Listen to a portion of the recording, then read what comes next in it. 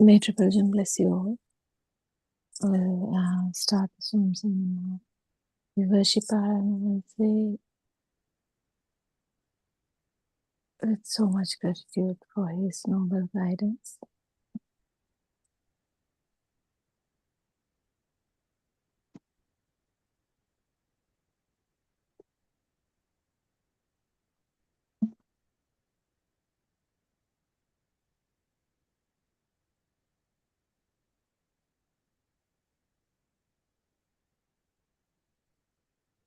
So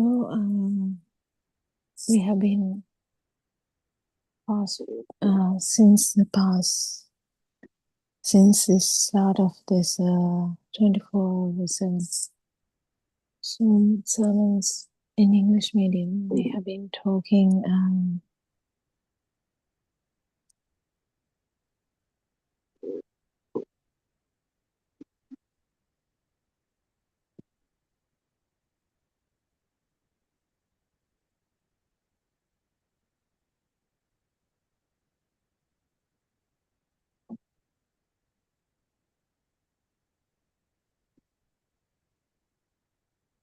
Jan, is it possible for you to mute the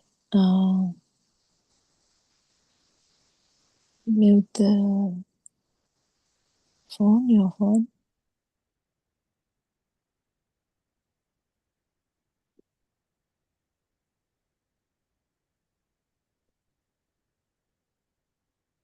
Jan, if possible, it is good if you can mute from your side. So we have been discussing Dhamma. It's mainly about how this mind is created. That's all we were talking. So, Shreyani, could you please, Shreyani Pushpakanti, could you please mute from your side?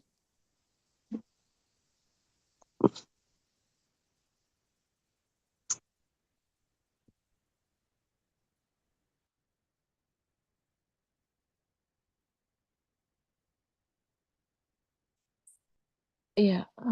So we have been discussing mainly how this one is mind is created. It's very important to understand this system, that it's a system. So that's what we are trying. That it's an ongoing creativity which is happening with ongoing creation. So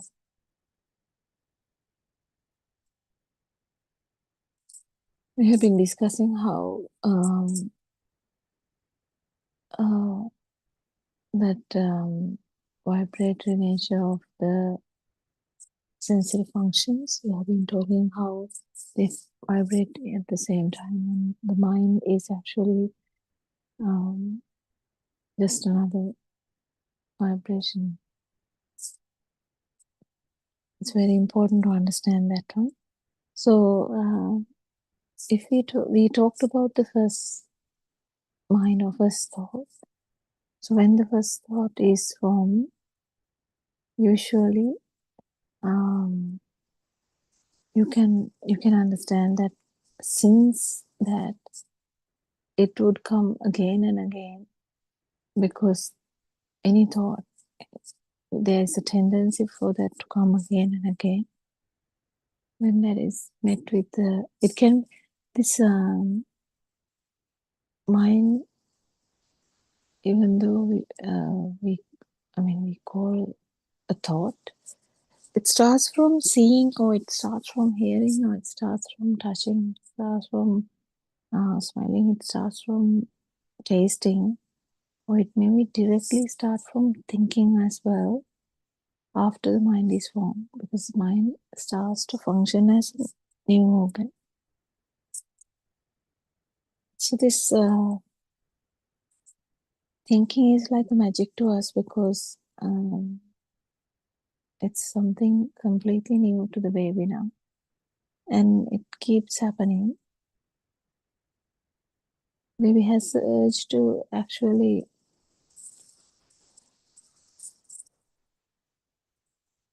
understand everything. So the baby is trying to understand or uh, get the meaning of everything, because that would be um, just trying to differentiate things from uh, you, in the sense the baby. Even there's no one, like imagine a baby in the jungle, there's no humans, but there are like group of monkeys who are looking after a baby. I'm just telling you a story.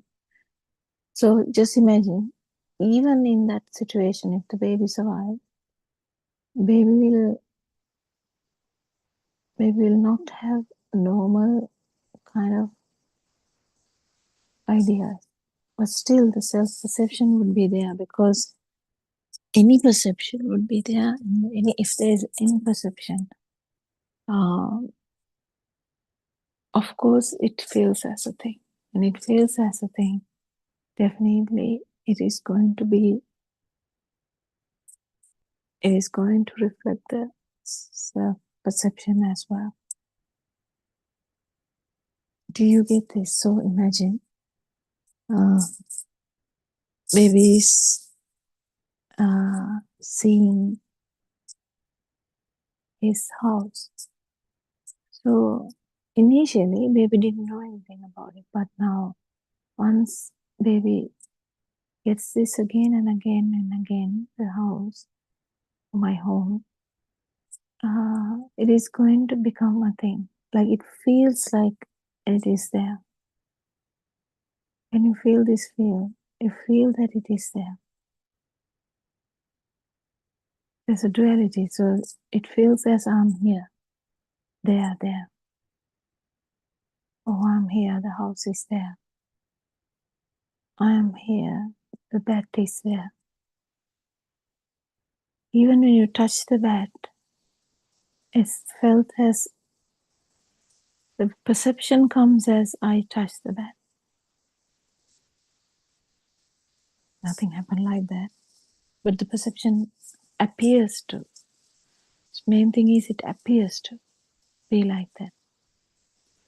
So everything appears to be real,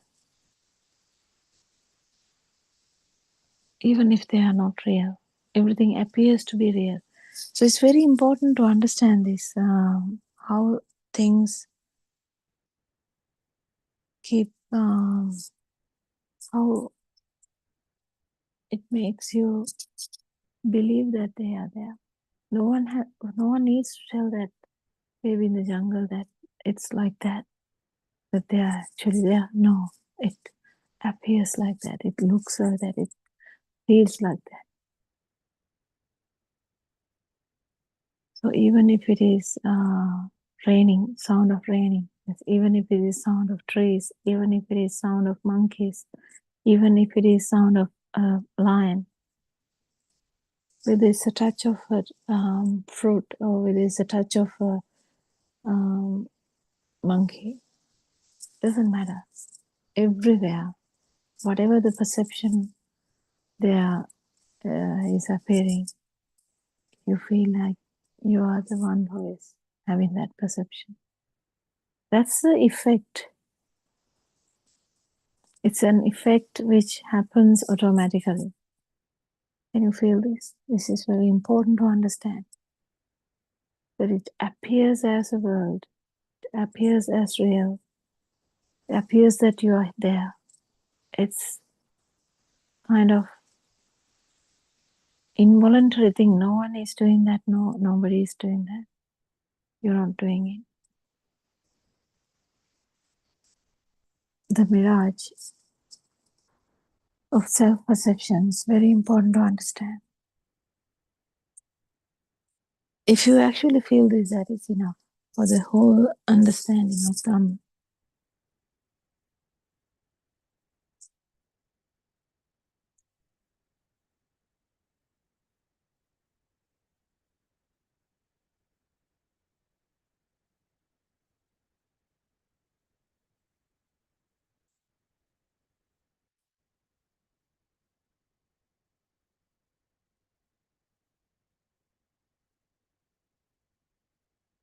if it is,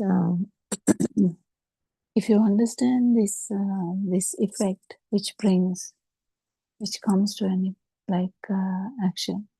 So seeing, hearing, touching, smelling, or tasting, or thinking in that sense. Everything automatically happens, but it appears as we are doing.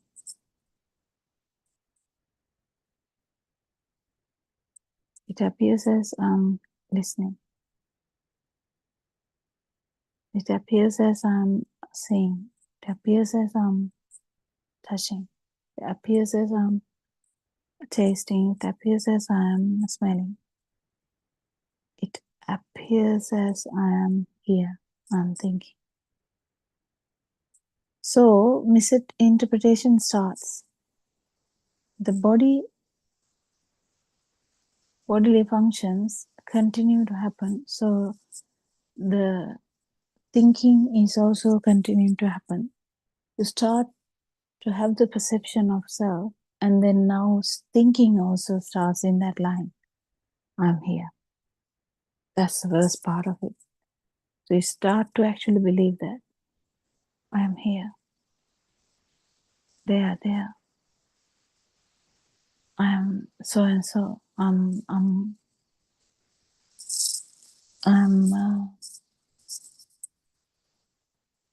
the head of the family. I am a teacher. I'm a doctor. I'm an engineer.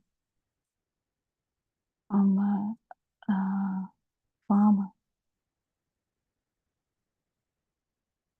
I'm a priest. Venerable. Yeah, anything. It doesn't matter. You just start to believe I'm a student.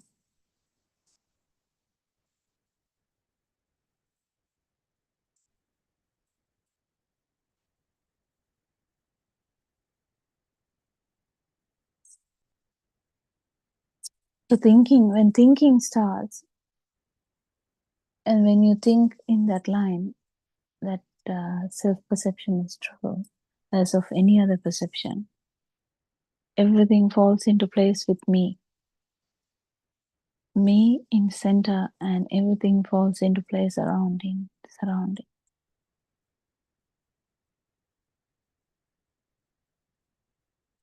Can you feel something is happening now to the baby who was so free? Baby only had a feel. You didn't notice that. Only had a feel, but in that feel also there was a life feel. But now it's extending into the self-perception and self-thought. Now you completely believe in that chair is there, I'm here. I get up in the morning and get ready and go to work. I have so much responsibilities. I'm like this. This is my way. I get hurt when other people do this. Yeah, there's a story now.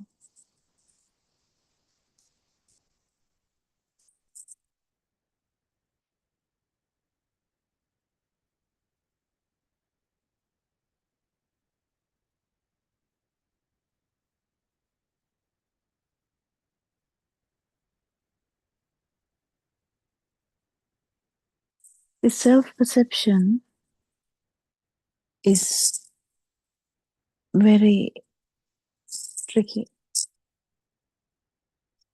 because you felt it from like maybe 1 year of age, because before that it was just a feel. You can't differentiate anything in that level. It's just a feel. But now, when the self-perception is there, it should start with the stimuli. So it would be mother, father. So if the mother is there, I'm here. If the father is there, I'm here. So I get reinforced in each and every stimuli. So how many stimuli you have known? until such time, until now. Oh, don't know, maybe millions. So million times this each and every time, because there's repetitions. Even though there are million stimuli, there is repetition, so the mother can come multiple times into the baby's mind. And you keep seeing things, you keep hearing things.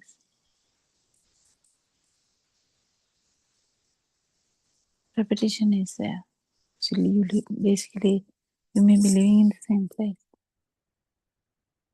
same village, same country. Or even if you go to another country, yeah, you settle down. So it becomes your area. I live in that area.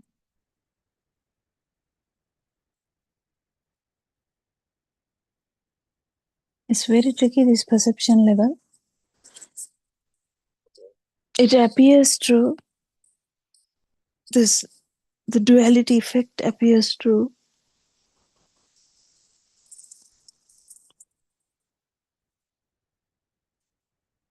But the duality effect was never questioned also. No one questions it. You have it, you die with that. That's fine, kind of the attitude. No one questioned this. But Lord Buddha actually questioned this. Lord Buddha was trying to get rid of this suffering, and he understood even after going to monasteries and attaining form dhyana and non-form dhyana.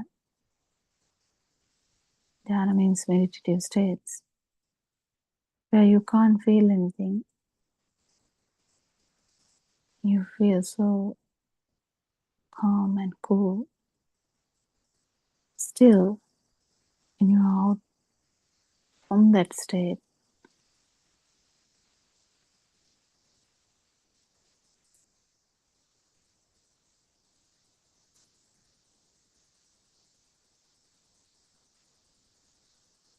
every suffering is there. So he was researching about it. He was trying to understand what is happening here.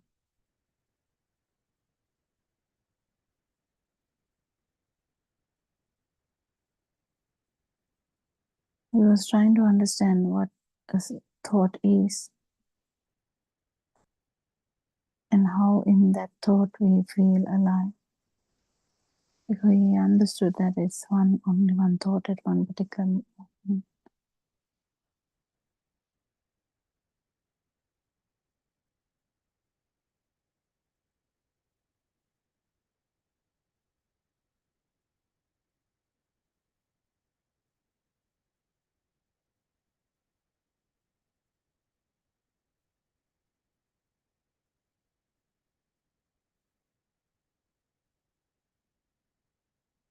So this reality was taken as normal.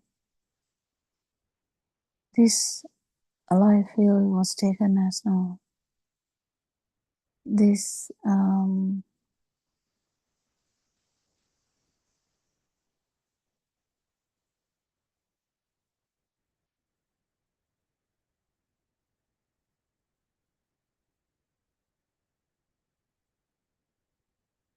dream.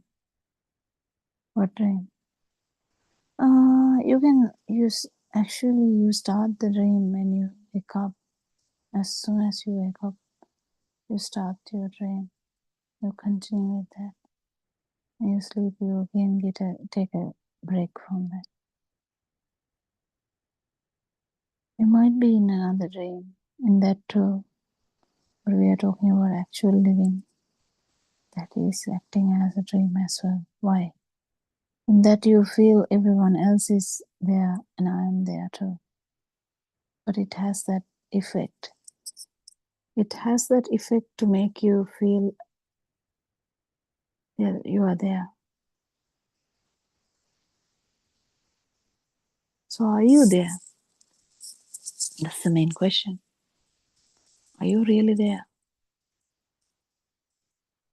Yes, sir. We thought so.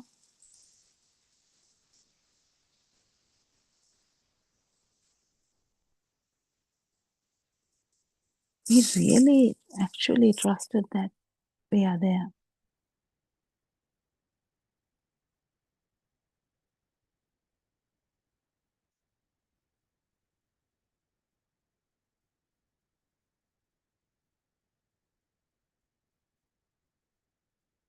Even if someone says, well, do you know that Lord Buddha has told that there's no me, my, or mine?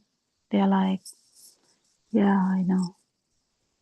Even so-called Buddhist people will say that, yes, yes, we know.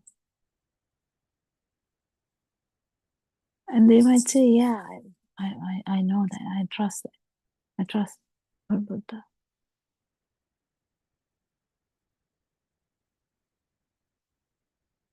But there's no whatsoever actual trust in it because you haven't felt it.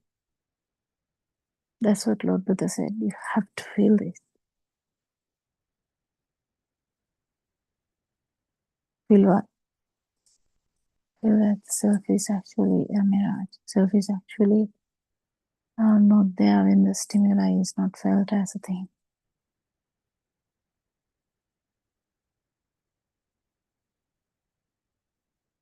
It's good that if you can feel it in one stimuli, and if you start to feel it in every stimuli, that means you are an arahant.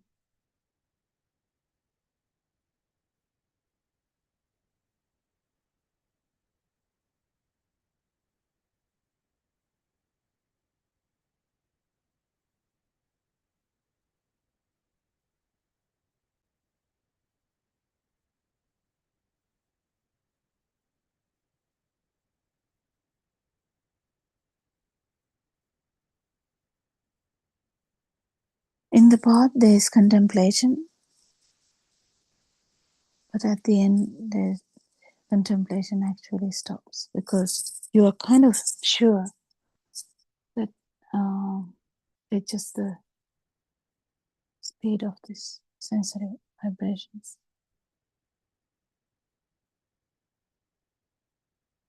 That's only. No hanky-panky there. Not that only. So no self at all. When you come to that realization with this experience, you don't have to think about me in there. But still, you feel alive.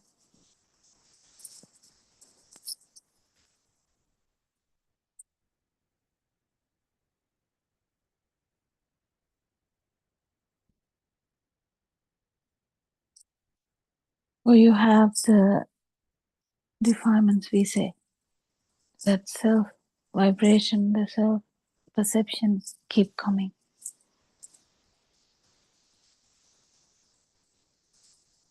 It keep coming, but it's not strong like before.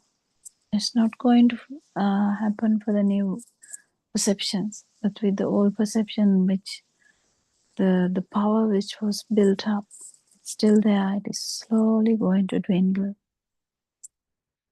Because you have felt the non-vibration before, when it comes to the non-vibration, you know that you have done enough.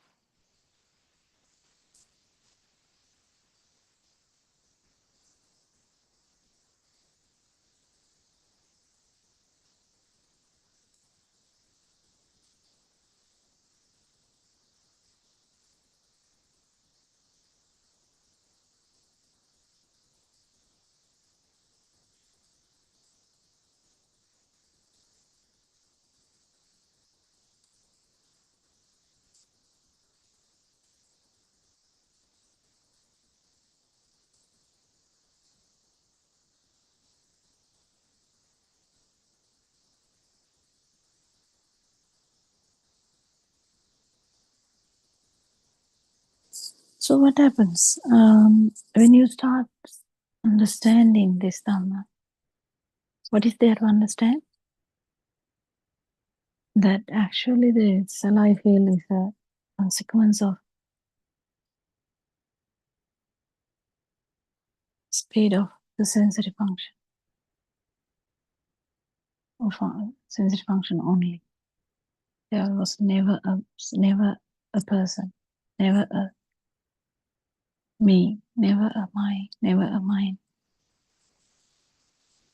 It was just the consequence of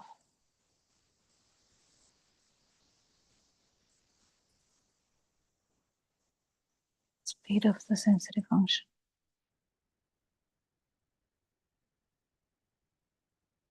So which part can trick you now? A taste? Mm, you feel the taste. It's not going to bring up that great burning you had with that. What is the great burning you had with that? Yes, the life feel. It's slowly going to go down. It's very important to understand.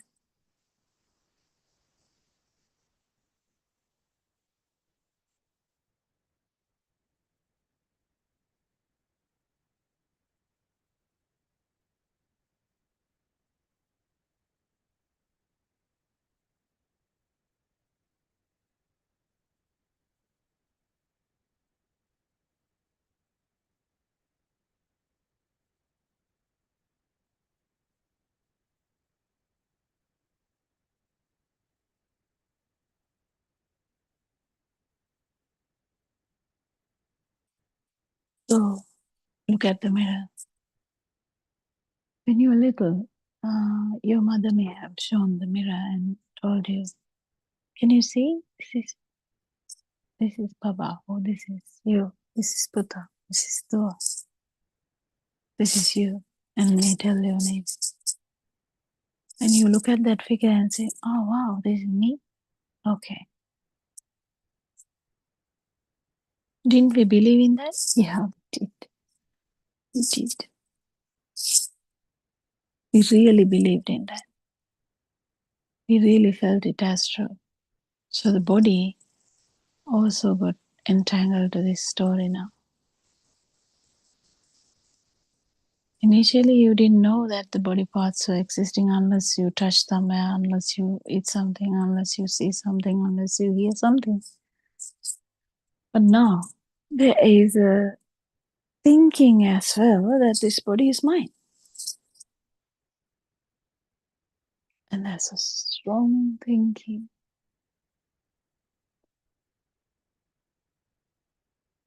It's a very strong thinking.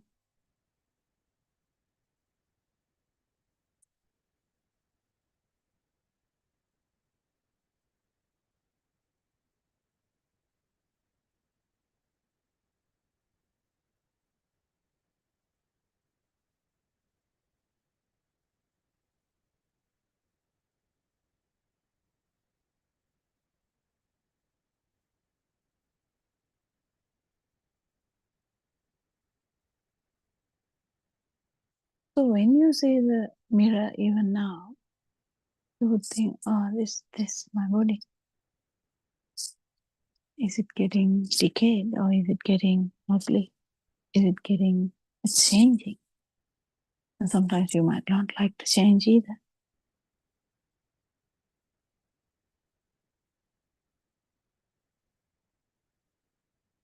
And you feel that the changes are happening to you. The hair is getting white. The skin is getting wrinkled. The body, the glow that you had when you were younger seems to reduce. Maybe the size is changing.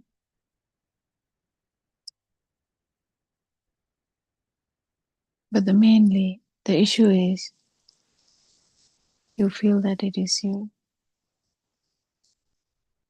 You really feel that. I mean, it's not even a joke because when we look after the body, what we have idea is I'm looking after myself.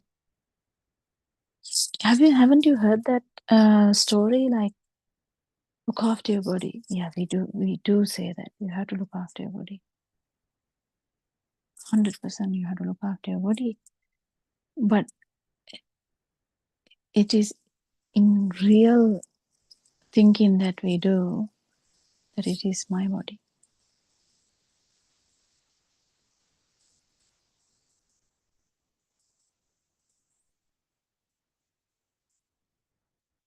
There's me in that little system.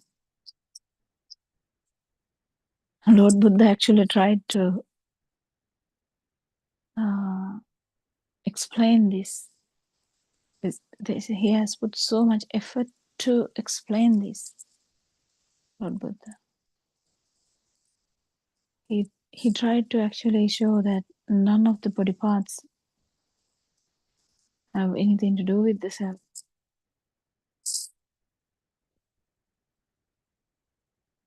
But the sensory functions are there.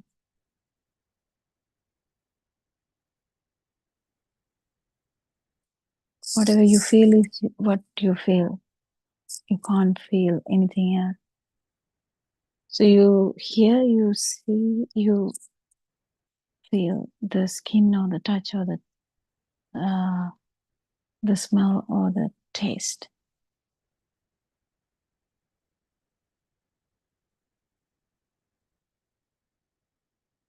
That's all what happened. But we get the idea that the self, this whatever we feel, is inside the body, or associate with the body, or associate with, you know,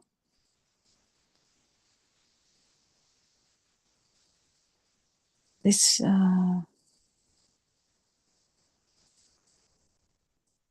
bodily functions.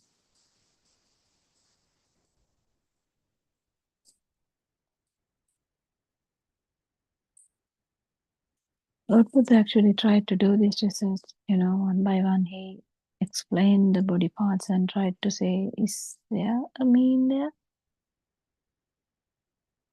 As a whole, we say this is me, but then when you try to take every part out of it, it becomes mine.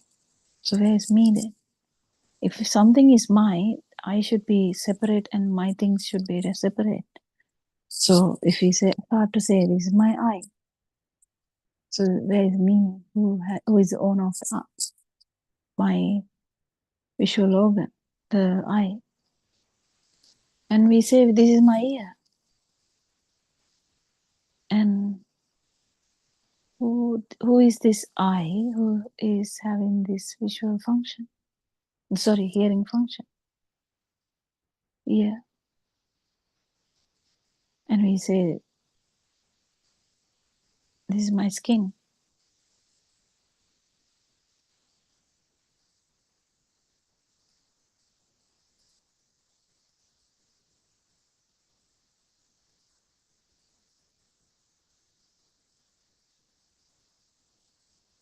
If it is my sensitive faculties, where is the mind? Where is the me? There's a question everywhere. Do you even feel that? No, we usually go on with life. There's a fight every day, rat race every day. We have to earn money, we have to feed children, we have to, increase our status. We have to do things.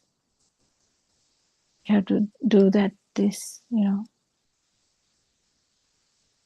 We can't even stop, can we? No. That race is such. You don't feel like stopping. If you feel like stopping, you feel it as a failure. Everyone who decide that, this is enough. If you don't know the truth, it feels as a failure. Everyone else will label you as a failure as well. He can't catch up with the world. He can't catch up with the rat race. He can't catch up with the challenges. That's what people would think and you would think.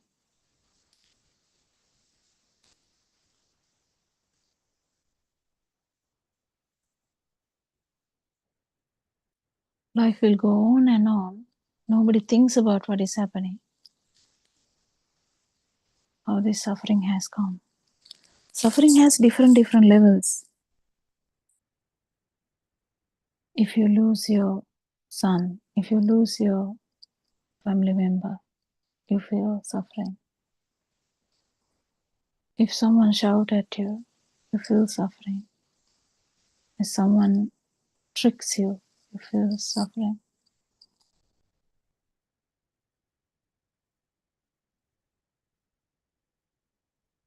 Even if it is not the case, just being in the dream makes you to have the suffering.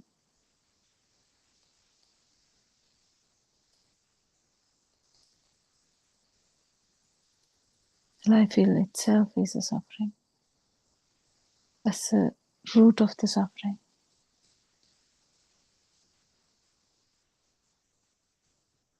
The self-vibration is the root of the suffering.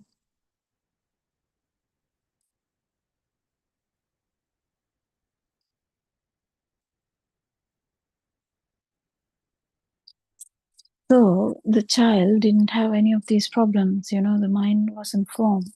But then slowly the mind formed. You started with mother, father, that house, garden, friend, school, teachers, relatives, village. Yeah, you have an idea now. You have an entity. You have an identity.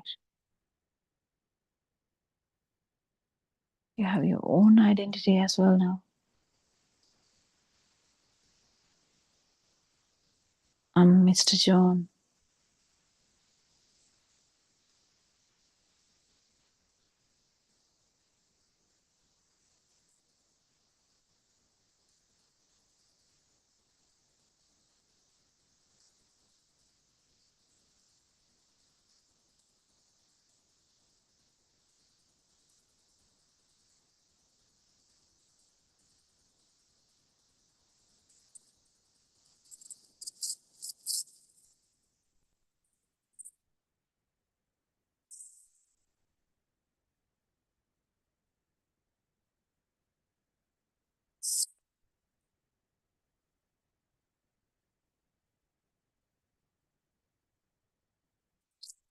Do you feel that? You're getting entangled in the whole system. That little baby with no suffering, but having the root for the suffering, because the self-vibration is there, but didn't have any problem whatsoever. He cried when the temperature is too high. He cried when the system is dry, which needed a bottle of milk or breastfeeding.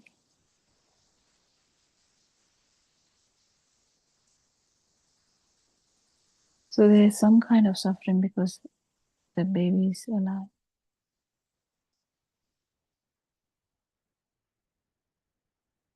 But there was no thinking that it is happening to me. No, at all, nothing at all. So it's kind of a radiant mind.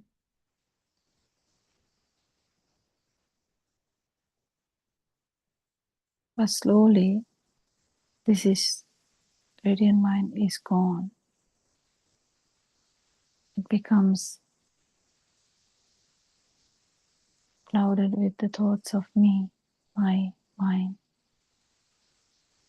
It's heavy now because there's so many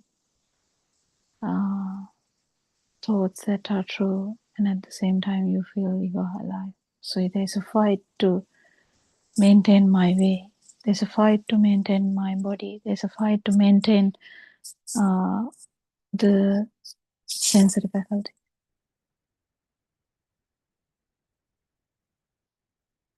That's a big fight.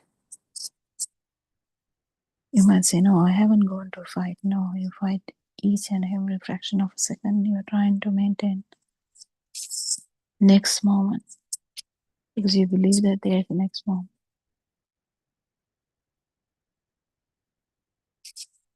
You actually truly, well and truly believe that there is a next moment.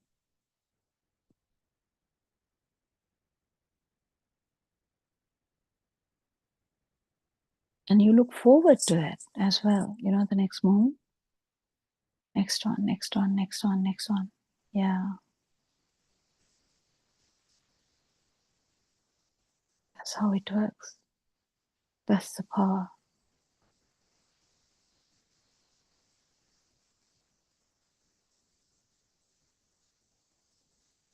That's the power.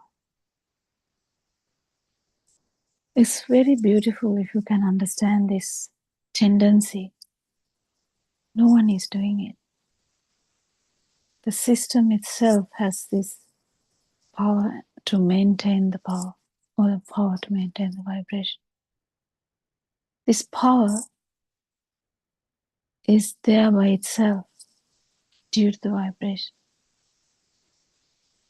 Because you feel alive, there is a effort to maintain that feel. If you can understand this, most of the problems are over because you know what is happening. You know the truth. It just takes time for you to feel that, but at least you know the truth. So if you come to the light, this is again tricky. You have to understand this.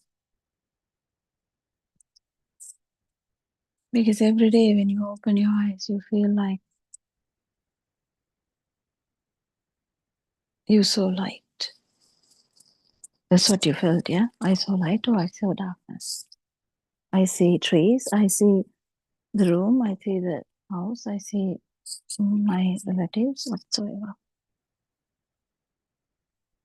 You see things or people. What happens here is you feel as you seeing. Well, what actually happens here? We actually talked about it briefly. What happens here? What is seeing?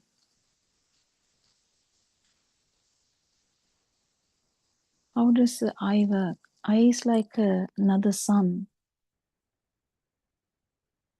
What sun? You know, we have sun, which is lighting each fraction of a second very fast. Yeah, it's like that. It's an example only. Don't take these things to your head. Oh, she said it's a sun. No, no, no. It's not that. It's an example. So it actually likes that. It sparks the function of the self in the eye. They spark. Do you understand the word spark? Yeah, I hope so. Because Earth goes around the sun, you know, and sun, there's so many billions, trillions of sparks as each time. Different power. Likewise, there's a pattern of sparks in the eye, in our system as well. I mean, it's not our system, but this system. So, what happens in the eye? Yeah, it sparks. So the speed of those sparks are so high. You know, the speed of light is really high.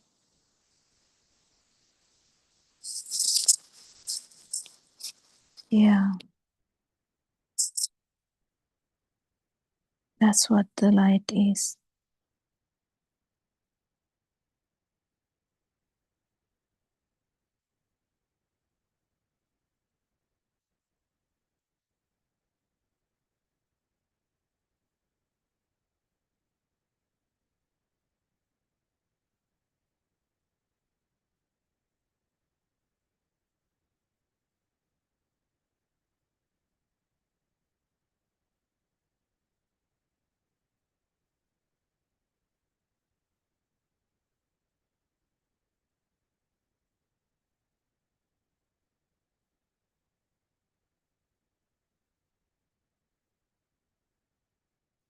So light travels, they say, very constant finite speed of 186,000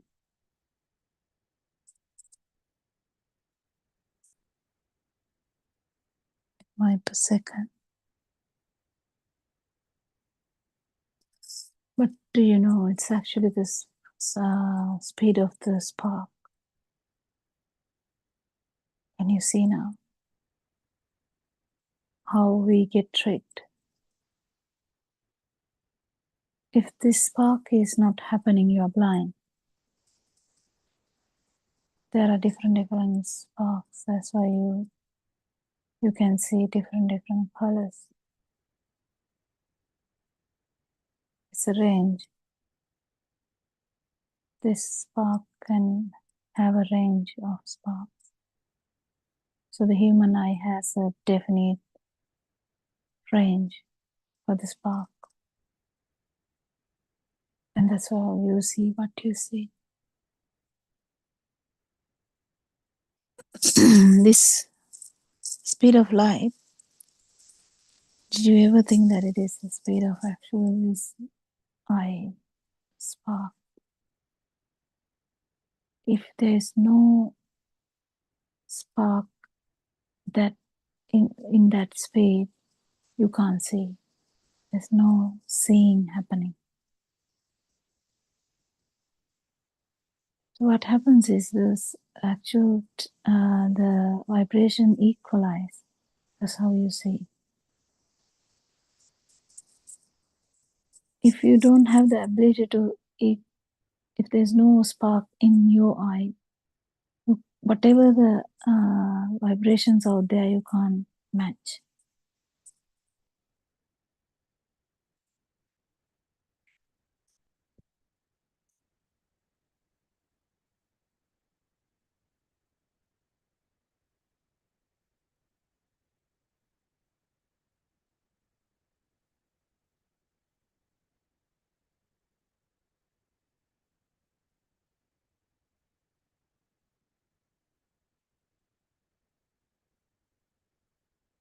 But we interpret as I saw light. Light falls into my eye. That's how they call it. But actually, this is the synchronicity of the vibrations which happen. The synchronicity or the telepathization or equalization of the vibrations is what happens everywhere.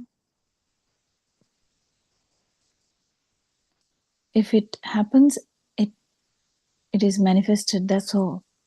We can't say that it is there, because if it's not manifested, it hasn't happened.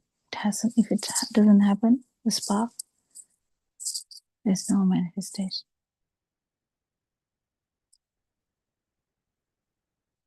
We are already having this system now, because we were born as a child, human. So we have this system. What we are trying to do is understand this system so that the suffering becomes zero here and now, not when you die. Because dying means stopping of this system happening in this body, this sensory faculty. But nothing happens to that vibration because vibration was never a part of this, true part of this system. Association was there, but that was never a true part of that. So if you go back to the eye, where you can see things, you felt as light is falling into your eye. What happens is the equalization of the vibrations. So you understand if there is a vibration in your rod cells and cone cells in the eye, you will never be able to see whatever the vibrations out there. You can't telepathize to that. You can't synchronize to that. Basically, then we call you can't see, you're blind. There are people who are colorblind, then they can't see, they can't synchronize to that vibration. It is blue, it is red.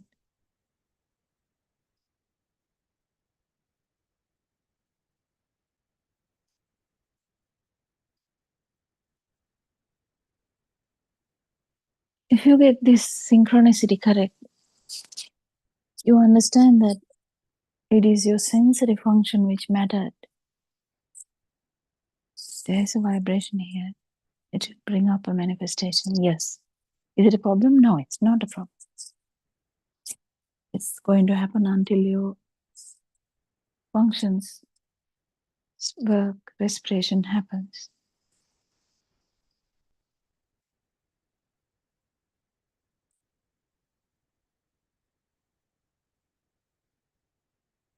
It will continue to happen. So, mind you, this science is really interesting. What science? Self-perception science. No one really do anything about that science. People do science about the light, yes. They're trying to match the speed of light. I mean, not bad. It's not a problem. You can keep thinking and, you can have an argument. You can try to match the speed of light. That's fine.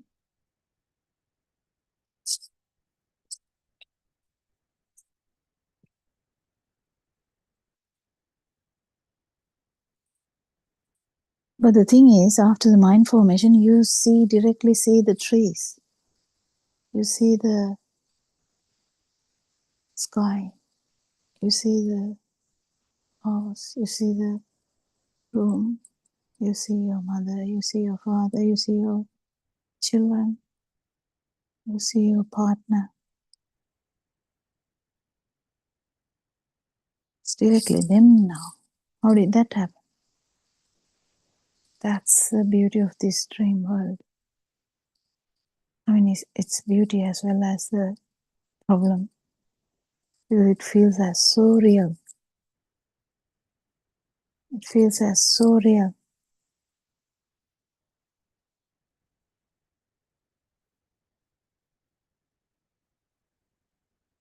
Isn't it? Yeah, it is.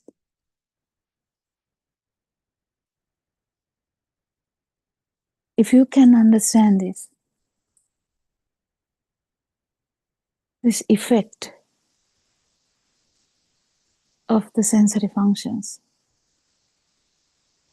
it's a magical effect. Imagine, nowadays children will definitely know what I'm talking about. You have so much drones out there. They do this in, celebrations where they want to give a message to the whole world. They put up drones in such a way that message is written in the sky. So when the message is there in the sky, okay, we'll say peace. The drones are arranged in such a way that the sky appears as it's saying peace or freedom, whatever that you wanted to say to the world. Don't you feel that it's actually the word? Don't you feel there's a meaning? Definitely. Definitely you feel it. Sometimes, according to that word, it might bring tears to you as well, because you felt as a thing.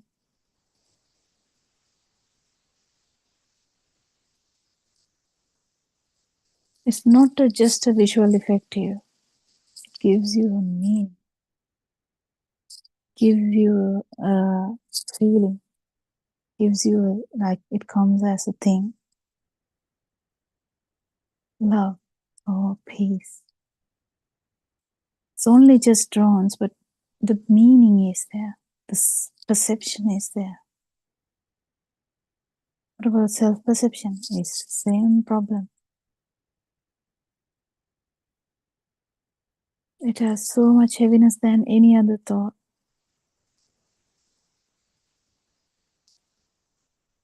Because you felt as everything is happening out there and I'm here. Oh, everything is happening to me. Yeah, whatever.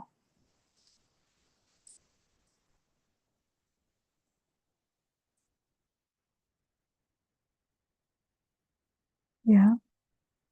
Can you feel that? Can you actually feel that? It's really beauty if you can understand this, what is happening here.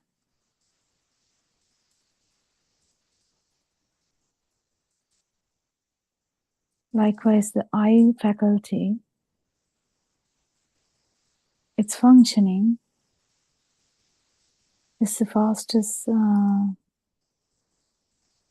sensory faculty, I think. Or maybe the mind is faster, I can't remember. So, the mind is faster. So, what happens?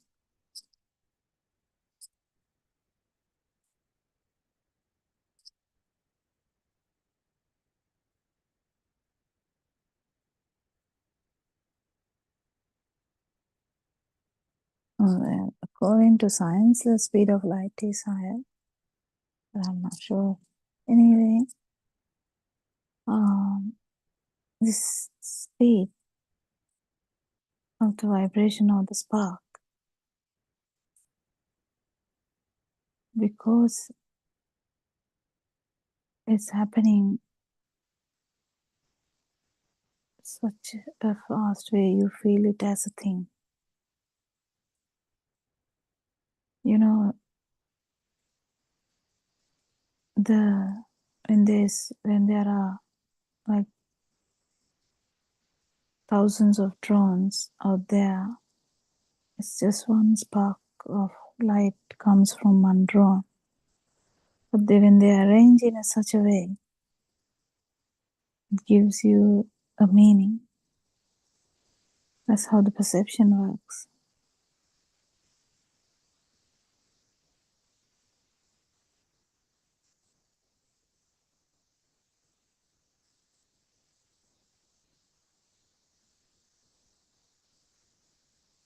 Likewise, there's millions of sparks or thousands of sparks, which gives you a meaning.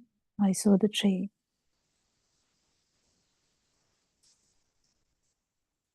Meaning is from the mind sensor. Meaning was actually never there in the eye sensor. It was just sparking.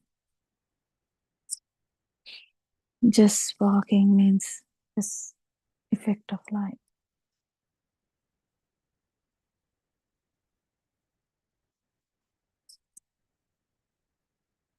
Problem is, we felt everything as real. Well, yeah, it appears as real. It appears as it's happening here. Because eyes, the skin, and the ears are actually combined through this new spark mind. They are combined. It's a combined effect. When you see tree, it's combined effect. If you had only the eye faculty, you can't have a mind that is strong like ours. There is a perception, yes. There's some kind of perception. You know, when you talk about a worm all the time, worm doesn't have the eyes or the ears, but it feels, and the feels are very strong. You know, our faculties, their strengths are like equally distributed. So our ability to scent or the smell is limited. The range is limited. The eyes, the range is limited. Hearing, the range is limited. But we have the unlimited ability of mind. Unlimited ability of mind. Wow, that's the human uh, paradise. That's the human ability. Everything is limited in the, we can see only what vibration level we have in our eye. We can hear only what vibratory level we have in our ear. If you do a research, you can understand it's only a certain level we can certain hertz or certain frequency. So the function is limited to that frequency. But what we have is unlimited thinking. Unlimited. That's why the humans are changing the world. Humans are doing everything. Mind you, that is the same mind which is used for the understanding of Dhamma as well. Initially, we need the mind, but it's mainly in the field side.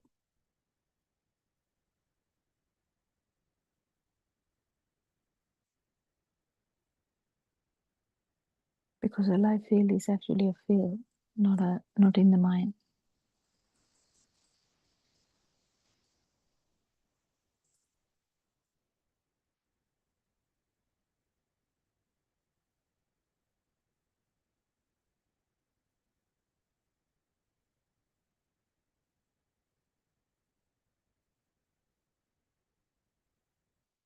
Do you understand?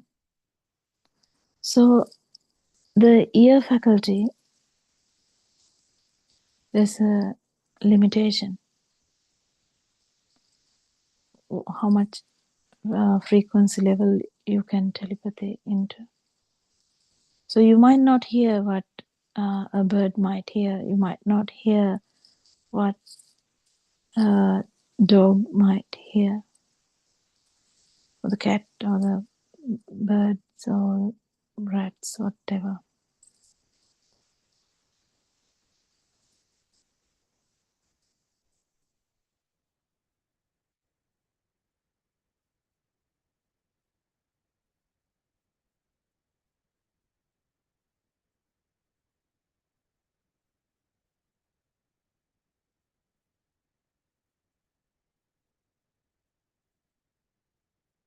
There are animals which doesn't have the ear function or the eye function, but they feel. They feel massively. They feel a lot. So their perception level is mainly through touch and temperature. So there is a perception level also. There is a self-perception. When there is a perception, there is a self-perception. Whatever the perception, whatever the sensory organ you have, with this radar, if an animal is feeling through the radar, the obstacle or whatever, it's a feel. All these things are actually coming down to the feel.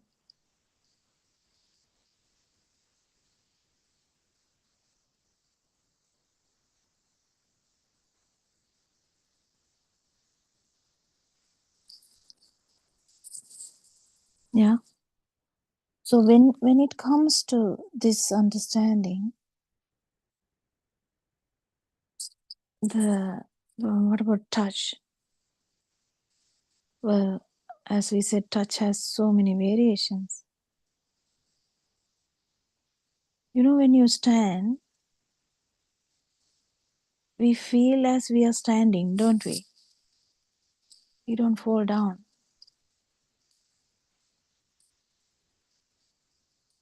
But if the inner ear, there is some another system which works to keep the balance. And if that doesn't work properly, you can't stand. Even though the mind wants you to stand, you simply can't, the body simply can't stand.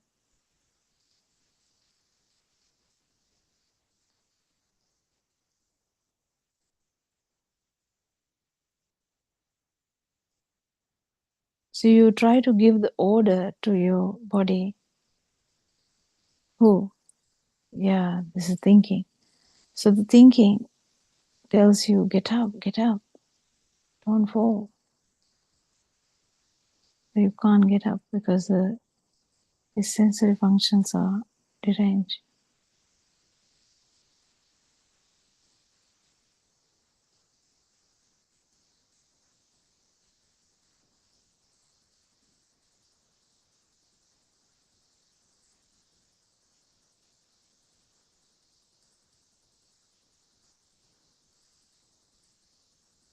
So in a fraction of a second, in every stimuli, either you see, either you hear, either you touch, or temperature, or smell, or taste.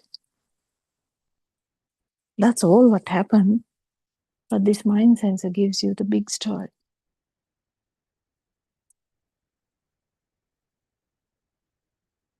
And you might come and say, I went to the shops, I saw my friend, we had lunch. He bought me lunch and we uh, heard some music. Food was tasty.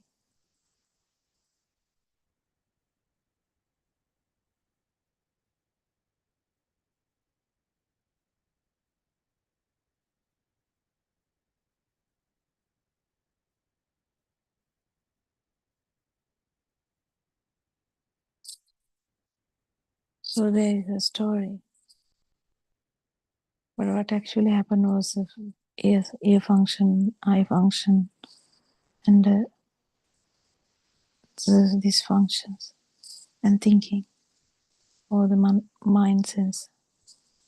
So thinking separately is different. The mind sensor getting involved in each and every sensory function is different. So you can separately think as well. Suddenly a thought can occur. But just remember your mother or father in that sense. It's just remembering. Remembering works in it the sense mind sensor works as it's on its own. But mind sensor is involved in each and every other sensory organ. And you know, mind sensor is actually the sensor which keeps these five senses as one area. If you didn't have the mind, it just feels. Feel. It's well, just feel, in the sense it's just vibratory nature of whatever. But because the mind is functioning, you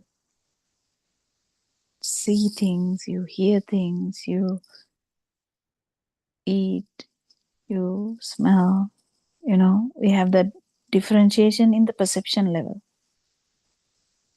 You have to get this right. Because when it comes to the one single vibration, it is just a self vibration, or just the vibratory nature of the sensory function.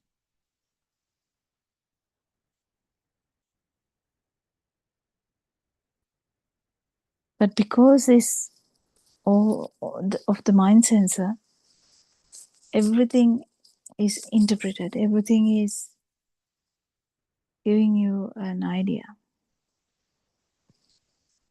That's normal. What I'm trying to say is this is happening. That's why you feel as an entity, one entity. Because the mind keeps it as a one entity. All the 5 sensory organs are felt as one entity because of the mind. It's the magic of the mind.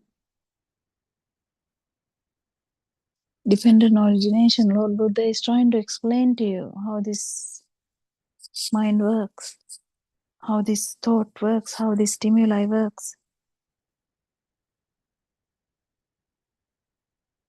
Do you feel it that? Do you feel how mind tricks?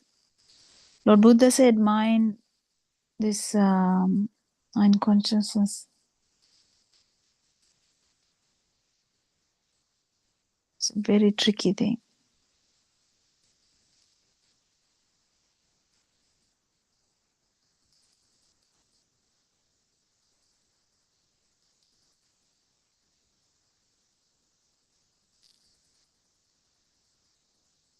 It's magical. It's magical. If there was no mind, just imagine you don't have the mind. Baby in the cot, or the baby just born, just to feel. There's no definition in that, just to feel. That's why we use the word vibration, because that's all. That's to try and give an idea. It's just to feel.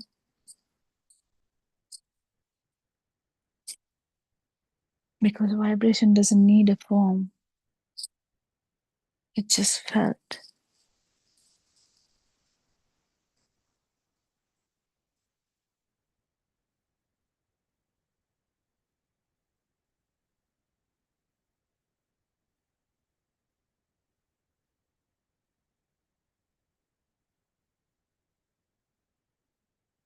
But as soon as the mind is formed, everything changes. There's a story now. And the 5 sensory organs are actually working together.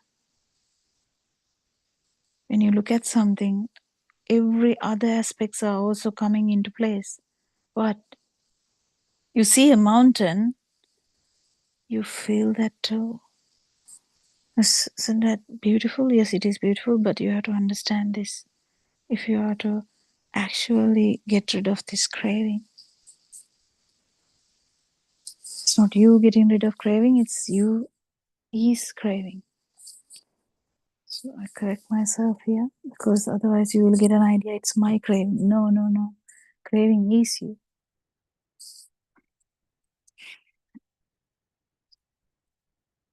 Words bite because words already have a form, already have a meaning.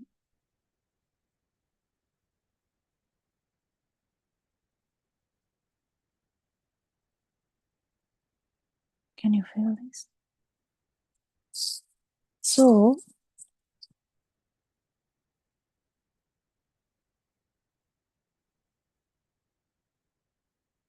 the bodily feelings, you can directly feel them. You don't really need the mind sensor to feel them.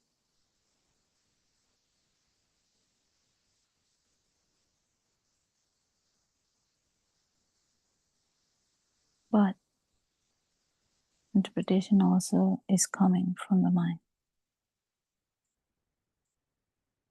This tile is so cold.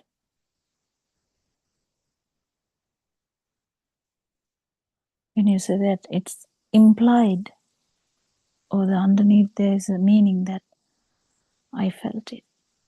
I felt the coldness of the tile. It's already there. It's implied. It's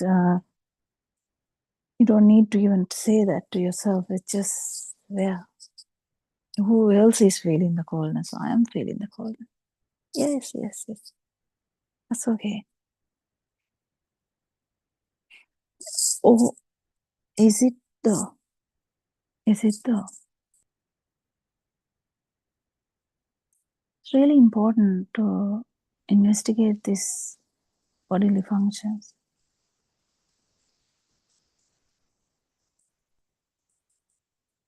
Oh, I can put my hand on my feet.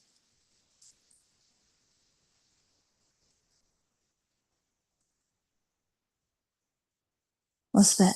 That's the mind sensor. Hand putting on feet. That's the mind sensor. But what actually happened? Yeah, you felt a touch. What touch means? Touch means fast vibratory nature of the sensitive organ. That's all what was there. It will be there until your respiration happens.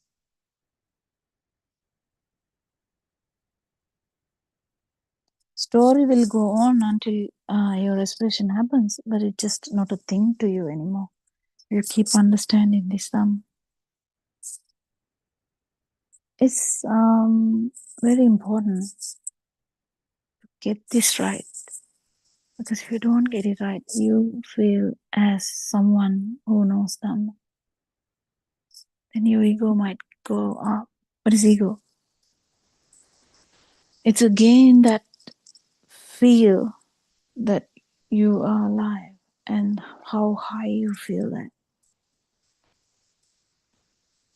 When that feel is high, what Buddha said, you're born as a dog. If it's slightly less, you will be born as a monkey.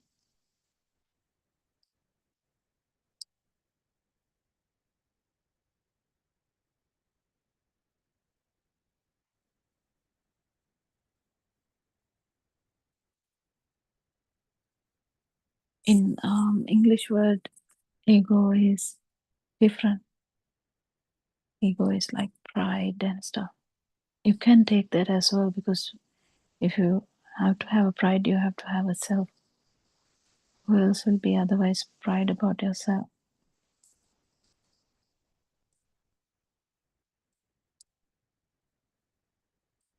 But it can be subtle in some ways, because it's just how I feel sometimes. Or the urge to maintain the life feel. It's all kind of similar. It's in English language there are so many meanings already given. So we have a trouble in interpretation. But we are trying our best to give the basic idea that there is sensory functions until your respiration stops. Yes, there is that, but this alive feel we have is not a must there. It's not a must there. It's not a. We have felt it all alone, but we felt it as the normal thing. That's the normality. So you can understand it's just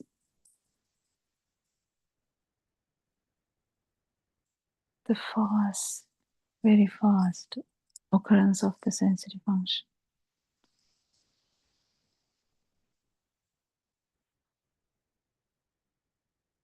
So when we say the eye consciousness, ear consciousness, we say consciousness. But at the end, actually, what you felt was the speed of any sensory function.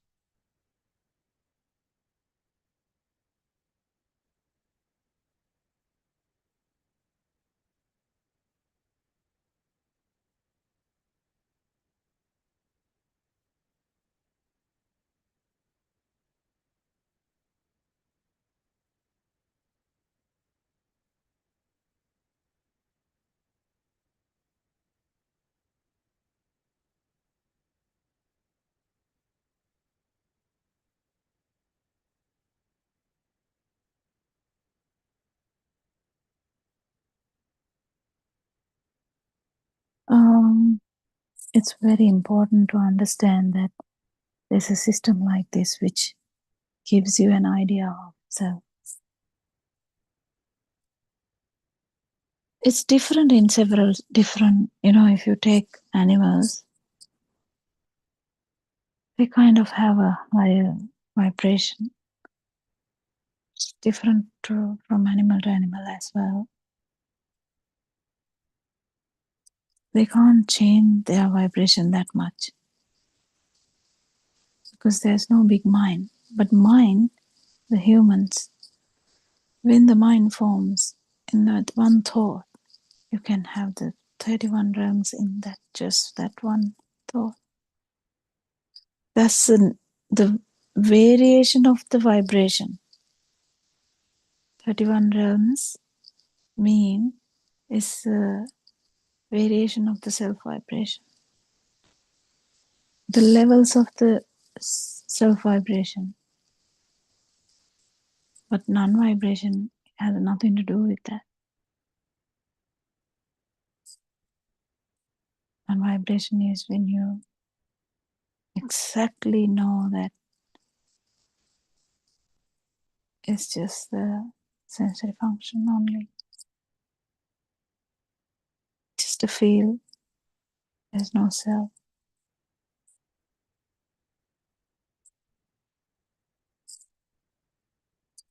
You will continue to see as normal. You will continue to hear as normal. The mind will continue to keep them as one. Trying to say this is tree, this mountain, this house, this road, birds singing. Yeah.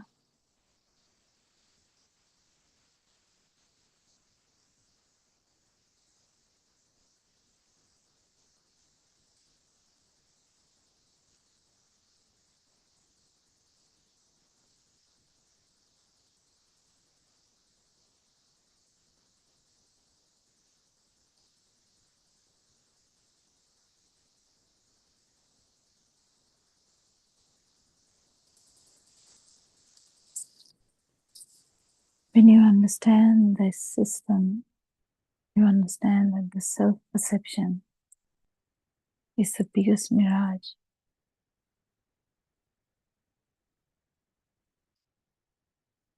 Every other perception was a mirage too, but self-perception, it's not even actual thing.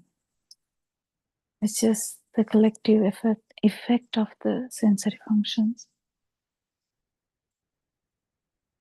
Because of the vibration of the eye, there was a telepathization of light, yes.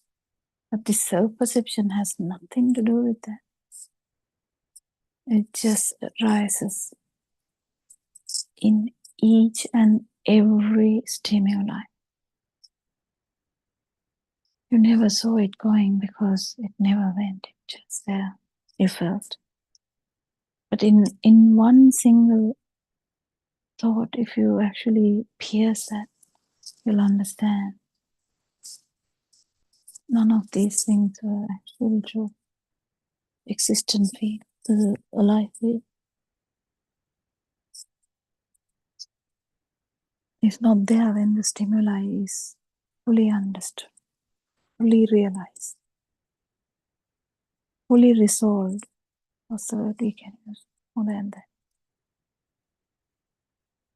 Fully pierced. It's through wisdom though. It's not physical thing. It's through wisdom. You hear this Dhamma, you understand Dhamma, and it's happening.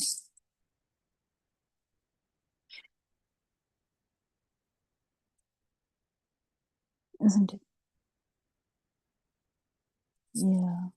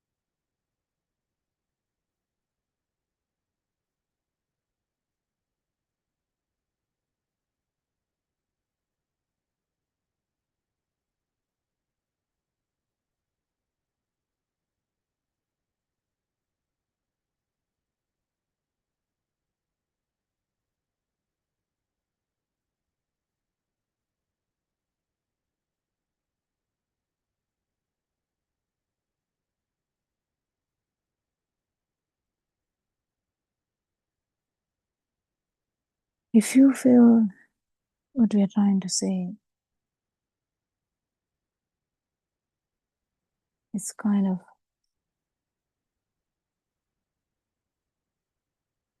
will help you to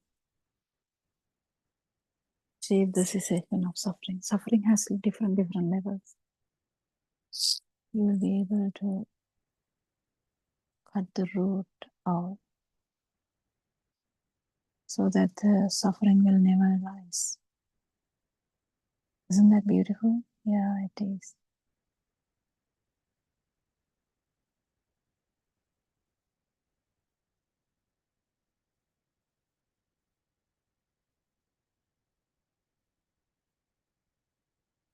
Very good. So,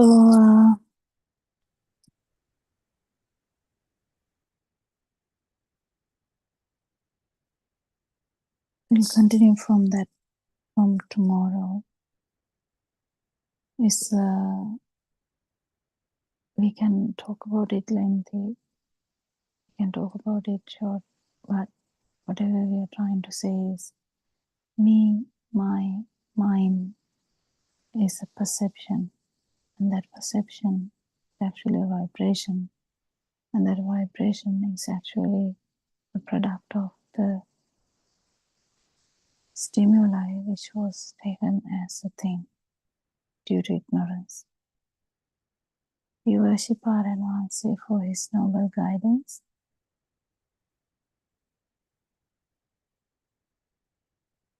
So much gratitude we have for him. And thank you everyone. Hope you get something from this talk. And will help you to do the cessation of suffering. May Triple Gem bless you all.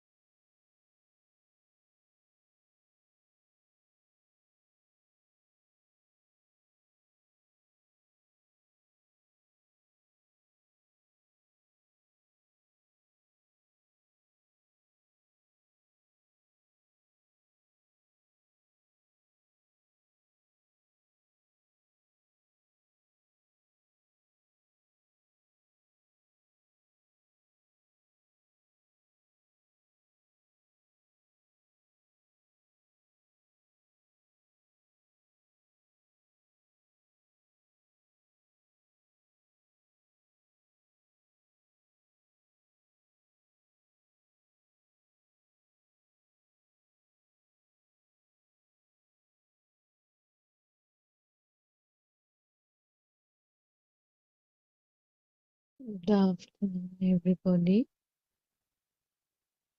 Terunasana Mahansa. Terunasana, everybody. Let's continuing with the book reading. The True Dhamma Has Awakened, Volume 2, page number 40. Let us see how we can see and how we can observe the Dhamma while doing our day-to-day work in any of the four postures, Satra Iriya. At the beginning of your journey on the path, we would recommend a bit of the Samatha meditation, concentration meditation, and a bit of the Vipassana meditation. The reason for needing a bit of the Samatha meditation is because we have to train our mind to observe the aramu, the stimulus that comes to your mind consciousness. If we do not train our mind to see the aramuna stimulus, the mind will be fleeting about so fast that you would not be able to see the aramuna that comes from seeing, hearing, smelling, tasting, touching, or thinking. Not being able to see the aramuna is a big problem many of us face when we try to go on the path.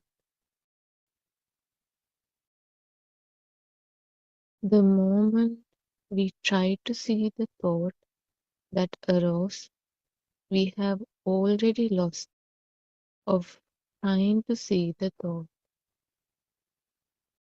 The mind runs off. How do we learn to see the thought the moment it comes? It is up to you to develop the focus to see the thought that arrives to your mind. Seeing the thought that comes to your mind is a kusala, a wholesome deed, a skill that will help you realize the pure truth. The Buddha said, Sabba papassa karana, kusalassa upasampada, satvicca pariyodapana, etam buddhana sasana. If you have a fleeting mind, it means you are not skillful. Fleeting means passes so quickly or passing swiftly. If you are not able to see your thought, or if you are not skillful in seeing your thought, it means that your unskillfulness is going to prevent you from realizing the pure truth. All fleeting thoughts are not wholesome or beneficial. Fleeting thoughts do not help you attain nirvana. Theron San, everybody. Theron Sarna Shani, thank you for reading the pages for us to start. We all worship at Narayan Mahase's feet, and may all of you be blessed by Triple Gem Theron Saranai. Theron Saranai, Dr. Kokila. We are going to start the English Zoom discussion for today. It is at 2:45 p.m. of Sri Lankan time. We try to explain the contents of this book, 2 pages a day, so that we explain it slowly and try to start from the basic level. Uh, sorry. Uh, we welcome actually questions and inquiries, because then we can move along that particular topic. So whoever are listening through the other means like YouTube are welcome to join the Zoom. Thiruvan Saranai, all of you, and also we are very thankful to the Dhamma friends who are helping with all the technical work. Sorry. So we'll start with just briefing what Shani read. It says that it's advisable to do a little bit of concentration meditation to calm down. Sorry, calm down the mind, because as it was mentioned in the book, when the mind is very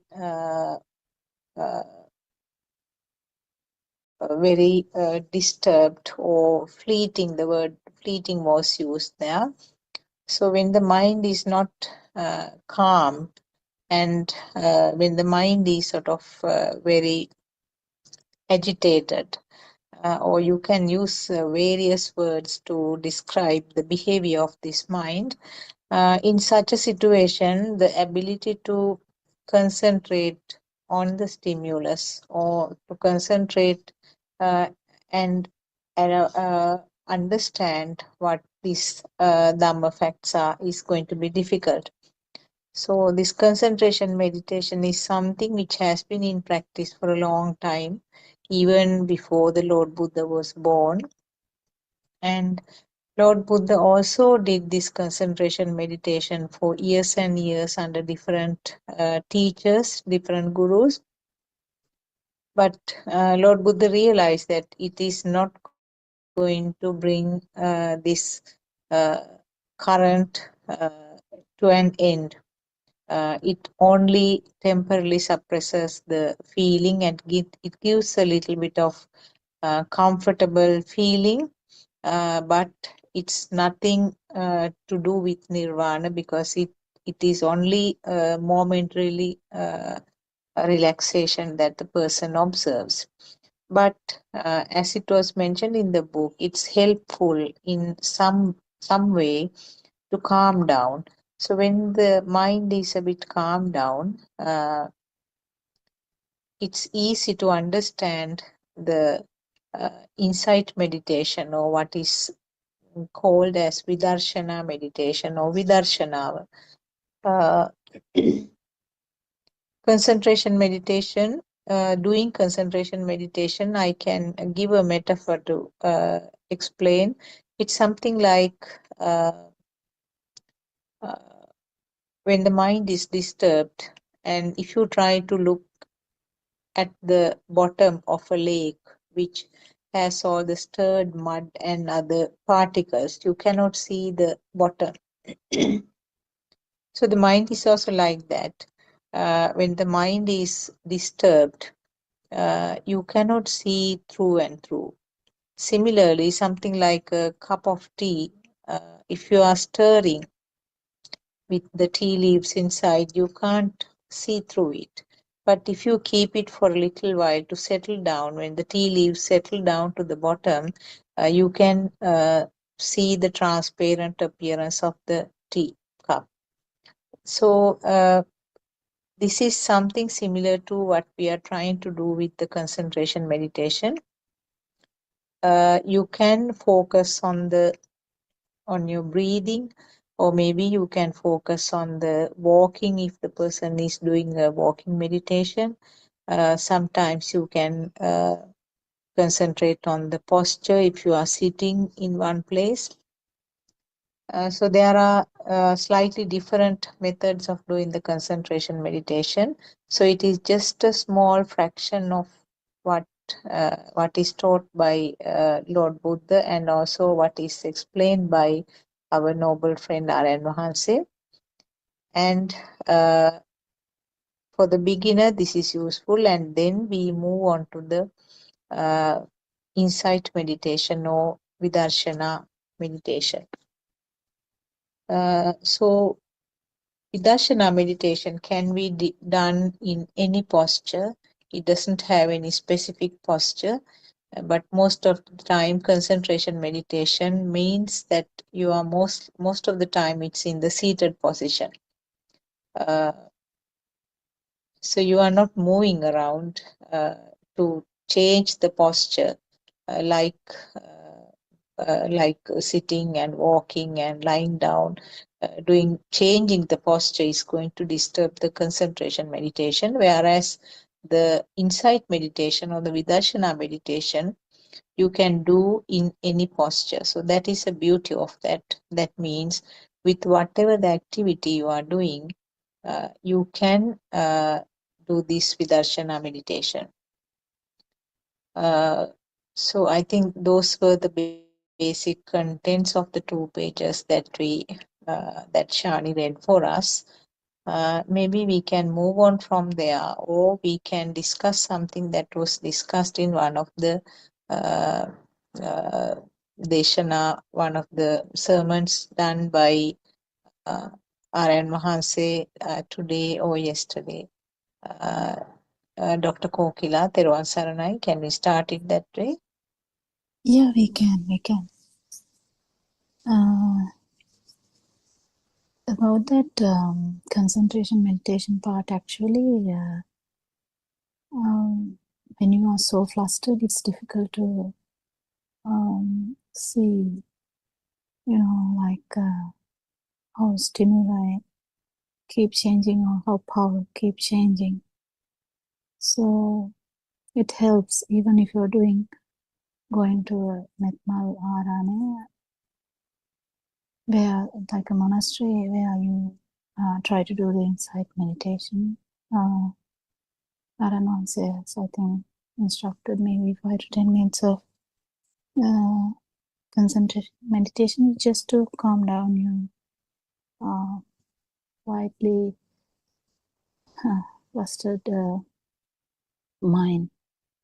So it's nothing major, but some people may need it more. Some people may not need it at all, because it depends on the person actually. So you have to understand whether you will need it or not. So yeah, that is about that. Anything? So we can discuss something. Of course, is there any specific thing that you will have heard or anything suitable? Again, yeah, sorry, yes. Anything suitable? Yeah. There were some discussions about the perception again. Now, this topic has been spoken about again and again over the last 2-3 days, I think. We can discuss around that, isn't it? Yeah, but is there a specific point you got interested, or anyone else? Yeah, others we can ask, yes. Teruvan Saranai, Dr. Kokila and Dr. Sakuntala. So it's a very important topic when Dr. Sakuntala elaborated on that concentration meditation or this tranquility meditation. So in this Buddhist philosophy also there is a saying that samatha, there's a concept, I think, as samatha vidarshana yugandan, that both these meditation traditions, they complement each other. So as Dr. Kokila said, if one has a scattering mind, this tranquility meditation is a must, isn't it? And then Aryan Mahanse has explained. Yeah, but the problem is, if there is no truth or satyajnana, whatever the concentration meditation is useless. So that is what it is. So if you have some understanding about this Satya Jnana or the truth, then if you go on researching about it and to feel that bit of concentration meditation can help, that's all. But it depends on people. Actually, it depends on personalities, where the because some people actually might need it a bit, not must. There's no must at all. Exactly. Yeah, there's no must at all. And Dr. Kokila, here Aryan Hanse talks about the concentration or samadhi that arises through seeing the reality of the stimulus, isn't it? That insight concentration that will be there even amidst a noisy crowd, even in a chaotic situation, that internal tranquility, inner tranquility will be there. That he says it will be consistent. As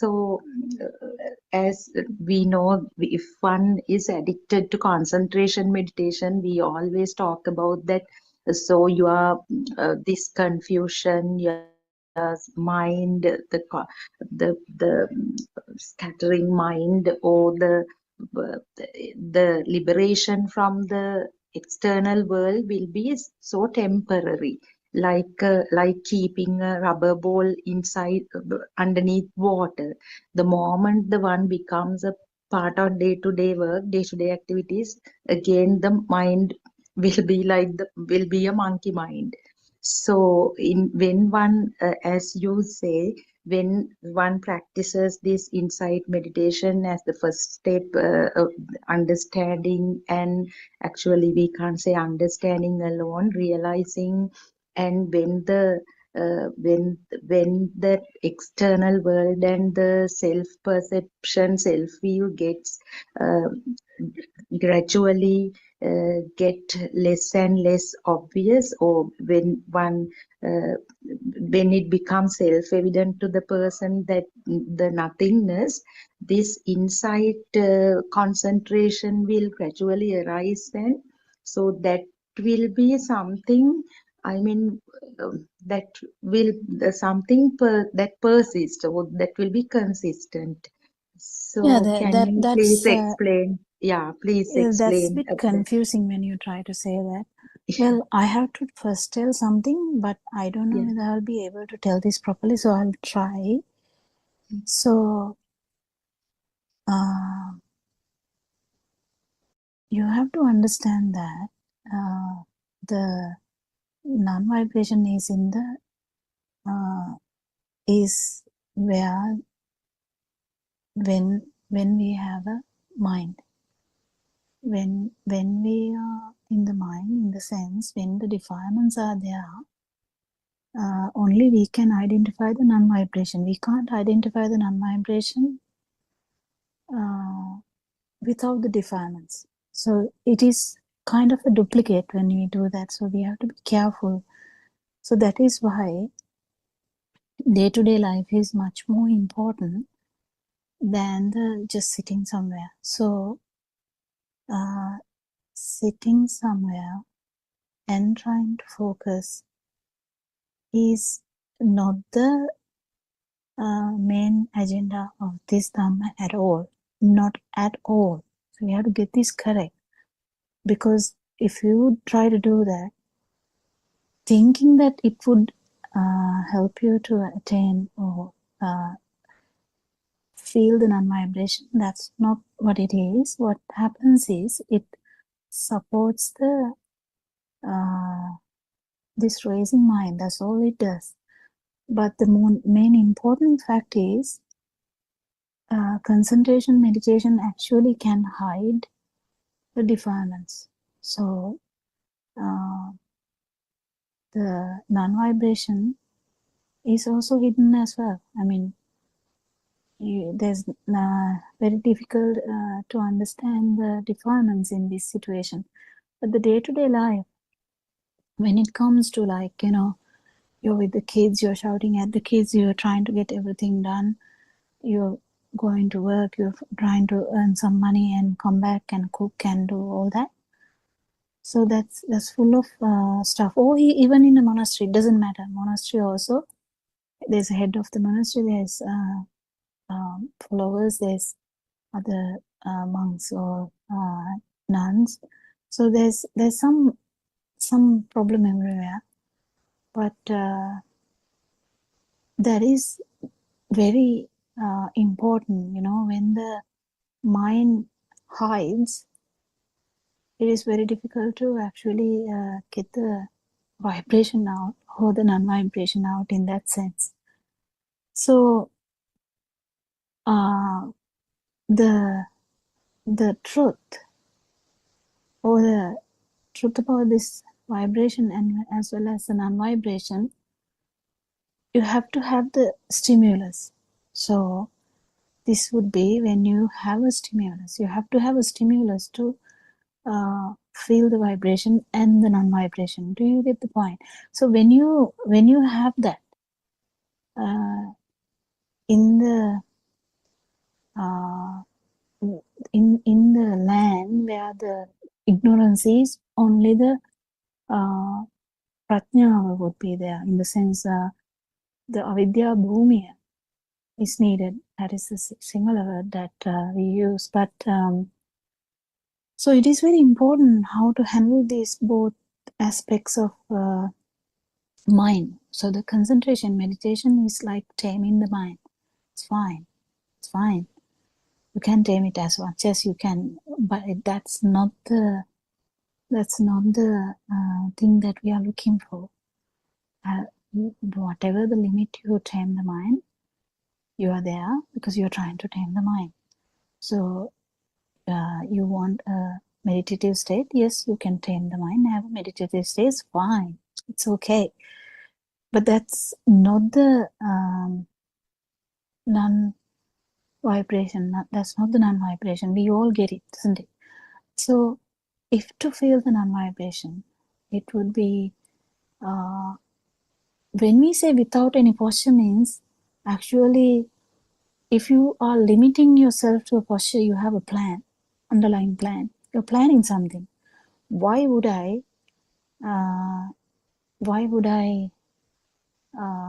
go somewhere and sit somewhere for a few hours without any intention? Would you do that? No, you have an intention. That's the thing. If you have an intention and you do something, you're trying to tame your mind, and you're trying to put I always say this, the security personnel there trying to watch mind, whether mind will play some unnecessary stuff. To whom is that unnecessary? To me. It's unnecessary to me. I don't want my mind to think that. I don't want my mind to think that thing. I don't want my mind to think about anything else. I want my mind to think about Dhamma and understand Dhamma. That's it. Attain Nirvana. You're ordering your mind to do stuff, but that doesn't work that way. This is what I want. So I comes all the time. But the concentration meditation helps a little bit if it is really flustered, the mind, but then that is not going to help you in getting this marga, kind of understanding this Dhamma. So the understanding this Dhamma, or actually feeling this Dhamma, is in the stimulus. So there should be a stimulus, isn't it? Otherwise, how can you and there should be the vibration, and there should be the wisdom for you to turn it to the non-vibration. Yes. So, but and also at the same time, you can't have such a big agenda underneath to, okay, I'm going to do this now. I'm going to do insight meditation, and I'm going to understand this today. Nothing will happen. So when we try to think about this, that what Sudharma secondly asked was some completely different to the first question. Second question goes around and around and around about the phala. So that is the fruit of the truth. Fruit of the truth. So fruit of the truth is, what is the fruit of the truth? It's actually the outcome of. So if someone has felt the non-vibration and know that, okay, this is the vibratory level or the tense, and if we correctly apply the words are different here, but not if we, actually the truth is applied there. We can tell in passive sentence, I think. If the truth is applied there, then non-vibration would be felt. But the result of that is your complete understanding of a stimulus or panchaskandha, or it's just improving your wisdom again and again. This happens, and when you understand the so Lord Buddha says the doubts about 8 things will be gone. So then you know that there is no self, even though I feel it. Oh no, you feel it even after. Imagine someone like Vishaka. She knows the truth. She knows the truth, but she has felt the truth also. But she has all the defilements still. But what has happened is that we shattered, and she's not going to view defilements as my defilements. So it is completely different. And also, additionally, she knows that because to understand this to feel the non-vibration, you have to understand so much to come to that level. What you have to understand that outside, whatever we noted outside, that is including me, because me, we look at the mirror and say it is me, and we look at our son and we say this is my son. How come that happened? So this is me, that is my son. So that concept is so engraved, we can't even think about something else. How come you say that there's no my son? That is my son, and I am his mother. So that goes on because no one is actually challenging it. This get challenged by yourself because you have felt the non-vibration. So you can understand that when the stimuli is actually not true, to come to that level, you have to understand so many stuff. So you have to understand this one stimulus is we felt the projection as it is out there, but actually it's a perception. That's the main thing. The perception actually has no perception. Perception is a kind of a vibration which has no meaning at all. So in that sense, you have understood the whole thing about the panchaskandha. When you say panchaskandha, that is a stimulus. So without knowing the stimulus, you can't feel the non-vibration. When you feel the non-vibration, you know about the stimulus. This is like a this feeds each other, because that's how like Vijnana feeds Sankara feeds Vijnana, kind of like that. They feed each other, kind of thing. Nama Rupa Vijnana, they feed each other like thing. It is the same thing everywhere. So till you feel the non-vibration, you have so much doubts about this panchaskandha stimulus, how the stimulus is felt as a thing, why does that matter, what is the big deal about it, all that.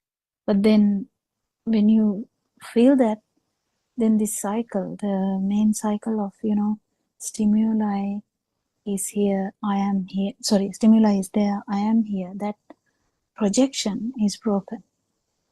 You fully understand that this feeling is not there when the stimuli is not felt as a thing.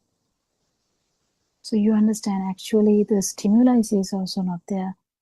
I'm also not there, If the stimuli is not there, how am I going to be there? Because it's just the other side of the stimuli. It's just the stimuli. If the stimuli are not there, you're not there anyway. So the fruit, again going back to her point, the fruit is the relief you get by knowing this. The relief is you now definitely know the thought, myself, the thought, son, daughter, moon, mother, father, husband, family, job, shoe, whatever. That is a stimuli, but stimuli is not actually existing. Why? It is just a vibration. How can we say vibration is existing? Because it just happens.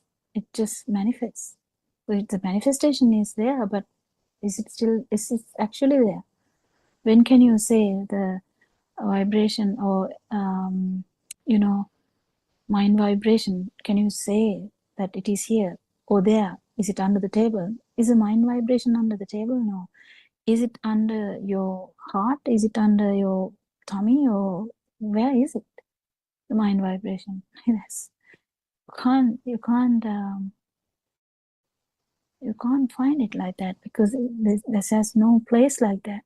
So you keep understanding that this vibration keep playing up. It's actually a construct. It's a construct. Even the mind vibration is a construct, and even the light is a construct. It's just the way that the human eye is. If you, for an instance, if we have the science, if we remove the human eyes and have two eyes of another animal, how would you see the world? Well, you might see even upside down, or you might be like waiting for the sun to come in the morning, and you will be going out, everyone will be sleeping because you have gotten a eye of a maybe bat. So these things keep changing. So when the things keep changing, so the formation of the eye, the vibration of the eye, that is what it is. The output is the light, yes, but it is a construct too. It's a construct of the eye. So we keep understanding these things. The final fruit is the liberation, because the liberation, what you mean by liberation is the value of the mind is not there. Otherwise, you still you still can think, you still can feel, you still can see, you still can hear. So what is the liberation then? Liberation is from the value. There's no value at all. So you don't feel it. When you don't feel the mind consciousness, it will be direct. Even these descriptions, they have to be taking them very, very, very carefully, because slowly I'm also getting the point that where Aranhan says, come to in the middle of the Zoom and try to, change whatever we are trying to say, because these things, if we keep saying the same way, they might think that is the truth. No, whatever we are trying to say is a message, and none of these words are true even. So it is very tricky to say that none of these mind constructs are actually true. none of these sensory organ constructs, none of them are true. So can the self be true? No, because it is felt only when these things are felt as true. Why they are felt as true is because of the ignorance. So the ignorance goes in hand in hand with the self vibration. So the final fruit of understanding these some levels of this wisdom is you feel relieved. It's just the lack of defilements that you feel relieved. It's not a new thing. It is like in Lord Buddha's time, some many nuances, some venerables have told. It's like I can't remember who, but it's like putting something down, because the pressure, the power, or whatever the word you can use, the defilements, or this burning is less. That is the lightness you are going to feel. That is the fruit of this Dhamma. But to come to that, all this ignorance should be actually transcended through the wisdom. It should be, you should actually understand this, how this self vibration has formed, and because actually, is there a Arananse once said, I mean, very recently, I think, he has said this before, but he recently said that, this vibratory feeling, or the self vibration, or the consciousness, is that there? Even that is not there. That is a non-vibration. So there's no actual new thing as non-vibration. There's no actual new perception as non-self perception. It's a lack of self-perception. It's kind of a void. That's why it is emptiness. I don't know whether even my explanation met her question. But what I was trying to say is, you can't get confused about the path and the fruit, because we can't do much about the fruit. We can't. The fruit will follow, but the path is the most important thing. So the path is understanding Dhamma and following Dhamma. Main part is the understanding Dhamma, and practicality of that comes with your courage, comes with your directness, comes with your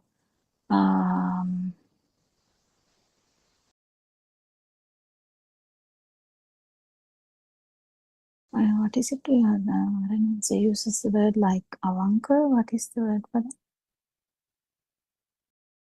Honesty. Can you? Yeah. Yeah, honesty. Yeah. Oh my God. The honesty. So all these things are needed in the path, in practically feeling this. So the concentration meditation can help in the practical aspect, so that because if someone is running for a but that's what I'm saying. These are very tricky points, because it's only few types of people who will need any little bit of concentration meditation to calm down. their mind, because already if someone is listening to Dhamma, that person, if that person's mind is kind of already in that vibration, because you can't really understand this Dhamma without that, you know, without some kind of concentration. Because you can't, you know, a lot of people get a lot of vitakka. What is vitakka? I don't know in the English word for that. Yeah, like underlying thoughts. Yeah, it's underlying thoughts actually, because you talk something else, you think something else. You kind of do magic double, lot of tricky stuff underneath. So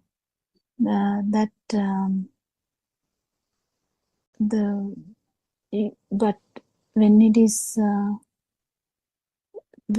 there, that is so flustered, you know, the mind is so flustered. So even a sermon, to listen to a sermon, you need to have such a good way of absorbing that, so that it absorbs without any blockage, because the vitakka is going to block it.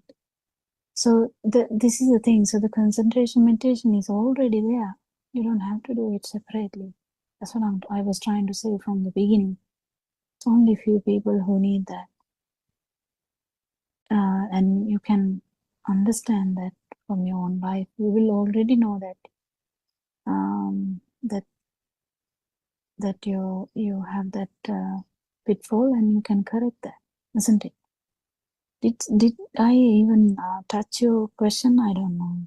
No, that's a very beautiful explanation, Dr. Kokila, when you said one should feel the defilements to experience non-vibration, because otherwise a baby if a baby dies, I mean at the level of radiant mind, he or she should end this samsaric cycle, but it doesn't happen, right? Because of the change, there is still they haven't, although they haven't felt, because they haven't felt defilements.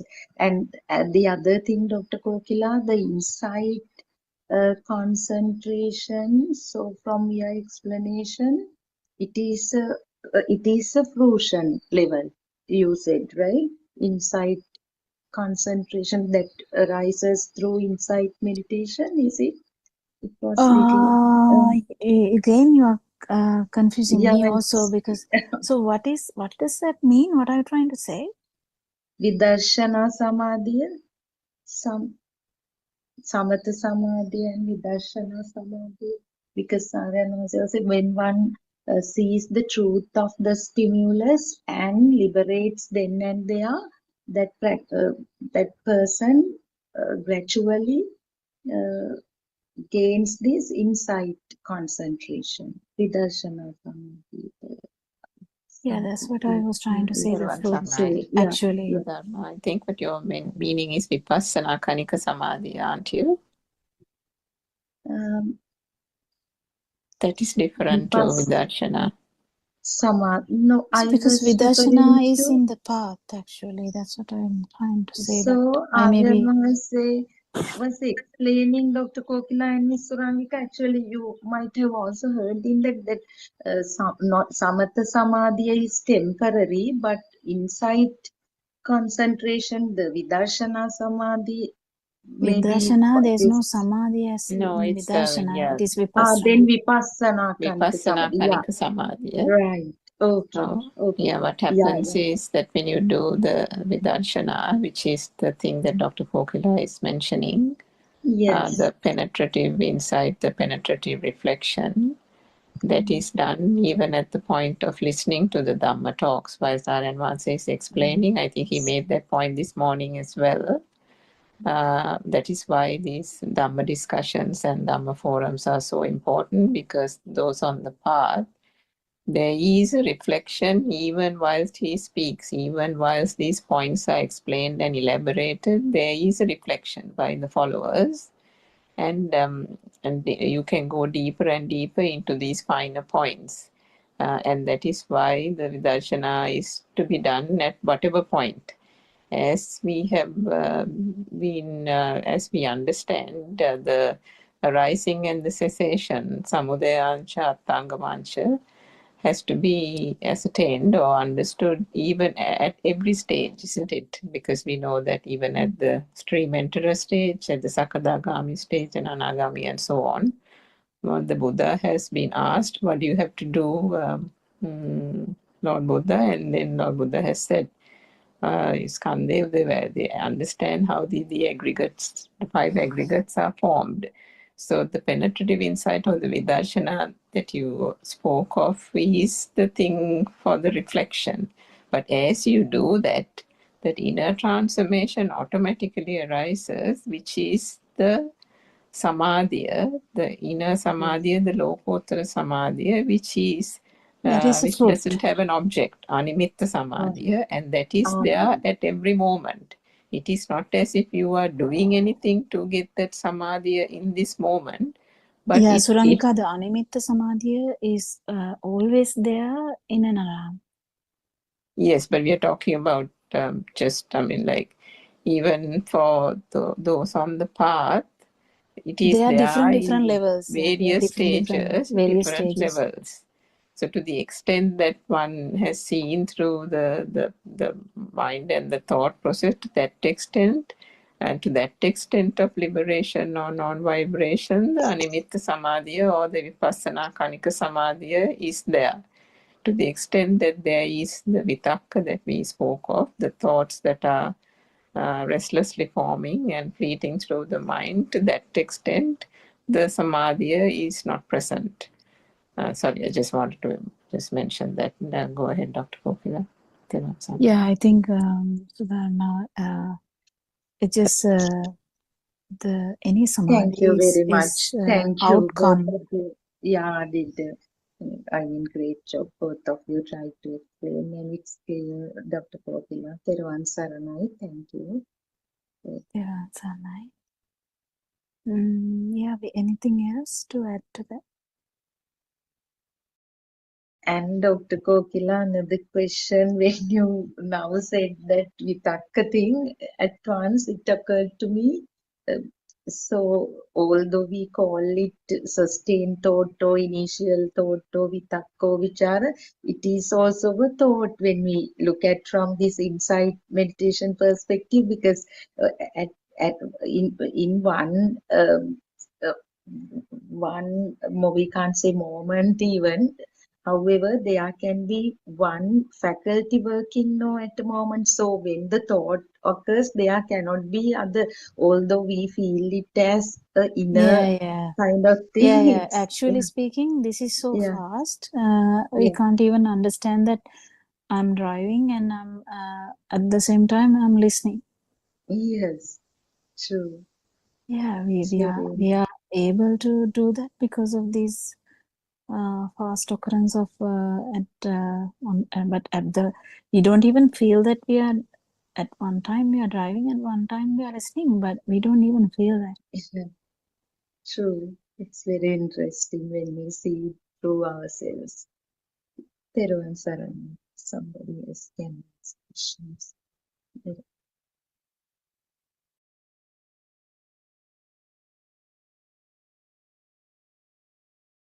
Anything actually the perception, it's it is very nice to know that the self perception has no self. So there you come to the one kind of one vibration thing, because if you keep understanding that none of these perceptions are actually true, uh, they become actually useless, isn't it? Like none of them are actually true, so they are just constructs, a new vibration because of the 5 sensory organs. So that new perceptions like chair, if we take an example, or daughter, the perception of the daughter is a construct, and there's so many perceptions around daughter too. So, so the daughter may have millions of other perceptions attached. So the daughter is like this, daughter is like that, daughter has a job, daughter has a PhD. What else? What else can we say? Whatever you whatever you want to put there, you can put. So can you see that it's one perception, but it has so many attachments. So likewise, this self-perception, the thought of self, I, me, mine, has so many attachments that because, can you understand, each and every thought in this 45 or 65 years of age or 85 years of age, or even if you live to 110, that would be the same kind of, all these perceptions made you to feel the self-perception. So they are like two sides of a coin. So it is very funny that each and every perception is so important. Why? Because it has helped you to feel alive. It has helped you to feel alive. On top of that, you have lived with your husband for 50 years. Just imagine a mother who has lived with his husband for 50 years. Just imagine. So she's 70 now. It's a story. So husband has that perception of husband has brought that alive feels so much time. You might even feel like dead when the husband is dead. It is funny how these perceptions work. You can actually talk endlessly about these perceptions, but at the end, what you understand is, yes, there's so much perceptions. All these perceptions have fueled one perception. That is why we love to live so much. Why there is propelling power? Why do we propel from one thought to another? Why do we jump so quickly? Because that's the wanting to feel live, or alive feel, wanting to maintain the alive feel. That's why we need them. That's why you need your daughter, son, husband, whatever, If you don't have them, you can have job, you can have friends, you can have even the war. Doesn't matter. I have some people who read the newspaper from top to bottom to top. So that keeps you alive. You feel the alive feel, isn't it? It's a different way to look at it. But what I'm trying to say is, all these perceptions, when they feel alive, you take it as you feel alive. You try to maintain the stuff that in the sensual world, that is what is happening. So you try to maintain your family, you try to maintain your relationships, you try to maintain the work, you try to maintain so many stuff so that the self-perception is fueled.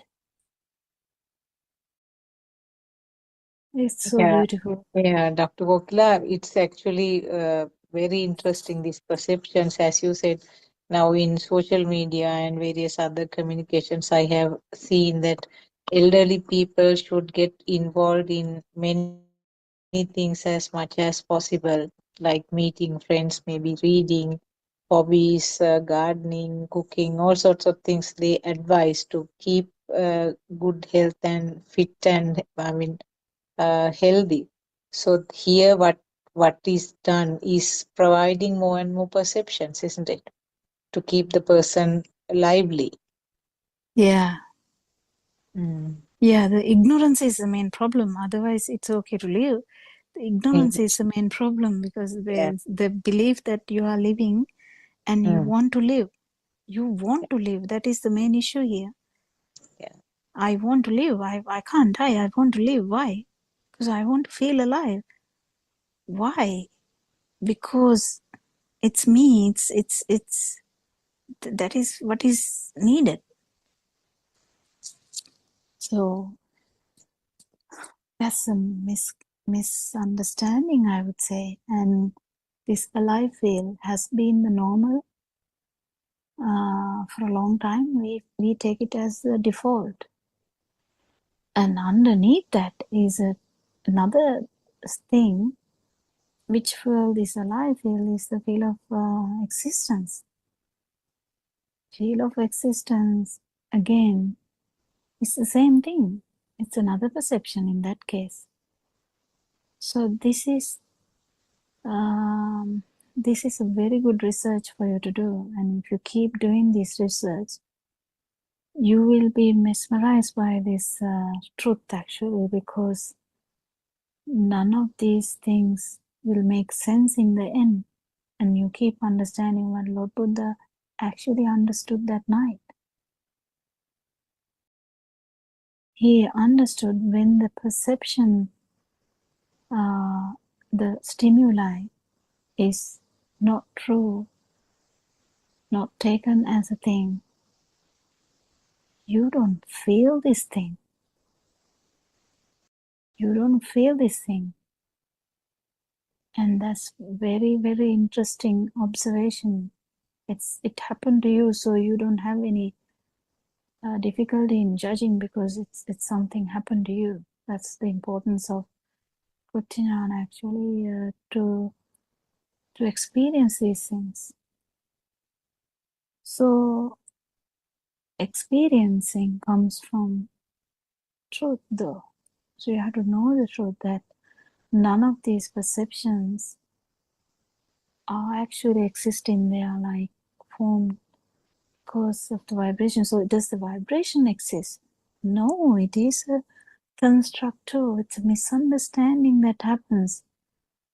That is the thing. This the sasava or whatever the tense, that is the vibration which vibrated to the zygote. But this has no place when the stimuli is not true. That means this is a synchronization effect happening in each stimulus.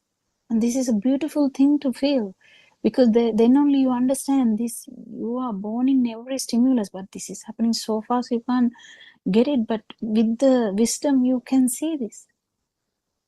And more you understand this, that that the rapidity of this speed of these sensory organs, whether it is the eye, the ear, the touch, or the mind, it doesn't matter which one it is, speed has done this miraculous misunderstanding, I would say. It's not miraculous, but it's at the end it's useless, but actually it is miraculous because it has done this damage so far, isn't it? How much we have suffered. Do we need a book to write about that? I mean, I can write a book about that, but will we end, actually can we end that book? Or we can end that book if we attain non-vibration, finally become the non-vibration, isn't it? Anything to add? It's very interesting actually. Yeah, that part actually, Dr. Hokula, is very, very intricate, isn't it? I think I got that point. Was it Aaron Mans's talk this morning where he went deeper and deeper into that perception angle, wasn't it, Dr. Sakuntala? The perception, the point that you raised, Dr. Hokula, about was there even a vibration to begin with? I mean, he's explained it so many times, but there was, I think, a deeper meaning and deeper elaboration of that finer point this morning. So the vibration that we said was always there was only because there was ignorance, isn't it? If not for the 100%. ignorance, Yeah. there is no vibration. That is that catch-22 thing. Because you see, Incredible. Yeah. that thing that says when there is a I can't remember what's the English The word for that. Imasming Sati. Yeah, the that whole thing. no, even that thing. No, there's another thing Aranwansi recently pointed out. That the power and the vibration Is goes it hand in hand.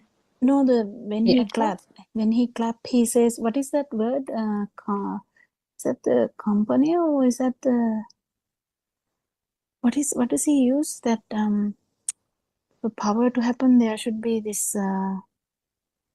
Is that the vibration he used? The word? I think vibration. What he said was when there is leftover current, when there is current, there is vibration at that point. And when the vibration occurs, it reinforces the current, isn't it? So as you said, it's sort of hand in hand. That's the thing. So we can't really separate them. But when the vibration is not there, the power is not there. When the power is not there, the vibration is not there. Similarly, here, when non-vibration is there, the vibration is not there. So where's the vibration? There's the so-called vibration now? Isn't it? Yeah, actually, it's so beautiful. Beautiful to understand this Dhamma. I mean, I don't think we have felt even 5% of this, but I think it is so beautiful. I think everyone should go on researching about this. I remember, I think a long time ago, I asked him, I don't know whether I've understood it properly even now. So I think I asked Aran Mahansa saying if vibration was the cause of the sensory perceptions occurring, and from that the mind objects and the mind consciousness form. And for an arahat, if the vibration turns into non-vibration, then how come an arahat can still have the mind objects? So he said, you don't understand. And then he went launched into the full explanation. I don't think I still understand, but as you said, it's amazing, isn't it? But in a way, you can understand it. Of course, this is depending on where each one is, but in a way you can, and then in a way you can't, kind of thing. I don't know how to explain it actually. No, that is where the experience comes. Sadly, I have that question now. Now when you told that non-vibration, okay, but still the projections are there. So these projections are always happening due to the coming together of no, without the power. vibration. So don't forget the power is not there. The vibration with this here, the vibration we are talking about is not about the light and stuff. We are talking about the self vibration. That's why recently Aaron also was talking about this thing in, I think, in 7 o'clock one. I can't fully remember the whole thing, but he was trying to say something about people misunderstanding the beginning bit and forgetting about the end bit and then getting nowhere. That is the main important thing, because this is about getting rid of the one vibration, one perception, one thought. That's Yeah. all that went away from Lord Buddha. Mare asked, no? Yeah, the feeling of being and life. Yeah, It's that's all one. yeah. That's all that. So that power is not there. That is the only thing that is absent. So everything Yeah, else but is there. this, But if without that alive feel, you might not survive. That's a different story. But what I'm trying to say is, that's where you need someone to actually guide them, you know. But Lord Buddha didn't say, go to a room and stay there until you die. No, he didn't say that. He said each monk go alone and start saying this Dhamma. So they had a pattern of living, so they will survive. They've advised a way of living. So they listened to Lord Buddha and went on alone teaching Dhamma. Nothing happened. But because they have to have a protocol for the survival, because otherwise they won't. But if they are advised to do that, they will do it, because they don't feel themselves, but they will listen to Lord Buddha's advice. So that's how it is. But what I was trying to say is, this here what happens, because that now, you know, Deyakna, I have told this before, I think, to Sudharma once as well, that when we keep on saying Deyakna, then we forget about the whole scenario about this Dhamma. Dhamma is not about Deyakna. Actually, this is about both sides. Because Deyakna means you are there. You are there, nothing is outside, so you are very safe actually. You can become so self-centered also in that way. So you have to be careful in that. But what I'm trying to say is it's actually about both sides. When we understand this Dhamma properly, if you understand the stimulus properly, the aspect of stimulus, it's actually stimulus only that was only there, not me. But why we felt this duality is because of the importance we have given to the stimulus. Due to the ignorance, yes, but that is the problem. So this self-propelling power is maintained with the help of the ignorance. And Dr. Kokila and Miss Urangika, can you please help me with some term for Vidarshana and Vipassana? I'm writing an article. I have to differentiate. I'm So not good with the words. Can yeah, Surangika maybe help? Miss Urangika, because what I came across was insight for both insight meditation. But Vipassana is now, when she said only, I remembered that Vipassana is kind of superficial, seeing the ability to see each and every thought without penetrating through it even. With Darshana is we go deeper now to see the truth, as Dr. Kokila always says. So it's rather going deeper and deeper. This is the ability to see each and every the stimulus kind of horizontal. So for both, what I found was insight only. So so within the brackets, I wrote insight at some point Vidarshana. Within brackets, I gave Vipassana. But Miss Urangika, can we use penetrative meditation? Or I think we've used penetrative insight because that say, actually gives the notion that there is an active activity involved. The penetrative insight means that there is some reflection happening, which is accurate from a Vidarshana Menehi Yeah. Kirima perspective. And with regard to the Vipassana Because Kanika Marga has that, yeah. Samadhiya is a meditative state. no, So what? you can use something like kanika means each moment, right? Momentary, yeah. That Momentary, is yeah. insight, yeah. So you can say maybe, I don't know if it's correct, but like an insight meditative state. would be, I mean, not 100%, but at least would come close to the samadhi aspect of it, Yeah, because because penetration, you can't really talk you about a can't put meditative state. penetration there. That's right. Yeah. Yeah.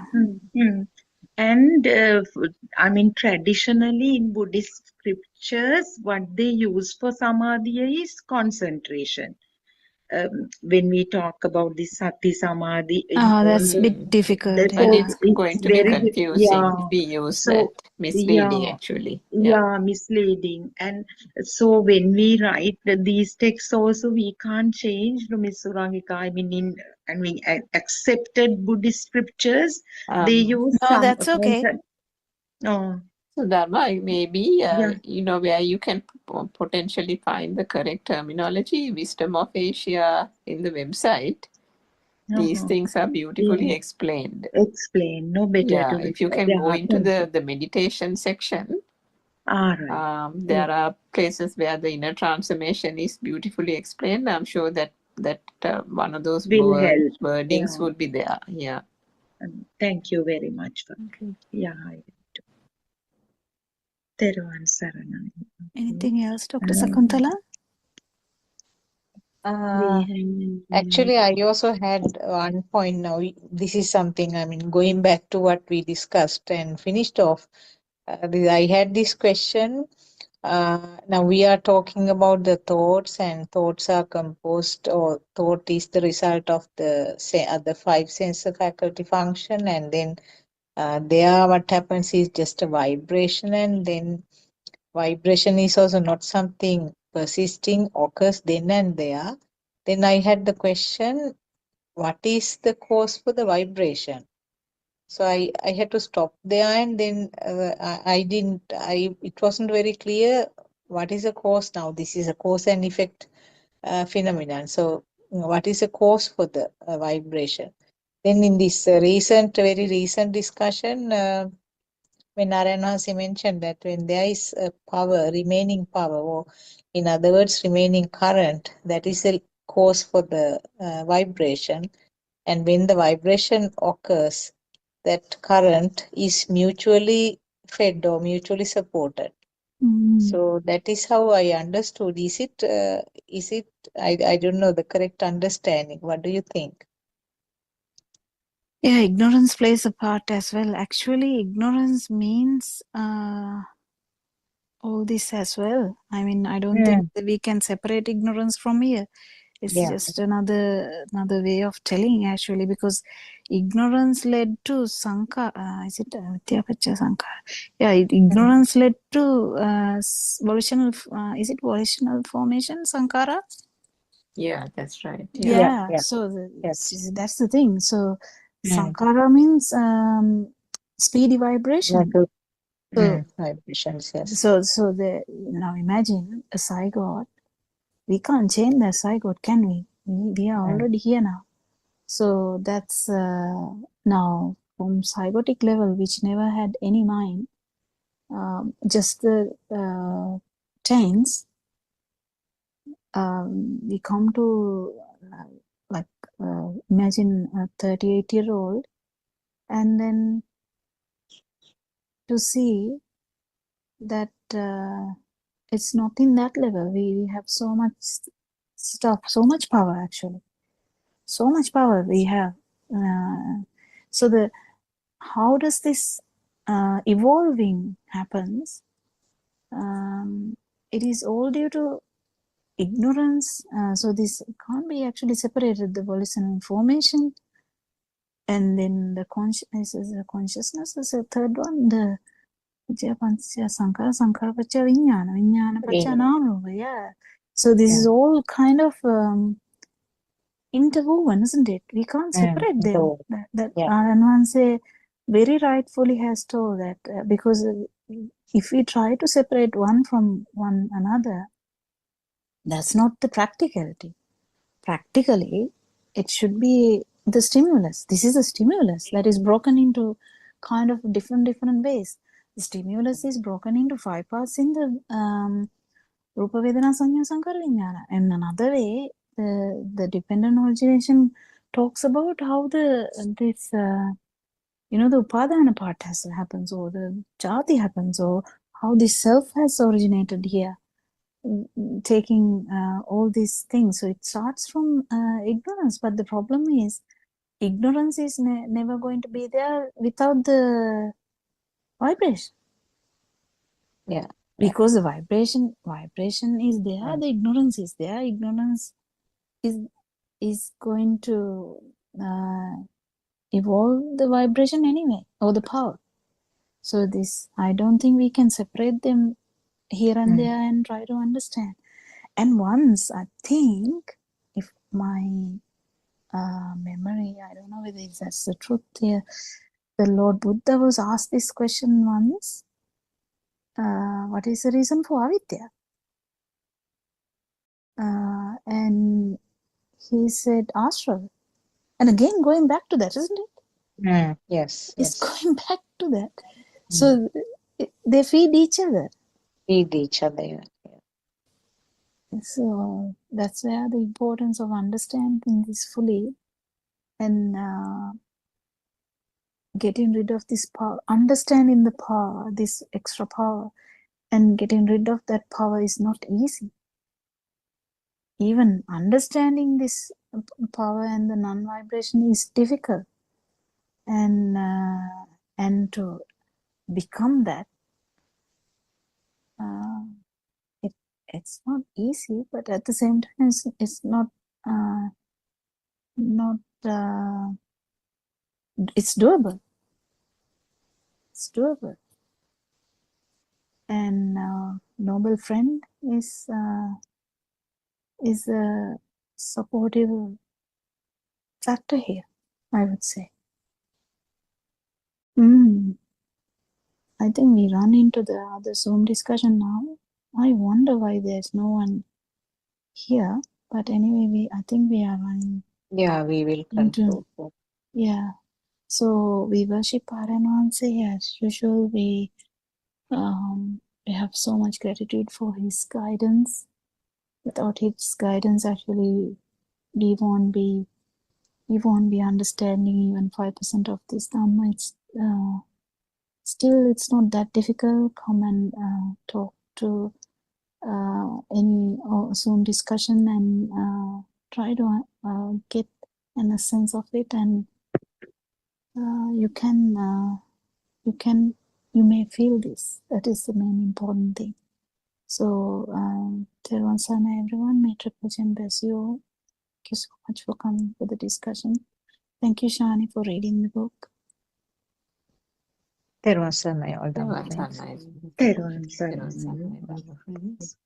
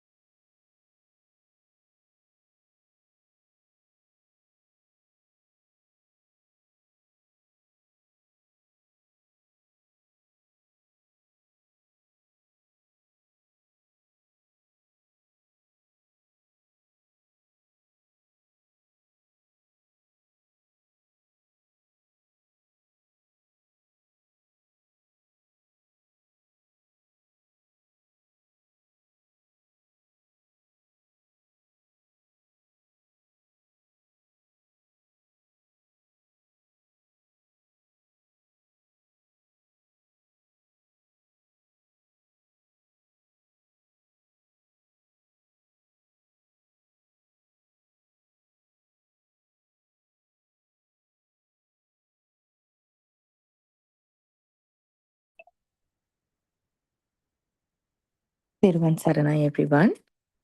Uh, Today also I'm going to be reading the book that I started yesterday about the freedom from mind, published by the Buddothpado publications.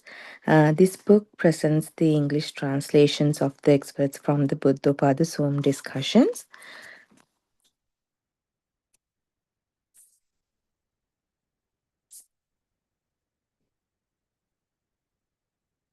This is from a discussion that was had on 26th August 2023. Aryan Mahanse explaining, answering to a question regarding the state of no mind, Bhavanga Chitta, and how it becomes functional. Did you understand what I said? Five bases. Five bases such as eye, nose, ear, tongue, and body are also related to thoughts. This is not a big thing. The entire Dhamma is not a big balloon. One has to understand it with super wisdom and mindfulness. You must see the truth behind each thought. That is the awareness of the truth of the moment.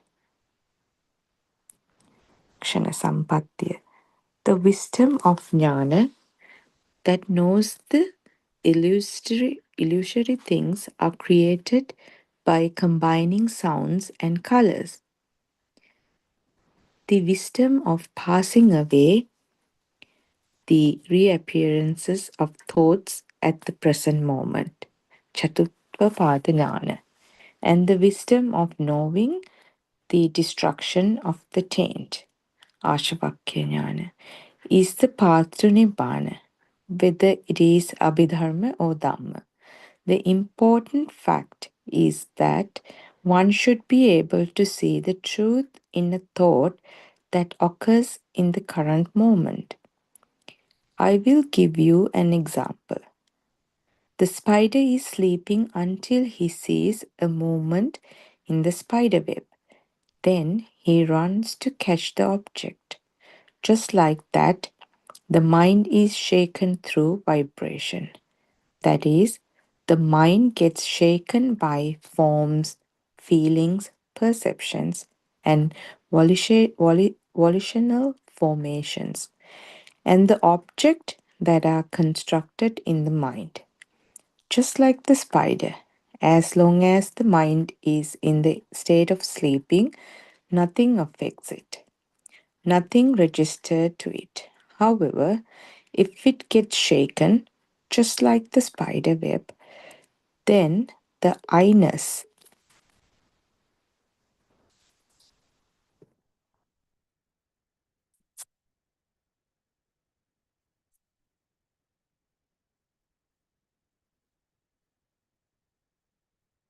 sense of individuality, bhava, comes into existence. Due to various vibrations, five senses react. In Abhidhamma, state of no mind, bhavanga chitta means the unshaken quality of the mind. When it is interrupted by the various stimuli, it is called the interruption of the state of no mind. It is shaken mind, bhavanga chitta chalana. What is important here is whether you accept the object and make it real or not, that is to observe the origin and cessation of the skandhas or five aggregates. Part 2, R.N. Mahans explains in a profound manner how mind consciousness or the mind is formed. Without knowing the origin, cessation of the mind, consciousness cannot be experienced. Suffering and the cause of the suffering refers to the knowledge of how the mind consciousness is formed. If you know this fact, you could experience how it disappears. Then the clinging to the material world stops. This is the true knowledge. Objects such as tables, chairs, and trees do not exist in the mind after this experience. That is, they have no reality. Mahanidana Sutra. Salayatana Sutra explains all of this very well. This also can be explained as the super right wave. With this realization, you will know for sure that there is no truth in thoughts. As a result, the inner transformation happens, and subsequently, that helps you to get out of the notion of self from your mind. In the Sabha Savasutta discusses about the taint, you can find ways to get rid of the wrong notion of self. Darshana Pahatapa, all at once. No one can drop the notion of individual self. There should be a there should be a gradual process. The delicious food items, beautiful houses, luxury vehicles, beautiful robes and clothes, these material objects cannot take over your mind. Everything that you use must be used only with the idea of simplicity. You do not stimulate and indulge in pleasure related to worldly objects. Why? Because there's nothing that exists. Everything is created momentarily and constructed due to causes, and when the causes vanish, these things vanish too. Hetum paticca sambhuta hetu banga nirujjati. This part explains the importance of getting rid of sensual pleasures and also the spiritual process. This is because is there if there is a slightest clinging, even clinging to the process makes it harder or impossible to reach nibbana. This advice is given to remove the notion of the individual self from the mind consciousness. When objects disappear, there's no existing individual self. The only thing that happen is the sensual occurrences. Only actions of the senses happen without the idea of me, my, or mine. You have to analyze in this manner how simple life can be in this situation when worldly objects, material things, and the concepts of individual self are gone. You can see the reality of the material world. In order to practice the four foundations of mindfulness, you have to know there is no existing world. Participant. Even if I know what awareness is, at times I can get away from certain objects. This is a puzzle to me. R.N. Hanse. Soil is not gold. Yes, you value gold. Just in case, if soil turns into gold, don't you see how soil becomes valuable? Even gold is made out of colors, sounds, etc.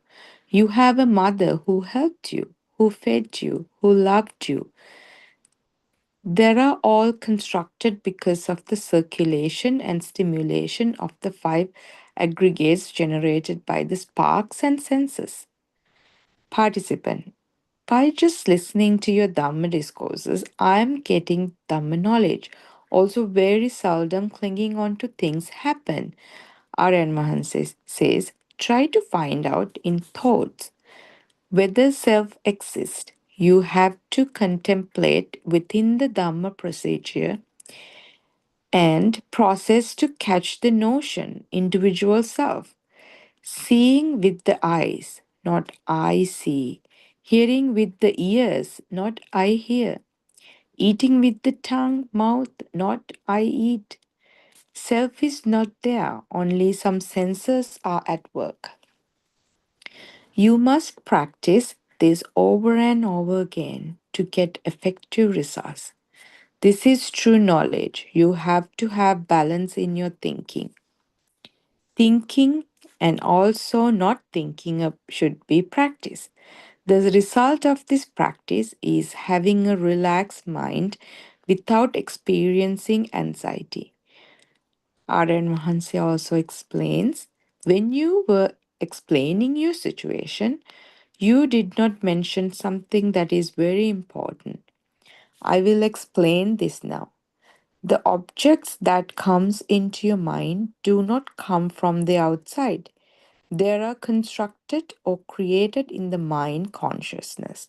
Moment to moment, right then and there, here and now, we think things exist out there. But the reality is that everything is created in the mind using senses. So, if you can understand that you cannot find anything from the outside, you will also realize that there is no individual self.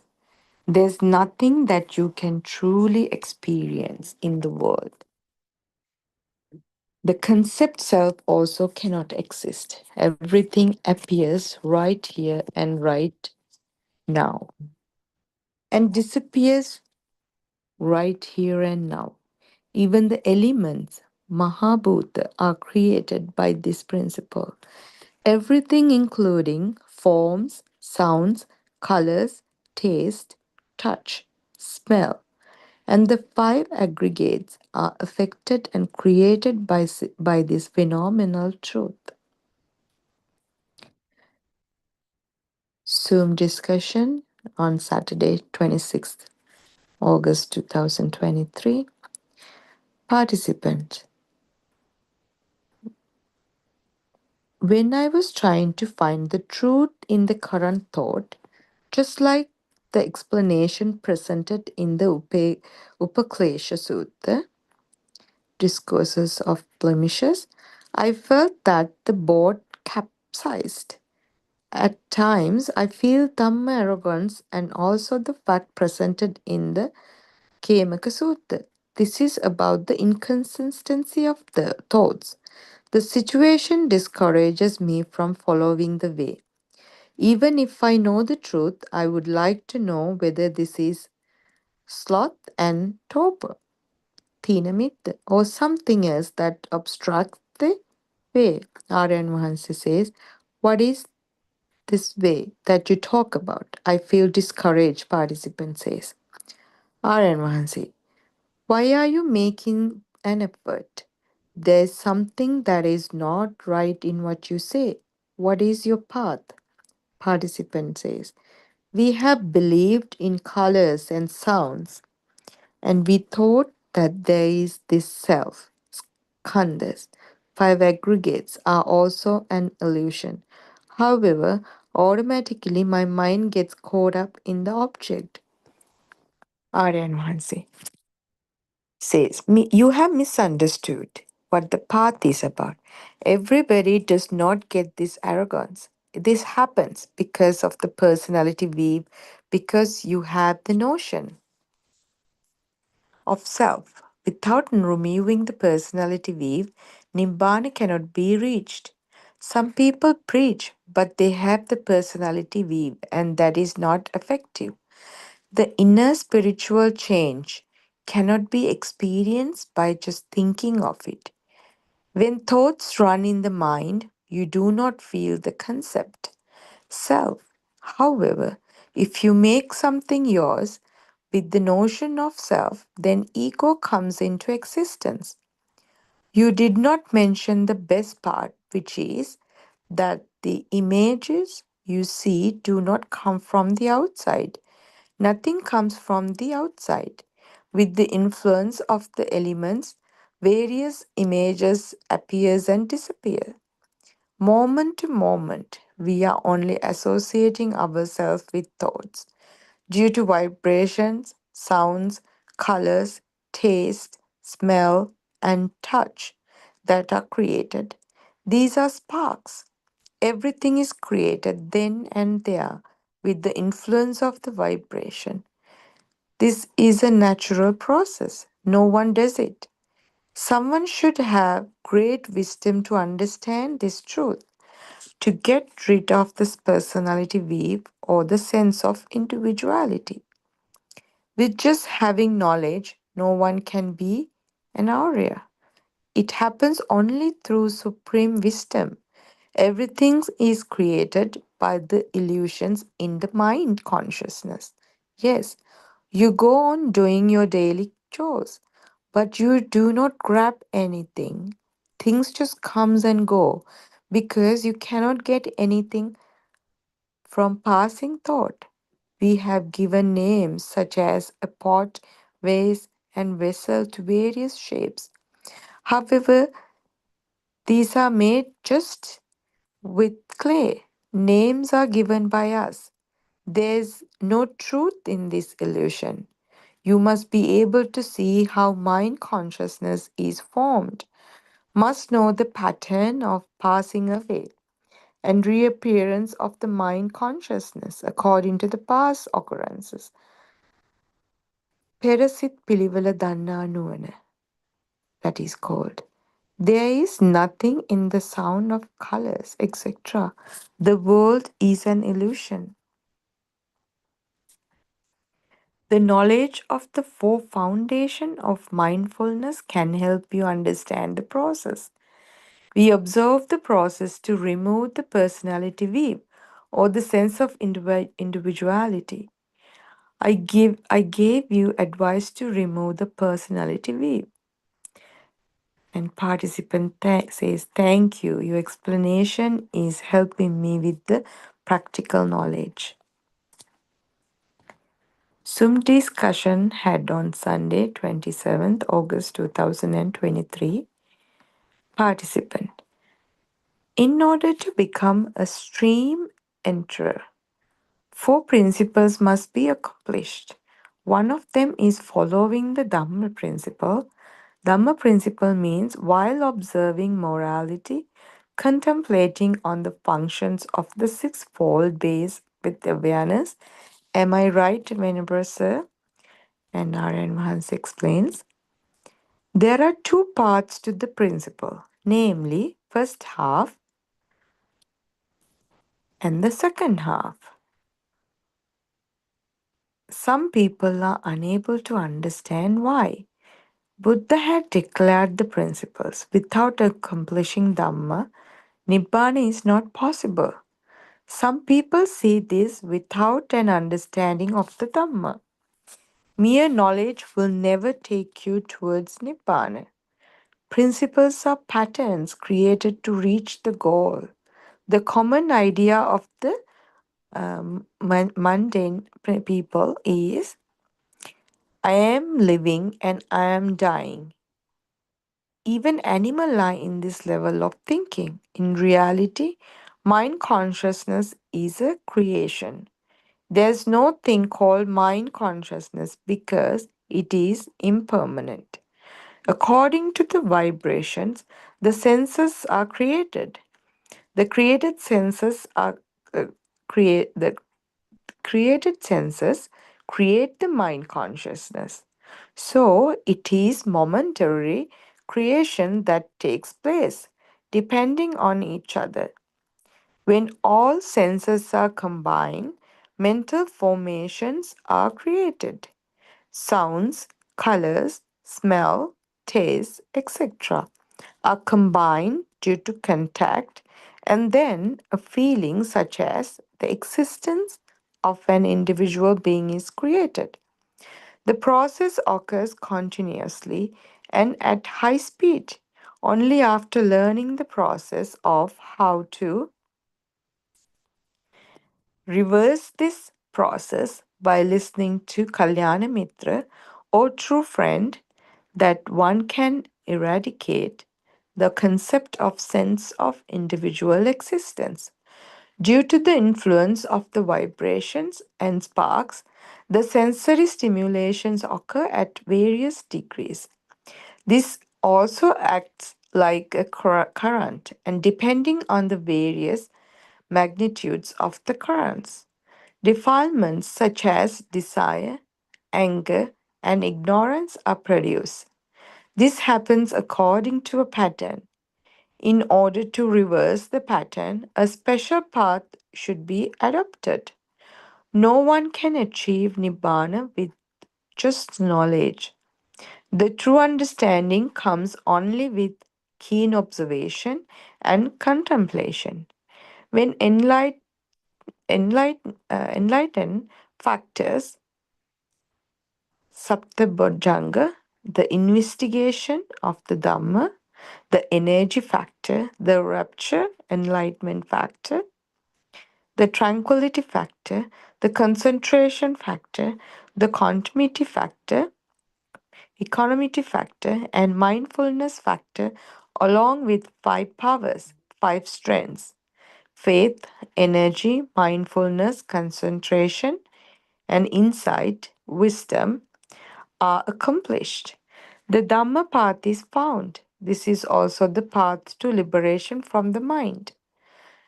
The second quarter of the principle is very sensitive. This is related to the practice. The first principle is connected with the true knowledge. When completely understood that there is no individual self, me or mine, the doctrine evolves in the daily activities. It is the real peace and tranquility one can experience with the understanding of the soulnessness. Discourses given and layers explain the principles to the followed very well. There, there are 1 to 5 sections you can follow. In this Dhamma journey, if followed accurately, people can experience the stages of their improvement. They are stream, enterer, once returner, non-returner, and arahat. One must thoroughly practice until he or she feels that there is no truth in given thought, that it is an illusion. Then one can break the walls that created the notion of self and free himself, herself from the misery. This concept creates, this is called tranquility. It can be experienced here and now. It immediately effective. This discussion is happened during the night Zoom discussion on Sunday, 27th August 2023. Participant ask a question. Teruvan Saranayaryan Wahansa, I have spoken to you many times. I have also listened to about 100 discourses given by you. I feel peaceful. Awareness is like the ocean. Aryan Wahansa explains, yes, I have mentioned this example many times.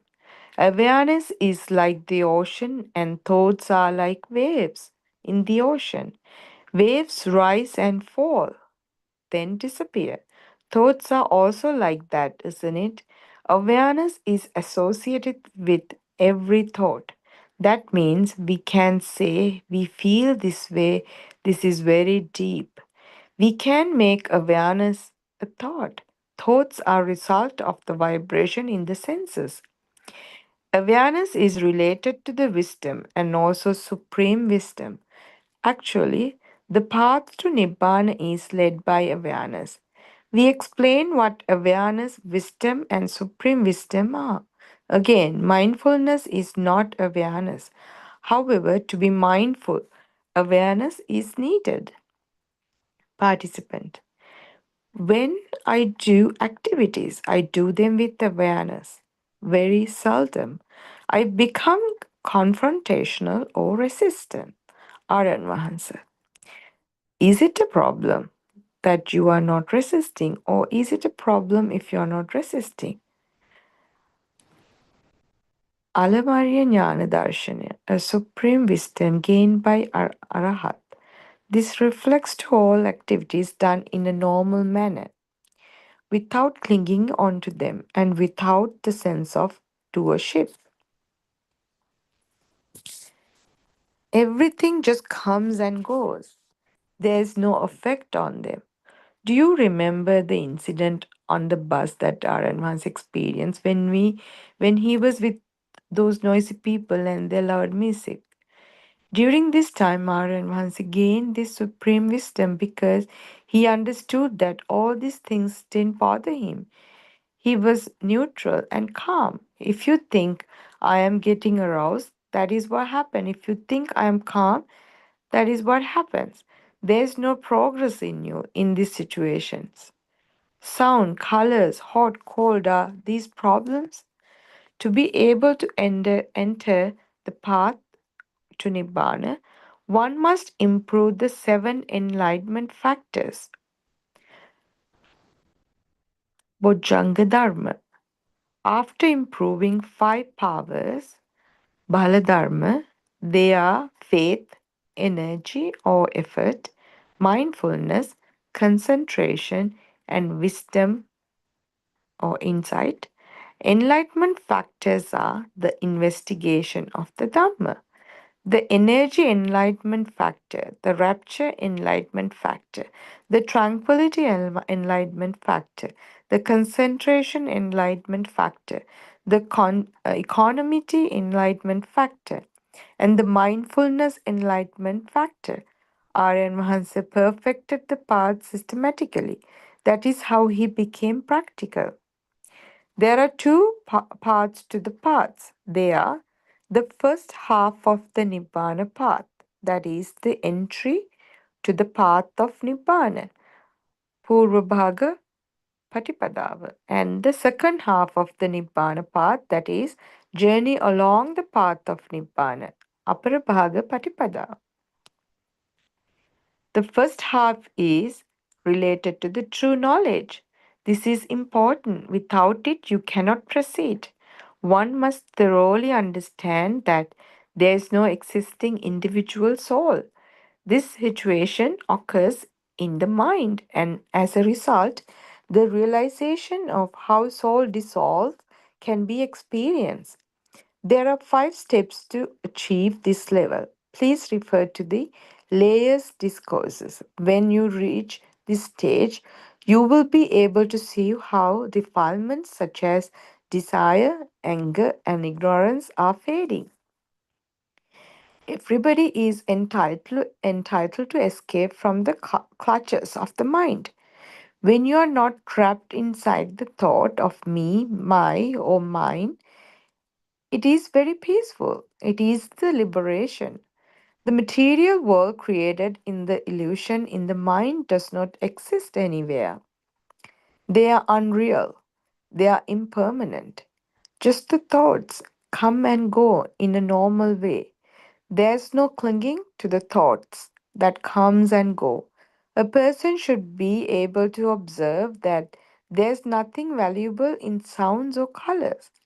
He or she will know there are no objects such as vase, pot, clay, houses. Everything is just clay. Names are given. Even the clay belongs to the 5 elements, and also 5 elements are conditional and changing.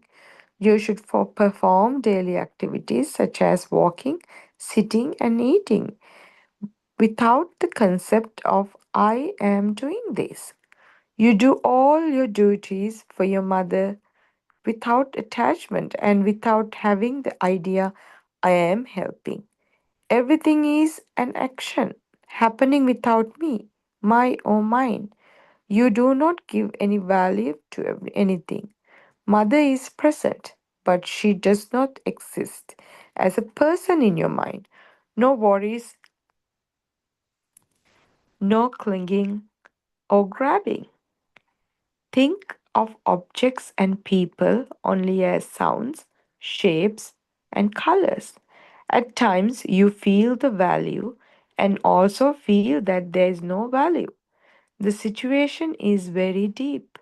This Dhamma advice will help you to remove the personality weave or the sense of individuality.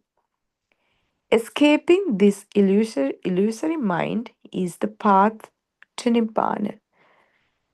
Participant says, your explanation of Dhamma is very practical. Thank you, Venerable Sir. Teruvan Saranai, everyone. May you all be happy, peaceful, and I worship Aryan Mahanse for our noble friend for his guidance. Teruvan Saranai.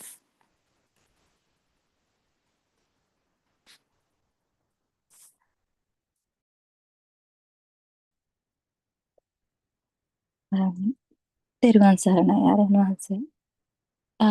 May you all be protected by the triple gem. Let's continue the Dhamma sermons.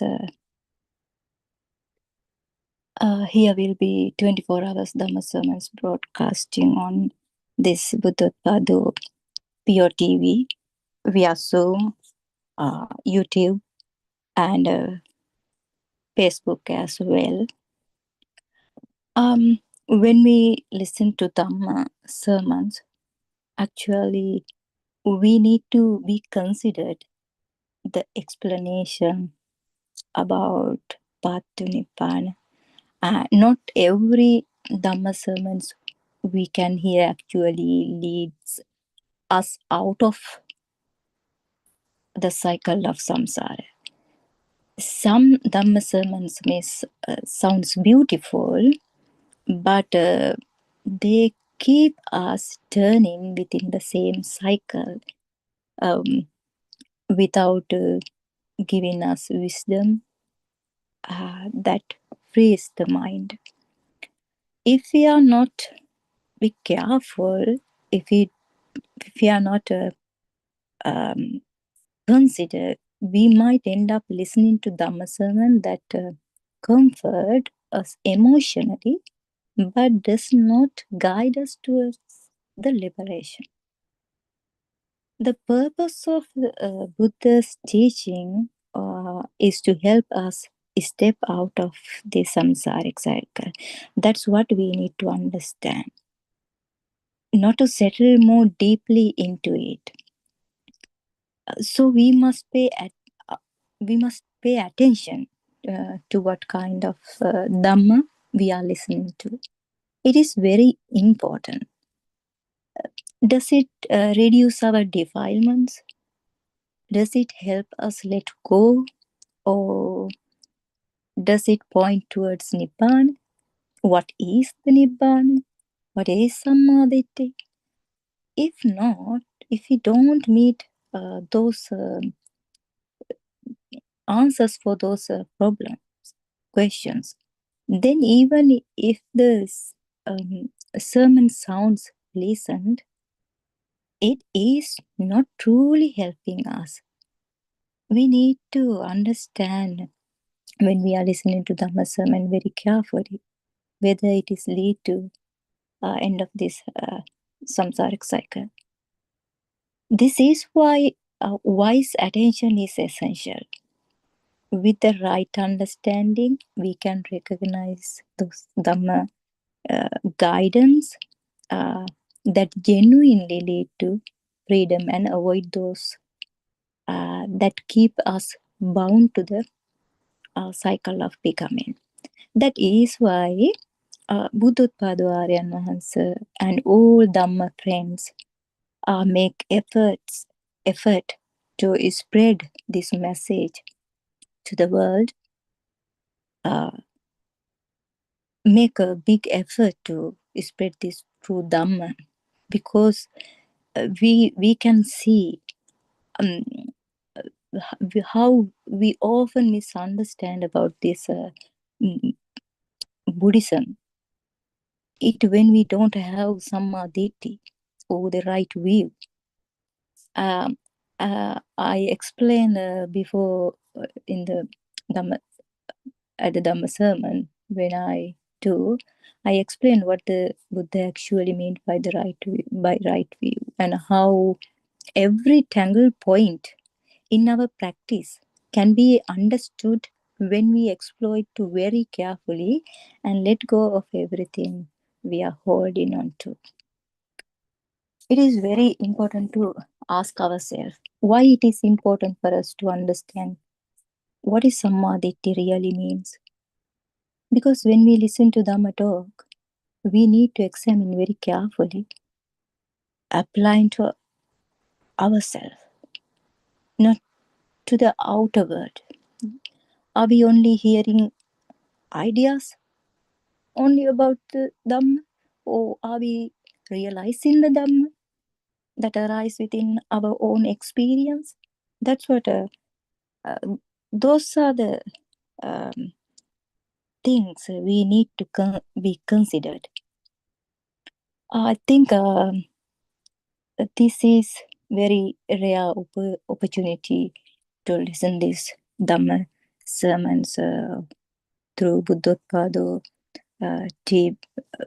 PeoTV, and other Zoom discussions. It is very rare. You might think, oh no, this Dhamma sermons I haven't heard before. This is not the Buddhism. When you listen for the first time, you might feel like that way. But don't give up. Ask again and again what they are telling. This different kind of things. Why we don't hear the same thing what we heard before?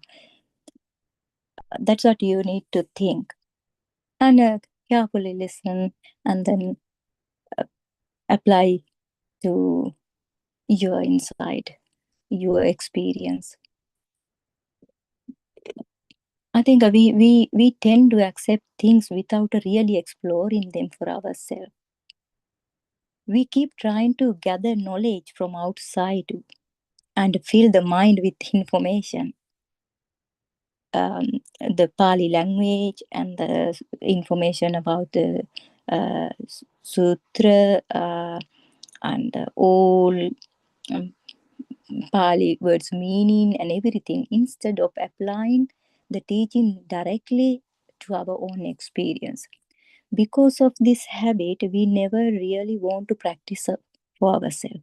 We only want to collect information, so then we can say, oh, I am a very intelligent person. I know about more knowledge about the Buddhism, and without even realizing it. Even we don't, you, realizing is not a word actually. Find out why we are always saying this realizing. Explore this Dhamma, explore yourself. Why we are always telling about the realizing? Why we don't say understanding or about knowledge? Why we don't say we know that? Why we say always realizing? Why we use that word? Consider about that word very carefully, because we end up creating kind of super ego inside us because of this knowledge. A personality built on knowledge, not on wisdom or direct experience. We are talking about wisdom or prajna and realizing and Sandittika Dhamma. Why we are talking those words? Why Lord Buddha explained like that way? Consider those all things together. Why we are telling like that way? It is very important to understand this Dhamma. So we have a habit of doing this instead of examining things with our own wisdom, prajna. We look at what someone else is doing and simply copy it. That's why we are going behind. If someone started to do the concentration meditation, then we are all going behind that way. Then we are following them. We are copy it. That's what our mind does always. We don't pause to explore it through our own inside. This is the reason for misunderstanding about the Buddhist practice. This is why I talk about samadhi or right view mean.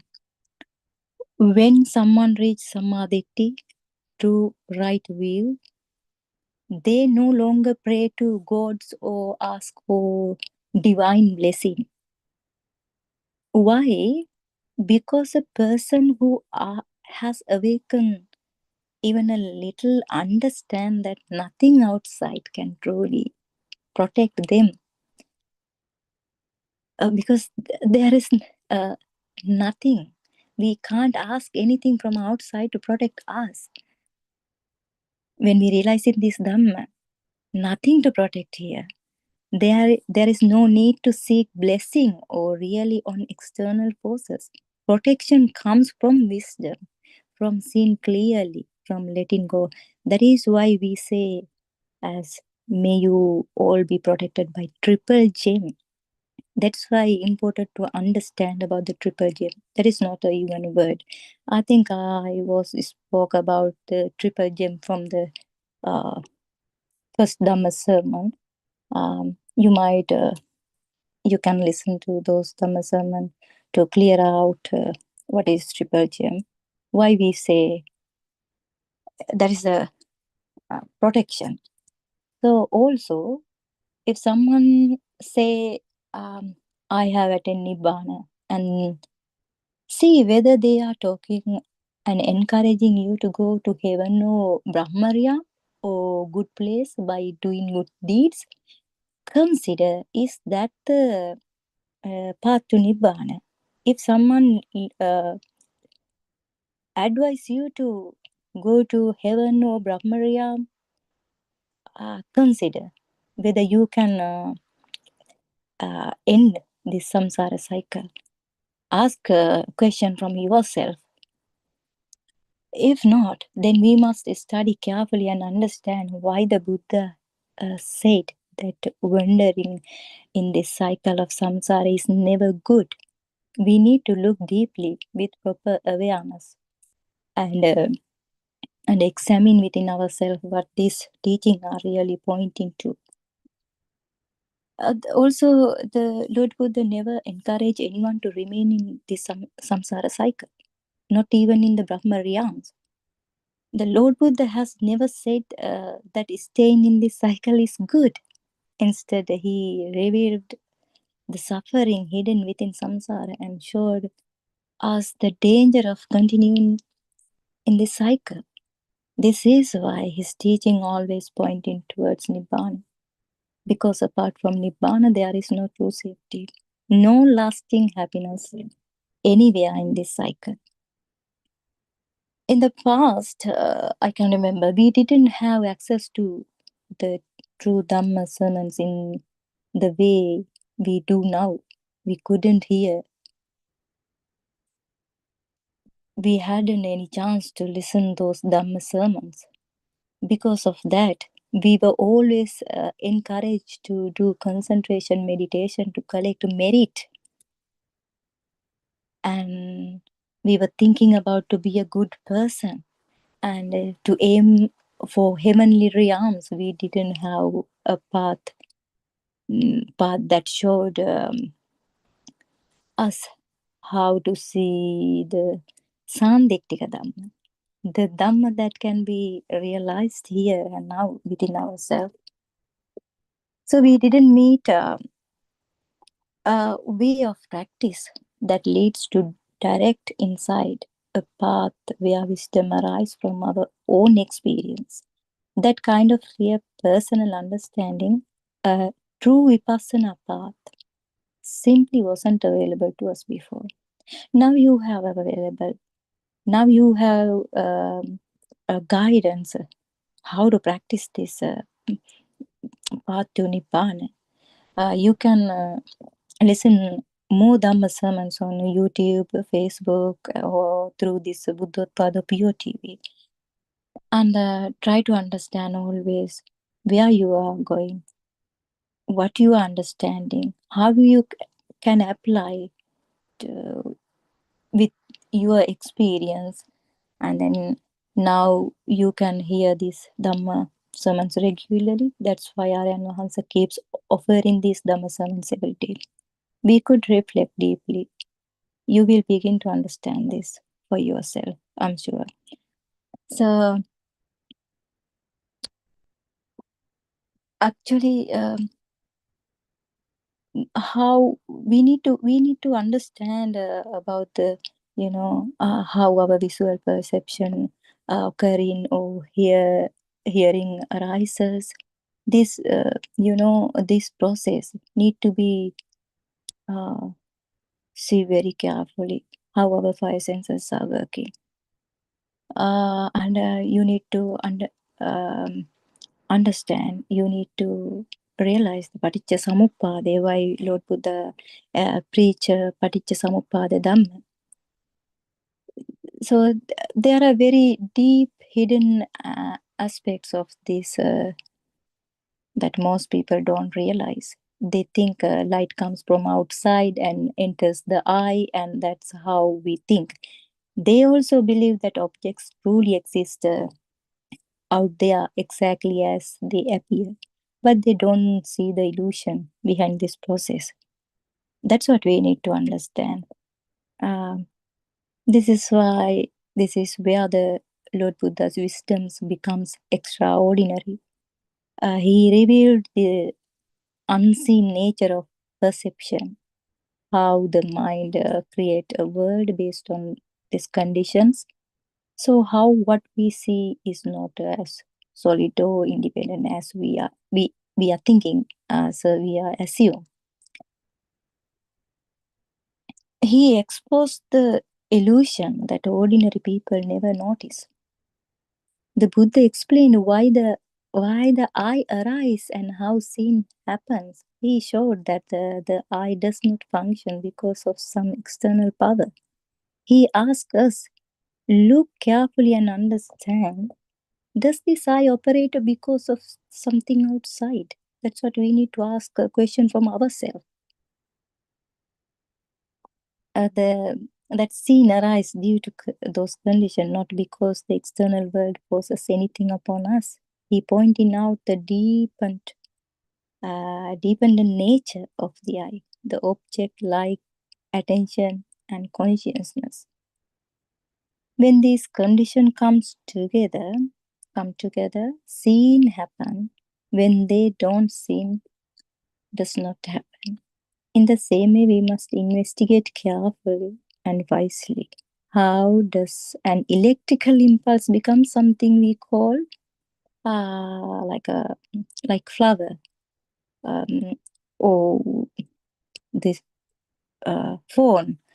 How does this tiny single electrical impulse turn into a name like mother, father, tree, sun, or moon? We need to look deeply and honestly at how this process is created within us. Only then we can understand how the mind constructs the world, how raw sensory data becomes a whole experience filled with names, shapes, and meaning. In the same way, we must carefully examine how taste arises on the tongue and how sound arises through the ear. These are not simple processes. To understand them properly, we need to investigate deeply, not from the outside, from ourselves, within ourselves. Only through honest, careful observation can we see how these experiences are created, how contact becomes sensation, how sensation becomes perception, and how the mind build a whole world out of these signals. We have a habit of doing this.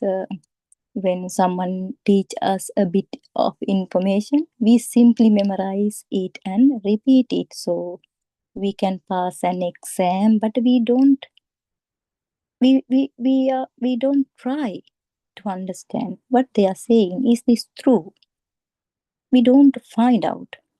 But this doesn't awaken true wisdom. It doesn't help see whether what we learned is actually true for us. Real understanding comes only when we take the exploring into ourselves, examine it carefully, and see through our own experience whether it's real or not. I can remember my experience.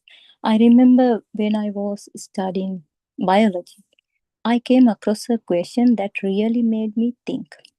Without light, or without a tree, or without an eye, we cannot say as this is a tree. If all three are absent, there is no way for us to recognize anything as a tree. So then we must ask ourselves honestly, when we say this is a tree, are we seeing the actual thing, or are we seeing something created inside us? We should ask questions ourselves without taking everything or without accepting everything. If someone say, oh, this is a tree, no, don't accept them, because we need to ask question whether we are seeing outside things, whether it is true. This show how much of our seeing is constructed by this mind. What we call a tree or flower is not simply an external object. It is a mental formation built from condition coming together. So then we cannot say that is a tree exactly, that there is a tree. Is something permanent or independently existing. The experience of tree arise only when those three conditions comes together. And those three conditions are not the same as the final results. The three conditions are different. The results comes as a tree. The eye is not the tree. Light is not the tree. The external forms is not a tree. Yet when these three meet, the mind produces the results we call as tree, or we must reflect. It is the condition that arise, and from those conditions, the results appear. Seeing this as a tree, we begin to understand that the cause and effect are never identical. The cause is the different things, and the results is the different things. The effect is something newly constructed, something that arises only because the condition supports it. That's how I started to explore the mind from the beginning through study of biology. I didn't accept those things when they are saying, when they are teaching. I apply and I explore in myself. But in the end of this path to Nibbana, you want to see nothing. It is very deep. In the same way, when I taste something, when you taste something, think about pineapple. How do you actually experience that taste? If there is a problem with the taste buds or on your tongue, you will not experience the taste of pineapple at all.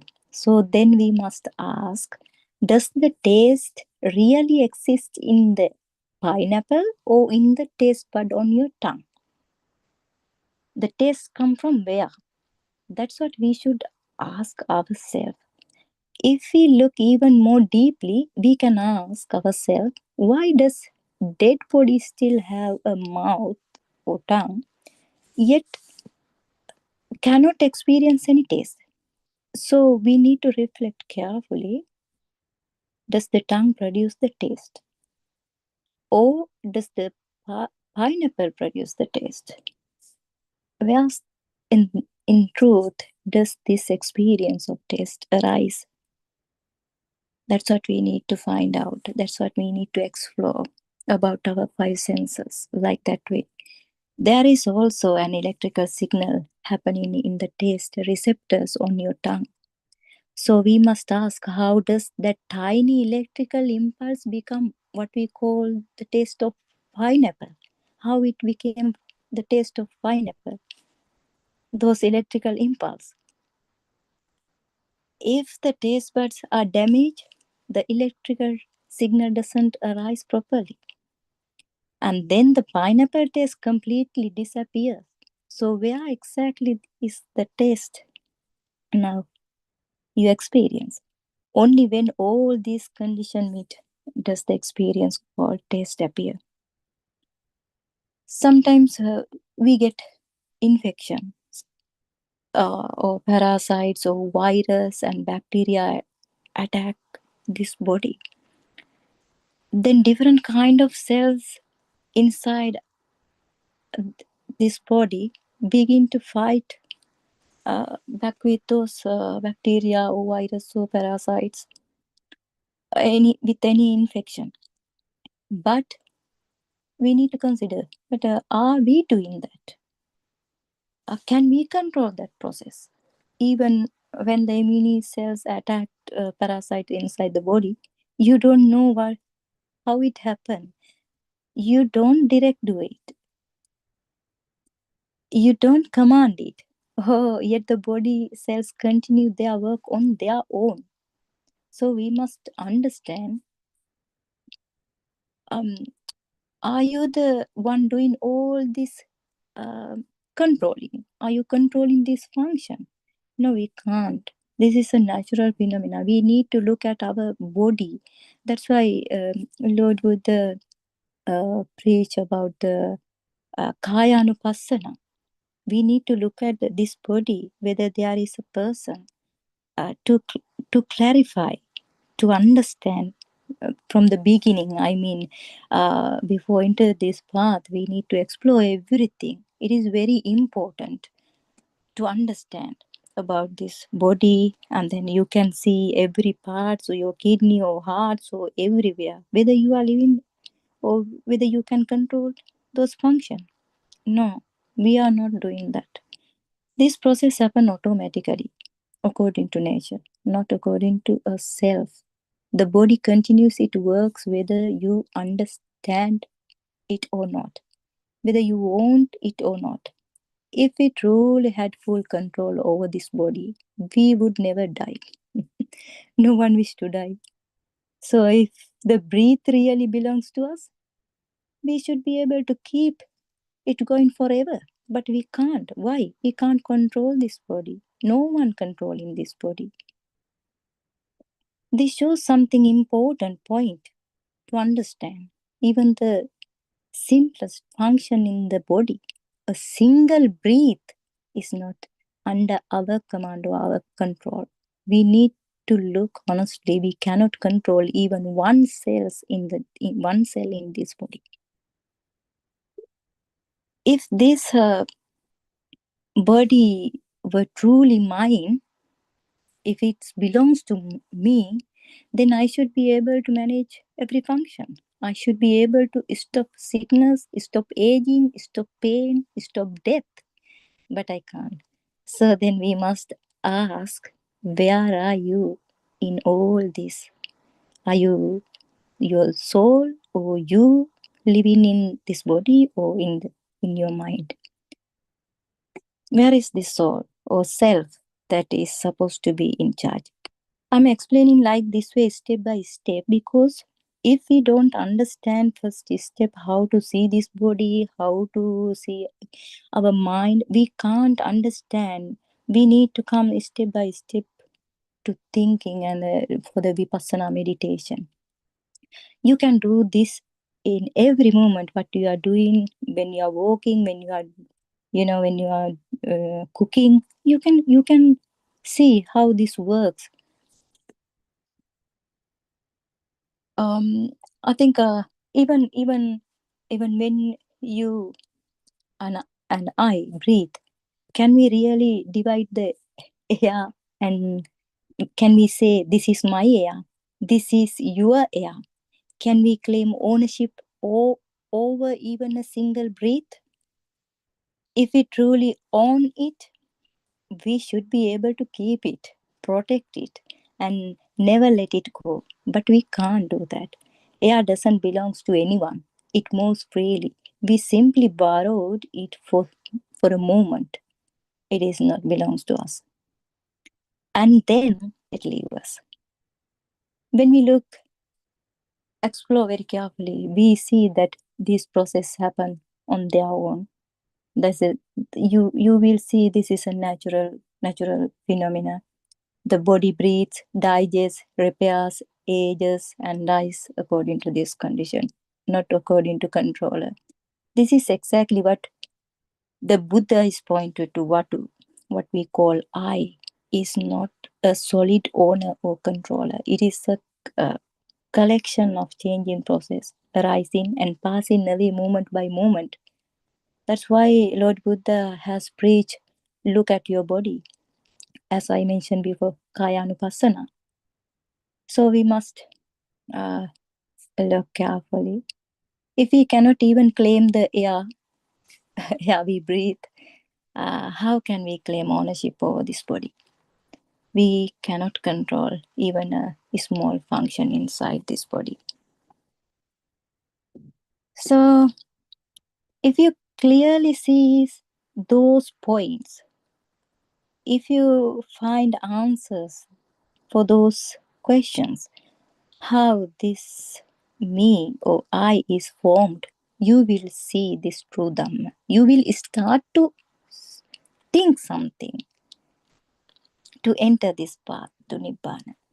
That is very important from the beginning. If there were a real me or solid soul or self inside, then I should be able to control everything, but I can't. None of us can. So we must reflect deeply, where is this I that we talk about? Where is the soul we believe in, if it truly exist? It should have fully authority, but it doesn't. This is why the Aryan is trying to offer these Dhamma sermons, and because we have misunderstanding, a lot of misunderstanding about this Buddhist practice. I think that's why Lord Buddha explained where real birth and death actually arise. We usually think I was born from my mother's womb. I live for some years and then I die. But that is only the conventional story we create because of ignorance. In ignorance land or ground, they think that there is a death. If we really had that kind of control, if we truly had ownership over this body, then we should be able to live on this earth forever. But we can't.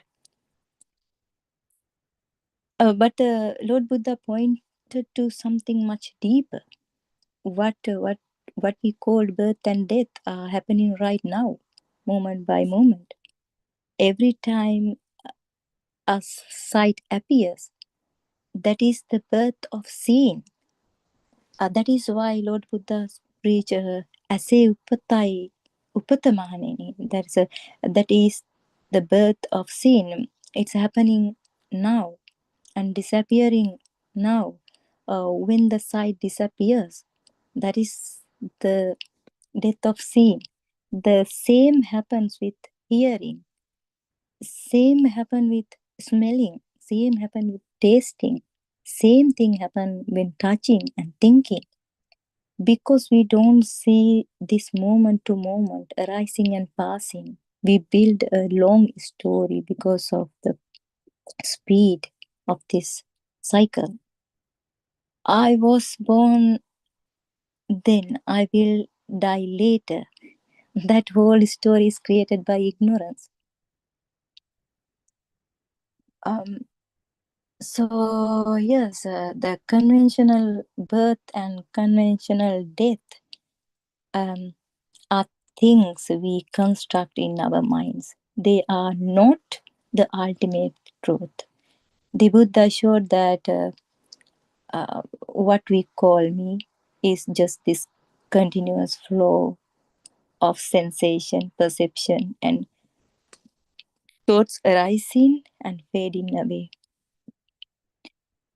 In reality, this eye, the ear, the nose, the tongue, the body, and the mind are being born and dying every moment. That is the very beautiful thing to understand through this true Dhamma. Every moment there is a new arising, a new sight, a new sound, a new thought. And in that same moment it disappears. In this way, each sense door is constantly producing tiny impulses. It's occurring in this moment.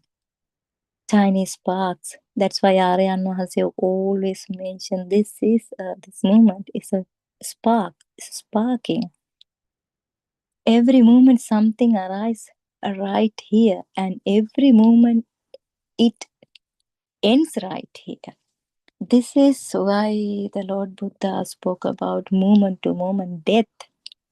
Kshanika marana, moment to moment death. No one can realize this. This is very difficult to understand if you don't have samadhityo, if you haven't realized this true Dhamma. The continuous arising and passing away happening within us all the time. Then we don't meet any conventional death. We are dying and born all the time. That's why Lord Buddha has mentioned, emphasized about the Kshanika Marana. Even we should ask why Lord Buddha has explained, why Lord Buddha has mentioned about the Kshanika Marana without conventional death. Moment to moment death, why he has preached like that way. We have to ask questions ourselves.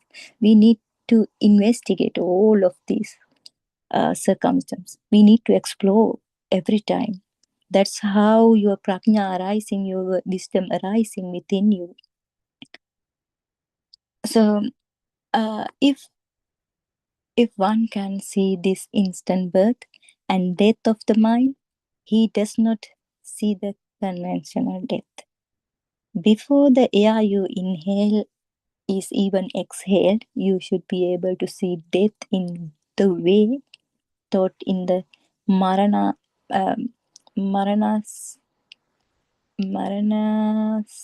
Sutta. I can't remember actually. I think that is the sutta Lord Buddha has explained. Marananusati. As I can't remember actually. The Lord Buddha emphasized that the highest mindfulness is when a person can see death even in the short gap between inhale and exhale of breathe. Breathe is supreme. It's called Shana Sampatti, as Aryana is explaining all the time. He is explaining very nicely about the Kshana Sampatti. That is the point of the realization at a Kshanayaka in a moment. That is the realization. That is the awaken to the moment. That is the moment of realization that all the defilements, kiles, are disappearing within that realization. I think we only ever experience this also present moment if we think about the past thoughts or past events, even that memory is happening right now in this moment. If I plan something for tomorrow, that plan is also happening now. when I meet tomorrow, it's also this moment. And even when we imagine tomorrow morning, I will wake up and I do this, I do shopping, like that. Every moment, if I plan, if we have a plan for tomorrow activities, that imagining is still happening here in the present moment. When tomorrow comes, when I'm going to shopping, it's still happening here. Everything happening this present moment also. This present moment also we don't meet when we realizing the shana sampatti means if we awaken to this moment, even we don't meet the past, future, or this present moment. There is no real past or future that we can step into. The past appears only as a memory in this moment. But even we cannot say those are memories. We cannot find memory as well. The future appears only as a thought in this moment. Even the present mind we talk about is not a fixed thing. Once you understand about this um, mind or object, you will understand what we are talking. Sometimes it is very difficult to understand. Aryan Mansi also, when he says there is no external world, everything has happening in this moment, time, awaken to this moment. Or when we see this is Kshana Sampatti, it's very difficult to understand when we are using those words without actually entering this path. Try to enter into this path by looking at your body, break it into different parts from your mind, and find out where is you are existing, and then find out your soul are existing, and then try to enter to this path. I'm sure we all try to explain this true Dhamma to this world to make you understand. And then I hope you will find out what is the truth one day. I think this will be helpful to understand something from the beginning. How we start to think about ourselves. This Dhamma sermons is, I hope, will helpful for the beginners who are trying to find out what is this Buddhism, what is this truth, why they are saying there is a Samma Samdittika Dhamma.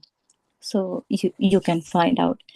So this Dhamma is actually very easy to realize, but very, very hard to see. May all being find a refuge in the triple gem. Someone will continue this noble message. So I will step back now, and I will meet you again tomorrow. And Thiruvan Saranai Aryan Wangsa Pada Namaskar Karana.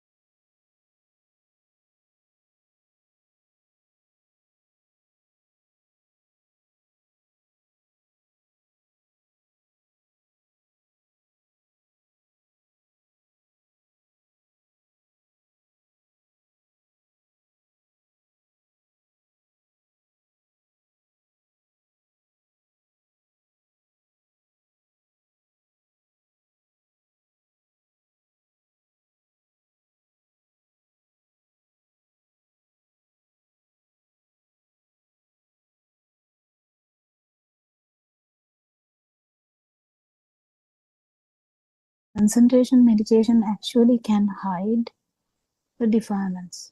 So the non-vibration is also hidden as well. I mean, there's very difficult to understand the defilements in this situation. But the day-to-day life, when it comes to, like, you know, you're with the kids, you're shouting at the kids, you're trying to get everything done, you're going to work, you're trying to earn some money and come back and cook and do all that. So that's full of stuff. Or even in a monastery, it doesn't matter. Monastery also, there's a head of the monastery, there's followers, there's other monks or nuns. So there's some problem everywhere. But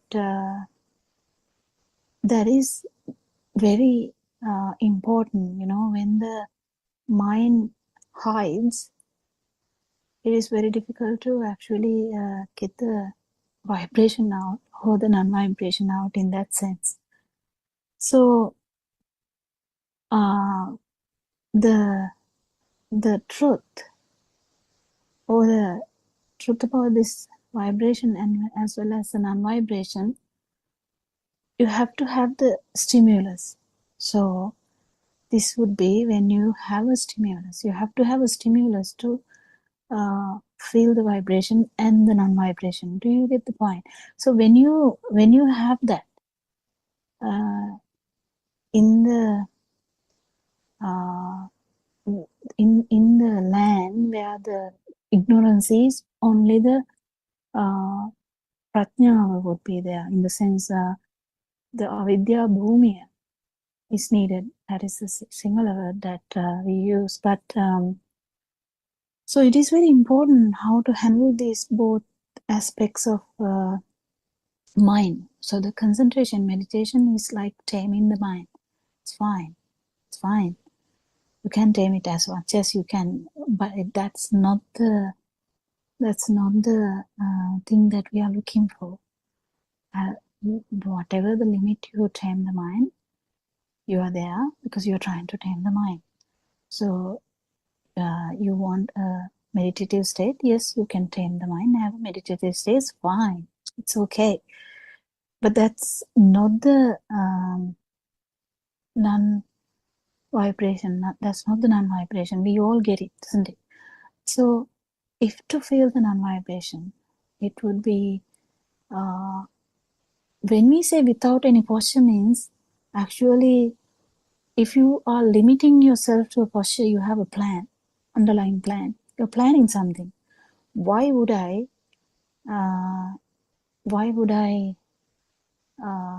go somewhere and sit somewhere for a few hours without any intention? Would you do that? No, you have an intention.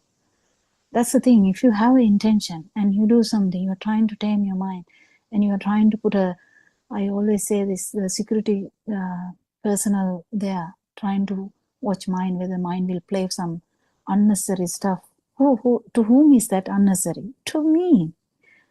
It's unnecessary to me. I don't want my mind to think that. I don't want my mind to think that thing. I don't want my mind to think about anything else. I want my mind to think about Dhamma and understand Dhamma. That's it. Attain Nirvana. You're ordering your mind to do stuff, but that doesn't work that way. This is what I want. So I comes all the time. But the concentration meditation helps a little bit if it is really flustered, the mind, but then that is not going to help you in getting this marga kind of understanding this Dhamma. So the understanding this Dhamma or actually feeling this Dhamma is in the stimulus. So there should be a stimulus, isn't it? Otherwise, how can you and there should be the vibration, and there should be the wisdom for you to turn it to the non-vibration. Yes. So But if we, and also at the same time, you can't have such a big agenda underneath to, okay, I'm going to do this now. I'm going to do insight meditation, and I'm going to understand this today. Nothing will happen. Nothing will happen. So when we try to think about this, that what Sudharma secondly asked was some completely different to the first question. Second question goes around and around and around about the phala. So that is the fruit of the truth. Fruit of the truth. So fruit of the truth is, what is the fruit of the truth? It's actually the outcome of. So if someone has felt the non-vibration and know that, okay, this is the vibratory level or the tense, and if we correctly apply the words are different here, but not if we actually, the truth is applied there. We can tell in passive sentence, I think. If the truth is applied there, then non-vibration would be felt. But the result of that is your complete understanding of a stimulus or panchaskandha, or it's just improving your wisdom again and again. This happens, and when you understand the so Lord Buddha says the doubts about 8 things will be gone. So then you know that there is no self, even though I feel it. Oh no, you feel it even after. Imagine someone like Vishaka. She knows the truth. She knows the truth, but she has felt the truth also. But she has all the defilements still. But what has happened is that we shattered, and she's not going to view defilements as my defilements. So it is completely different. And also, additionally, she knows that because this, to understand this to feel the non-vibration, you have to understand so much to come to that level. What you have to understand that outside, whatever we noted outside, that is including me, because me, we look at the mirror and say it is me, and we look at our son and we say this is my son. How come that happened? So this is me, that is my son. So that concept is so engraved, we can't even think about something else. How come you say that there's no my son? That is my son, and I am his mother. So that goes on because no one is actually challenging it. This gets challenged by yourself because you have felt the non-vibration. So you can understand that when the stimuli is actually not true, to come to that level, you have to understand so many stuff. So you have to understand this one stimulus is we felt the projection as it is out there, but actually it's a perception. That's the main thing. The perception actually has no perception. Perception is a kind of a vibration which has no meaning at all. So in that sense, you have understood the whole thing about the panchaskandha. When you say panchaskandha, that is a stimulus. So without knowing the stimulus, you can't feel the non-vibration. When you feel the non-vibration, you know about the stimulus. This is like a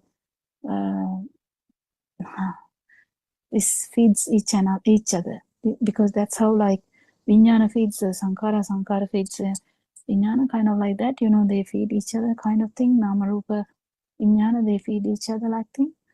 It is the same thing everywhere.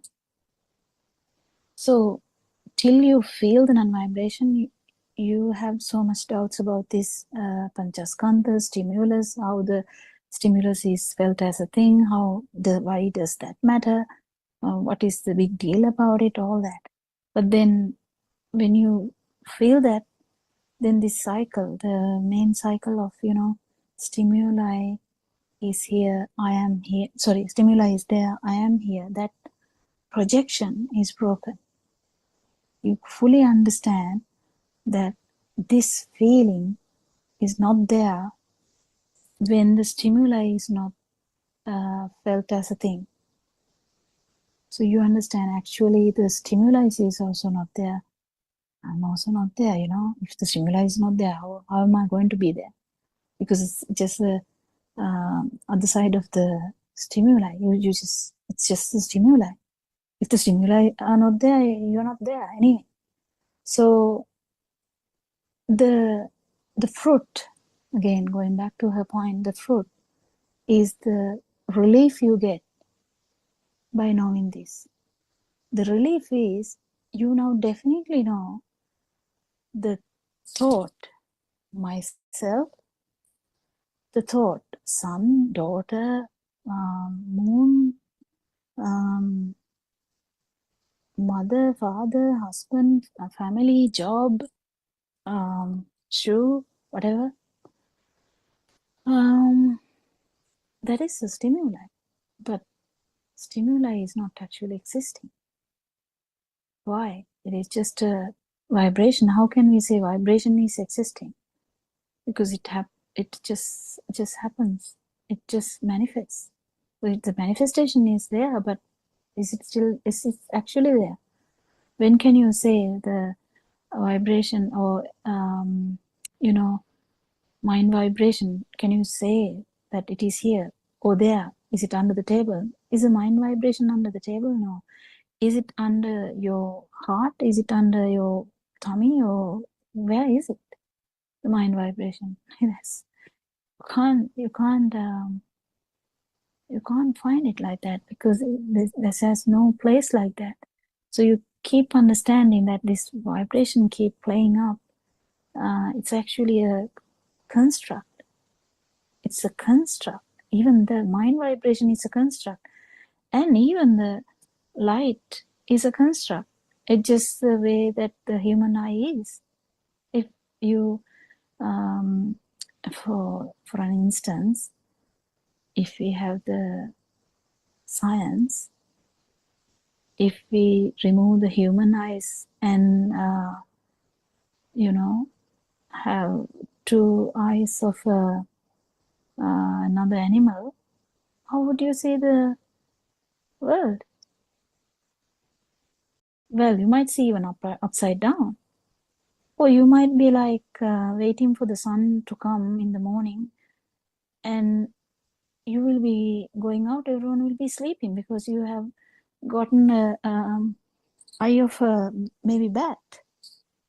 So these things keep changing. So when the things keep changing, so the formation of the eye, the vibration of the eye, that is what it is. The output is the light, yes, but it is a construct too. It's a construct of the eye. So we keep understanding these things. The final fruit is the liberation, because the liberation, what you mean by liberation is the value of the mind is not there. Otherwise, you still you still can think, you still can feel, you still can see, you still can hear. So what is the liberation then? Liberation is from the value. There's no value at all. So you don't feel it. When you don't feel the mind consciousness, it will be direct.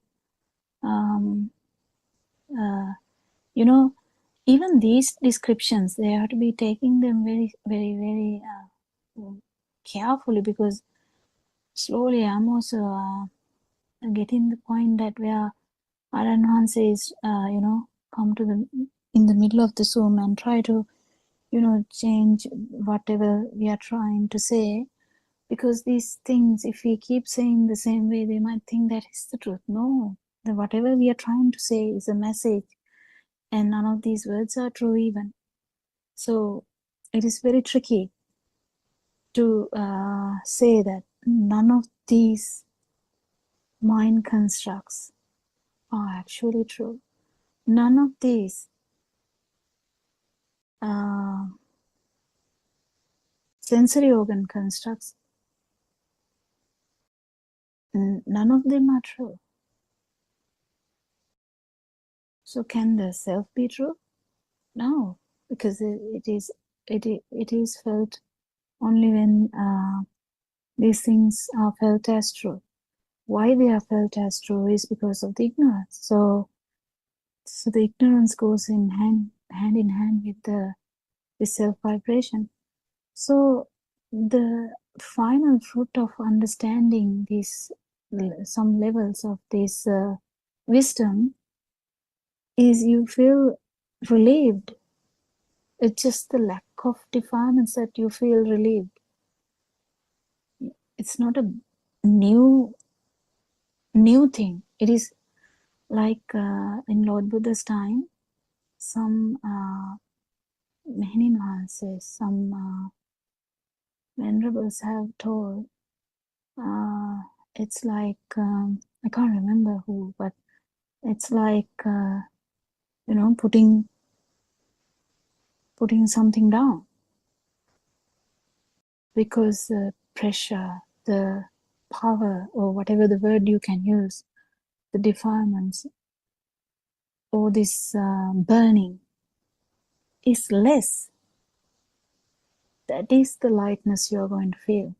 That is the fruit of this Dhamma. But to come to that, all this ignorance should be actually transcended through the wisdom. It should be, you should actually understand this, how this self vibration has formed, and because actually, is there a Arananse once said, I mean, very recently, I think, he has said this before, but he recently said that, this vibratory feeling, or the self vibration, or the consciousness, is that there? Even that is not there. That is a non-vibration. So there's no actual new thing as non-vibration.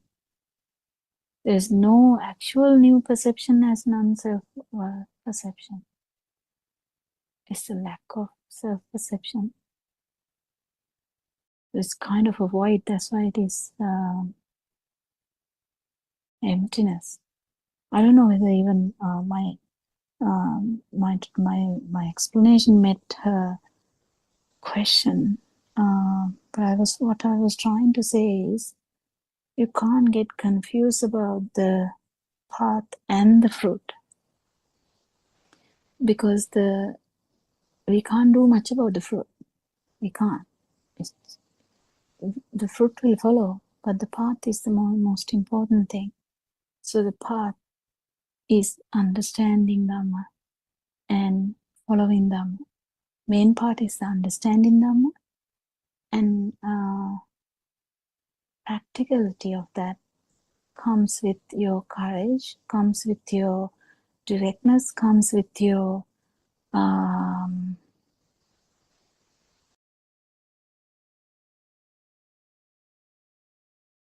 what is it? Renanse uses the word like avanka. What is the word for that? Honesty. Can you? Yeah. Yeah, honesty. Yeah. Oh my God. The honesty. So all these things are needed in the path, in practically feeling this. So the concentration meditation can help in the practical aspect, so that Because if someone is running for a but you know, that's what I'm saying. These are very tricky points because it's only few types of people who will need any little bit of concentration meditation to calm down their mind, because already if someone is listening to Dhamma, that person, if that person's mind is kind of already in that vibration, because you can't really understand this Dhamma without that, you know, without some kind of concentration. Because you can't, you know, a lot of people get a lot of vitakka. What is vitakka? I don't know in the English word for that. Yeah, like underlying thoughts. Yeah, it's underlying thoughts actually, because you talk something else, you think something else. You kind of do magic double, a lot of tricky stuff underneath. So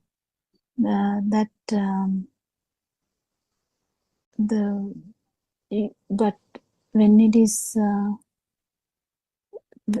there, that is so flustered, you know, the mind is so flustered. So even a sermon, to listen to a sermon, you need to have such a good way of absorbing that, so that it absorbs without any blockage, because the vitakka is going to block it. So this is the thing. So the concentration meditation is already there. You don't have to do it separately. That's what I was trying to say from the beginning. It's only a few people who need that. And you can understand that from your own life. You will already know that that you have that pitfall, and you can correct that, isn't it? Did I even touch your question? I don't know. No, that's a very beautiful explanation, Dr. Kokila. When you said one should feel the defilements to experience non-vibration, because otherwise a baby if a baby dies, I mean at the level of radiant mind, he or she should end this samsaric cycle, but it doesn't happen, right? Because of the change, there is still they haven't, although they haven't felt, because they haven't felt defilements. And the other thing, Dr. Kokila, the insight concentration. So from your explanation, it is a fruition level, you said, right? Insight concentration that arises through insight meditation, is it? It was little. Again, you are confusing Yeah, me also, because so what does that mean? What are you trying to say? Vidarshana Samadhiya, Samatha Samadhi and Vidarshana Samadhi. Because Sarana says when one sees the truth of the stimulus and liberates then and there, that person gradually gains this insight concentration. Vidarshana Samadhi. Yeah, that's what I was trying to say. The fruit, Samadhi. actually. I think what your meaning is Vipassana Kanika Samadhi, aren't you? That is different to Vidarshana. No, I because was Vidarshana is in the path, actually. That's what I'm trying to say. So I was explaining, Dr. Kokila and Ms. Surangika, actually you might have also heard in that not Samatha Samadhi is temporary, but insight concentration, the Vidarshana Samadhi, Vidarshana, there's no Samadhi as no, in it's Vidarshana. It is Vipassana. Then Vipassana Kanika Samadhi. Yeah. Right. Okay. Okay. Yeah, what happens is that when you do the Vidarshana, which is the thing that Dr. Kokila is mentioning, the penetrative insight, the penetrative reflection, that is done even at the point of listening to the Dhamma talks. While Saranvasa is explaining, I think he made that point this morning as well, That is why these Dhamma discussions and Dhamma forums are so important, because those on the path, there is a reflection even whilst he speaks, even whilst these points are explained and elaborated, there is a reflection by the followers. And you can go deeper and deeper into these finer points. And that is why the Vidarshana is to be done at whatever point. As we have as we understand the arising and the cessation, Samudayancha, Attangamansha, has to be ascertained or understood even at every stage, isn't it? Because we know that even at the stream enterer stage, at the Sakadagami stage, and Anagami, and so on, the Buddha has been asked, what do you have to do, Lord Buddha? And then Lord Buddha has said, Skandha, where they understand how the aggregates, the five aggregates are formed. So the penetrative insight or the Vidarshana that you spoke of is the thing for the reflection. But as you do that, that inner transformation automatically arises, which is the samadhiya, the inner samadhiya, the lokottara samadhiya, which is That is a which fruit. doesn't have an object, animitta samadhiya, and that is there at every moment. It is not as if you are doing anything to get that samadhiya in this moment, but Yeah, it Suramika, the Animitta Samadhi is always there in and around. yes, but we are talking about just, I mean, like, even for those on the path, it is There are there different in levels. Yeah, there are various different various different stages. levels. So to the extent that one has seen through the mind and the thought process, to that extent, and to that extent of liberation or non-vibration, the Animitta Samadhi or the Vipassana Kanika Samadhi is there. To the extent that there is the vitakka that we spoke of, the thoughts that are restlessly forming and fleeting through the mind, to that extent, the samadhi is not present. Sorry, I just wanted to just mention that. Go ahead, Dr. Kokila. Yeah, I think Sudharma, it just any Thank you samadhi very much. is Thank you, both outcome. of you. Yeah, did I mean, great job. Both of you tried to explain, and it's clear, Dr. Kokila. Teruvan Saranai, thank you. Yeah, it's nice. Yeah, anything else to add to that?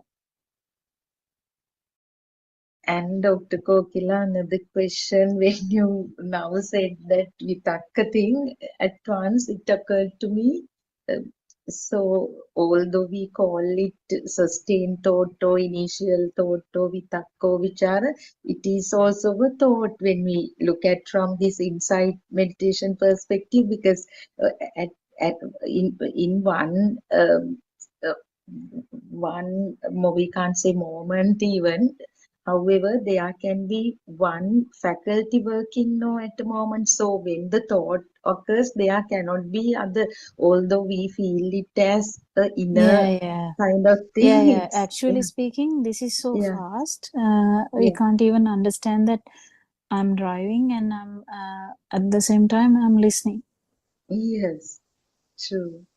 Yeah, It's very, we are able to do that because of these fast occurrence of but at the we don't even feel that we are at one time we are driving and one time we are listening, but we don't even feel that. yeah, true. It's very interesting when we see it through ourselves. Teruvan Saran, somebody else can ask questions.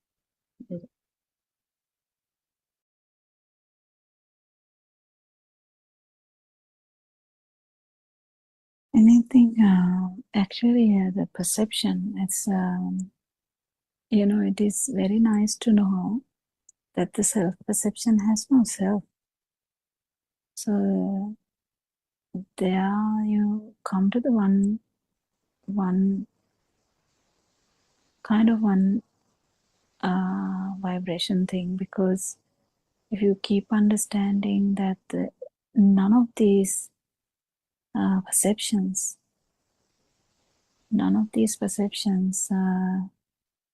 are actually true, they become actually useless, isn't it? Like none of them are actually true. So they are just constructs, a new vibration because of the five sensory organs. So that new perceptions, like chair, if we take an example, or daughter, the perception of the daughter is a construct, and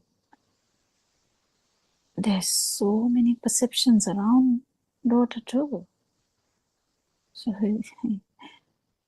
the daughter may have millions of other perceptions attached. So the daughter is like this, daughter is like that, daughter has a job, daughter has a PhD. What else? What else can we say? Whatever you whatever you want to put there, you can put. So can you see that it's one perception, but it has so many attachments. So likewise, this self-perception, the thought of self, I, me, mine, has so many attachments that because, can you understand, each and every thought in this 45 or 65 years of age or 85 years of age, or even if you live to 110, that would be the same kind of, all these perceptions made you to feel the self-perception. So they are like two sides of a coin. So it is very funny that each and every perception is so important. Why? Because it has helped you to feel alive.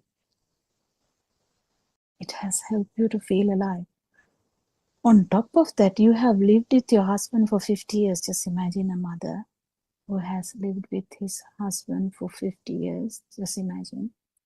So she's 70 now. It's a story. So husband has that perception of husband has brought that alive feels so much time. You might even feel like dead when the husband is dead. It is funny how these perceptions work. You can actually talk endlessly about these perceptions, but at the end, what you understand is, yes, there's so much perceptions. All these perceptions have fueled one perception. That is why we love to live so much. Why there is propelling power? Why do we propel from one thought to another? Why do we jump so quickly? Because that's the wanting to feel live, or alive feel, wanting to maintain the alive feel. That's why we need them. That's why you need your daughter, son, husband, whatever, If you don't have them, you can have job, you can have, friends, you can have even the war. Doesn't matter. I have some people who read the newspaper from top to bottom to top. So that keeps you alive. You feel the alive feel, isn't it? It's a different way to look at it. But what I'm trying to say is all these perceptions, when they feel alive, you take it as you feel alive. You try to maintain the, stuff that in the sensual world, that is what is happening. So you try to maintain your family. You try to maintain your relationships. You try to maintain the work. You try to maintain so many stuff so that the self-perception is full. It's so Yeah, beautiful. yeah, Dr. Kokila, it's actually very interesting, these perceptions, as you said. Now, in social media and various other communications, I have seen that elderly people should get involved in many things as much as possible, like meeting friends, maybe reading, hobbies, gardening, cooking, all sorts of things they advise to keep good health and fit and, healthy. So here, what is done is providing more and more perceptions, isn't it, to keep the person lively. Yeah. Mm. Yeah, the ignorance is the main problem. Otherwise, it's okay to live. The ignorance Mm. is the main problem because Yeah. the belief that you are living and you Mm. want to live. You want to live. That is the main issue here. Yeah. I want to live. I can't die. I want to live. Why? Because I want to feel alive. Why? Because it's me. That is what is needed. So that's a misunderstanding, I would say. And this alive feel has been the normal for a long time. We take it as the default. And underneath that is another thing which feel this alive feel is the feel of existence. Feel of existence, again, is the same thing. It's another perception in that case.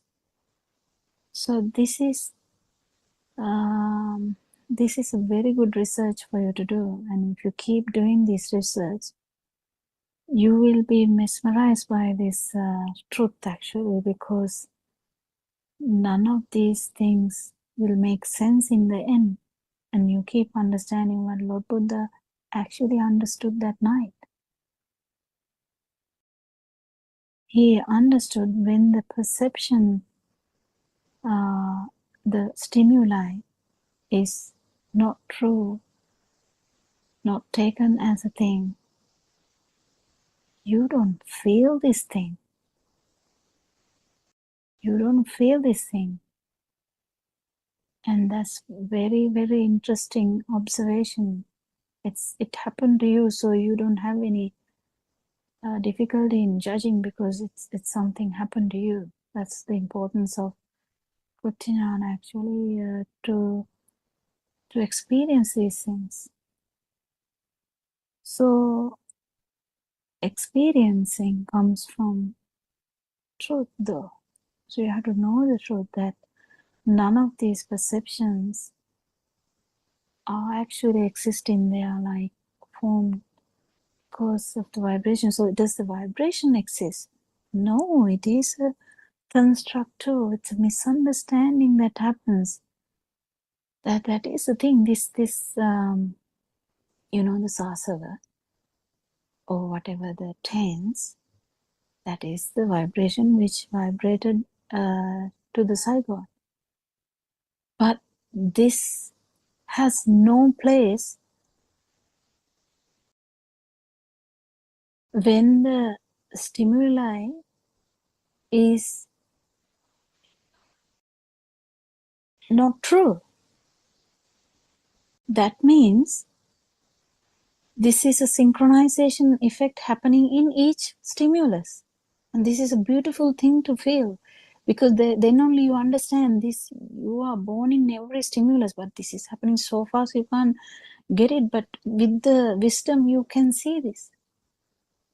And more you understand this, that that the rapidity of this speed of these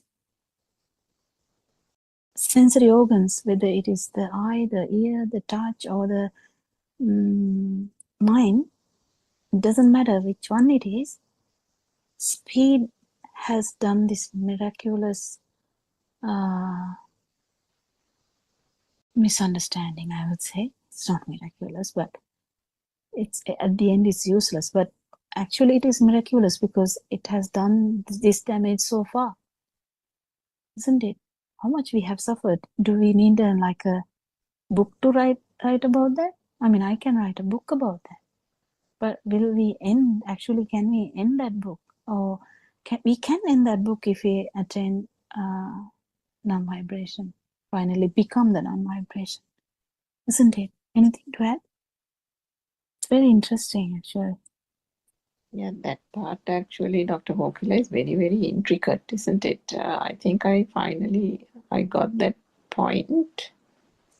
Was it R.N. Mans's talk this morning where he went deeper and deeper into that perception angle, wasn't it, Dr. Sakuntala? The perception, the point that you raised, Dr. Kokila, about was there even a vibration to begin with? I mean, he's explained it so many times, but there was, I think, a deeper meaning and deeper elaboration of that finer point this morning. So the vibration that we said was always there was only because there was ignorance, isn't it? If not for the 100%, ignorance, yeah. there is no vibration. That is that catch-22 thing. Because you see, Incredible. Yeah. that thing that says when there is a I can't remember what's the English word for that. Sati. Yeah, that no, even that thing. No, there's another thing Aranansi recently pointed out. That the power and the vibration goes hand in hand. No, when he clap, he says, what is that word? Is that the company or is that the what does he use? That for power to happen, there should be this. Is that the vibration he used? The word? I think vibration. What he said was, when there is leftover current, when there is current, there is vibration at that point. And when the vibration occurs, it reinforces the current, isn't it? So as you said, it's sort of hand in hand. That's the thing. So we can't really separate them. But when the vibration is not there, the power is not there. When the power is not there, the vibration is not there. Similarly, here, when non-vibration is there, the vibration is not there. So where's the vibration? Where's the so-called vibration now? Isn't it? Yeah, actually, it's so beautiful.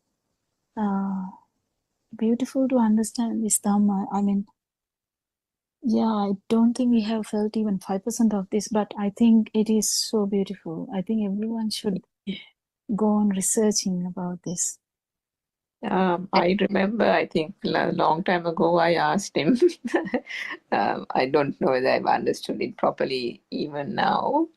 So I think I asked Aran Mahansa saying, if vibration was the cause of the sensory perceptions occurring, and from that the mind objects and the mind consciousness form, and for an arahat, if the vibration turns into non-vibration, then how come an arahat can still have the mind objects? So he said, you don't understand. And then he went launched into the full explanation.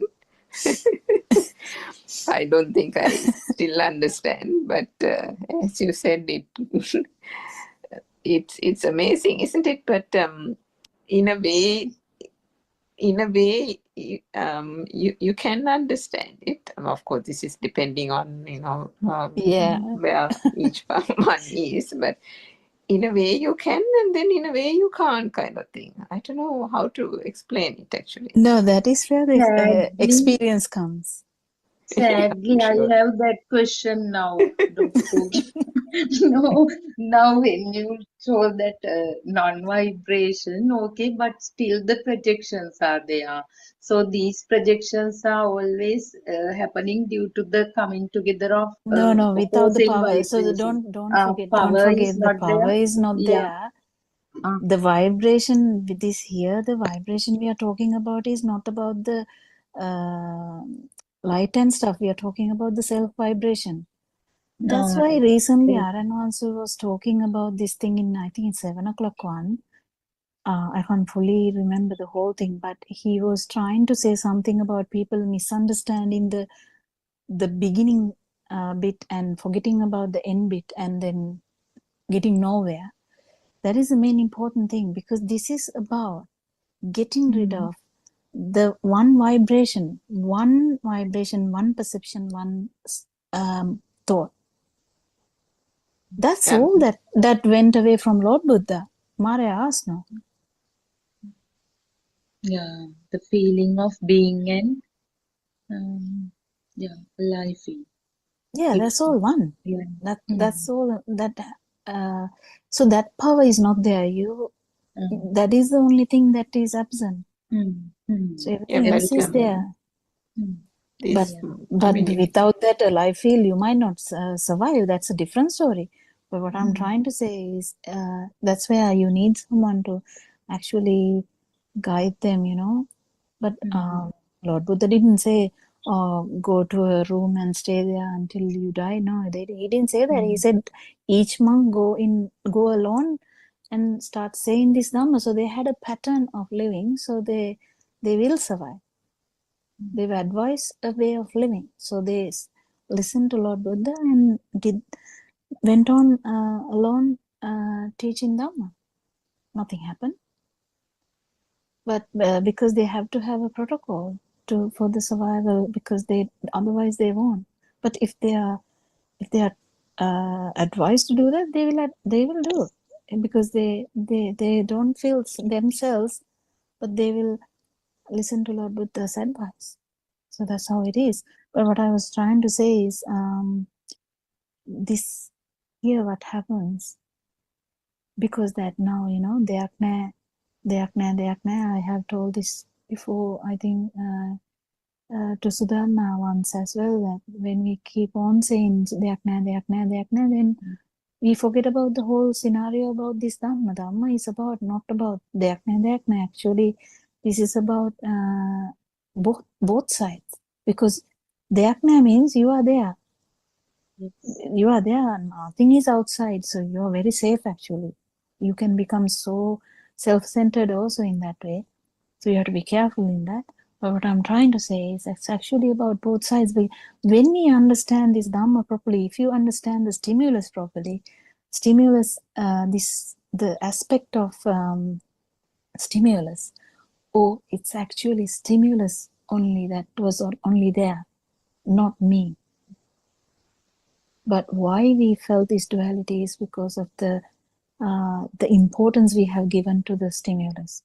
Due to the ignorance, yes, but that is the problem. So this self-propelling power is maintained with the help of the ignorance. And Dr. Kokila and Miss Urangika, can you please help me with some term for Vidarshana and Vipassana? I'm writing an article. I have to differentiate. I'm not good with the words. Maybe Miss Urangika, because what I came across was insight for both, insight meditation. But Vipassana is now, when she said only, I remembered that Vipassana is kind of superficial, seeing the ability to see each and every thought without penetrating through it even. Vidarshana is we go deeper now to see the truth, as Dr. Kokila always says. So it's rather going deeper and deeper. This is the ability to see each and every the stimulus kind of horizontal. So for both, what I found was insight only. So within brackets, I wrote insight at some point Vidarshana, within brackets I gave Vipassana. But Miss Urangika, can we use penetrative meditation? Or? I think we've used penetrative insight, because that actually gives the notion that there is an activity involved. The penetrative insight means that there is some reflection happening, which is accurate from a Vidarshana Kirima perspective. And with regard to the Vipassana Because Kanika Marga Samadhiya, has that, yeah. Samadhiya is a meditative state. No, So what? you can use something like Kanika means each moment, right? Momentary, yeah. That Momentary, is yeah. inside, yeah. So you can say maybe, I don't know if it's correct, but like an insight meditative state would be I mean, not 100%, but at least would come close to the samadhi aspect of it, because penetration, you can't really talk about you a can't put meditative penetration state. there. That's right. Yeah. And I mean, traditionally in Buddhist scriptures, what they use for samadhi is concentration. When we talk about the sati samadhi in That's a bit difficult. But Yeah. it's going to be confusing if we use that. Misleading, actually. Misleading. And so when we write these texts also, we can't change the Misurangika. I mean, accepted Buddhist scriptures, they use No, some that's okay. So Dharma, maybe, where you can potentially find the correct terminology, Wisdom of Asia in the website. These things are beautifully explained. No better. Yeah, if you can go into the meditation section, there are places where the inner transformation is beautifully explained. I'm sure that one of those wordings would be there. Yeah. Thank you very much. Anything else, Dr. Sakuntala? Actually, I also had one point now. This is something, I mean, going back to what we discussed and finished off. I had this question. Now we are talking about the thoughts, and thoughts are composed, or thought is the result of the five sensor faculty function, and then there what happens is just a vibration, and then vibration is also not something persisting, occurs then and there. Then I had the question, what is the cause for the vibration? So I had to stop there, and then it wasn't very clear what is the cause now. This is a cause and effect phenomenon. So what is the cause for the vibration? Then in this very recent discussion, when Narayana mentioned that when there is a remaining power, or in other words, remaining current, that is a cause for the vibration. And when the vibration occurs, that current is mutually fed or mutually supported. So that is how I understood. Is it, I don't know the correct understanding. What do you think? Yeah, ignorance plays a part as well. Actually, ignorance means all this as well. I mean, I don't think that we can separate ignorance from here. It's just another way of telling, actually, because ignorance led to sankara. Is it Vidyapacha sankara? Yeah, ignorance led to volitional.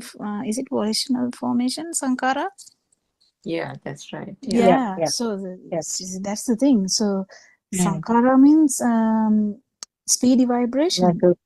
Vibrations, yes. So now imagine a zygote. We can't change the zygote, can we? We are already here now. So that's now from zygotic level, which never had any mind, just the tense. We come to imagine a 38-year-old, and then to see that it's not in that level. We have so much stuff, so much power, actually. So much power we have. So how does this evolving happens? It is all due to ignorance. So this can't be actually separated, the volitional information, and then the consciousness is the third one, the sankara pacha vijnana pacha nama. Yeah. So this is all kind of interwoven, isn't it? We can't separate them. That Ananse very rightfully has told that because if we try to separate one from one another, that's not the practicality. Practically, it should be the stimulus. This is a stimulus that is broken into kind of different ways. The stimulus is broken into 5 parts in the Rupa Vedana Sanya Sankara Vijnana. And another way, the dependent origination talks about how the upadana part happens, or the jati happens, or how the self has originated here, taking all these things. So it starts from ignorance, but the problem is ignorance is never going to be there without the vibration. Yeah. Because the vibration is there, the ignorance is there. Ignorance is going to evolve the vibration anyway, or the power. So this, I don't think we can separate them here and there and try to understand. And once, I think, if my memory, I don't know whether that's the truth here, the Lord Buddha was asked this question once, what is the reason for avidya? And he said ashra. And again, going back to that, isn't it? Yes. It's going back to that. So they feed each other. Feed each other. Yeah. So that's where the importance of understanding this fully and getting rid of this power, understanding the power, this extra power, and getting rid of that power is not easy. Even understanding this power and the non-vibration is difficult, and to become that, it's not easy, but at the same time, it's not it's doable. It's doable. And noble friend is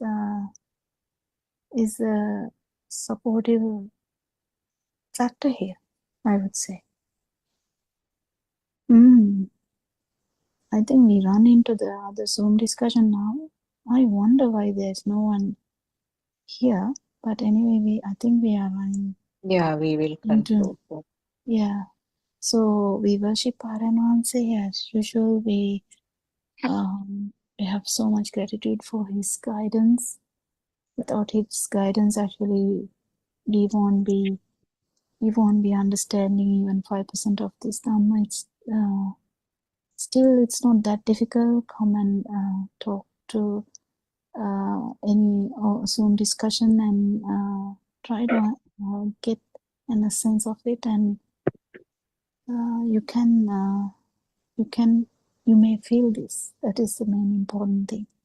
So, Therwan Sana, everyone, may Triple Gem bless you all. Thank you so much for coming for the discussion. Thank you, Shani, for reading the book. Therwan Sana, all Dhamma friends. Therwan Therwan Sarnai. Sarnai, Dhamma friends.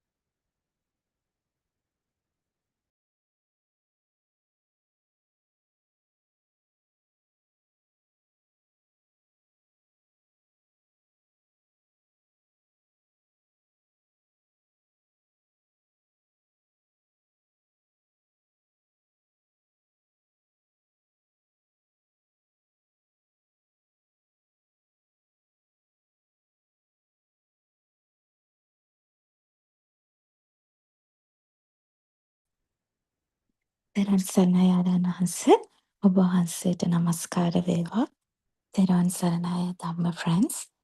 I know that it's morning in Sri Lanka, so let's discuss a little bit Dhamma today with me. We talk a little bit about how the thoughts arises and the mechanism of the thoughts in our previous sessions. Today I would like to start my discussion about our achievements, our dreams in our lives. Everybody try to achieve something in their life.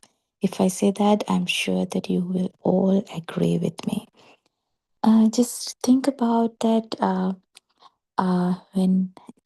starting from your childhood, you were told to be a successful person.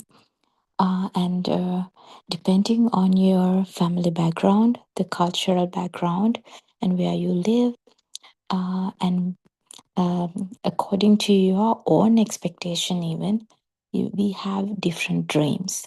So, as a child, mainly our main goal is to study well and be a good person to the world. So, these dreams, and then what we do is like we study for the exams, and then either we pass the exams, or like if we are not like successful in the exams, we find alternating paths. Anyways, the society force us to be successful in any path that we take, and then we go to our careers. Some people has to start their career very early because of different situations, and then during the career even there is a struggle because most people try to balance their families with their career goals. And yeah, so I mean, will it end? Will we end dreaming about being a good person, being successful, and achieving things? And then we said, like, okay, I achieved everything. Now I will rest. You wouldn't, right? So if I ask anyone, did anyone stop dreaming? Did anyone stop achieving things? So it has been a continuous chase, isn't it? So it's a rat race. I mean, a lot going on your plate. Even if you are a kid, even if you're an adult, so you have different tasks uh, to fulfill, and then you are running running behind these goals and achieve them. So it's a chaos in life, right? I'm sure that at least at one point in your life, you feel really, really tired. Okay, so I find that there are two specific types of people. One one kind, like one group would feel like this is crazy, and I need to stop this. I need to slow myself down, and I need to find the actual purpose of this life. So that is one group. And the second group is do not want to give up.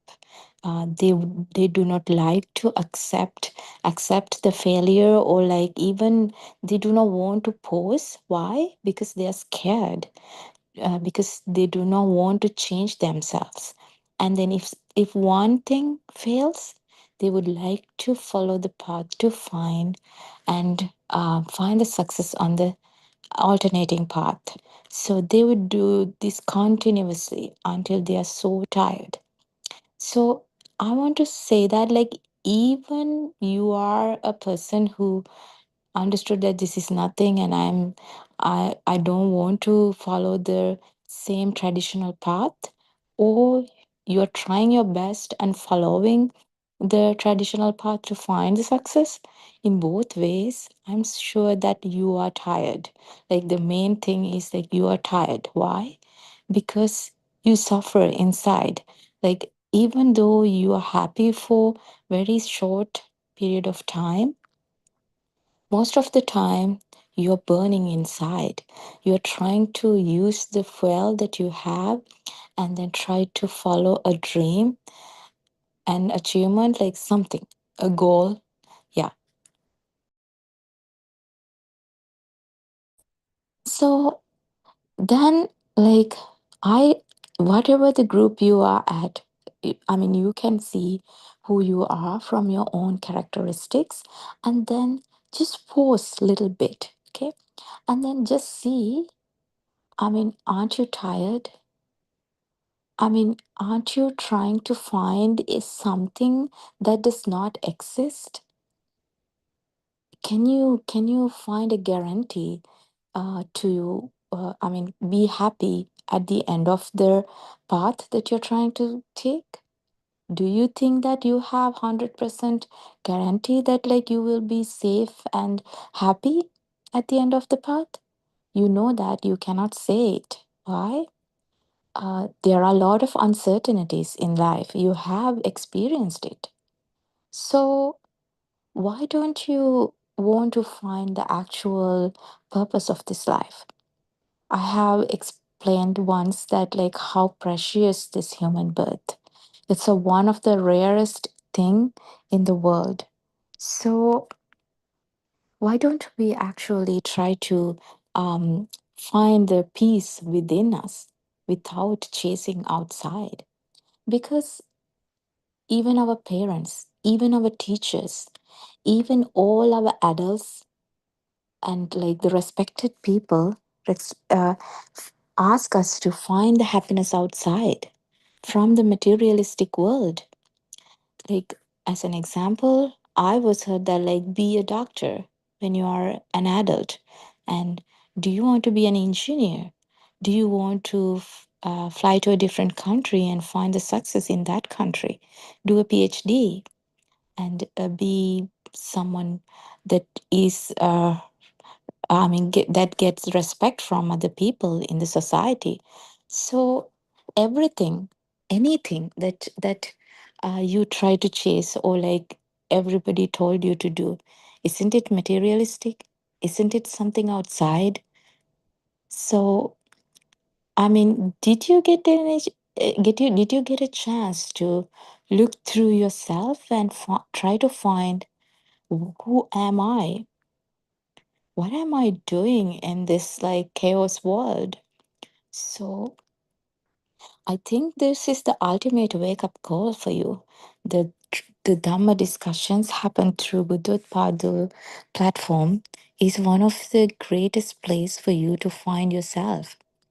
And that these Dhamma disclosures expose you to think twice and put your concentration inward than putting it outside, because when we are living in our usual life, we try to blame other people, we try to blame the system, we try to blame the society.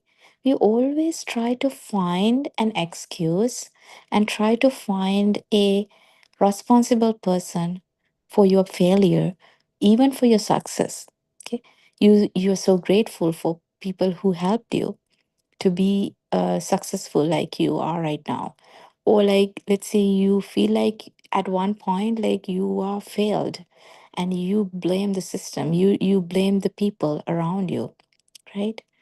But at that point, did you think about what is happening within me?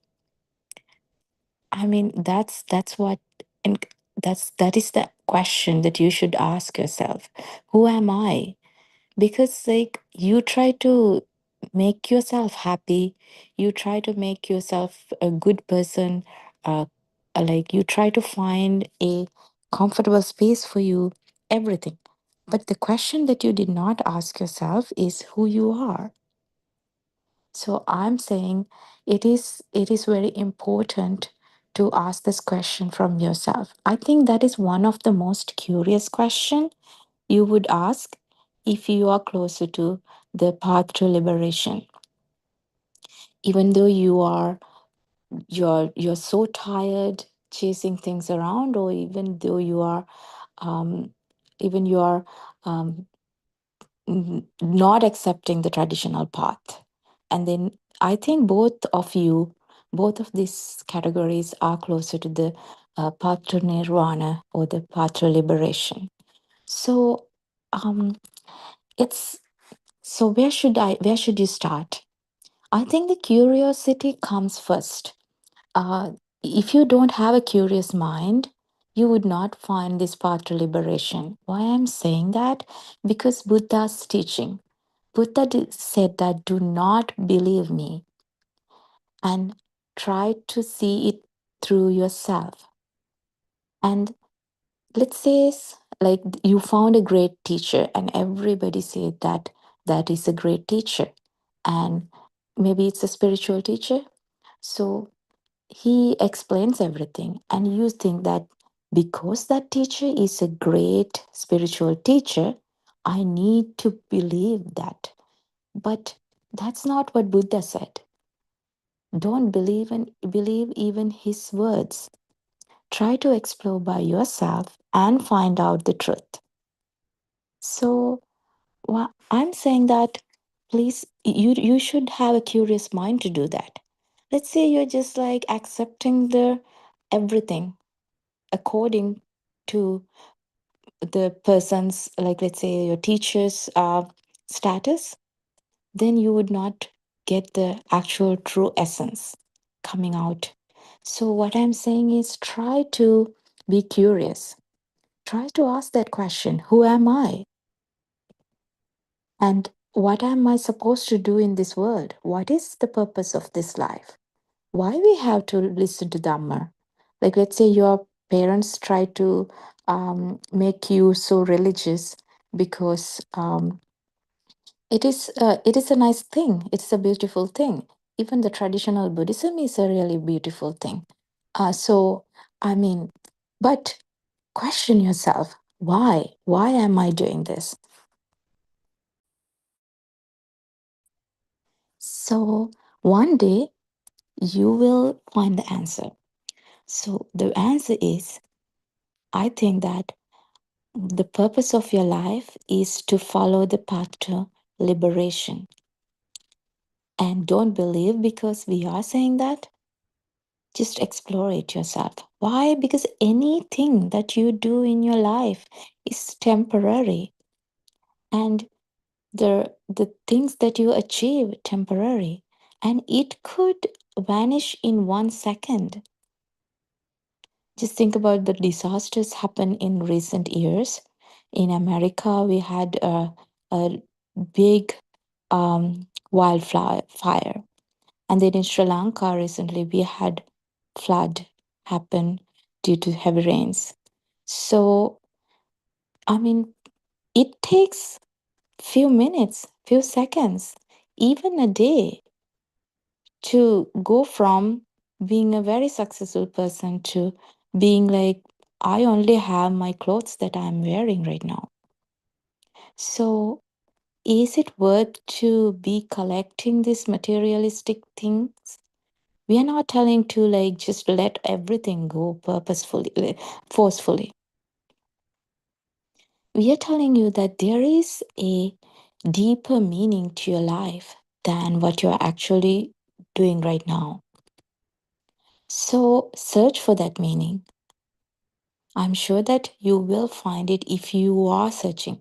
Let's say you think that okay, this is this, like I'm satisfied with what I have. Since you're not searching for it, it will not come to you, right? So in our scriptures, like historical scriptures, we found that like there were people who followed the path to nirvana and then liberated their mind. As an example, Patachara, Kisa Gotami. Like these are like very important stories, even Angulimala's story. So I think every story they suffered a lot, and they wanted to find an answer for the suffering. And even though like they were not directly curious, actually they were curious. They wanted to find the truth, and they wanted to relieve their pain. They were in continuous suffering. And there are people who are like Kisa Gautamis right now in this society, in this world, like Patachara, who have lost everything. That you think that you had everything and then you lost everything. So if you are suffering and if you are searching for the truth, then truth will find the way to you, or you will find the truth. Actually, when I say that, it's so wrong. Why? If I say that, like, you will find the truth, it's like truth is outside or somewhere else. You are there and you will find the truth and you will be happy. No, actually, everything is here. The truth is you. Truth is the Dhamma.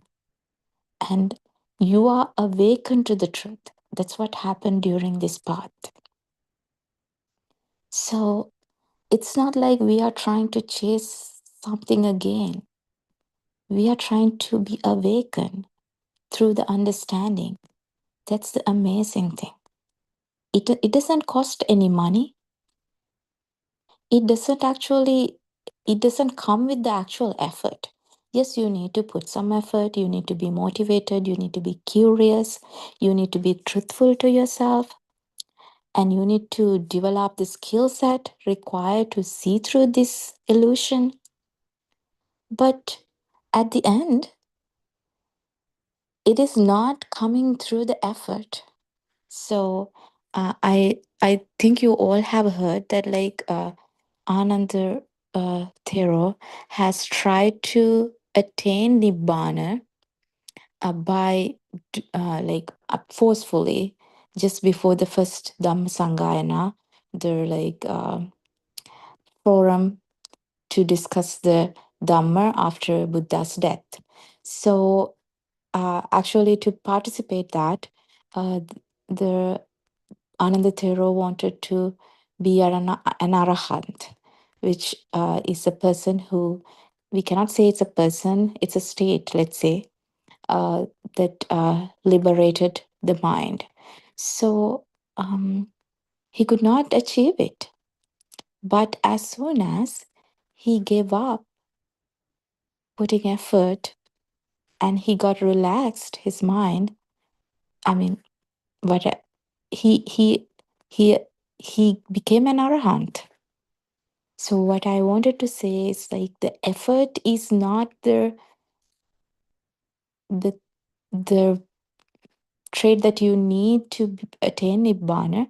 However, initial effort is very important. But when you are in the path, if you try to force so hard, you are energizing that thought, and it's not giving you the actual freedom. Instead, you will feel the mind power, the burning sensation again. So it should balance nicely. So it's very important. And then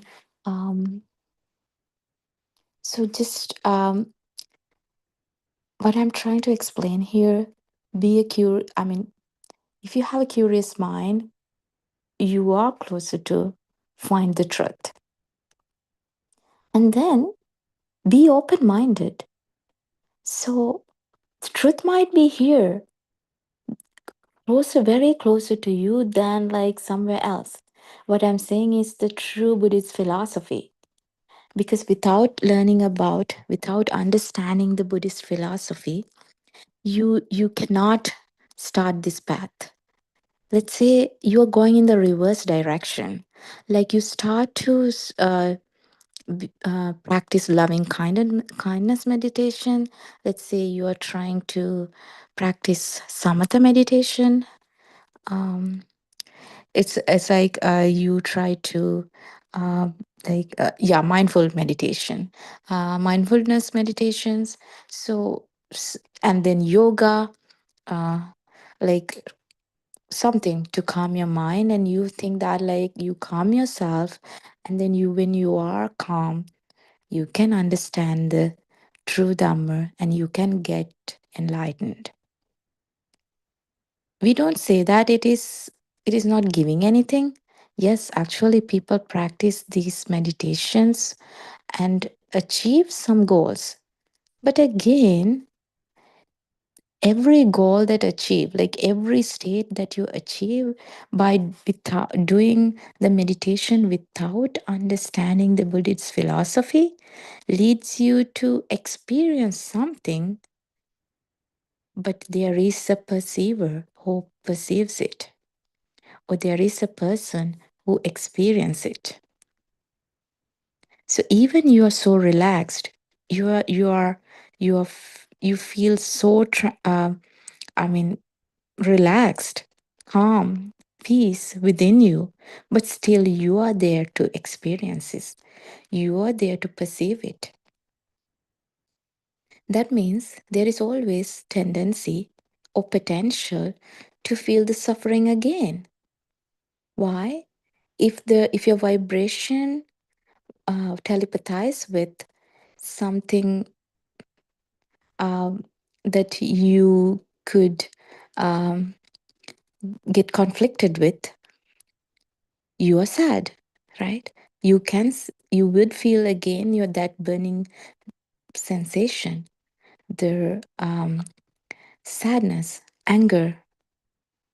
So like going through the meditation route without knowing the Buddhist philosophy would lead you to suffering one day.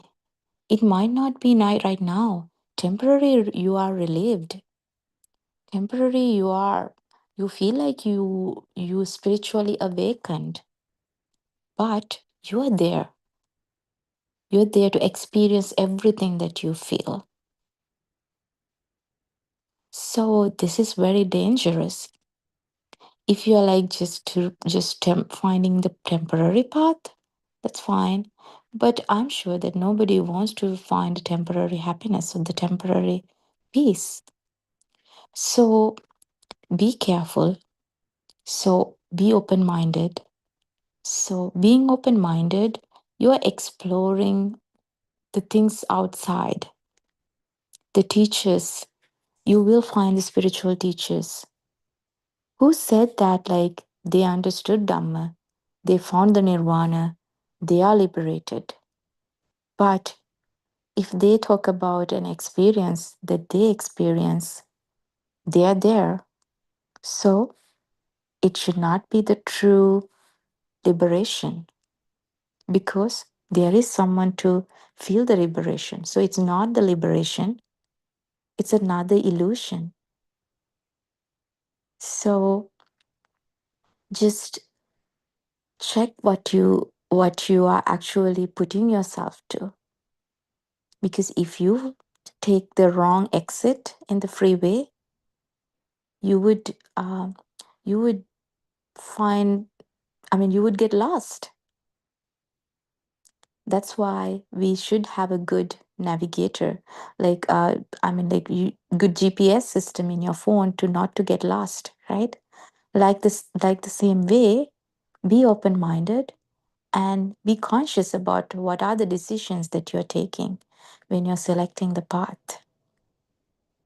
So the open-minded means another aspect of being open-minded is, so the whole society says that this is the truth, but you feel like it does not resonate with you. So, but like people say, don't check this path, you will go to hell because this is bad karma, or like they're talking about something bad. How would they judge without even listening to it? So I'm saying, like, be open minded. If you feel like there is a path that resonates with you, like these Buddothpado Dhamma disclosures, put some time, put some effort. Because if you are like investigating what you're actually doing, it's not a waste of time.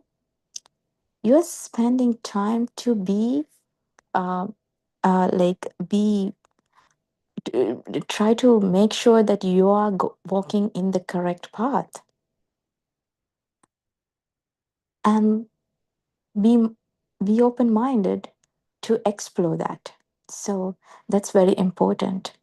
So as an example, if I have listened to the what the whole society says, follow the traditional path, be a good girl, do good karma, do good deeds, avoid bad deeds.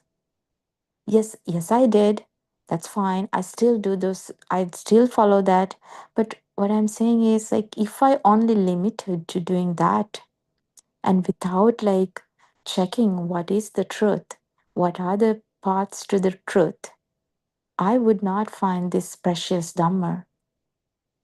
So be open minded. I think that's one of the main traits of main characteristic of a truth seeker. So, and then try to investigate it within you. Try to be honest to yourself. Because if you're not honest to yourself, you are deceiving yourself. What I'm saying is like you are angry. Let's say you are feeling angry, but you say, oh, I should calm down. And then you said, okay, I'm calm down. I'm a good person. So these things are like thoughts. And then you're making illusion on top of another illusion. So without like trying to control things, without trying to suppressing things, try to look inward and then observe how your mind behave, how you changes your personality time to time, like how the anger arises, how the excitement arises. And you would see that like you're not in the same state from your birth to right now. You know that there is a variation in this mind power. You would not detect this mind power until you look seriously, take the decision to look through your inner self. So be honest to yourself. When noble friend says that, like, check what's going on. Do you see your ego? Do you see how the ego arises? I mean, just stop there, pause a little bit, and then check how your mind power varies, fluctuates. You will see that how excited you are, how egoistic you are. So nobody can help you with that. Even Buddha cannot help you with that. You have to build your own raft. Nobody can build you the raft. Your noble friend can help you, and the noble friend would help you to um, make your raft, but the noble friend can make it for you.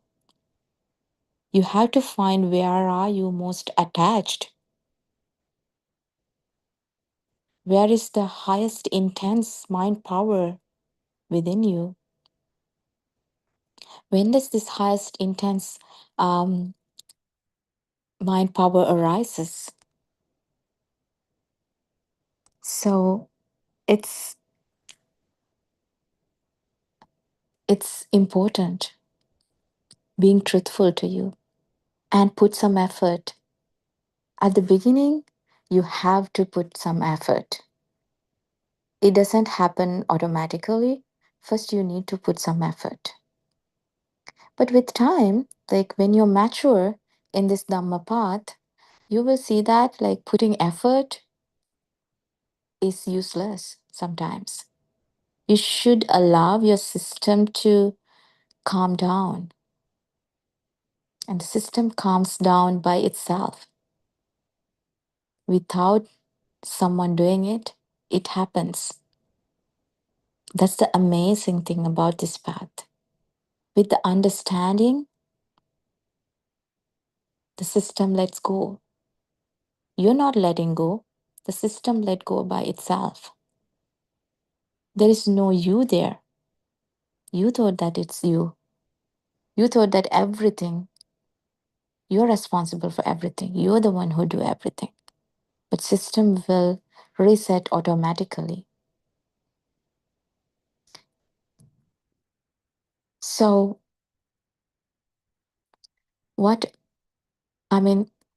being open-minded and then truthful to yourself, be honest, be honest to yourself, and then be curious. With those skills, you can try to find the truth.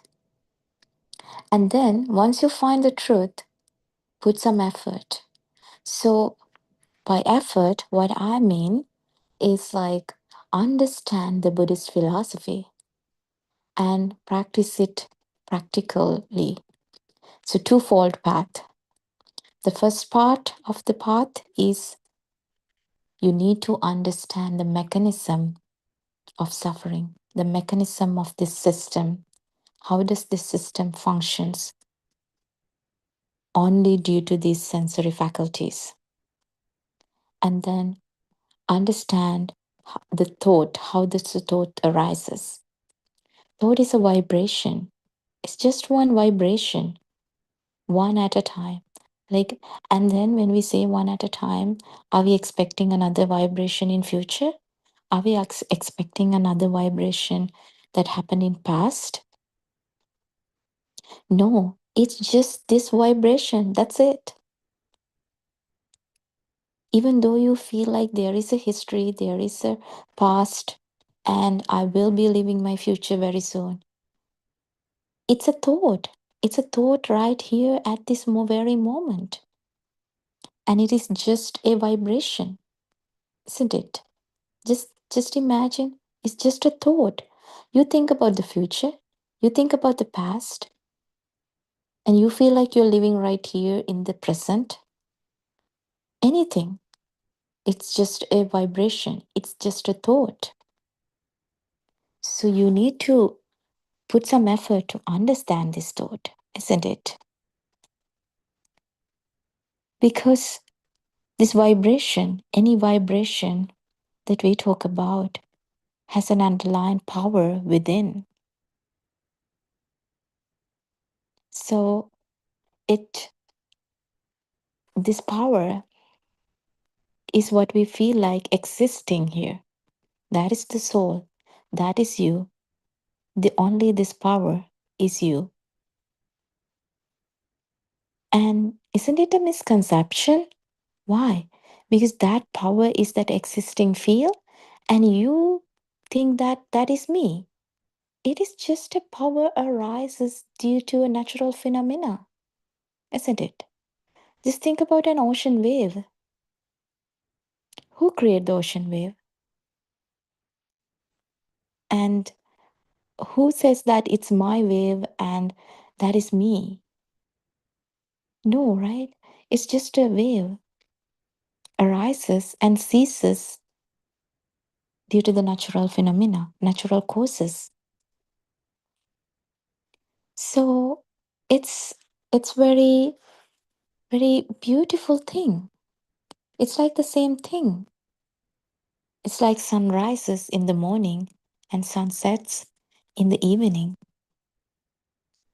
A vibration arises, a thought arises, and thought ceases within a fraction of a second. We cannot even define a lifetime for that thought.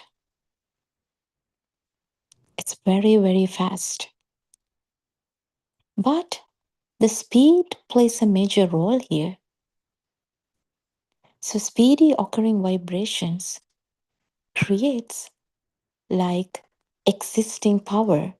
Let's say the speed is absent from this process. A one wave arises, power felt, and then no power, and then another wave arises. Again, you feel the power, and then no power, like that. So then you will clearly understand that, okay, this is just a vibration, and then another vibration in the next moment, and another vibration in the next moment, right? But that doesn't happen that way. According to our sensory capabilities, I would say, especially our mind sensor is not capable of detecting different vibrations. Why? Because these vibrations happen so fast. So you will perceive series vibrations within a fraction of time. And the power arises and ceases. Power arises and ceases. You do not feel those power arising and ceasing. You feel like this power exists. Like you are the same person who born, let's say 20 years ago, and now still you are existing. It's like that. Because of these speedy occurring vibrations, due to this speed, you feel like you're existing. This power existing. Actually, you are that power. You are labeling this power as you. And you are labeling that you are existing for a long time until your birth to death. Because you feel like this power existing. And then you're afraid if this power disappears, you will be afraid, right? You will put so much effort to maintain this power. When you are in the wrong vision, that you think that this power is you, right? So you will put effort. You will do anything to protect that power. Just imagine. You do not see this power because like your thoughts become so real. This illusion became so real and established. So you're not like focused on this power, but you know that it is underneath the thoughts. Okay, the underlying power is there, but you are focused on top layers, which, like, let's say, I lost my job. Oh my goodness, I need to find another job. Someone who loved you left you. You need to go behind that person and find that happiness that you lost. You put a lot of effort. Why? Even though you try to focus on the top layers, go deeper and think. Actually, you're trying to maintain that power, isn't it? Because the power is you. And you don't want to lose yourself, right? You need to energize more and more. So, this is what you have been doing so far. Until a person is in the wrong vision, you try to actually energize the self perception, which is the power.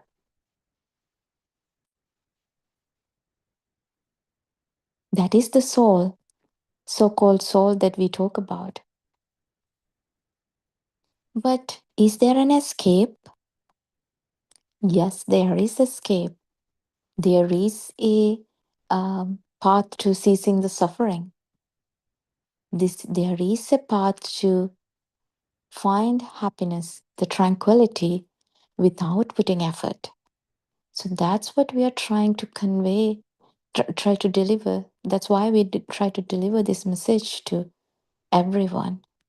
So Buddothpado R.N. Wahanse has tried so hard to deliver it to you. Now you hear this. Isn't it a special message? Then you need the patience. So this is another important thing. So what I mean by is like be patient with the path. So it would not happen instantly. That's one thing. Okay. So when you are in the path, you think that like your mind, just think about this. Your mind is like used to see things, do things, achieve things very fast, right? Just imagine a reel that you watch on your Facebook or on YouTube. You would only focus there for 3 seconds. And people have found out, the scientists have found out, that now people's mind can only concentrate for 3 seconds. If you're not attracted by within the first 3 seconds, you're done. You will go to the next reel and check, what is it? Is it good? No. I will scroll more. Scroll and scroll and scroll and scroll. Why? Because you're not patient enough to see what is actually within. Maybe your first reel that you watched might be the best reel that you have watched, but you not be patient to see what is it, right? So it's better to be patient because you would miss a lot when you're not being so patient. So, as we say, this path, when you are listening to True Dhamma, you will feel like, okay, I understood this. Wow, this is a system. It is just a thought. There is no external world outside. It's a mind constructed world. Okay, I understood. And then you think that, okay, everything is good.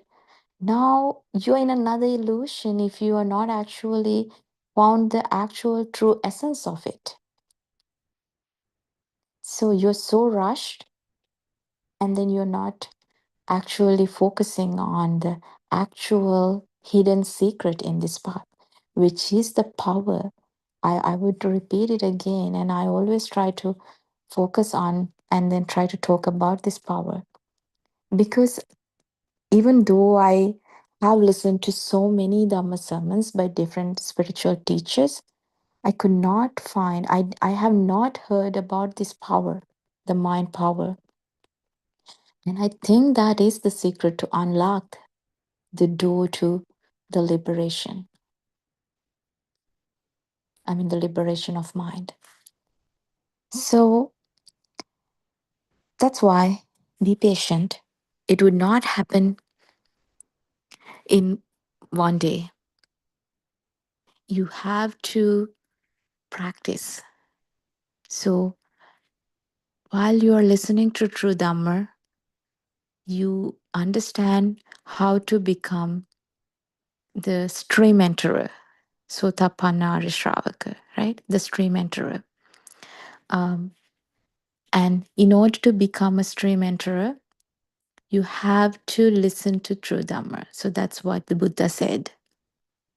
But how do you know that it's Buddha's Dhamma that you're hearing, the true Dhamma that you're hearing? Buddha said that the Dhamma is sanditiko. That means it's self-evident. What should happen? You should see through your defilements. Actually, defilements is same power that we are talking about, the burning sensation that you're feeling within you. So that burning sensation, you need to detect that. Otherwise, you cannot say that you are in the path. Why? Because like in thought, like you can say, oh, I was angry. I know that I was angry like before. Now I'm not angry. Like I don't feel angry anymore. Now I'm not sad anymore. So these are thoughts, right? Because it's sad is a thought. But actual feel is different. It is the burning sensation that you feel within. So if you are feeling that burning sensation, actually you detected yourself. That burning self sensation is you. So once you discover yourself, Now you're in a path of dissolving yourself. That's a nice thing. So be patient until you detect the actual path, which is self evident. Even in the path that you are sure and it is self evident, you start to feel this feel that we are talking about, which is the burning sensation. I mean, now you cannot stop there. You have to be patient.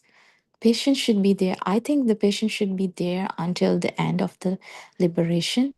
Why? Because if you're not being patient and you're trying to put like more effort in it, in the path, you feel like your mind get prioritized. And then you are energizing yourself again. The burning sensation grows. So, I mean, being patient is one of the important traits. And then another thing I say to myself, be brave. Why? Because as I mentioned, I told you, like, be patient until you find yourself, which is this mind power, the burning sensation. Once you detect it, you know that it dissolves. Only it dissolves through the understanding, not because you control it, not because you don't like it, not because this the burning sensation is a wrongdoing, not because you're suppressing these feelings.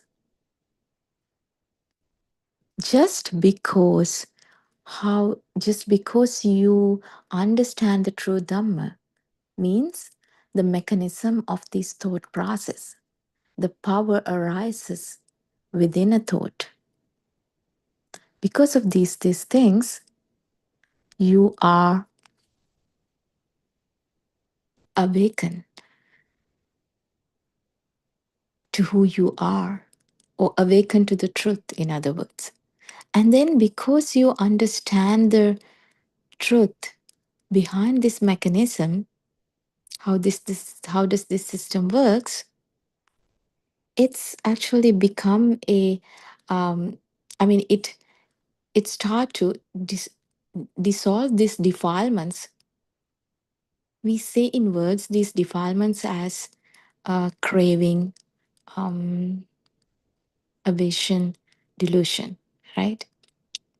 But the thing is, these three are just words. We just say in words to indicate those. But what you feel is that power, the mind power within you. So what I'm saying is try to be awakened to this power, the truth, yourself, the defilements, whatever the word, it is just the power within the vibrations. So when you are awakened to this power, this power disappears, dissolves. What does it mean? So, as we understood, the power is you, right? Power is what you misunderstood as you, in other words. Power is that existent feel. So, if there is someone exist, then existence feel there. But when the existence feel is absent, there is no existing person. So, this existing power dissolves, this mind power dissolves, means you dissolves with the misconception of labeling this power is you dissolves as well. So, isn't it nice? Why? Because you don't do anything. You're not putting like a physical effort. You're not forcefully stopping this power. it disappears just through the understanding of the mechanism. So that is fascinating. I mean, it surprises me how it actually happens, because it does, and you can actually experience it, and it's so beautiful. Why? When this burning sensation disappears, you feel so light. It's the tranquility. It is the peace. When you are with the mind power, it's so irritating, I would say. It's a big burden. It's a big power. Just understanding the power, how does this power arises as a natural phenomena? You're not assigning a person or you to the picture. The process happened. Now the process does not belong to anyone. Like like sun rises in the morning and sun sets in the evening, and the temperature get warmer in the daytime, temperature get colder in the nighttime. The thoughts arises and ceases right at that moment. The power arises and power ceases as a natural phenomena. You're not doing it. Nobody's doing it. It just occurs. And isn't it relieving? Because when you're getting angry, it's not you. It's just a natural process. When you're sad, it's not it's not you feel the sadness.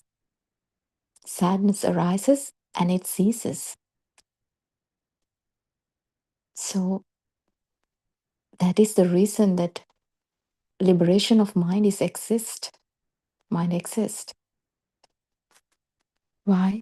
Because this is a natural phenomena, and it's just a misunderstanding. It's a misconception which lead to energizing the system more and more.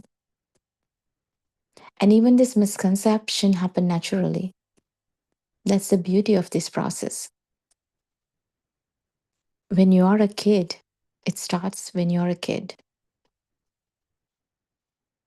So when you're a kid, like as a toddler or infant, you might not even remember anything happened to you. But when you are growing up, like in the age like in your kindergarten, you start to get things, you start to remembering stuff from that time, right? Why? Because at that time your self got established. The self-perception got established. Before that, what was the process? It was the same process actually, but it was not so entangled, and the duality did not get created. Duality in the sense that you are centered and the world around you exists.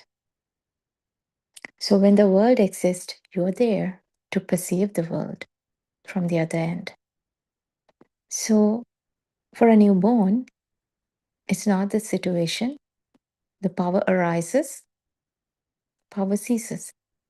And the baby does not assign that power as you.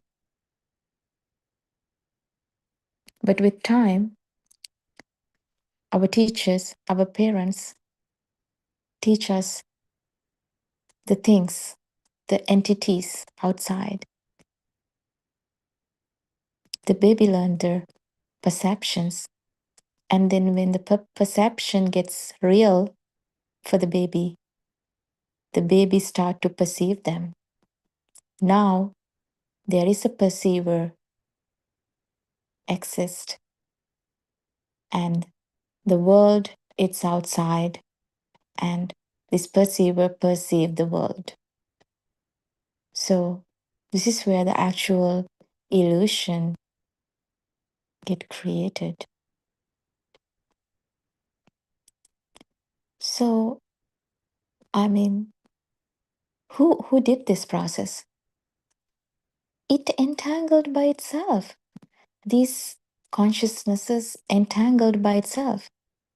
Because for a baby, it's just the mind consciousness, the eye consciousness, mind consciousness, these raw consciousnesses, the raw sensations arise with the power. That's it. But now this entangled power, entangled with more illusions, perceptions. And these perceptions have a power. Now this power is perceived as another perception, which is the self-perception, or you. And now it has a value. And this value goes up and up with anything get real. As an example, an apple, I talked about it. When the apple get real and when apple exists outside, you are there to perceive that apple. The self-perception establish more. And then, let's say your teacher is in the classroom, and then teacher becomes real, you become real. Why? You are there to perceive your teacher. You are there to listen to teacher's voice, which becomes so real. So the value that assigned for this self-perception get greater and greater, grows bigger and bigger when the world get more and more real. So it is so fascinating that this happens naturally. It's just a natural phenomena. It's even though you think that you are listening to your teacher's voice, you are listening to the natural sounds like happening outside of your house. You're seeing the trees outside your windows. I mean, anything that you say becomes real and your self-perception grows. So you get misunderstood by the self-perception more and more. Your existence field grows with time until you find the truth. When you find the truth, what happens? You will listen to the true Dhamma, and then you will come to the correct vision from the wrong vision. When you are in the correct vision, you know that this is just a thought, a vibration, and the vibration arises due to these 5 sensory faculties. It is just a process. And the power arises is not you. It is the power within the self-perception. So once you hear this true Dhamma, instead of growing this self-perception and energizing the self-perception, it starts to dissolve. It dissolves until you lose yourself. That's a nice thing.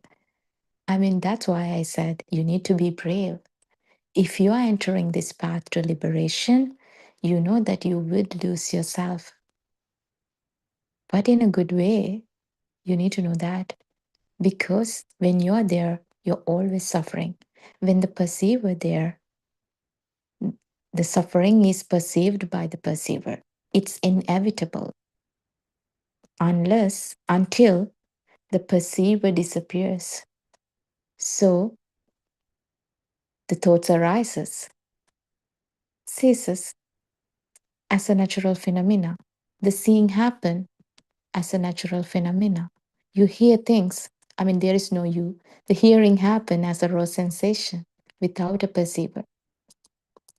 All raw sensation works as a natural phenomena without a misconception, without a perceiver. So that's the liberation of mind. So I think this is a great path, and this is the only path to free from yourself from this illusion permanently. And this is the true Dhamma. You're so fortunate to hear it when this Dhamma is alive.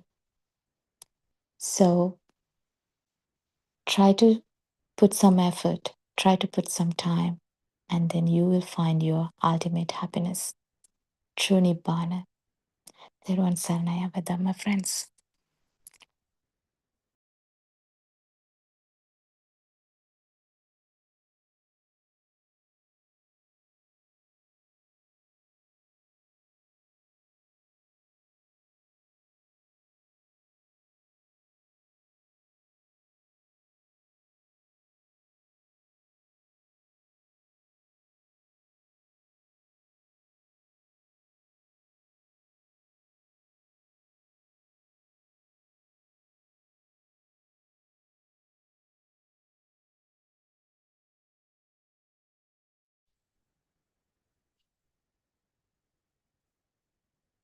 Teran Saranai. Thank you very much, sister.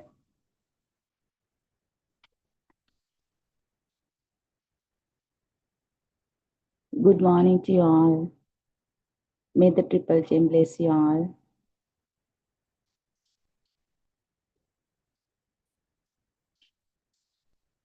First of all, I would like to worship our Kalyan Mitranan Mahanse, Buddothpado Aryan Mahanse. Pada Namaskar Karami Aryan Mahanse, Avasarai. Today I am going to read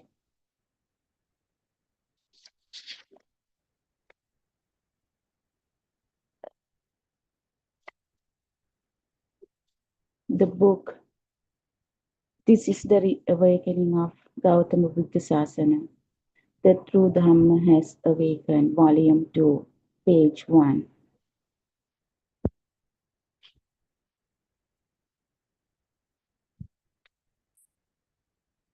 It is time to awaken to the pure truth.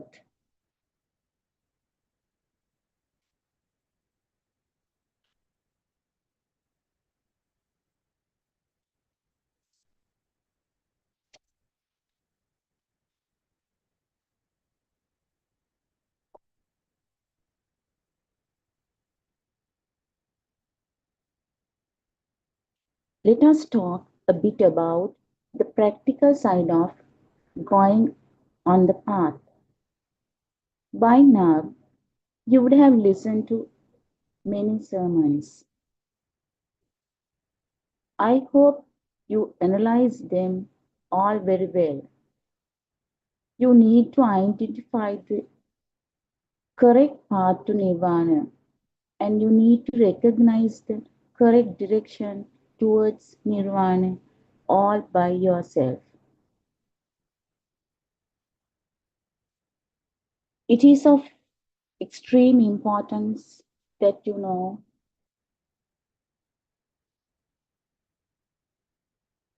the philosophy of Buddha Darshana that the Buddha preached to the world. Without the knowledge of the basic principle, there is no path to Nirvana. Actually, we should all strive to understand Buddha's philosophy, and we should all practice the following: the correct path to Nirvana. Everybody has to understand the Purvavaga Pratipadawa, which means that we need to understand the philosophy of the Buddha. In order to understand it, we have to listen to many sermons, and we have to associate and discuss it with a Kalyana Mitra, one who has already understood the philosophy of the Buddha and who has already realized the pure truth. We have to find out what is the truth in this world. Unless a Buddha teaches us and open our eyes to the truth, we would never know the truth of the world. In order for us to move forward in this teaching, we believe that you have already learned and understood the philosophy of the Buddha. Sometimes, many of you must not have heard about the philosophy of the Buddha, and maybe you would not have realized the pure truth either. These sermons will be of most importance to the few of you who have already listened to and understand the philosophy of the Buddha. What we are presenting to you now is more than a sermon. What we are presenting to you now is our practical experiences of following the path to Nirvana. We feel that you listen to our experiences, it will be of great importance to you. We are going to explain about how to practice and how to go on the path. We assume that you already know about how to be on the path. In future, we will be releasing many sermons about how to be on the path, and they will be useful to clear your doubts and find the correct path to nirvana. We will also try to reveal the path to you by describing the discourses of the Buddha. When you keep listening to these sermons, you will begin to understand the correct and the practical way to be on the path.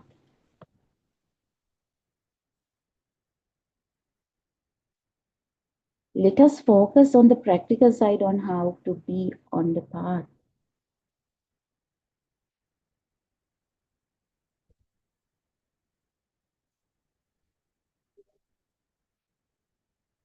We will be addressing the people who have already started to follow the path. It does not matter if you are a layperson, an ordained priest, a woman, an old person, or a young person. What is of importance is that we all have a mind consciousness. If you have a mind, then you have happiness and suffering. If you have a mind, there is also a way to let go of your mind consciousness. If you have a way to let go of your mind, that means you have a possibility of attaining nirvana too. That means that there is a way to come out of suffering, and this is all that matters.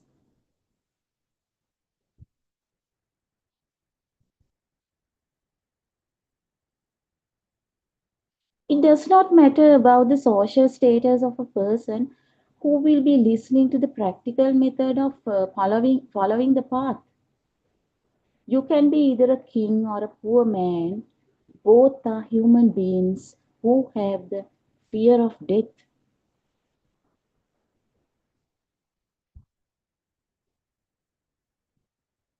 When you look at all people through Dhamma, they are all of the same nature.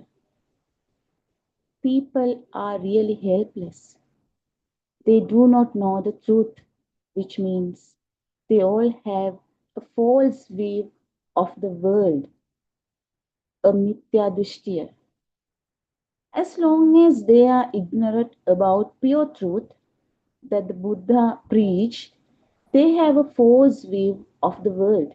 which means avidya or ignorance.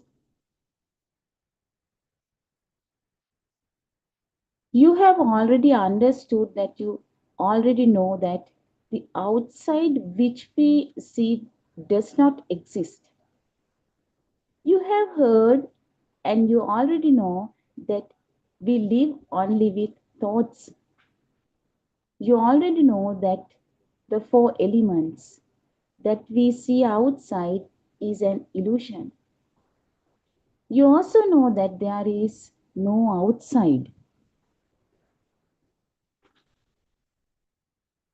You know that we are under a false impression that what we experience as outside really exists outside. It is only us who name the na tree, the nougat tree, the mango tree, and the breadfruit tree, etc. We name all what we see in different languages, in Sinhala, Tamil, English, Chinese, etc.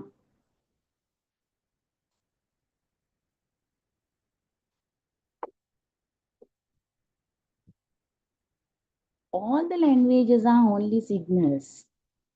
They are known as sanya. It is only a sound. For each image, we assign a sound. The trying of the sound to an image forms a thought. A thought means it is annoying. A thought means that you know. It is also known as vinyane or the mind consciousness. Sound plus image equals thought. The trying of the sound to the image is the thing that creates a story for us.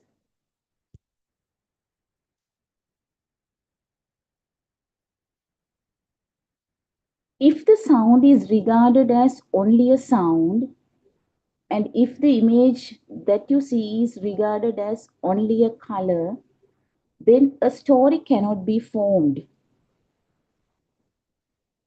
Then a thing or an object will not be formed, and there won't be any more problems for you.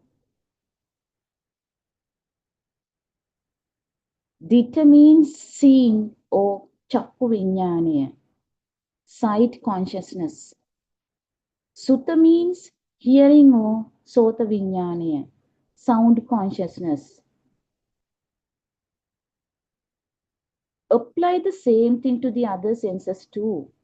Mutta means all the other three types of senses, feelings.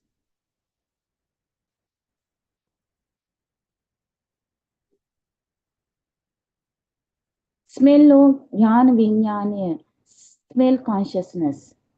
Taste or yuha vinyane, taste consciousness. Body sensations or kaya vinyane, touch consciousness.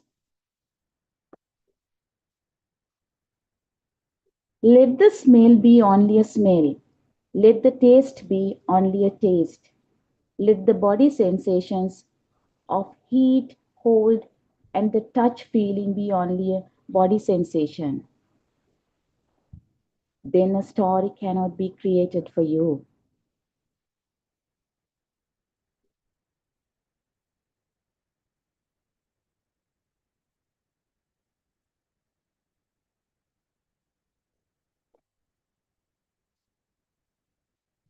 All the above explanations are only to be the persons who already know the dharma, the philosophy.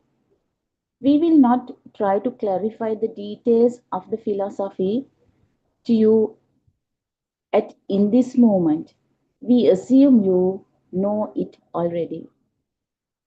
From this point onwards, we should concentrate only on the practical side of going on the path. Now we already know and we have the knowledge that this world is not true.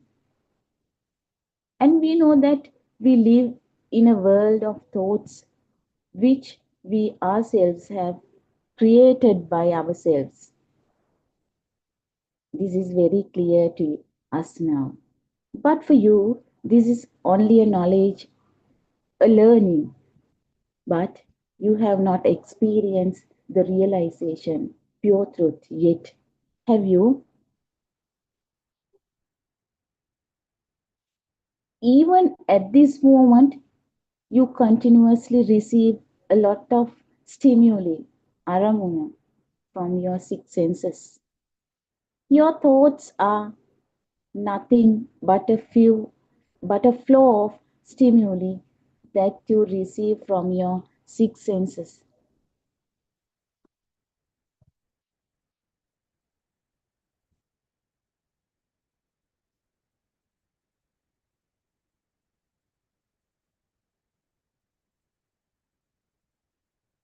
Your thoughts are not but a flow of stimuli that you receive from your six senses.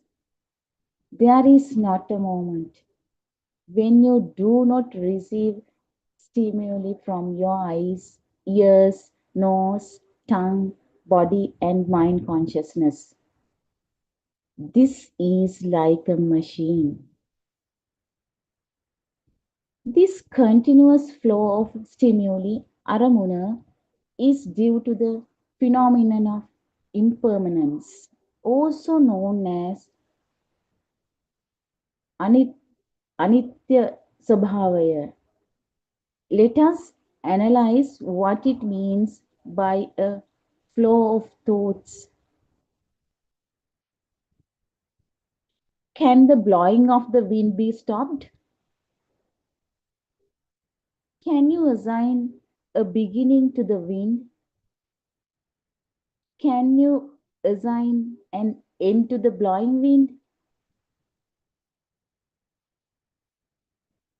The wind that blows is a flow, a sotaya. It flows.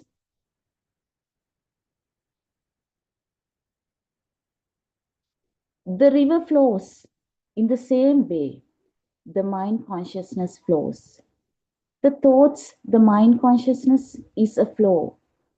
The mind means it is a flow that thoughts. The mind is similar to the wind that blows. There is no beginning and there is no end to it. It is an unending flow of thoughts or situvili sansaraya.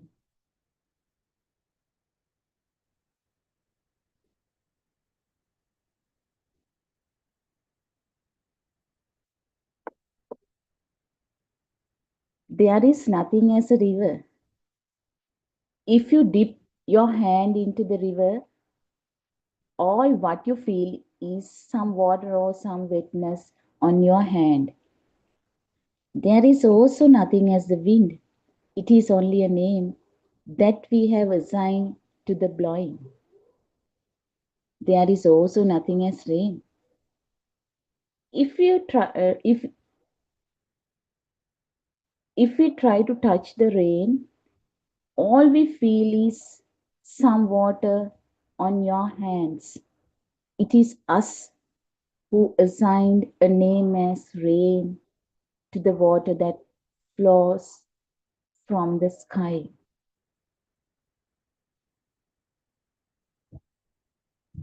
Similarly, there is nothing as a mind. It is only a flow. We assume that by now you have already understood that there is no such thing as a mind. That is only a flow of thoughts. Also, you already know that this flow of thoughts is only an illusion, a lie. It is a false view, dushtiya.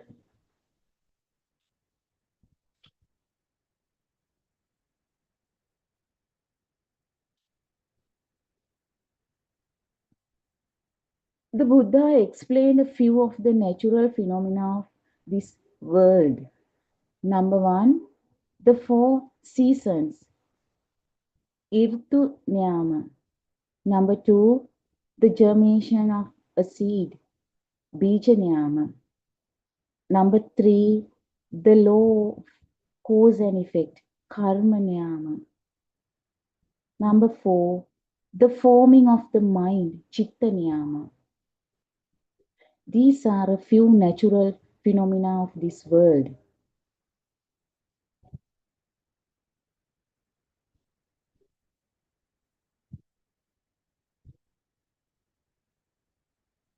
These are a few natural phenomena of this world. The phenomenon of the mind consciousness is when a thought is formed and how it ceases immediately. Now you understand that there is no person, no any form of life in this flow of thoughts. You also know that according to the mundane world Sammutiya, we say that when we are born with a pure and untainted mind. And this pure and untainted mind is called Prabhashvara Sita.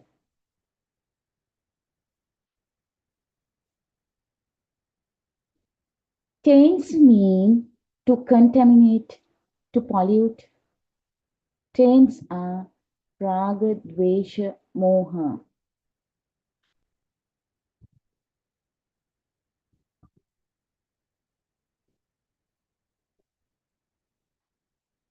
If you have already realized the pure truth, you will always see beyond this illusional, mundane world. Laukika Bhumiya, and you will live without creating trains in your mind. But if you are still on your journey to attain Nirvana, you have to realize that what it means by me in this illusional, mundane world is actually the birth of your senses. The birth of your sight at this moment is the birth of you. Khandana patibhavo, ayatanang patilabo,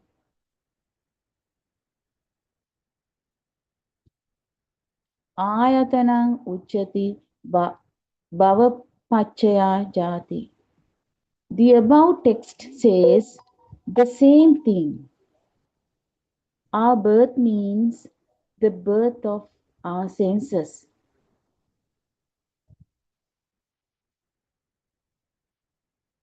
Due to the formation of skandha, 5 aggregates, these illusional senses are formed.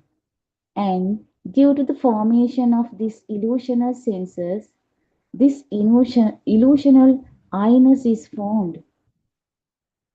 You create your own senses. And as a result, you create your own birth or your own illusional I concept. This is the true story. This illusion is something that is created due to the ignorance of the pure truth.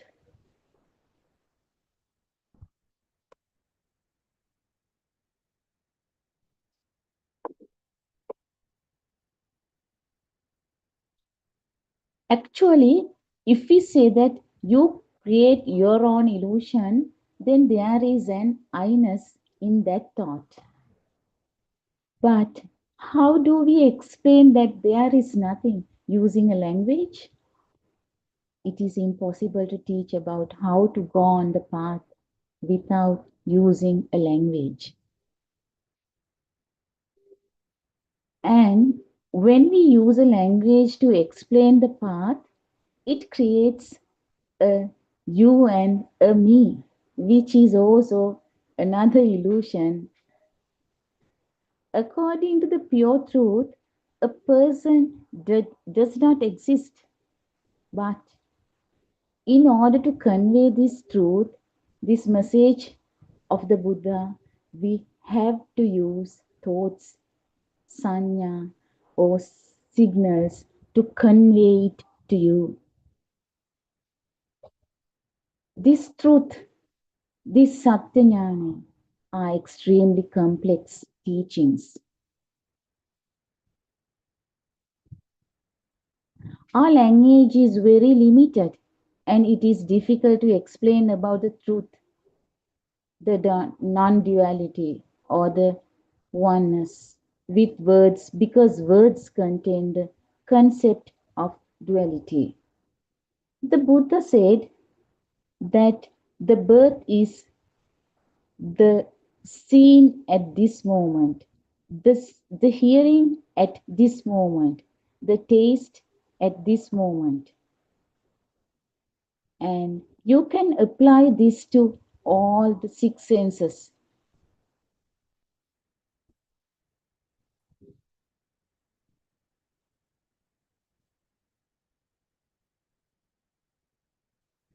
The birth is when there is a stimulus, aramuna, received by any one of the six senses, nothing else. Now, according to the pure truth, we know that there is nothing as death. But how is it that there is no death?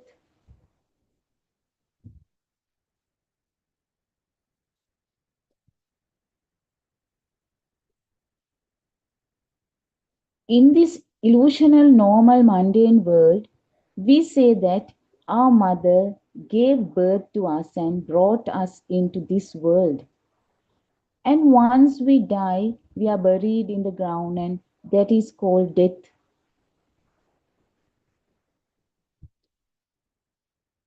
If you really think about it, it is the death of the mind that is considered as death. Also, if the breathing stops, that too means death. If you really think about it, you would realize that every moment you feel alive, it means that along with the liveliness, the mind consciousness is also born. For example, let us see how a baby comes to life due to breathing.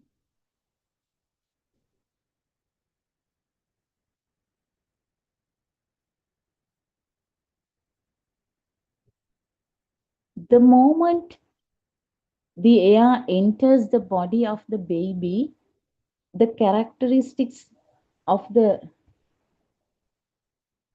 Shuddhashtaka, smallest unit, makes the body of the baby feel light, lahuta, soft and flexible, mudita, and allows the proper coordination of the bodily movements, kammanta. The baby's skin and the body begin to stretch out and fill up with air, giving it a liveliness that enables the baby to make some movements. If the air did not enter the body, you would not hear a crying or a whistling sound that comes from the baby's throat. Also, if the air had not entered the body, there would not be a circulation of blood either. If the air did not enter the body of the baby would not be able to raise arms and legs with lightness, and neither would there be an expansion, contraction, or any movement of the baby's body.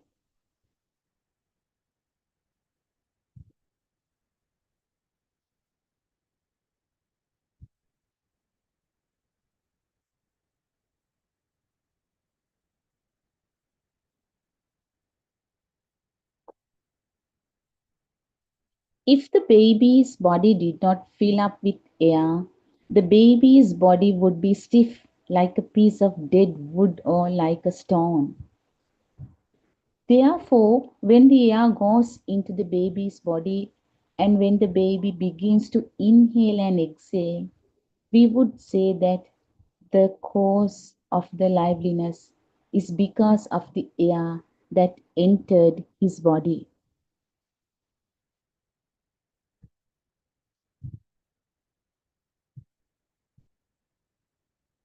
As a result, the six senses and the skandha, five aggregates, begin to form from the time the breathing begins.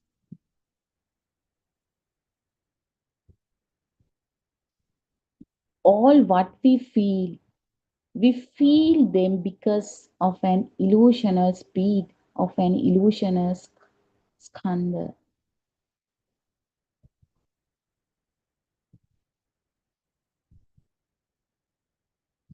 Sanya is part of the skandha, five aggregates. Sanya is felt like a vibration. Therefore, everything, a sound, a color image, a taste, a smell, a thought, a touch, all these six senses are felt as vibrations.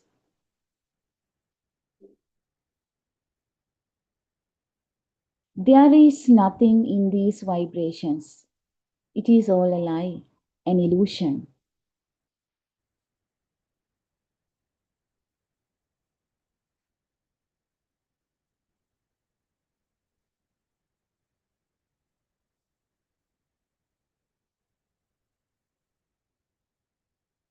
If you believe that everything that we experience from our five senses comes from outside, and if you believe that the outside world exists, then you would create Sankara, which will take you in an endless cycle of rebirth and death.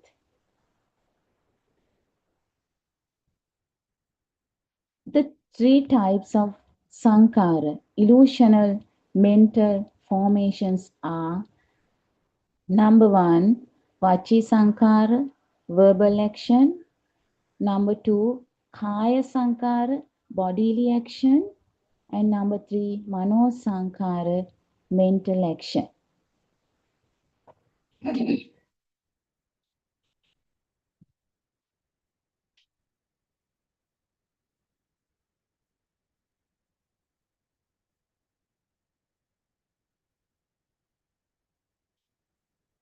If you believe that there is an outside and everything outside is true, when you create Sankara, which in turn generate Lobha, greed, Dvesha, ill will, and Moha, delusion.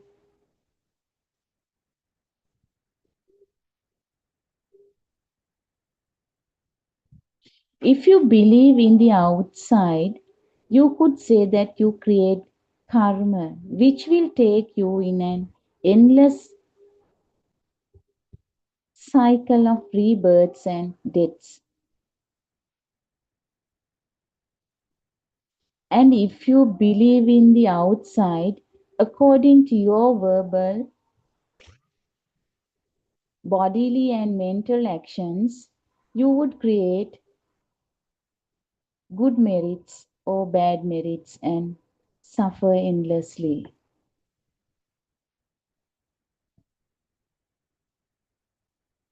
But when you turn towards the practical side of being on the path, you won't accumulate karma.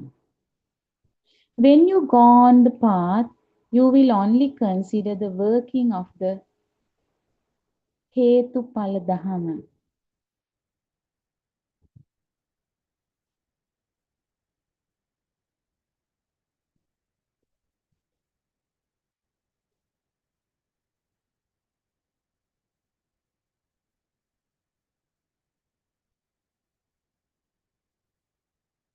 And one day, when you realize the pure truth, you will always see the Dhammatvaya, which means that nothing exists.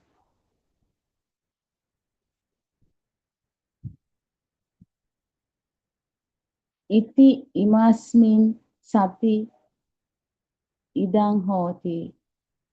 Imasmin asati idang nahoti. That the meaning of the text above is, if you believe in a thing outside, then another thing would be created. But if you don't believe in a thing outside, then nothing will be created.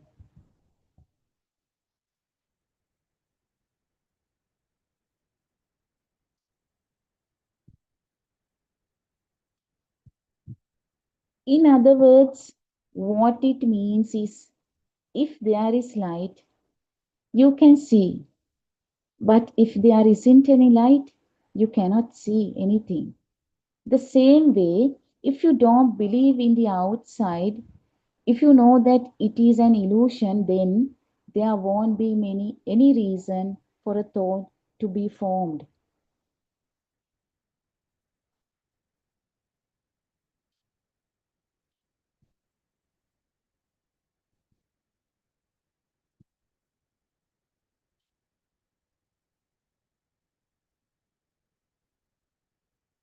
Chakkum padicca rupecha uppajjati chakku vijnana. This means if your eye senses receives some light and an image, only a thought is created in the eye consciousness. The image does not contain anything. Therefore, the image is only a thought.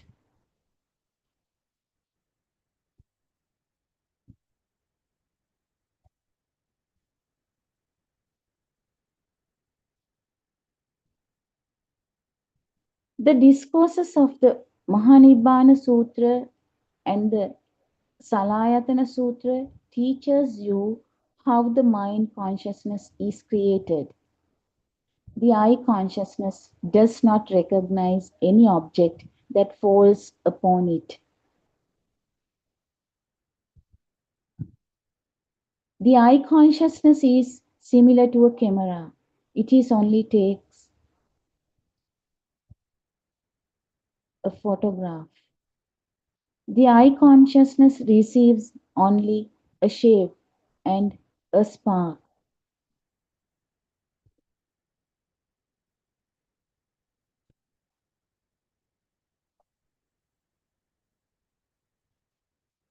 The eye consciousness is similar to the mirror that gleams when held towards the sunlight.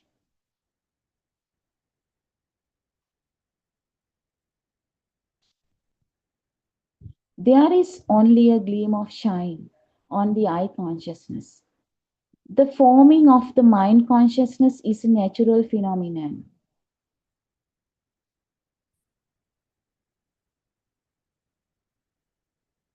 As soon as the senses receive any stimulus, automatically a thought is formed in the mind consciousness.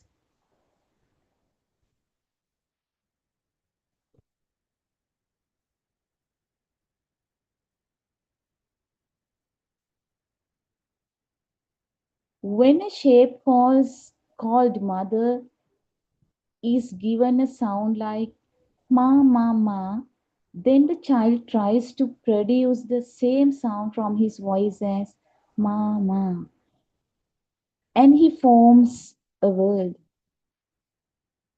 The learning of words is similar to when there is thunder up in the skies.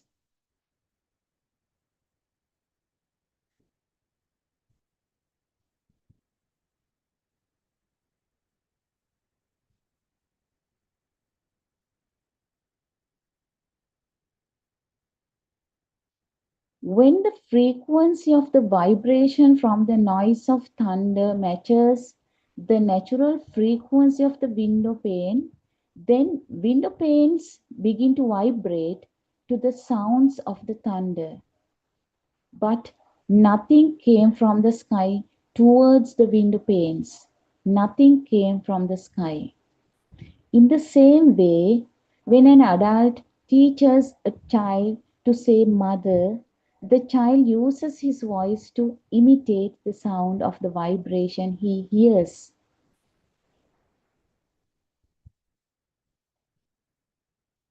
And that is how he learns to form the sound or the word.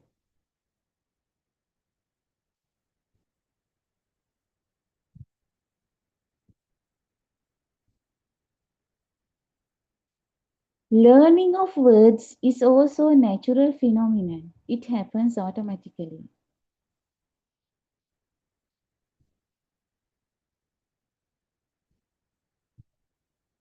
The fact that we don't understand this natural phenomenon is avidya, or the ignorance of not knowing the Dhamma.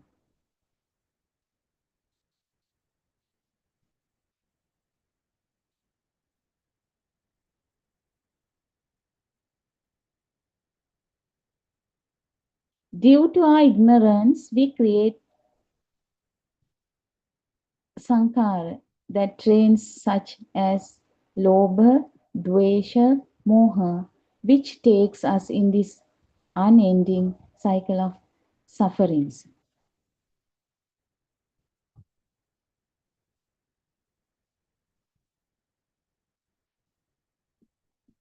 The text Avidya Pachaya Sankara explains that our ignorance about the pure truth begin about suffering.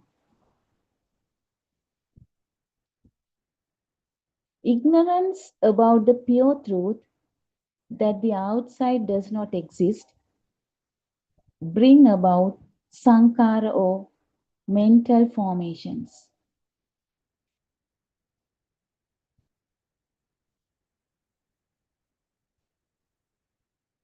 These sankara locks upon a false view, dushtiya, and that prevents us from seeing the illusion of our mind consciousness.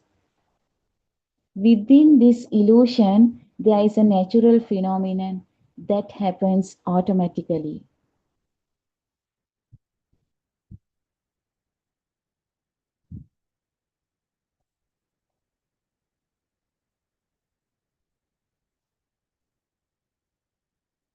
This natural phenomenon or this Swabhavika Sansiddhya is that along with the shape and the sound, all the other information about that image is automatically tied up to that image. In other words, when information from all the other five senses gets tied up to the image, it makes us feel that it is there and that is really exists. For example, when the child hears the word mother, all the recognizing signs of the mother comes to his mind at once. The shape of the mother, the sound of mother's voice, mother's smell, the touch of the mother, and all these feelings remains him of the mother.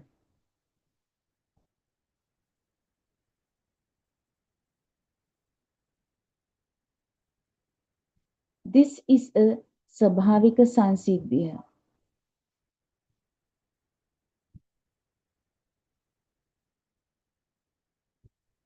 Nobody does anything to remind the child about the mother.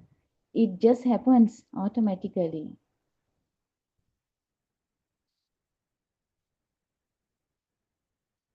The child need not necessarily see the shape of the mother to remind him about his mother.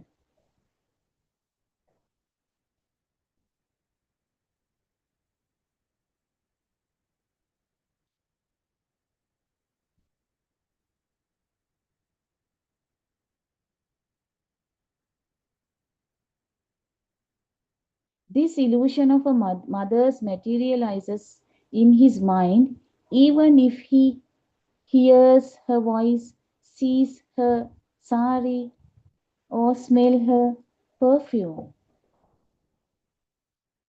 It is all an illusion of the mind. Mother is an illusion of the mind.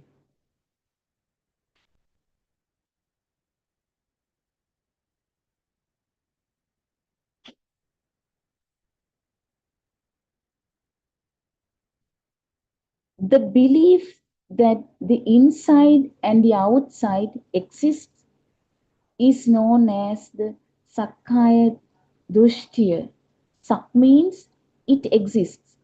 Kaya means altogether. The belief that you think that you exist is Sakkaya Dushtya.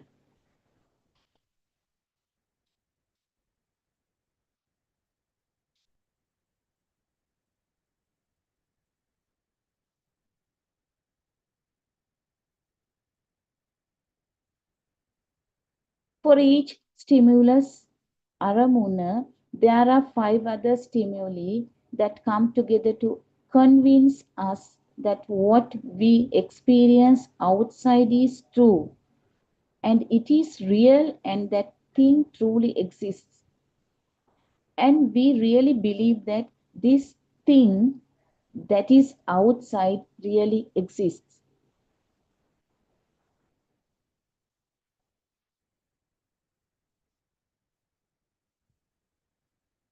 The belief that the outside exists is a delusion, a mulavar.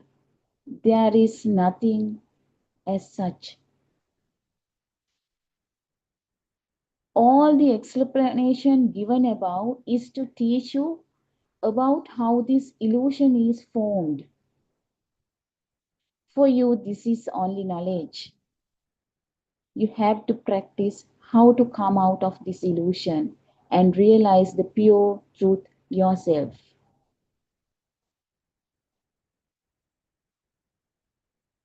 From this point onwards, let us learn how to practice going on the path to nirvana. Every time you receive a thought, you have to keep in mind that it is only a thought and that there is nothing in it.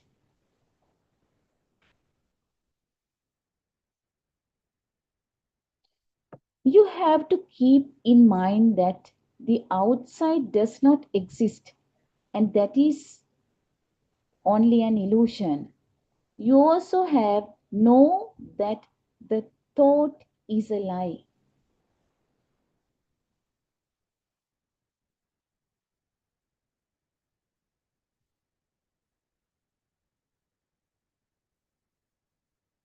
The above practice of seeing that there is no truth to the thought means observing the udayavaya of the skandha that forms at every moment.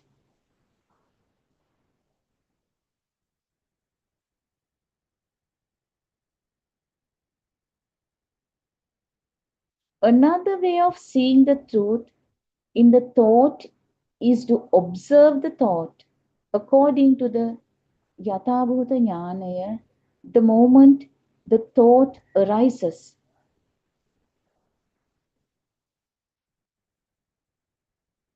You also have to keep in mind that the outside does not exist at all and that the outside is a lie.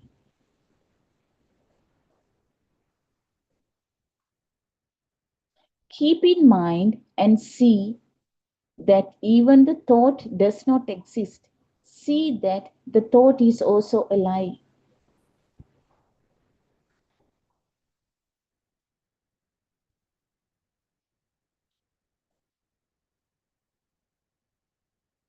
The Buddha said, Tatra Tatra Vipassati.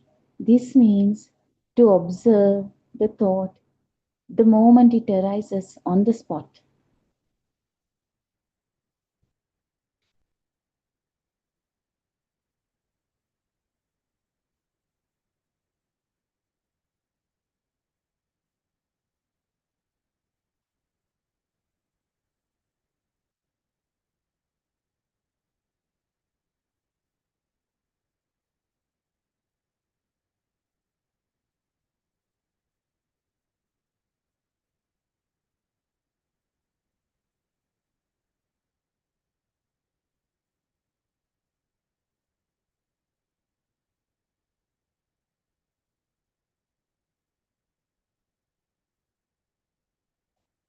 If our mind is not calm, we cannot see these thoughts clearly.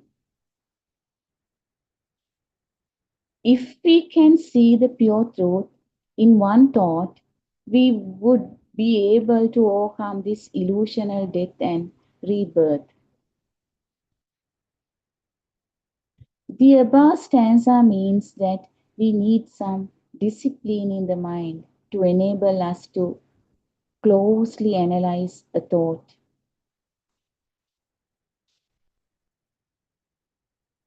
When we begin to go on the path, we clearly need to see how one thought arises and how it immediately ceases to exist or how it disappears. Even after we live for a long time in this life, at the end, we would only have one thought just before our time of death. Even while living, we have only one thought at a time.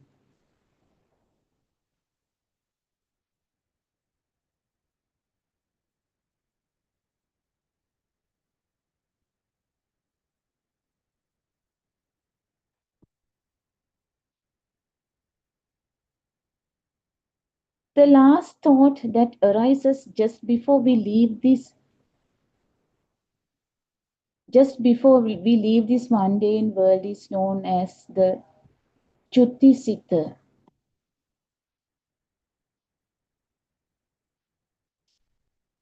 Seeing the truth in this thought means you see the illusionary nature of the thought. You see that there is nothing in the thought and you let it go.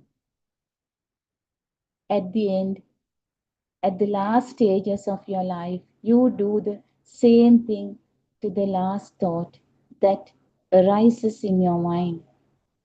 You would see the truth.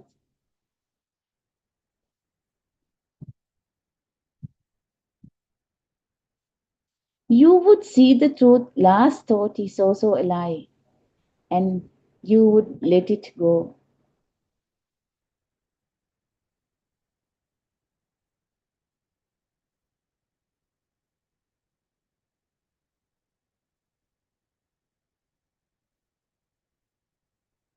Let us see the importance of studying just one thought. For example, if you have a mango tree that has 5,000 leaves on it, and you pick one leaf from the tree and study the structure of that leaf, you will learn a lot about that leaf.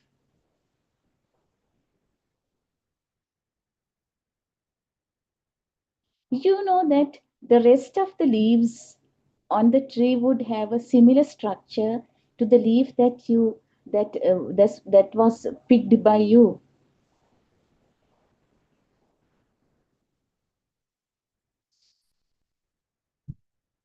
Similarly, just that one thought that arises in your mind consciousness will be the same as all the other thoughts that arise in your mind.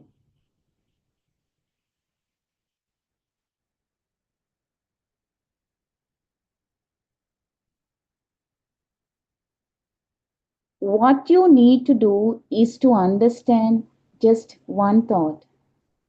Understand how the thought is formed and how it ceases to be. Udayavya.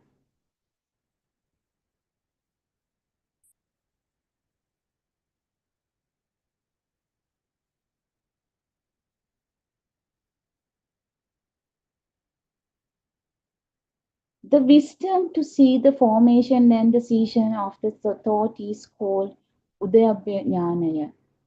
Actually, our problem is that we fail to see the truth in this fleeting thought.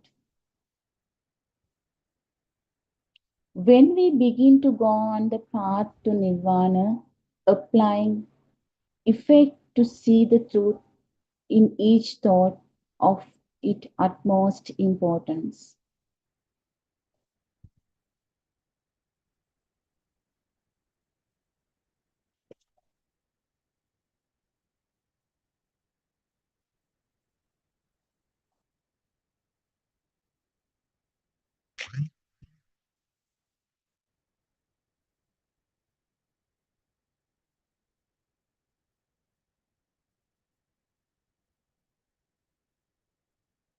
By now, you would have observed zeal, attained many medication classes held in the society, practiced samatha bhavana, concentration meditation, and you would have followed various other methods to control your senses.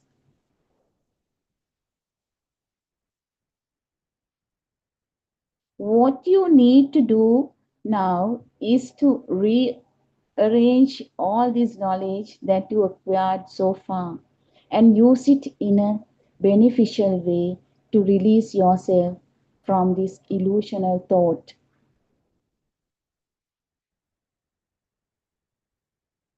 You should realize the pure truth and attain nirvana.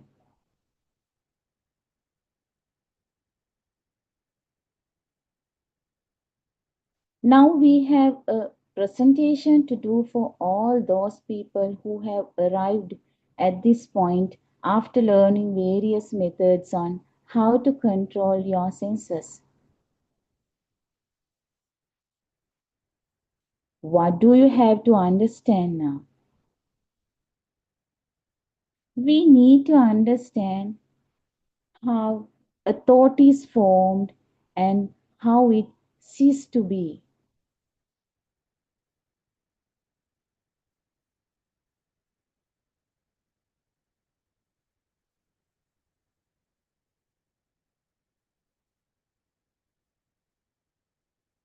The arising and the cessation of the thought is a natural phenomenon. It just happens.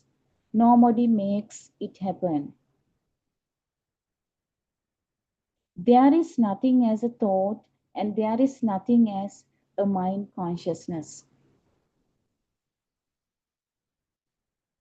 Let us consider the thought that you see something in front of you.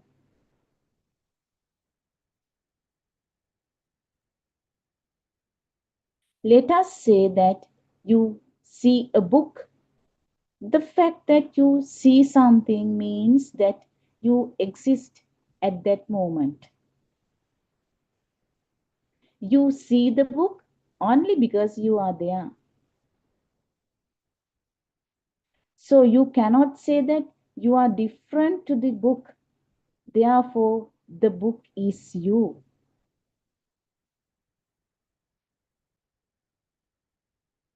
According to the Buddha Darshanaya or the philosophy of the Buddha, you are the same as or equal to the book.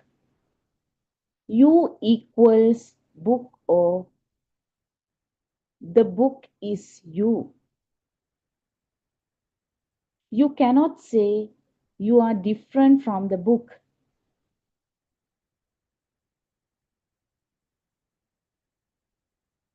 There is no thing as I am standing here and I see a book. The fact that you see a book means that you are the book. If you see a table in front of you, it only means that you are the table. If you see a brick wall in front of you, it means you are the brick wall. There is nothing as me or self. It is only a seeing. There is nothing in it. It is not real. There is only a hearing. There is nothing in it. It is not real. There is only a feeling of touch. There is nothing in it. It is not real. In other words, you do not exist.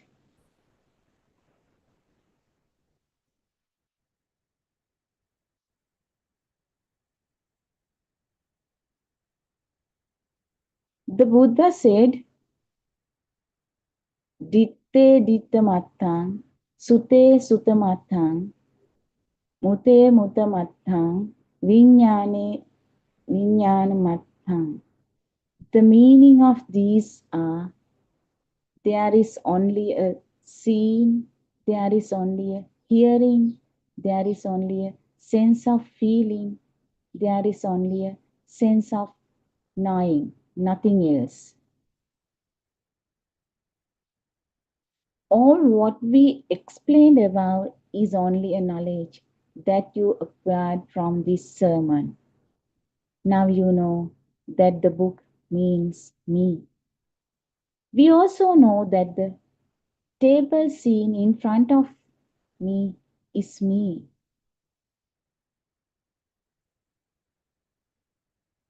Even though you have this knowledge about how you do not exist, you do have another problem.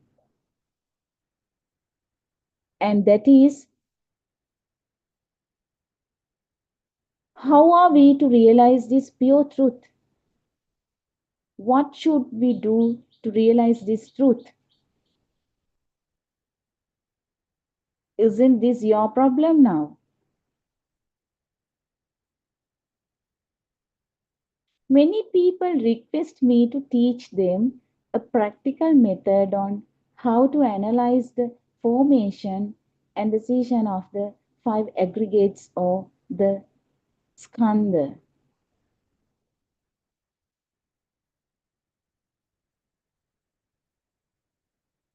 They want to know how to develop the Udayavaya.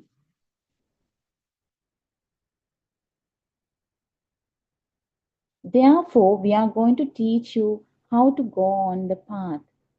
Now we are going to reveal to you the way we practiced the analyzing of the Udayavaya of the thought.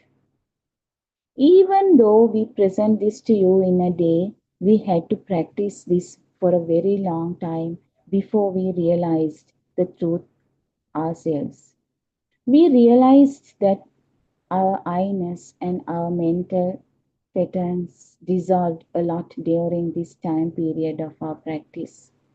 And we realized that there was an improvement in our path to nirvana.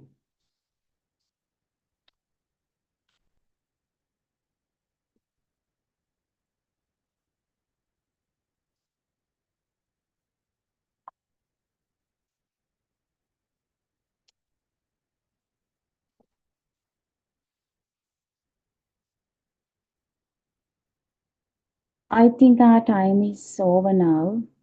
I read up to the page number 26. So let's wind up our book reading.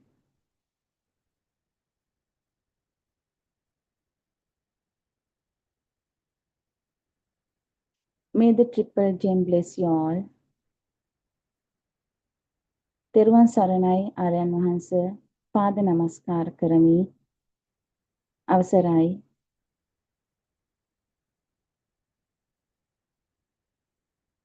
තෙරුවන් සරණයි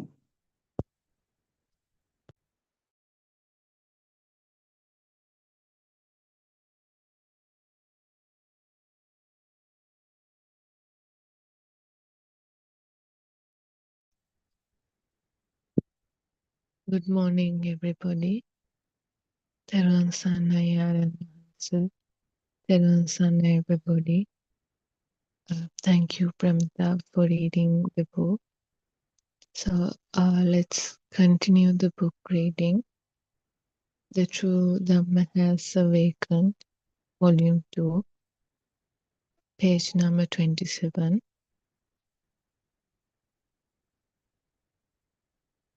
Now we have realized the truth.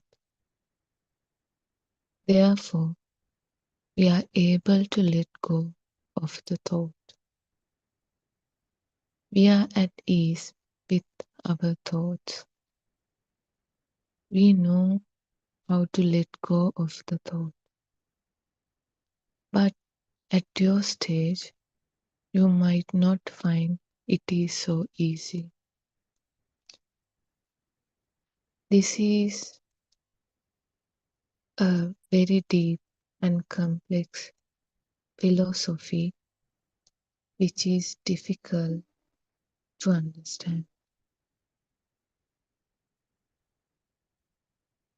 We are going to teach you how to end this endless cycle of rebirth, the samsara. Now you are going to get ready to end this endless cycle of death and rebirth. All these years you had always created a cause, also known as a hetu, to give rise to a thought. But this time you will remove the cause that give rise to any thought, and you will awaken to the supreme moment of truth. Awakening to the moment of truth is an auspicious moment. It will be an end to this illusion that you exist. When you realize that you never existed, it is like experiencing your end or your death. In other words, you will realize that when there is no you, there is no death. Your realization that you never existed to face the death is a very pleasant feeling. When you become one with the nature, you will feel like a bird that left the cage to fly away into freedom. Your thoughts or your mind consciousness disintegrates into nothingness. Collection of thoughts or your mind consciousness keeps you a prisoner in your belief that you exist. Realizing the pure truth will set you free from all this illusion. You will feel a very pleasant lightness after you realize the pure truth. This is where our practical path would lead you to. You have to attempt to see just one thought. Now you are also going to get ready to do a huge operation to realize this pure truth.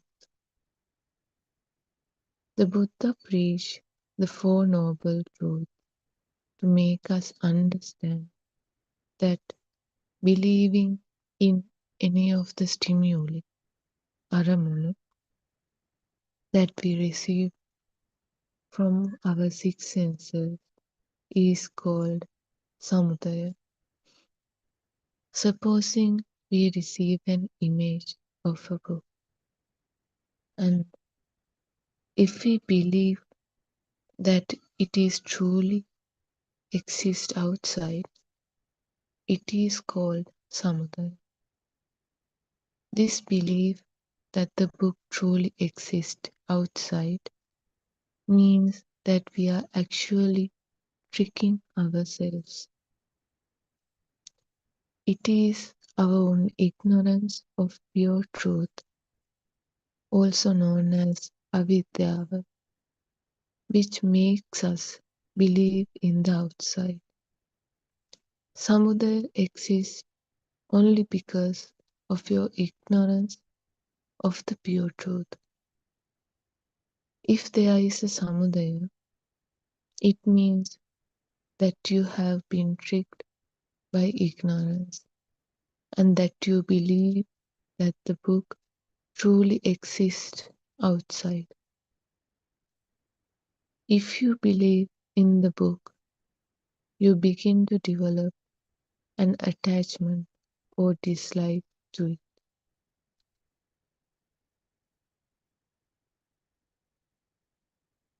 It can make you happy or it can make you sad.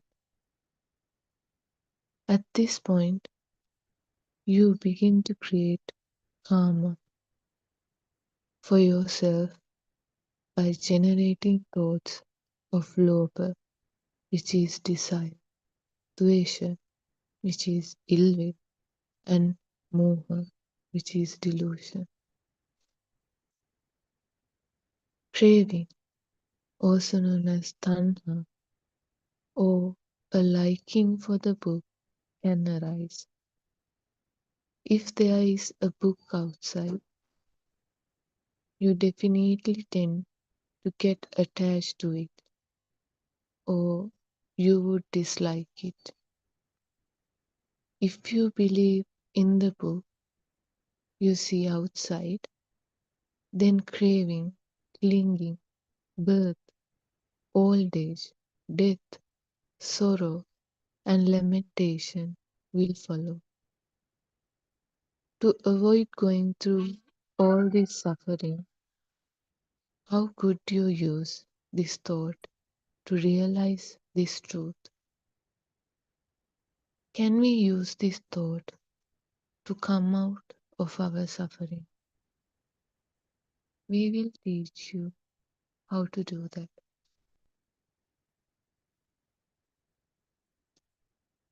You have to see the truth in the thought. You have to observe that there is no book outside. You have to know that the outside is only an illusion. The book is seen within the samudaya, which is an illusional mundane world. This mundane world does not exist outside. The book is only a thought. It does not exist outside. And the thought too is a lie. It also does not exist anywhere. So if you have the wisdom to see all the above qualities in an aramun or a stimulus, and if you have truly understood the Dhamma, then you could begin your journey to realize the ultimate truth. Once you develop the Satya Jnana, it will lead to Krutya Jnana, which in return will lead to Krutak Jnana. When you go on the path, you have to develop the Satya Jnana. Developing the Satya Jnana means you need to realize that you don't exist. You need to eliminate your Sakkaya Dushtya. You have to recognize that everything that we experience or feel from our six senses does not belong to anybody. Once you completely attain the realization that there is no you, you automatically move on to develop the Krutya Jnana. So Krutya Jnana means you realize that this illusion is created only by six senses, and you clearly see the nimitti svabhava of these six senses. When you have the wisdom of the Krutya Jnana, you just don't do anything. The seeing of the illusion automatically happens. Automatically happens means you don't think that there is no outside. You already feel that there is no outside. At the stage of Krutajnana, the moment you receive an aramuna from any one of your senses, you will immediately be able to realize that the book which you see outside is only a thought, and that it does not exist outside. And then you let go of that thought. When you let go of one thought, it is similar to letting go of a long string of consecutive thoughts that arise in the mind consciousness. To come to this stage of Krutajnana, you should be a Sotapanna. Only a person who has developed the wisdom of a Sotapanna and an Anagami could come to this point of Krutajnana. If we explain it even further, we could say that only a person who has practically experienced the pure truth, a person who has dropped off his concept of self, and a person who is on the path to nirvana can be at this stage of Krutajnana or at this stage of wisdom.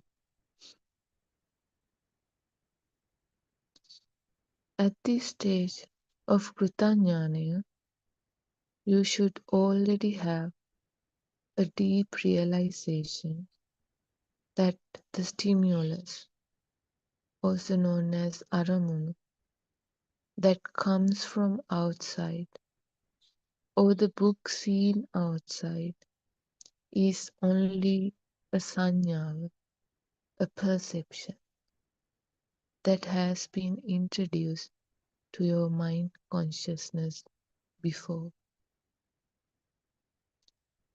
You should always know very well that perception of a book is something that was not introduced to you at this moment.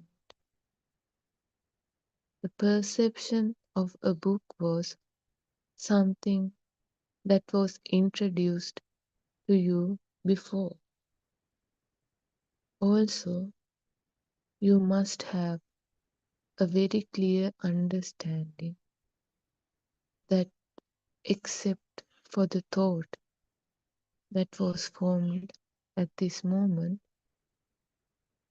there is no other thought. You always have only one thought.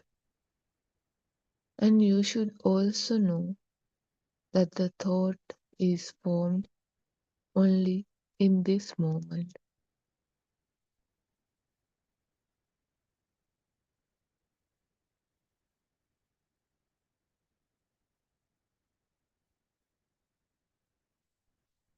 You should also have a very clear understanding that there is nothing as the moment either. And you should have the understanding and the wisdom that not even a book exists at this moment. It is an illusion. When you arrive at this point of wisdom, you will awaken to the moment of the pure truth that truly nothing exists at all. When you awaken to the moment, you will experience the nothingness, the shunyatavaya. When you have practically experienced and realized the pure truth,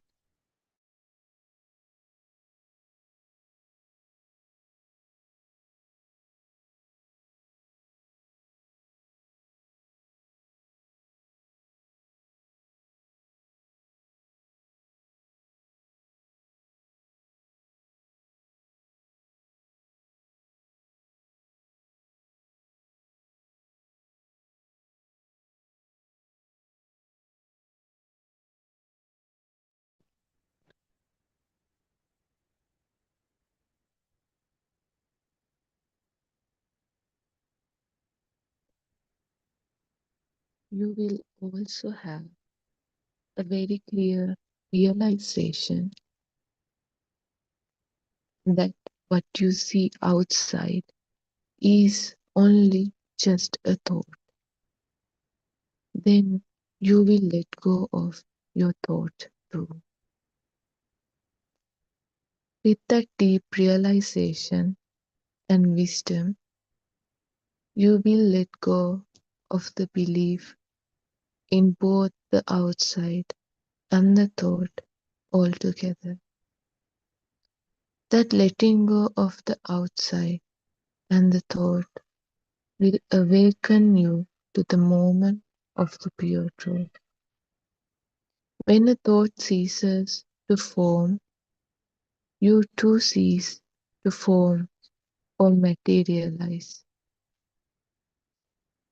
It is known as Shunyata Vimukta, Cheto Vimukta. Nothing exists, Shunya. There is no thought, Animittai. There is no happiness, no sadness, Appanittai. Shunyatavaya, nothingness, is the Buddha Swabhavaya, no thought. When you realize the pure truth that nothing exists, there is nothing for you to get attached to or to develop a dislike to. You realize that you don't generate or create keles or taints such as lobha, dvesha, and moha. This realization is wisdom. This realization is called asavakya jnana. Being conscious of each aramuna and using the trividyava to analyze each sense input or aramuna leads to Cheto Vimuktiya. Trividyava means applying the three types of wisdom to analyze a thought, and they are Pubbye Nivasanusati Jnana, Chutupati Jnana, and Nasavakya Jnana. First, applying the wisdom of Pubbye Nivasanusati Jnana means analyzing how the thoughts were formed right from the beginning of our birth. Second, Chutupati Jnana means understanding the arising and the cessation of a thought and knowing that a thought does not exist. Third, the wisdom of the Asavakya Jnana means understanding and feeling your taints getting dissolved little by little. These taints are lobha, dvesha, and moha. You also realize that you get less affected by the six senses too. The shunyatave, the nothingness, can be realized or experienced by thoroughly studying and understanding the teachings of the Buddha. The teachings are, first one, the Four Noble Truths, also known as Chaturarya Satya. Second one, the Four Foundations of Mindfulness, also known as Satara Satipatthana. Third one, the Noble Eightfold Path, which is Arya Ashtangika Marga. And the last one, by analyzing and studying the deep Dhamma of the dependent origination, or the Paticca Samuppada. You can very closely study any of the above teachings and realize the pure truth in one thought. All the above teachings can help you to analyze and realize the truth about a thought. Now let us learn how to analyze each thought so we can realize the pure truth, the Dhamma, the nothingness, in one fleeting moment or in one fleeting thought. Ekshanika Sita. Now let us understand how all our suffering began. It all starts from a thought. When a thought arises, it is called samudaya. The thought that arose could be a thought of a book. The arising of a thought of a book can bring you happiness or sorrow. Happiness or sorrow are both suffering. Both happiness and sorrow give rise to feelings or vedana. These feelings are either good feelings or bad feelings. The reason for your suffering is this appearance of an illusion or the appearance of this fantasy. The appearance of the book is your illusion. But what if you see the pure truth in that thought? The book ceases to exist and you will realize the pure truth in that moment. Seeing the truth in every thought is the way to go on the path to attain nirvana. Seeing the truth in each thought is our path. Now we have to learn to apply some effort, to focus, and to be on the path to nirvana. Our goal should be to study and understand the Dhamma very well.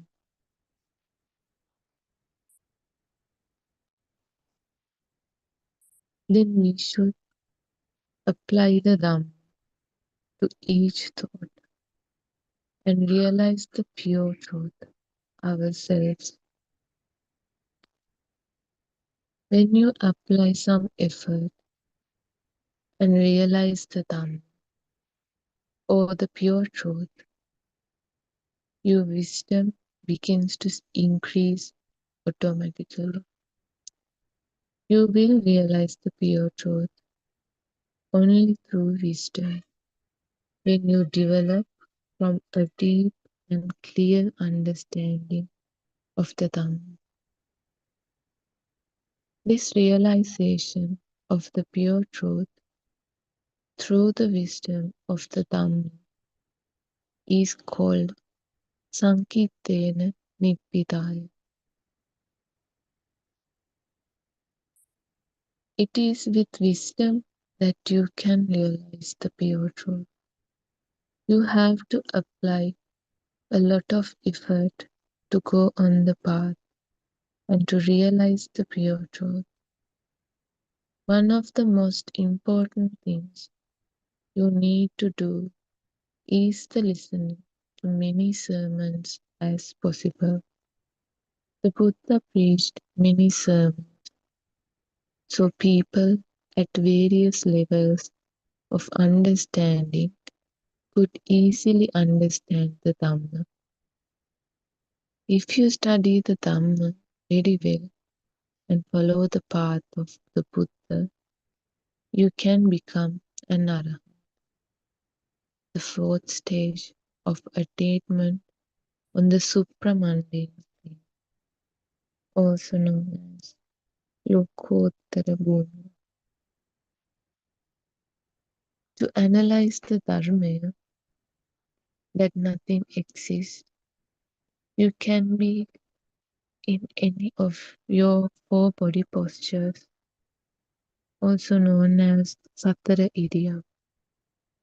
You need not necessarily be in a seated position or the lotus position. Actually, analyzing your thoughts could be considered as the only meditation which will help you to be on the path. You should learn to see the Dhamma that nothing exists in all the four postures while doing your day-to-day work. That is, while standing, walking, sitting, or lying down. Let us see how we can see and how we can observe the Dhamma while doing our day-to-day work in any of the four postures or Sattara Iriya. At the beginning of your journey on the path, we would recommend a bit of the Samatha meditation or the concentration meditation and a bit of Vipassana meditation. The reason for needing a bit of Samatha meditation is because we have to train our mind to observe the aramana, the stimulus that comes to our mind consciousness. If we do not train our mind to see the aramana or stimulus, the mind will be fleeting about so fast that you would not be able to see the aramana that comes from seeing, hearing, smelling, tasting, touching, or thinking. Not being able to see the aramana is a big problem many of us face when we try to go on the path.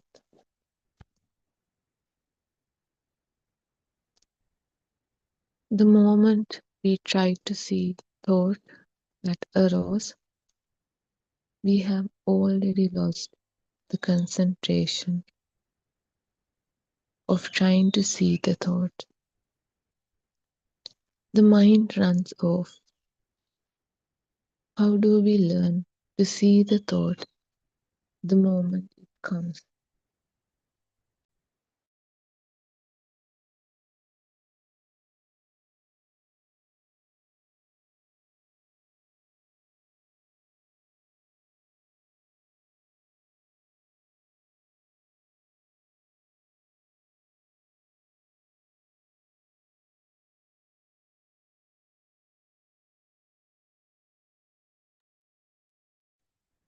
It is up to you to develop the focus to see the thought that arrives to your mind.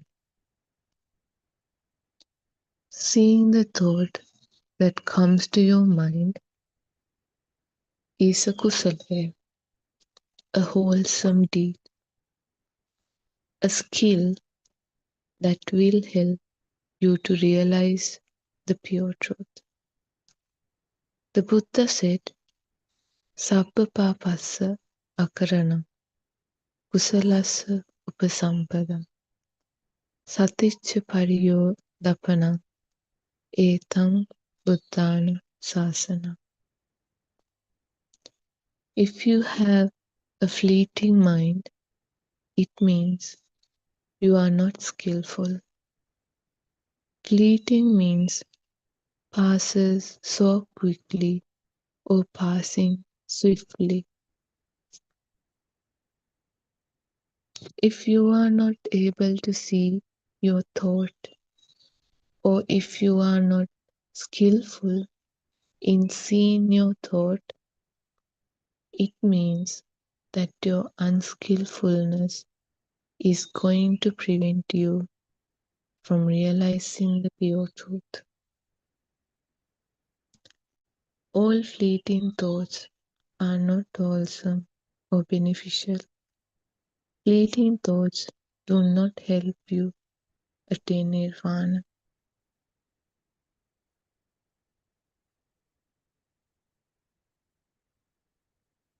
Fleeting thoughts are not wholesome because all fleeting thoughts consist of raga, greed, dvesha, ill will, and moha, delusion. The stanza Kusalas Upasampada means train yourself to see the thought that arises in your mind. This seeing of the thought is a wholesome act which will help you realize the pure truth. Seeing the thought that comes to your mind is a wholesome act, a kusala. This wholesome act is also known as upasambhada. Saticca pariyodapana means that one has to take hold of your mind, control your fleeting mind. Etam buddhanusasana means this is the preaching of all the Buddhas. We would like to remind you that all these teachings are only for the followers who are already on the path and for the followers who have already realized the pure truth.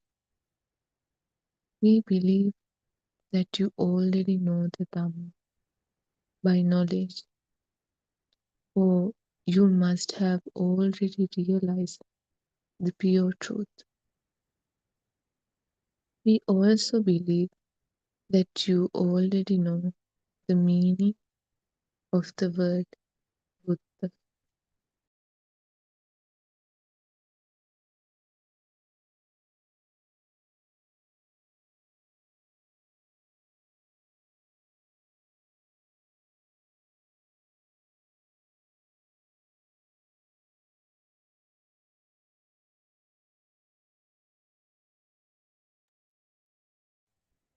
Buddha means emptiness or solitude. It means that there is no thing. But what you see outside are all things. You see conventional names, Sammuti Prachanti, names that we have assigned to things that we see in this illusion.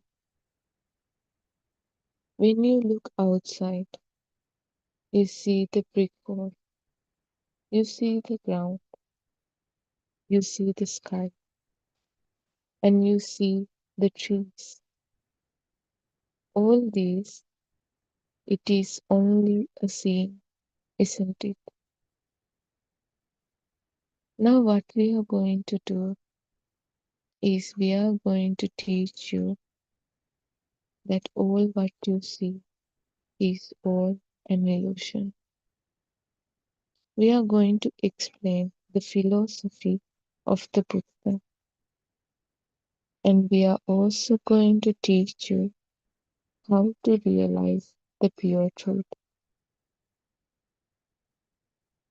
You have to learn how to see what the Buddha taught us after having a deep understanding of his philosophy. When you look around outside, you see things around you, don't you? You have to learn to look beyond this scenery which you see outside. What you see outside are all conventional names, some that we have assigned to them. Look very carefully. In this scenery that we see outside, we see the sky, the ground, etc. All these are thoughts. When you look around, when you look outside, you actually see an image which has been created by your thought. But that image is not the truth. They are only thoughts.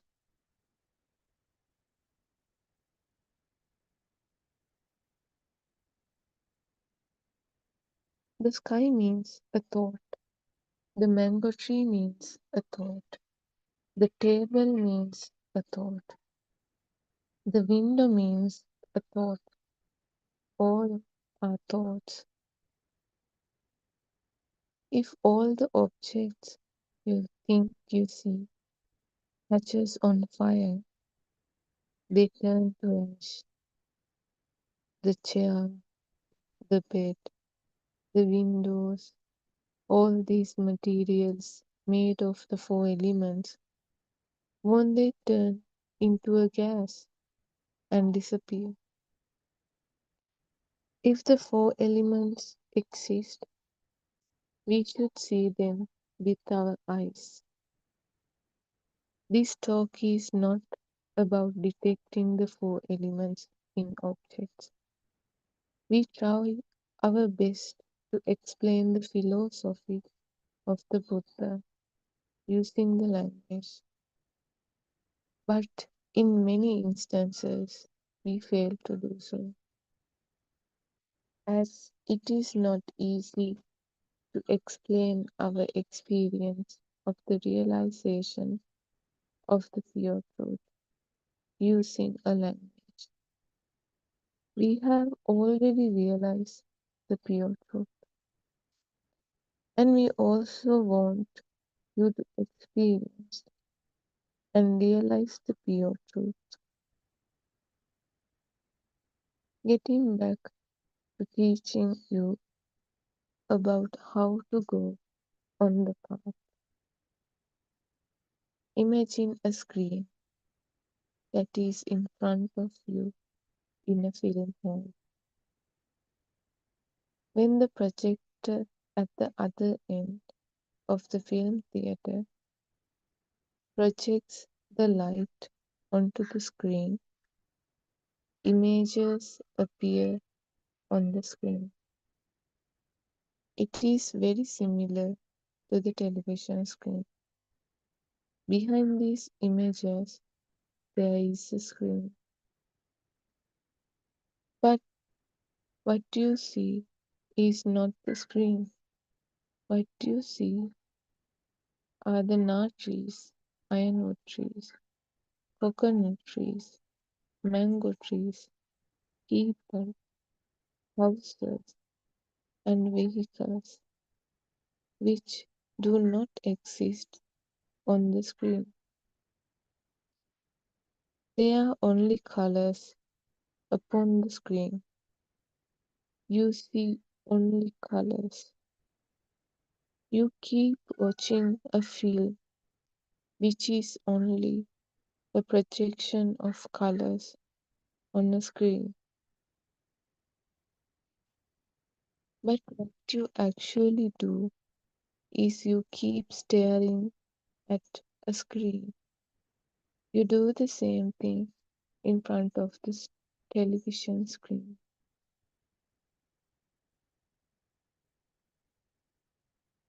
This is the same thing that happens in a world that we consider to be real.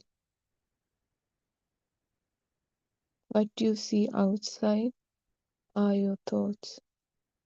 Think of what you see outside as images that falls onto the film screen. You don't see the screen at all, do you? Some time ago, artists drew beautiful murals or paintings on brick walls near schools, and they drew on the walls near public places in towns. You only look at the beautiful murals, paintings, but not the wall on which it was drawn. You only look at the images on the wall, and you try to figure out the story that painting was trying to teach us or convey us. When you looked at the picture on the wall, you only looked at the coconut trees, the ocean, or any other image on the wall. But you did not notice the brick wall or the background on which it was drawn. The screen at the background can be considered as the pure, untainted mind, or the Prabhasvarasita. When you paint your own thoughts and images on this pure and untainted mind, you tend to contaminate and destroy the purity of your mind consciousness. Untainted means without kills, not polluted. There is a population of 800 billion in this world. Each and every one of them live in their own world, created by their own thoughts. They are all mental worlds. None of those mental worlds are true. Even though they talk to each other, exchange their views with each other, it is all an illusion. They will all die one day. They will turn to soil on the ground. Nobody can imagine what is being said now. All the 800 billion people will all collapse one day. This will happen to them because they do not know the pure truth. Then what is the pure truth? Only a very few understand and realize this pure truth. You have to learn to erase the thoughts that comes to your mind at that moment. And then with that erased mind, you look at the world outside. You can call this a kind of meditation. When you receive a thought, you should look at the mind without the image. It is similar to looking at the theater screen without looking at the images on it. This scene is like attaining nirvana. It is like seeing the truth. Realizing the truth is known as the awakening of the Dhammachakusaya. Awakening of the Yathabhuta Jnana means you see the true nature of all things. You understand and realize how all things come together to form this illusion. Once you realize the truth, you will no longer be tricked by this illusion, by this fear.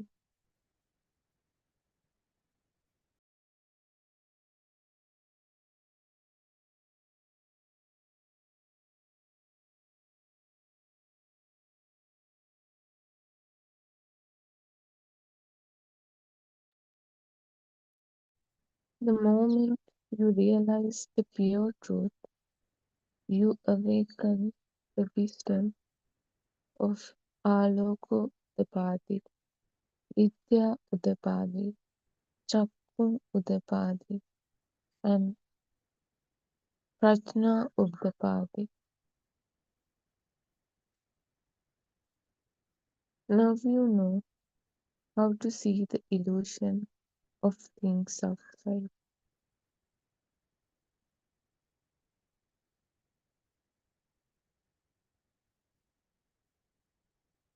You have to put a great effort to realize the illusion outside.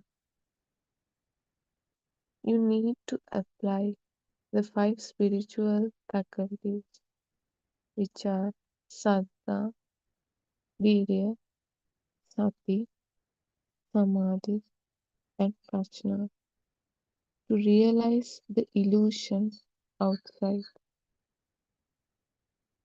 Saddha means you are willing to understand what the truth is. You know how to look at the screen and see through the images and be aware of the blank white screen. You are aware that what you see outside is only a feeling, that it is not a real.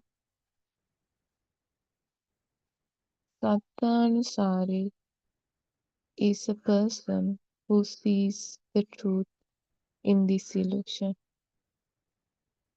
You have to develop an effort or behavior to see the truth in this illusion. You have to see the truth in every thought you receive. Satya is when you practice being mindful to see the blank white screen at the background. Later, this Satya develops to a Samadhi. Samadhi is due to your continuous effort to become mindful by focusing on the blank white screen. At the background, you begin to develop an uninterrupted awareness of the blank white screen. This effortless, peaceful focusing of your mind, watching the thoughts, is called samadhi. Once you arrive at the state of samadhi, you always only see the blank white background. In this state of samadhi, you don't pay attention to the colors you see on the screen. You would only focus on the blank white screen. Always seeing the blank screen is the ultimate wisdom. Samadhi, it automatically develops the five spiritual faculties such as saddha, virya, sati, samadhi, prajna to a higher clarity. Prajna is the wisdom that makes you realize the pure truth. The wisdom of realizing the pure truth is also known as awakening of the Dhammachakkusaya. It means that one sees the truth. We are not able to realize the truth at once. Therefore, a little samatha meditation or a concentration meditation can help you immensely to keep your mind at one point. A bit of concentration to keep your mind from running away will help you to go on the path and realize the truth. If you had practiced the Anapanasati meditation before, then as soon as you realize that your mind is trying to wander away, you would know how to bring your concentration back to your breathing. In the same way, you have to learn to bring your concentration to see that whatever you see outside is a lie.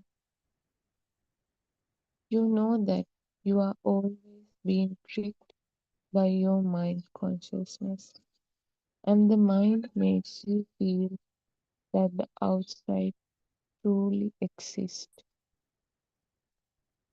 Believing in the outside world is called Anusotaya. Now you have to learn how to avoid getting tricked by the illusion. You always get tricked.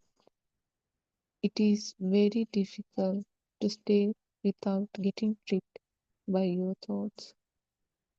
You have to apply a lot of effort to avoid getting tricked by your mind. Everyone's everybody.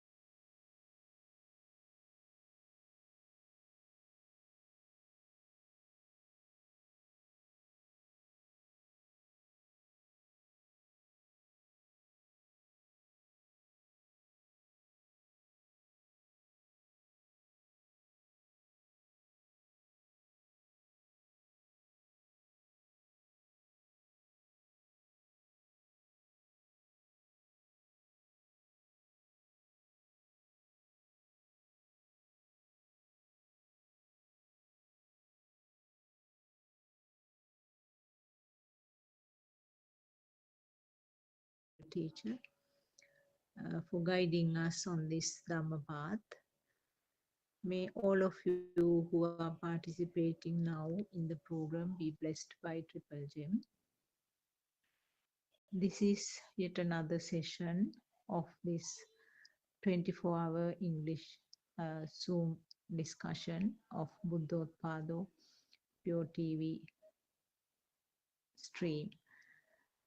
So we have been discussing on various topics over the last few days, and we discussed about how to be, what is meant by happiness and sadness or sorrow. The fact that we expect the happiness and sadness from the outside world, and that is the ignorance or avijja in Pali. In very simple words, foolishness, not knowing the truth. And we have been taking the outside materialistic world as truly existing. In other words, what we experience with our sensor functions, we take it as true. So this is actually something like turning the CCTV camera towards the self. We have been focusing to the outside, so-called outside world, and we accepted as if this materialistic world is persisting, and we are experiencing exactly what is there outside. We didn't realize the fact that it's decided solely by the function of the sense faculties. Now we know that we have 5 sense faculties, and combination of these 5 gives rise to the 6th sensor faculty, which is the mind sensor.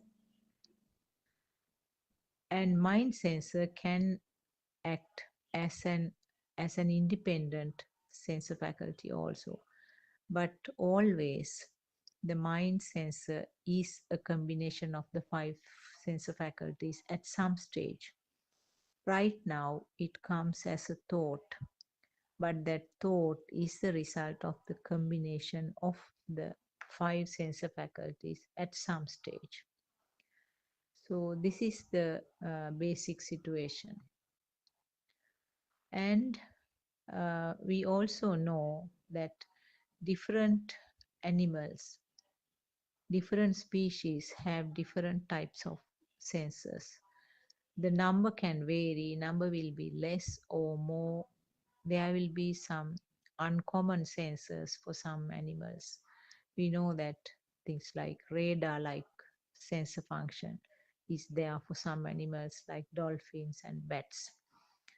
Bats do have eyes, but they mostly use this radar system for them to navigate in the night through the trees without being collided with the trees and the other objects on the way. And we also know that animals like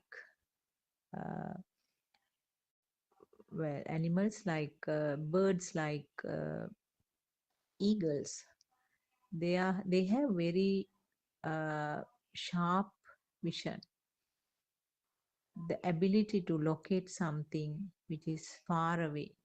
So that is the nature of that sense faculty, that is the nature of that eye. They can locate a small rat which is running on the ground right from several hundred feet up in the sky while flying. So that is their view. And we know that the smell, when it comes to the smell sensor, most of the animals do have superb ability to sense with the nose. But that ability is not there with our nose. And also the function of these sensors can vary due to various physical illnesses. We know that when there is a cold, the normal sensor function of the nose doesn't happen.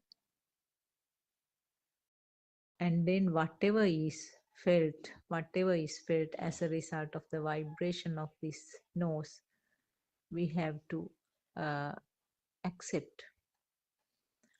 So now when you go deep into this information little by little, now we realize that different animals have their own world created, and the little baby's world is different from an adult. Now little baby, we know that baby has the radiant mind where only the sensor functions are there, no thought formation. Thought formation starts little by little when the baby reaches a little old age, usually around 1 year.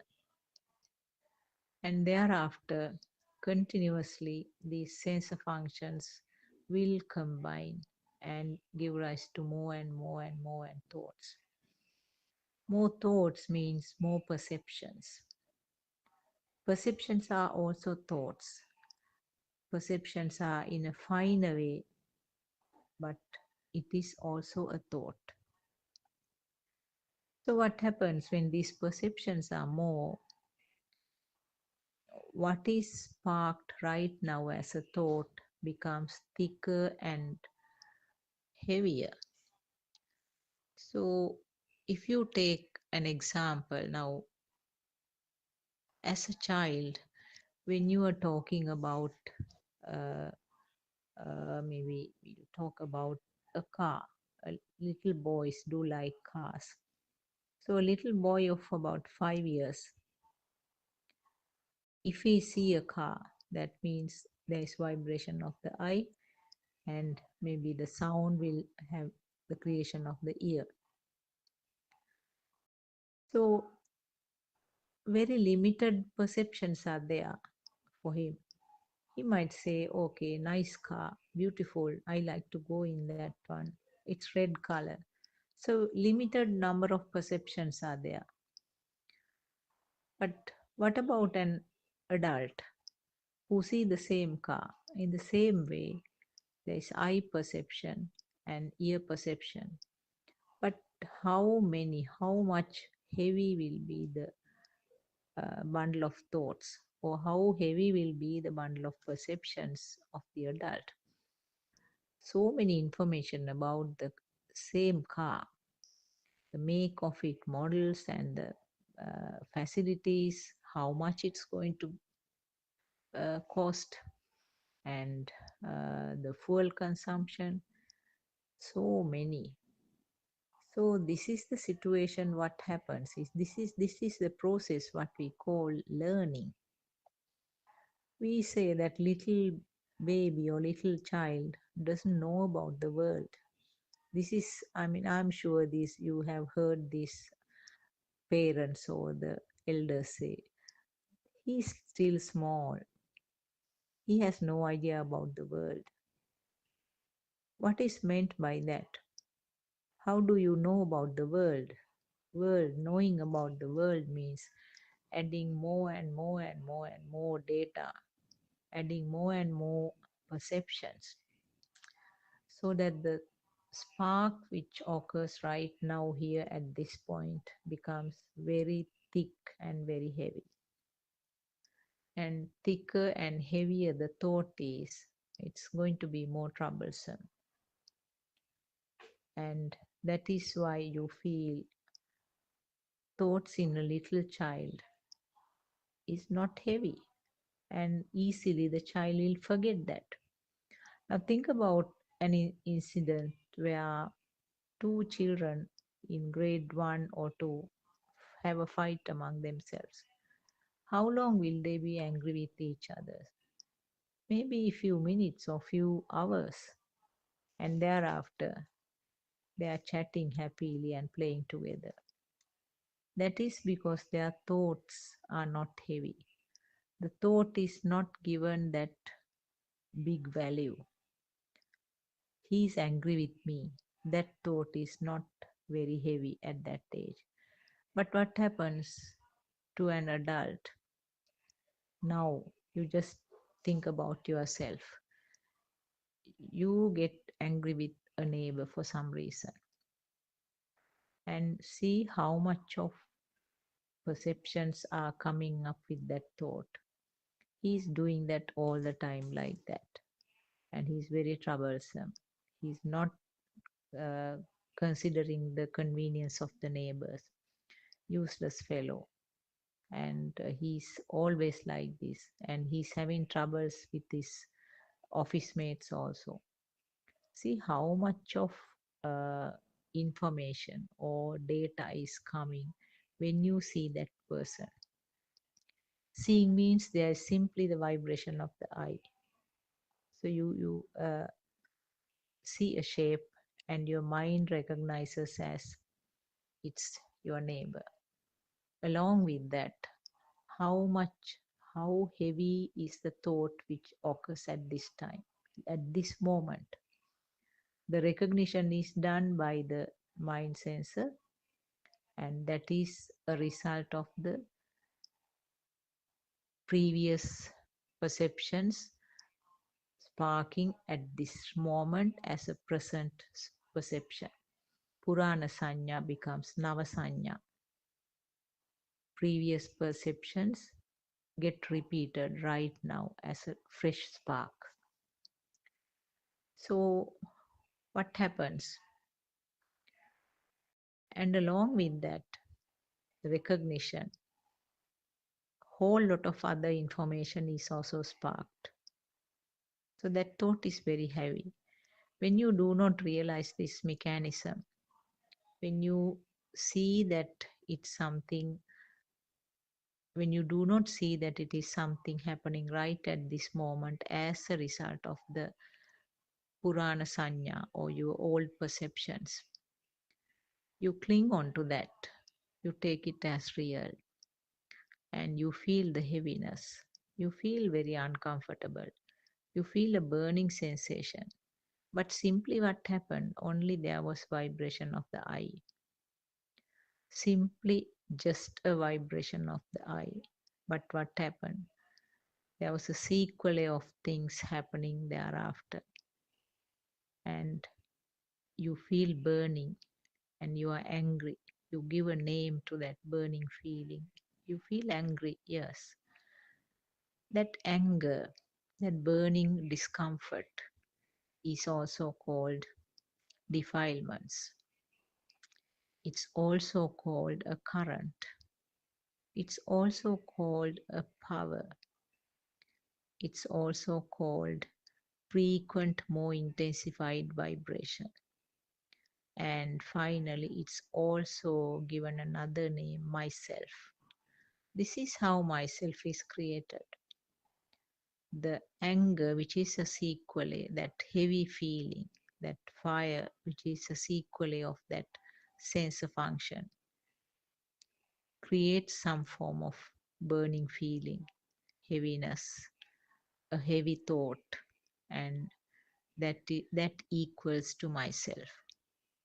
Now you can see each instance with each stimulus, myself is created. It may be in a very heavy way, or it may be in a very mild way. Depends on the weight that is given to that thought. The word volitional formation was used in Pali and Sinhala. It's Abhisankaranaya, where the same thought is given a weight and occurring again and again.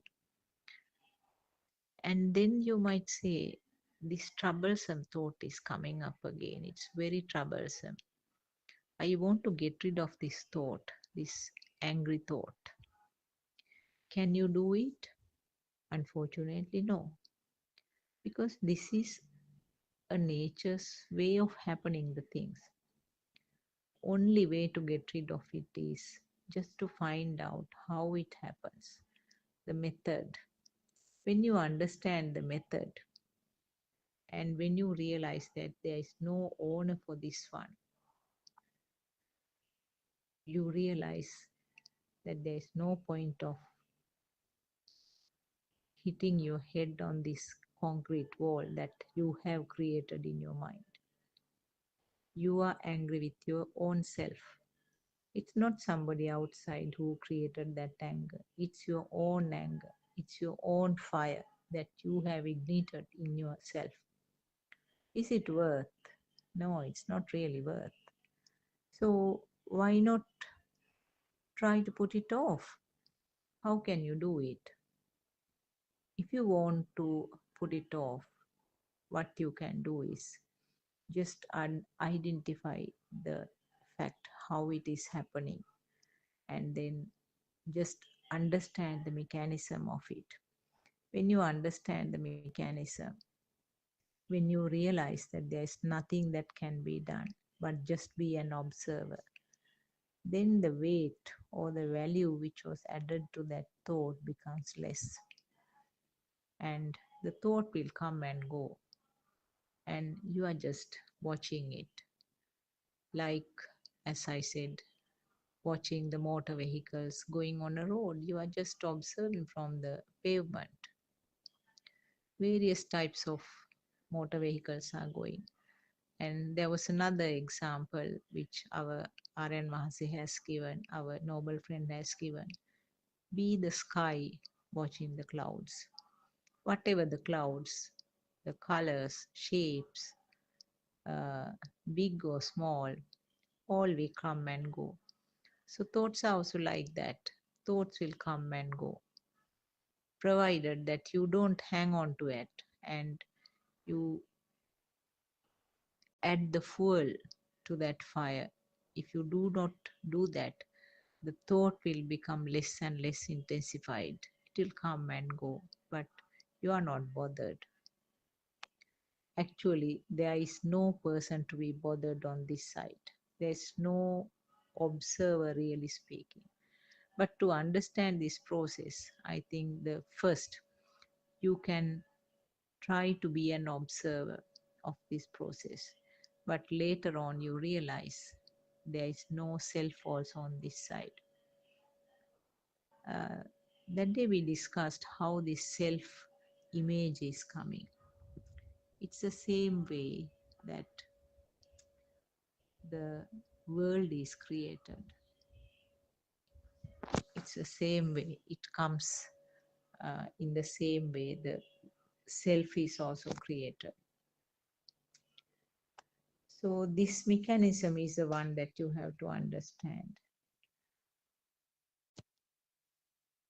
And similar situations, you can work on similar situations.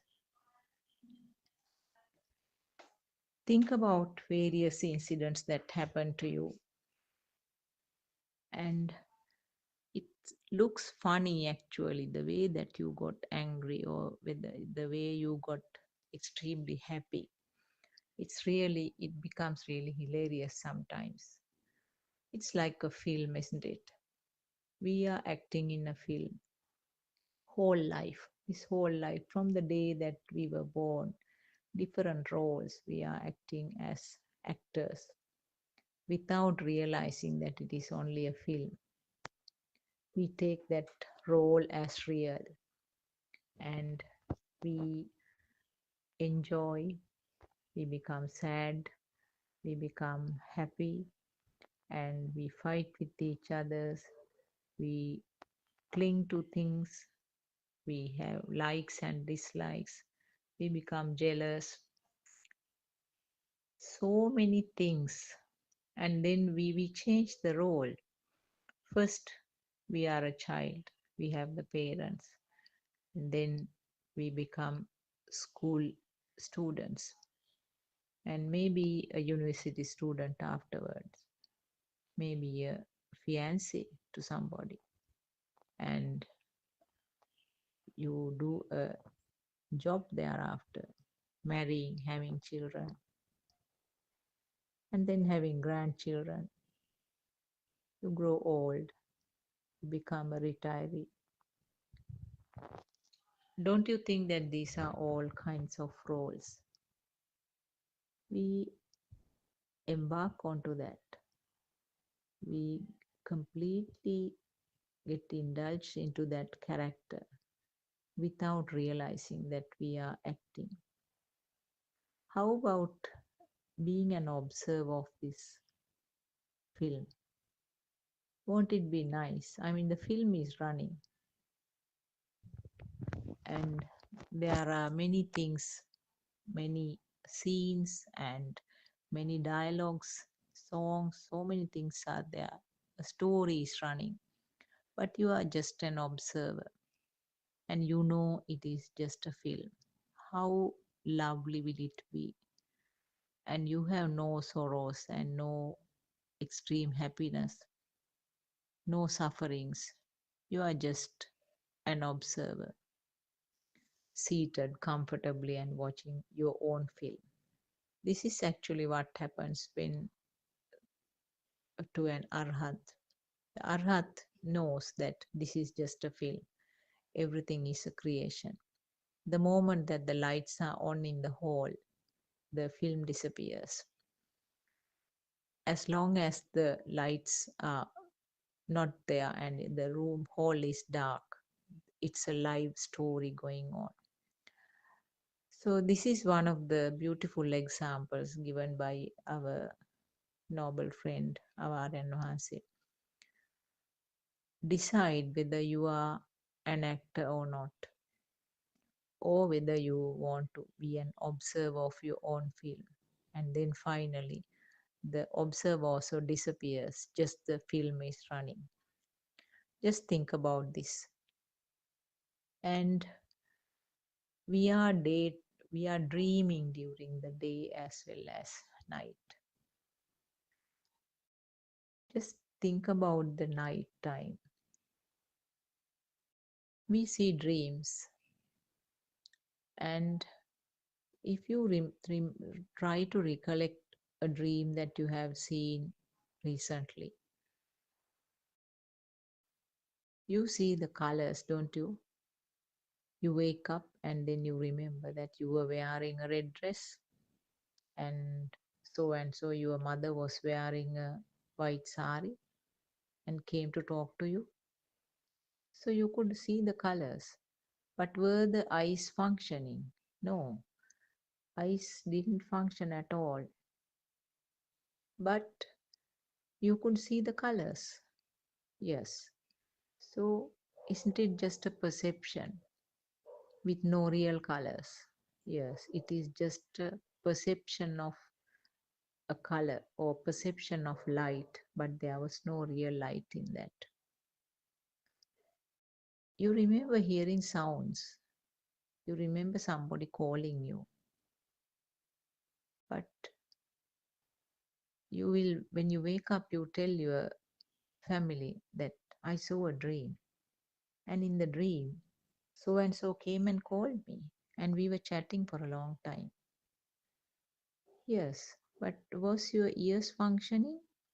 No, ears didn't have anything to do, but you heard sounds. So what is it? It is just a perception of a sound, isn't it? It is simply a perception of a sound, but there was no real sound in that. So we will take the other senses also one by one. You sometimes remember that you tasted something delicious. Yes, I really like that taste. I always like that taste, and I was eating that particular food. It was very much tasty, and I was really enjoying. Was your tongue doing anything at that time? No. Your tongue didn't have anything to do, but you could feel that taste. So that is simply a perception of the taste with no real tasting. Smell. You might have smelled something like jasmine. You were saying it was very pleasant fragrance. I can still feel that smell. It's so nice. But nose hasn't had anything to do at that time. It was just a perception, simply with no real smell there was some perception. And the skin, you feel some people pushing you or pulling you. You feel that there was very bad cold. It was very cold, extremely cold. And you wanted to put on a cardigan or something. But was it real? No. And you can feel that somebody was pushing you and something hit hard on your head. Sometimes, occasionally, you might even wake up at that time with that hard hitting on your head. But was there anything to do with the skin? No. There was no feeling on the skin, but you had a perception of your body sensor. Now you can see all 5 sense faculties have been mimicking to feel something. So those are called perceptions or sanya in Pali and Sinhalese. Sanya. So what happens when these sensor functions are there? You are acting in a story. There's a story going on, and you live in that story in your dream. And then when you wake up, oh, you are relieved because that was just a dream in the night. Now comes the best part. What about the so-called real world? When you are awake, what is happening? Isn't it the same thing happening when you are awake? It's same thing exactly. It is same thing happening because the same sensor faculties are functioning and creating something then and there due to the fast speed. So we will take the sensor faculties one by one again. Now you see something. You see a red rose in your garden. What happens? How did the eye catch it? There was vibration of the eye faculty.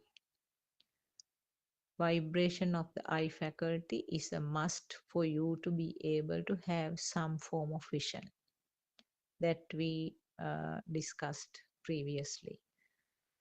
Essentially, the faculty should have a vibration for you to experience a stimulus. So for you to see, eye faculty vibration must occur.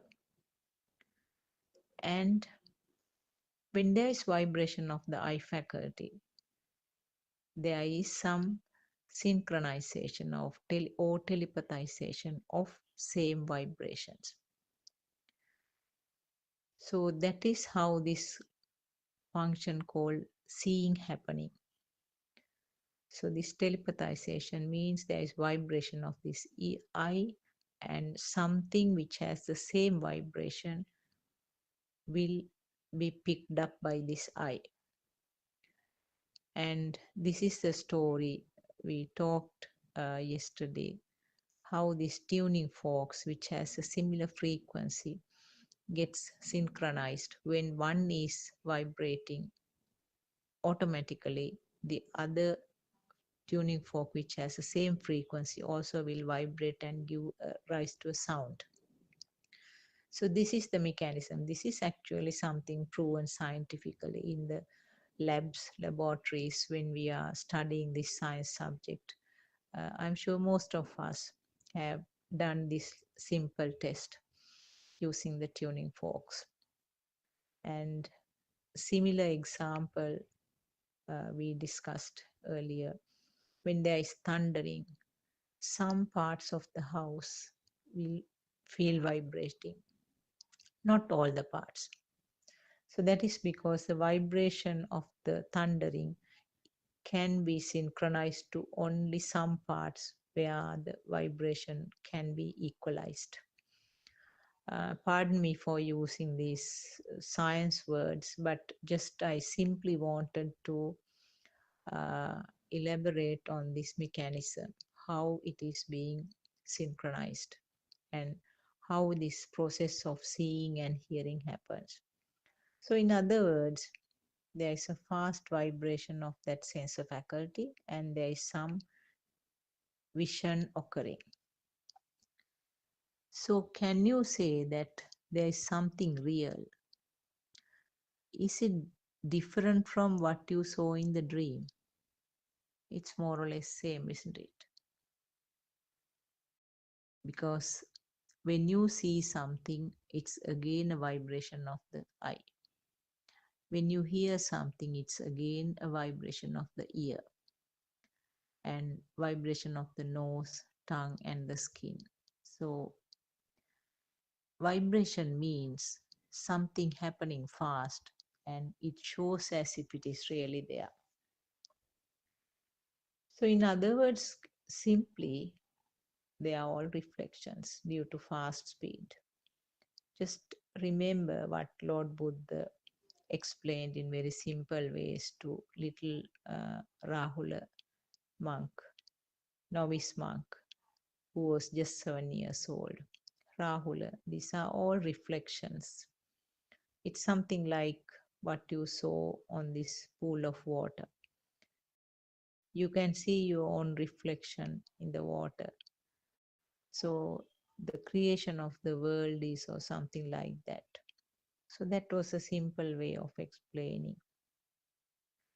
So now you can see very clearly that we are dreaming in the night also, and when we are awake also we are dreaming. In both instances, the senses are functioning, senses are vibrating, something is being created. So they are called perceptions. What is created is called perceptions. So they are not real. They are not true, they are not real, they are just creations. But of course, when you experience the world, simply because you understood this Dhamma, there is no change in the way that you see, hear, or feel. So don't worry about that. Some might worry the way that I experience the world, will it be different? Will I get confused? Of course, no. No change at all. And you can react in the same way. You can experience the world in the same way. Only difference is that the way that you had clinging and aversions to those stimuli will not be there. The burning feeling that you had, that heavy feeling that you had, will get less and less and less.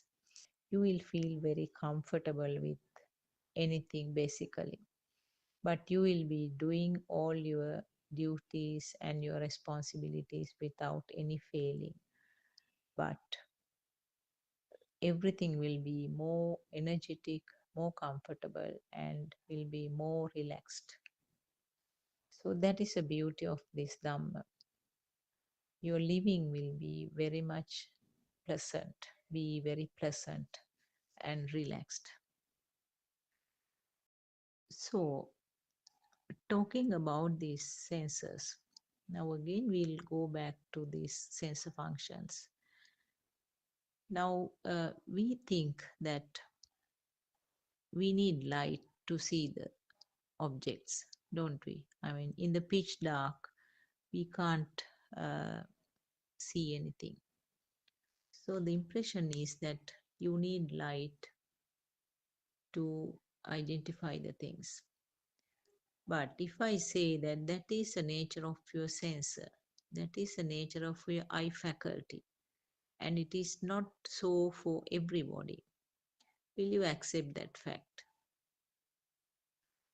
Just think about that. The human beings and most of the animals do have this type of sensor where the light is created at a particular time of this day. and we call it daytime. The time that during which the light is created and during which some seeing vision is taking place, we call it daytime. Then what about the nocturnal animals? We'll take an owl or maybe polecats, who are mostly, owls. Owl are almost blind during the daytime when there is bright light, isn't it? Similar thing about the bats also, but I think owl is a very good example. Owl is blind during the daytime when there is bright light. How can that happen? If the owl can talk, owl might say, these people are mad. They are all running around and doing various things in this dark time.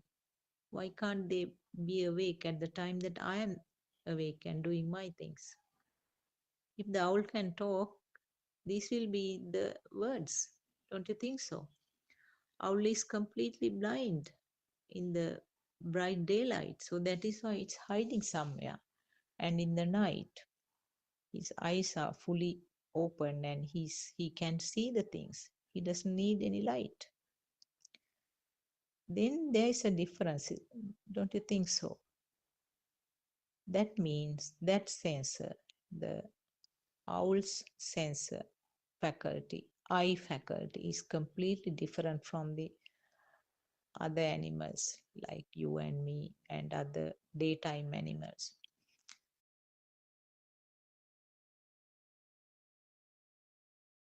All nighttime. So it's a daytime for the owl and nighttime for us.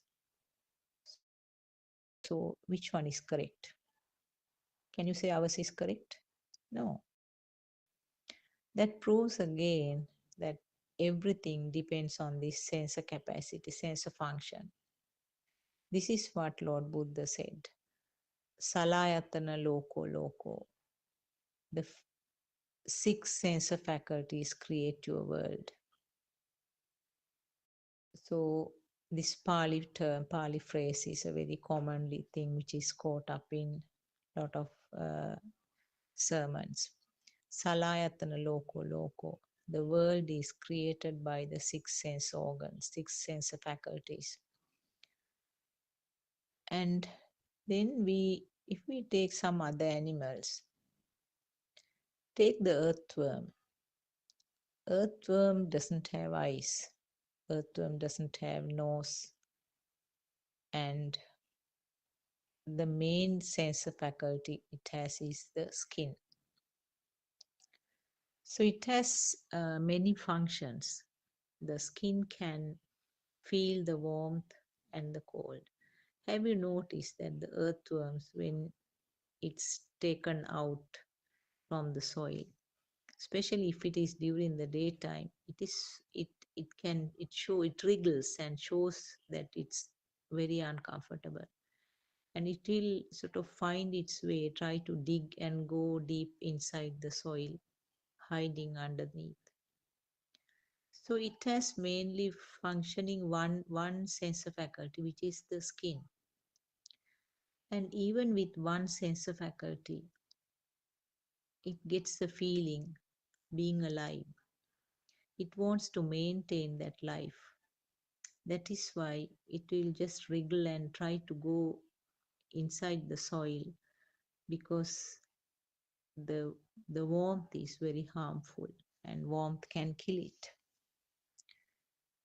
So now it's very clear that number of sensor faculties vary from animal to animal, varies from insect to insect, and even in the human beings, the sensor faculties, the nature of the sensor faculty can have slight variations.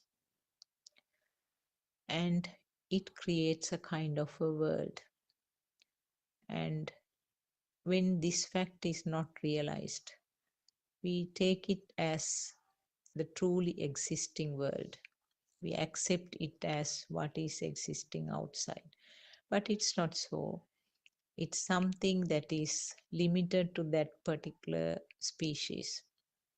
And we all have our bubbles.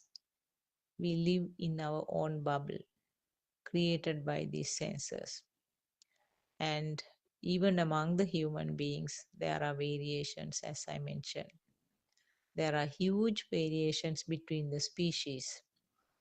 Our world is entirely different from that of a bee. Our world is entirely different from that of a horse, a fish.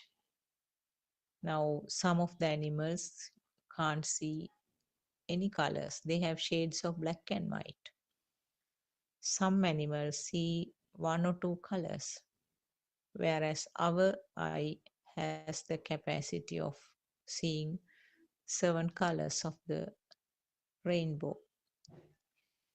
So, and also among the human beings, we know that there's an illness called color blindness, where they cannot differentiate between red and green. And this has in various forms. Some do have it in a very severe manner, some do have it in very mild form. And there are special tests to find out what degree of color blindness is there. So what a person with color blindness will recognize a particular shade as red, which is not the red for the other people. So who is correct then? You can't say I am correct and he is wrong. That's because you are in your own bubble, and the own bubble is decided by the sensor functions. And as I said, the nocturnal animals do have completely different worlds created by the sensors. They think that night is a daytime for them, and we think that their nighttime is our daytime. So see the difference, see what a vast difference is there. And some small animals do have very limited number of sensor faculties, like the earthworm, who has one sensor faculty, which is the skin. But with the help of that skin, it survives by somehow. And see now, with whatever the sensors, they make their own homes. Now we know that the termites, they make their anthill. They know the technique of doing it with whatever the sensor functions that they have. They do it in a particular way.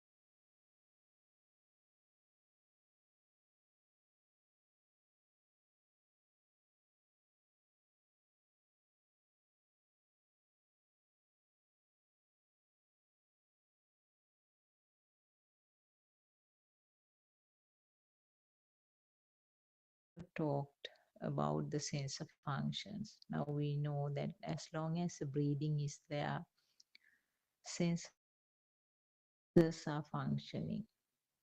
And as long as the sensors are functioning, the thoughts are formed after a particular age of the child.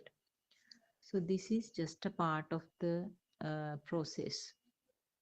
And I said it is something similar to a robot who has been programmed to do certain functions.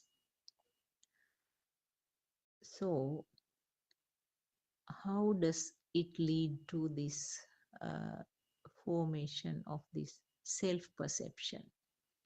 Now we will analyze a little bit more about this. What do you mean by vibration? Vibration is a kind of wave. If you draw it on a piece of paper, it's a wave going up and down, up and down. If I give another example, a metaphor, which is noble teacher R.N. Mahansi, when you throw a stone to a water pool, it will lead to some ripples. It will create some wave pattern.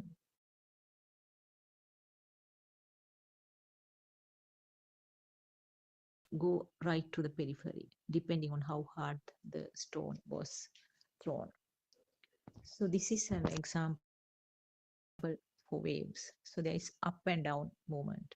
And as I said, if you draw it on a piece of paper, it's a kind of wave up and down. So there is upper end and lower end. And this is simply what is meant by waves. And it has been proven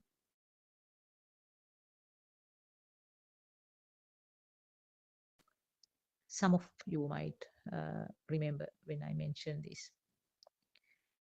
Wave means there is a plus and minus end. Two opposite ends are there to every wave. And all these materials have some form of waves. The materials are made up of waves. So that is something very clearly proven. Even the solid things or these fluid things or even the air-like stuff, they all are, some of them are compressed waves, some of them are loosened waves. For example, if you take air, it has a loosened wave pattern. If you take solids like the tables, walls, trees, they are all some solidified or thickened waveforms. So this is the basic knowledge about the wave.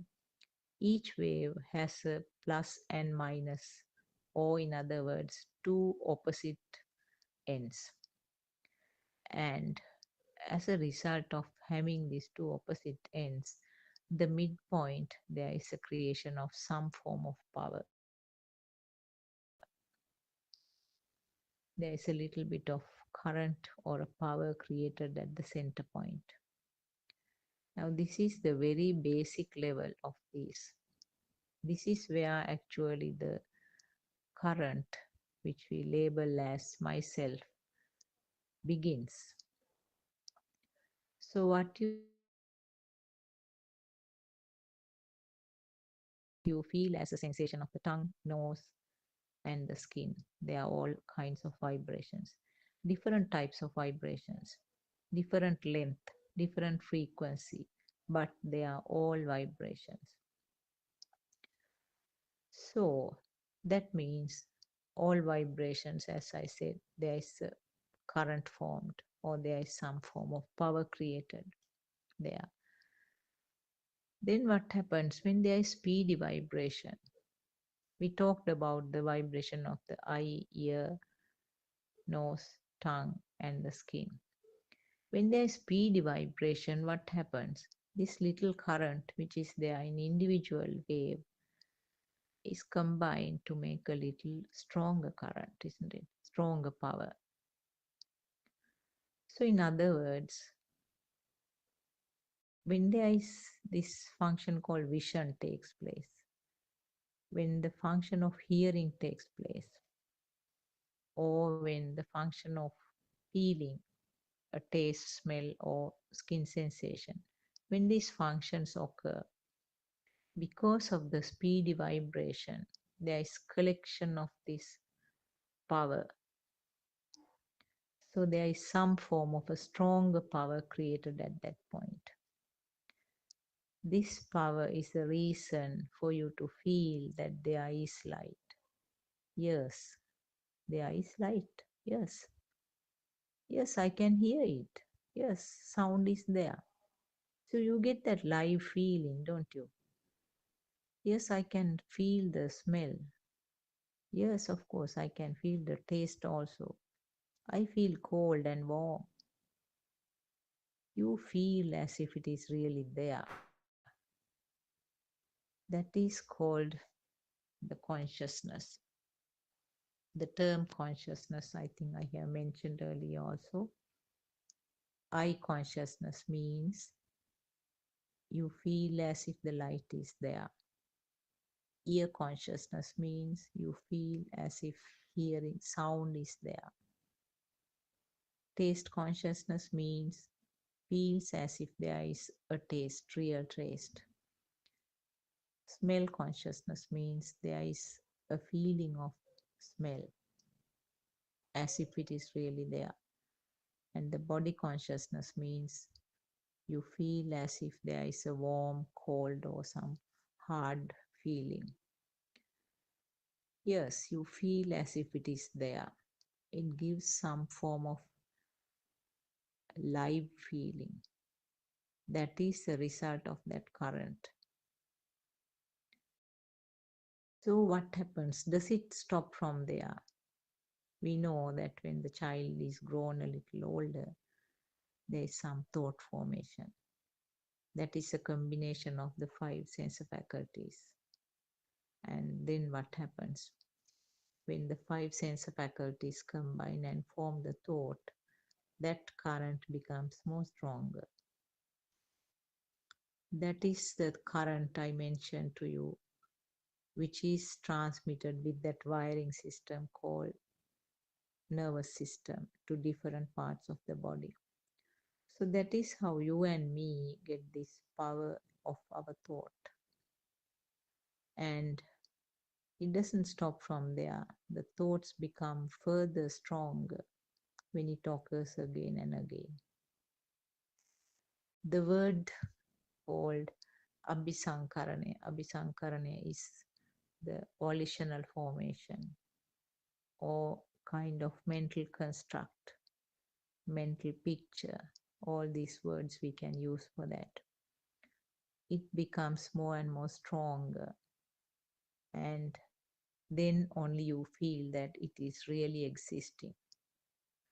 And when you feel that it is really existing, it indicates that I am there, a person who is experiencing there. This is your self-view or self-perception. So, taking these things as a summary, now we know that how the current is formed. It started from the basic wave level. Because the wave has 2 opposite ends, there is some form of current created. And this current gets intensified little by little because of the speedy action. And it gets further intensified when it is combined to form the thought. And the thought becomes stronger, and then you get that feeling it's there. Yes, it is existing. Perception of existence. Perception of the existence means on the other side, I am there. The person who wants to maintain it, the person who wants to maintain or have it, keep it, who like it, is also created on the other side. So that is how you get that feeling of self. So very simply, you can see that it is simply a current, isn't it? A current is labeled as myself. That is a simple sentence that you can explain that. This current, which is formed as a result of a system function, is called myself. So don't you think that it is really foolish? It is. Fortunately, you and me, be born as human beings, has the capacity to understand this confusion. But none of the other animals whose mental level is not that advanced, they are unable to understand this. So how lucky, how fortunate are we? We are born as human beings, and also we hear this true Dhamma, and we learn that this is just simply a mechanism where some current is being built up little by little, becoming stronger and stronger. But due to the ignorance, we take it as myself. And when this figure called myself is in the center, everything else is revolving around that. We have a world, we have people, we have family, we have jobs, we have an income, we have food to eat. There are things we like, there are things that we don't like. So many things, isn't it? And finally, we accept it as true and we try to change that world. And then we play this whole drama within that period of maybe 60, 70 years. And then it comes to an end. Does it end from there? No, unfortunately, no. As long as you don't understand this system, as long as you don't take steps to reduce this current, which is really troublesome, it's not going to end up there. This current will synchronize to some other place, somewhere. So these are some of the important things in this true Dhamma teaching. This knowledge is essential. Actually, the basic knowledge, how these thoughts are formed, how this self-perception occurs, what is meant by this self-perception. These things have to be clarified very well. You have to do your own experiments and you have to do your own research. The Lord Buddha said that I can guide you, I can show you the road, but rest of it, it's up to you to do it yourself. He said that you have to make your own canoe to cross the stream. And after crossing, you have to leave the canoe by the side of the river and then go away. You shouldn't carry the canoe after crossing the river. So those are some beautiful metaphors that was given by Lord Buddha. So it's very clear now, these facts about this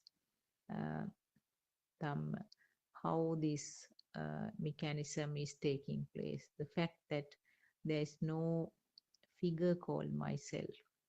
If that figure called myself is there, you should be able to control everything the way you like.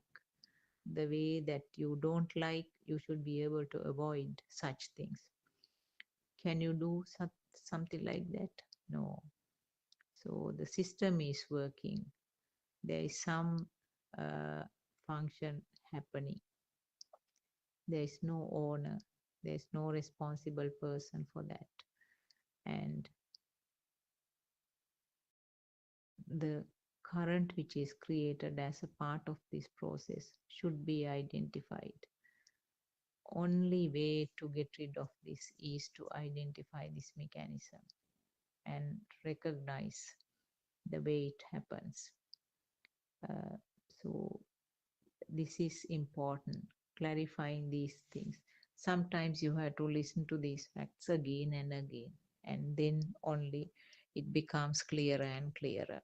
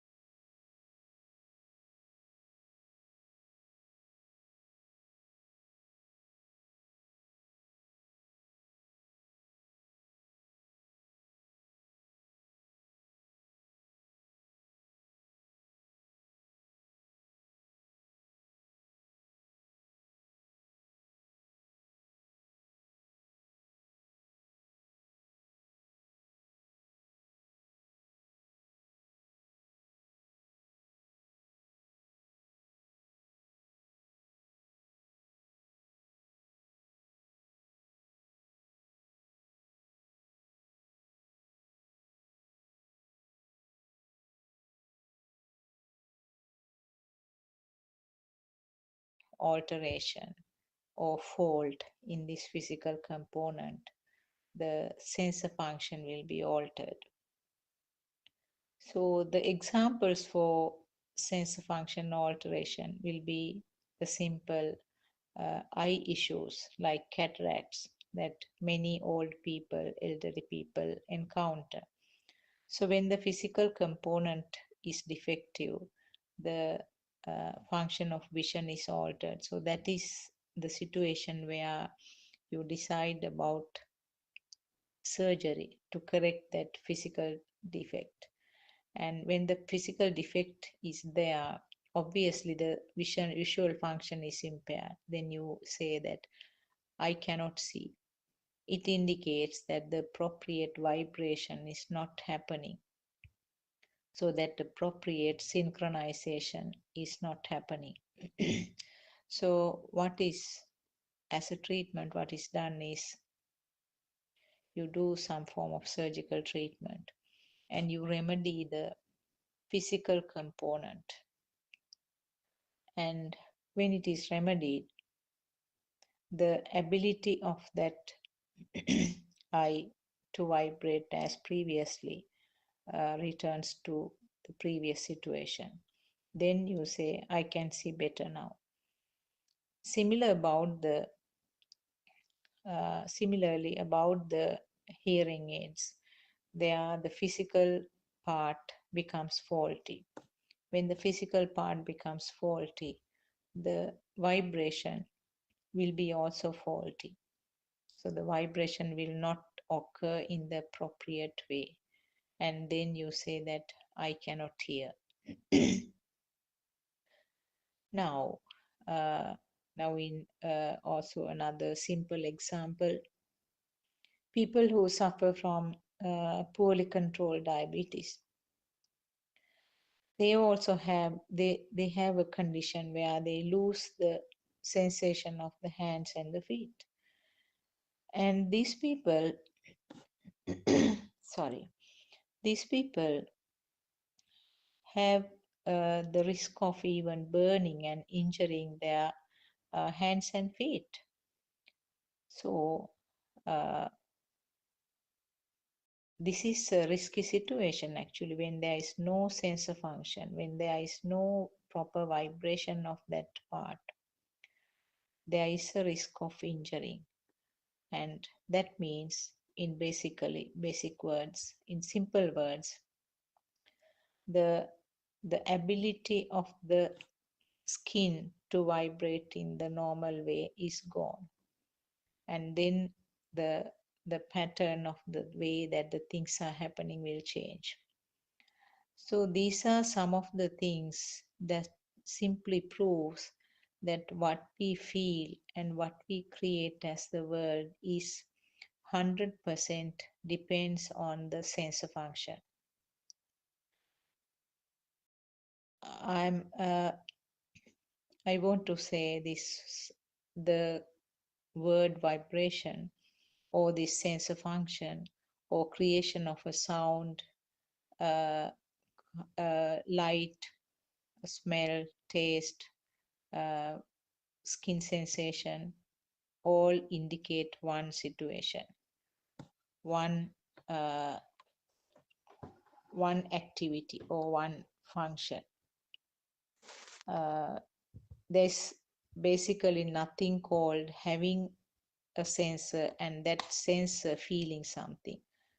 The feeling itself is the creation of the sensor faculty.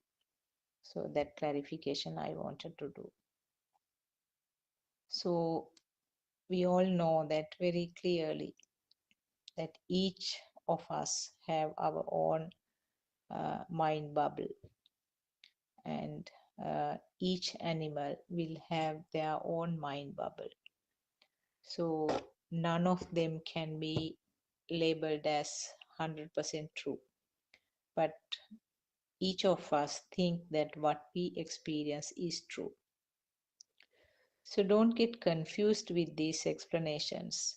This is the true fact. But knowing the true fact is not going to change the way that you feel, hear, see. And it's not going to change the way that you react in day-to-day life. It's not going to change at all the way that you experience and communicate. You can behave in the same way. You can experience, you can enjoy the world, as I mentioned earlier, in the same way. You can get involved with your normal duties. You can have your family life. You can look after your children, parents, and all the loved ones.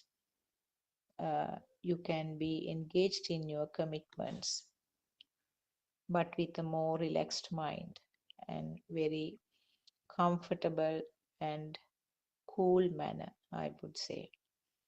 One of the beautiful examples given by our noble friend is you become a mint. You are cool as a mint.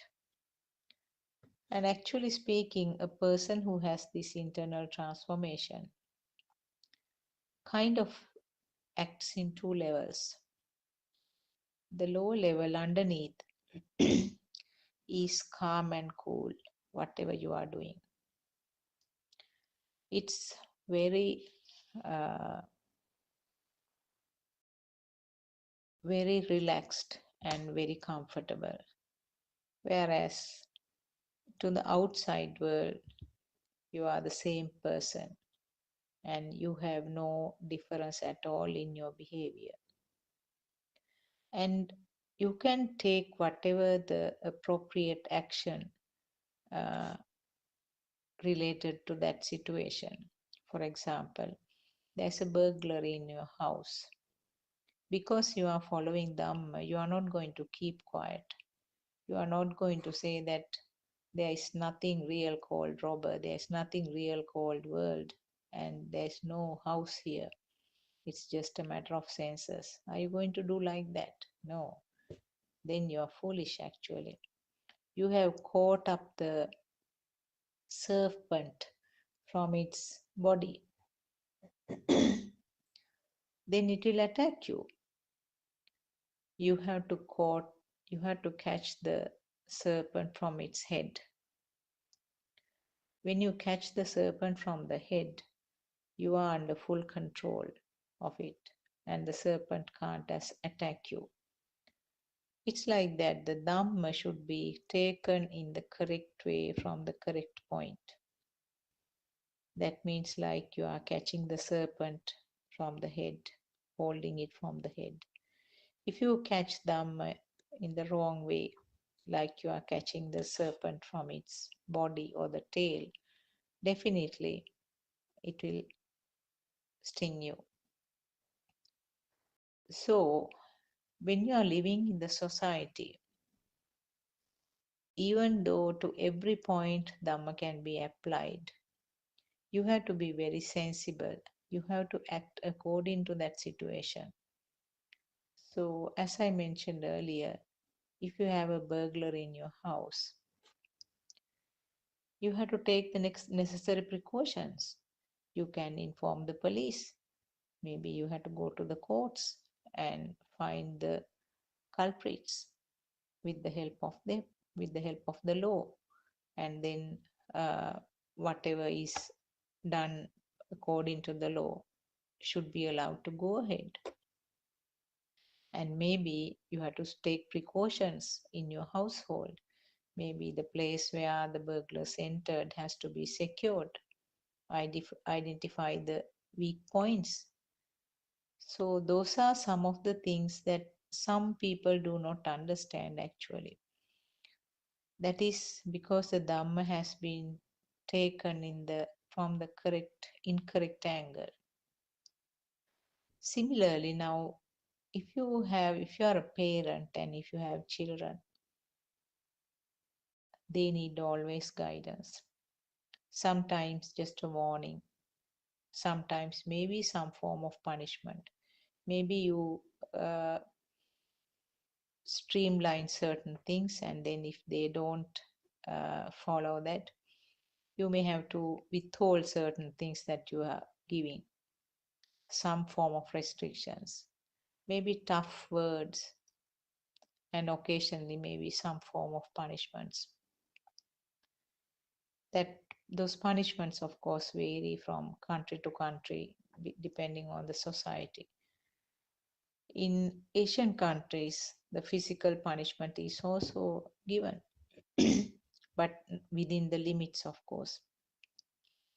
And these physical punishments, or if you are trying to be tough to a child, this may be applicable not only to a parent, even to a teacher at school. Your intention is to correct the child. So your lower level, the bottom layer, is cool as ever. You do not have a feeling of hatred. You do not have a feeling of burning within yourself when you are giving that punishment. And but superficially, you look tough, you look angry, you look rude sometimes, but definitely you are smiling inside you. You are quiet inside you, and there is no fire inside you. You are trying to do the best for that child. So that is where your external anger is not a thing for you. Your external anger, your angry look, has no value for you. It's just a very superficial thing. There's no burning inside, and you are trying to do it with the best intention. And there's another story which our R.N. Vahase, our noble friend, mentioned once. There was a mother who lost her child for some illness, and people were coming for the funerals. She was a person who was on Dhamma path, and she was crying, and she felt the sadness, definitely. I mean, her loved child is gone. She felt the sadness, but there wasn't a big fire with that sadness. Sadness is a product of your mind sensor. So if we consider the other things in your mind sensor, it may be in the form of happiness, it may be in the form of sadness, it may be in the form of anger. But things like jealousy, of course, are deep rooted. Jealousy and hatred are not actually considered as superficial things. They always have a root, they always have a fire underneath. But the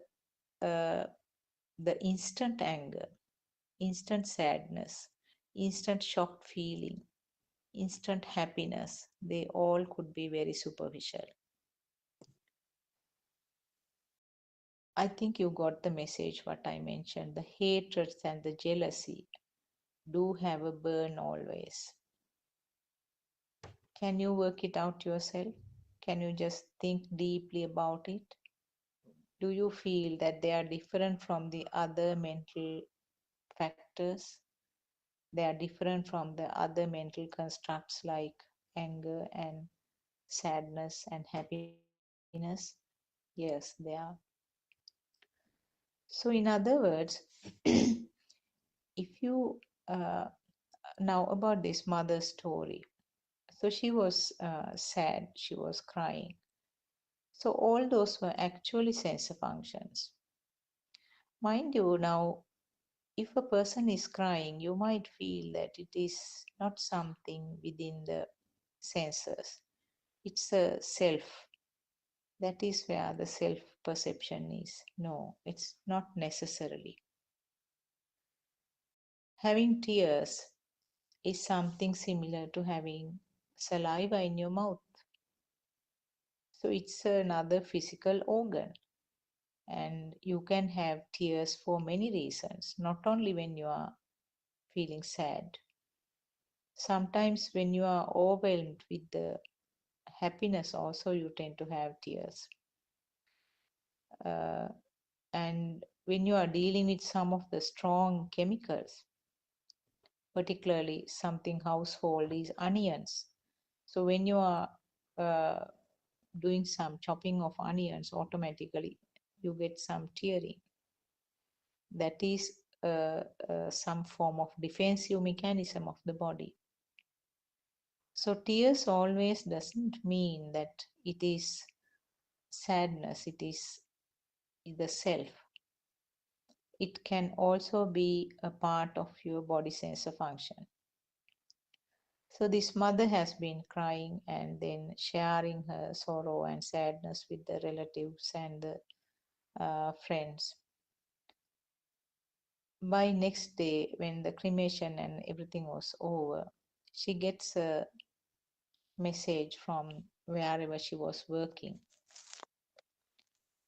Her presence is urgently needed at the office for some essential thing. She went and she did that job, whatever was necessary. And the people who were in the office were really surprised. And even some people were making some adverse comments. She lost her son and she should be sad. How can she come and work like this? That is the nature of the Arhat state. I am not saying that this lady has reached that state, but that is the level of the Arhat state. There is sadness, but it has not become a thing. That sadness has not been given a value. If it was given a value, if it became a thing, on the other side, the self is there. Who felt it? Who felt that sadness? I am there. I felt the sadness. I was feeling sad and I lost my child. So then the world become real and I am real. So that you go back to your mundane world. So this is the uh, story about this mother. I'm sure you may have experienced similar things, similar situations. Of course, there are people who are very tolerant to this type of fluctuations, but with no Dhamma. They do not have this concept of uh, anatma or no self-conception. They do not have the understanding of this true Dhamma, but they are tolerant to many things. They will not cry with the loss of their beloved ones. They will be sort of normal by next day. That type of people, if they get an opportunity to listen to Dhamma, they will be able to understand it much faster because already by nature they are to that vibration. They are more towards that vibration. So they are lucky, they are very fortunate if they happen to listen to this true Dhamma. That sort of people we call in Pali, Uggatitanna. What is meant by Uggatitanna? Uggatitanna means very fast at grasping these teachings. So that is something that they have been practicing sometimes over many births, not only in this life. And there are similar stories from Lord Buddha's time. The two chief disciples of Lord Buddha, Sariyut Mugalan, before they became monks, they were from Brahmin families, rich high caste families. They went to see one of the carnivals, very famous carnivals those days. And they were watching all the dancing and music and food and everything. But they felt fed up. They felt that this is not the happiness. This is not where we can find happiness. They wanted to find the real truth. So they decided to go looking for truth. They were friends actually. They thought going to two different directions. And if they find the truth, they promise to meet each other and then inform the other person. Of course, don't ask me how they were going to communicate, because those days we know that there were no way of giving a telephone call. You have to physically go and meet the person. So the one of them who became Sariyut monk, Arahant Sariyut. So he was walking and he met a person, a monk, who was walking for alms on the road, very relaxed and very calm look on his face, very quietly walking. And he was greatly impressed. He asked, "Who is your teacher? Venerable sir, who is your teacher? And what does he teach?"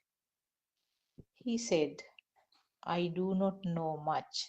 Of course, I'm not a big knowledgeable person on this issue. What he teaches is the cause and effect, doctrine of cause and effect. That's all." He's there. He directed where Lord Buddha was living. So just two sentences. With that two sentences, he reached some form of understanding. That is the level of Uggatitanna. And then just with the four sentences that he heard, he actually met his other friend within a short time. And he mentioned all four sentences to him. And he also had the same understanding. So that is a level which we call Uggatitanna. With just a very brief exposure, you tend to understand this Dhamma. Not very many people have these qualities. It has to be some practice, as I said, coming from the previous lives. And they both went to meet Lord Buddha, listened to Dhamma, became monks, and they were the two chief disciples of Lord Buddha. This is part of from the Dhamma literature actually. So as I said, some people within a short period will understand this. And then there is another level where they need a little bit more explanation. They need to listen to more sermons and maybe more discussions to clarify their questions. In Pali, they are called Vipatitanna. That is a second level. Excuse me. And then there is further down another level called Neya in Pali. That group needs some more explanations, some more listenings, will take a much longer time than the previous two groups. but still they will have the internal conversation at some point. And the last one in this group is called Padaparama. They will never be able to understand this Dhamma. And whatever is heard and whatever is practiced, they are clueless. Actually, there were some characters during Lord Buddha's time also. There was a famous king at his time. He used to go to the temple every day to listen to Lord Buddha's sermons. And he came back as he was always. I mean, he never could. He did lots of good things, good meritorious things, but he couldn't end up his samsara journey by understanding this beautiful Dhamma. But you know, the beauty is that this doesn't apply to your whole life. It doesn't necessarily mean that it is going to be applied to your whole life. In other words, a person will not be permanently Padaparama for his life. It can again vary. A person will be able to understand something at the very next moment. And a Padaparama person can change from that state to another understandable level. So that is the beauty of it. So no one should be disheartened simply because you do not understand these Dhamma facts. At some point it will be helpful. It will not go waste.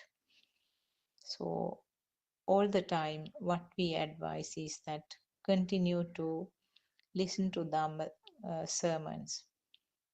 No matter what you understand, no matter even if you forget the whole thing at the end of the Dhamma discussion, but continue to listen. You will be able to pick up at least one sentence from each day. You will be able to understand 2 sentences in few weeks' time. And sometimes, after listening to the same thing, same type of facts repeatedly for weeks and weeks or months and months, all of a sudden, like switching on a bulb and getting some light in the room, you will realize that, oh, this is what they have been telling all this time. Isn't it beautiful to understand something like that all of a sudden? And you feel, now I understand. This is what you have been telling all this time. So, what we advise is that what we did was, at the beginning, we were just listening. Unfortunately, some people will stop listening because they don't understand. They will not be, they are not willing to believe. They might think that, okay, we'll do some good work in this life. We will do some meritorious work, collect some merits, and then be born in a better, with an improved mind as a human being. In the next birth, I will be able to understand this Dhamma. How foolish are you to think like that? We have been talking about the danger of this samsaric journey. There is no assurance at all, whatever the meritorious work you are doing. It's very important to realize that the last thought or last mind that is created at the time of the collapse of this physical body plays a crucial role. Now we know that each thought is a fresh thought. Each is born here right now at this moment, and then it ceases or comes to an end. And each thought has its own current. So this current pattern, if it changes suddenly at your last thought, the current will decide where it's going to be born, or where it's going, where it is not going. Actually, I'm sorry about using that word, where it's going to resonate. Nothing is going from this end to that end, but it becomes similar. So that last thought is called Chutisita in Pali. So this thought is something that really matters. So whatever the things that you are doing as good things may or may not come at that moment to your mind. So this is what is explained in cause and effect doctrine. Actually, the cause and action, or the karma, the effects of karma, has been described in many beliefs. So that has been in practice in India around the time that Lord Buddha was born. Everybody depended on the karma. So because of that, they all try to do good karmas and avoid bad karmas. So by trying to do that, they expected that the next birth will be a good, comfortable one. Then if everything is decided by this karma pattern, there are very obvious examples that gets disproved, isn't it? Now take the story of Angulimala, which I mentioned yesterday. He was a serial killer, and he had this guilty feeling about killing people always. And one day, Lord Buddha, in a very tactful manner, in a very wise manner, he turned his thought process completely to a different direction. He made it for himself, for Angulimala himself, monk himself, to understand the real situation. However much he was advised previously, he couldn't take it up. And that was the point where Lord Buddha precisely grabbed and then got Angulimala monk himself to understand that always it is a fresh thought which is coming up. So therefore, you should never feel guilty about the things that happened in the past. I'm sure this is being explained even in some religions like Christianity, where you try to get the pardon for what you have done. So if you take this cause and effect doctrine, if there is a cause, there is an effect. If the cause is not there, there is no effect. Arising of the cause will lead to arising of the effect, and cessation of the cause will lead to cessation of the effect. So that is the basis of this doctrine, of this cause and effect Dhamma. So the karma part is there as long as you believe about karma. If you are worrying about what happened in the past, if you feel guilty about what happened in the past, definitely that karma will have an effect. So that is where the cause and action will be described. If there is a cause, there is some action. So if you believe on that line, definitely you will have the effects of that. You will have the results, or you will have the sufferings. So if you have the under the action, the cause and action, now in many religions, you are told that if you do good things, and particularly if you try to remember them again and again, the magnitude of that becomes more. So it's true. That means you are believing the cause and action line. If the cause and action line is the only thing which is effective, then Angulimala will never be able to reach the Arhat state after killing so many people. Now, as listeners, I don't think any of you have killed any people, have you? So, definitely you can understand this Dhamma. Definitely you can reach this understanding and then have your inner conversion, internal conversion. What do you mean by internal conversion? It doesn't mean that you are going to change your religion or your living pattern or your environment. No, nothing happens. You really understand this mechanism, this system. And what is this system? It is a part of the nature. So the nature is taking place, taking a major role, or I would say it's 100% role. So can you do anything about this nature's law? No, you can't do anything. You have to helplessly watch it.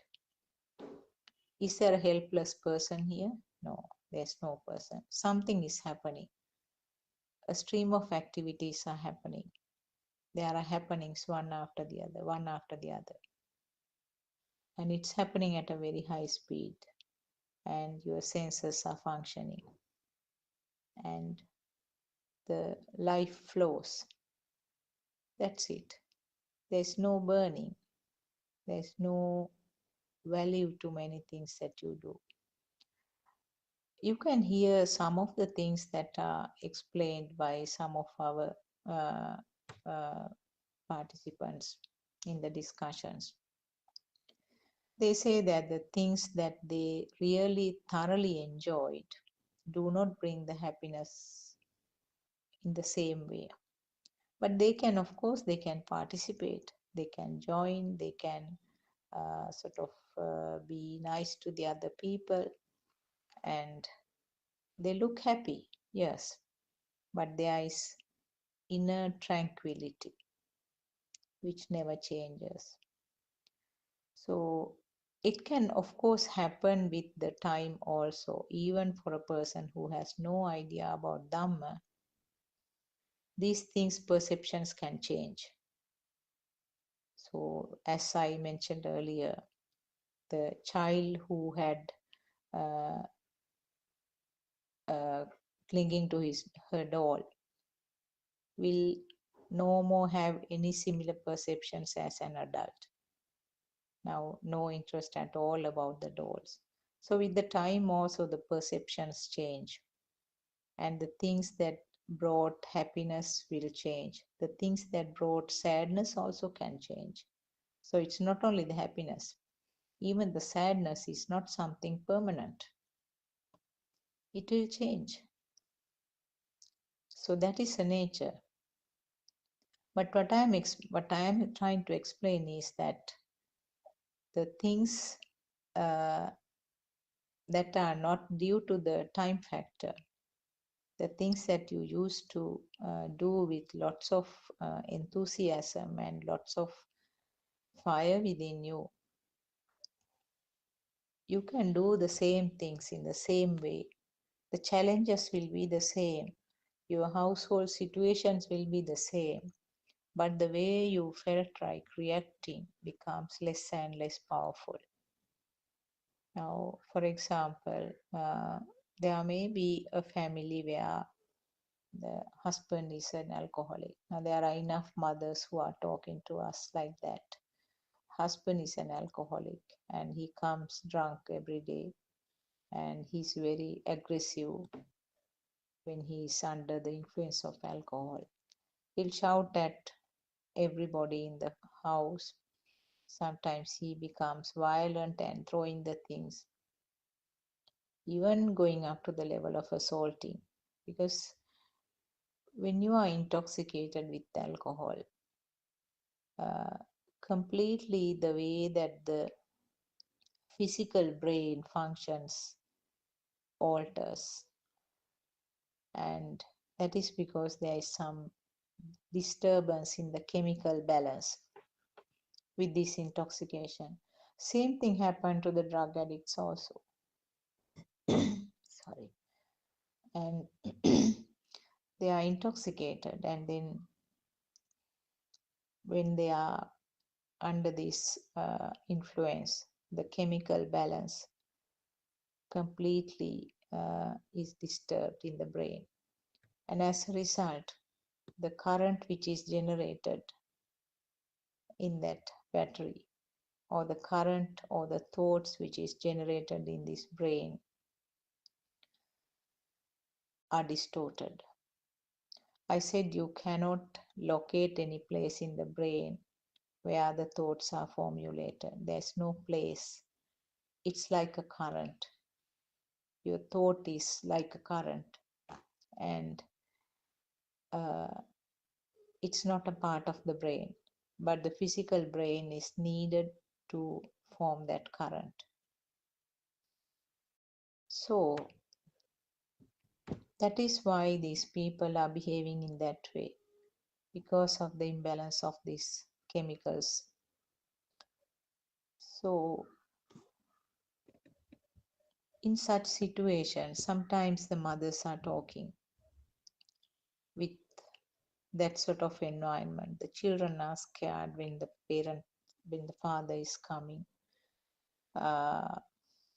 drunk. So how can you manage such a situation? There is fire on that side. His vibrations are very strong.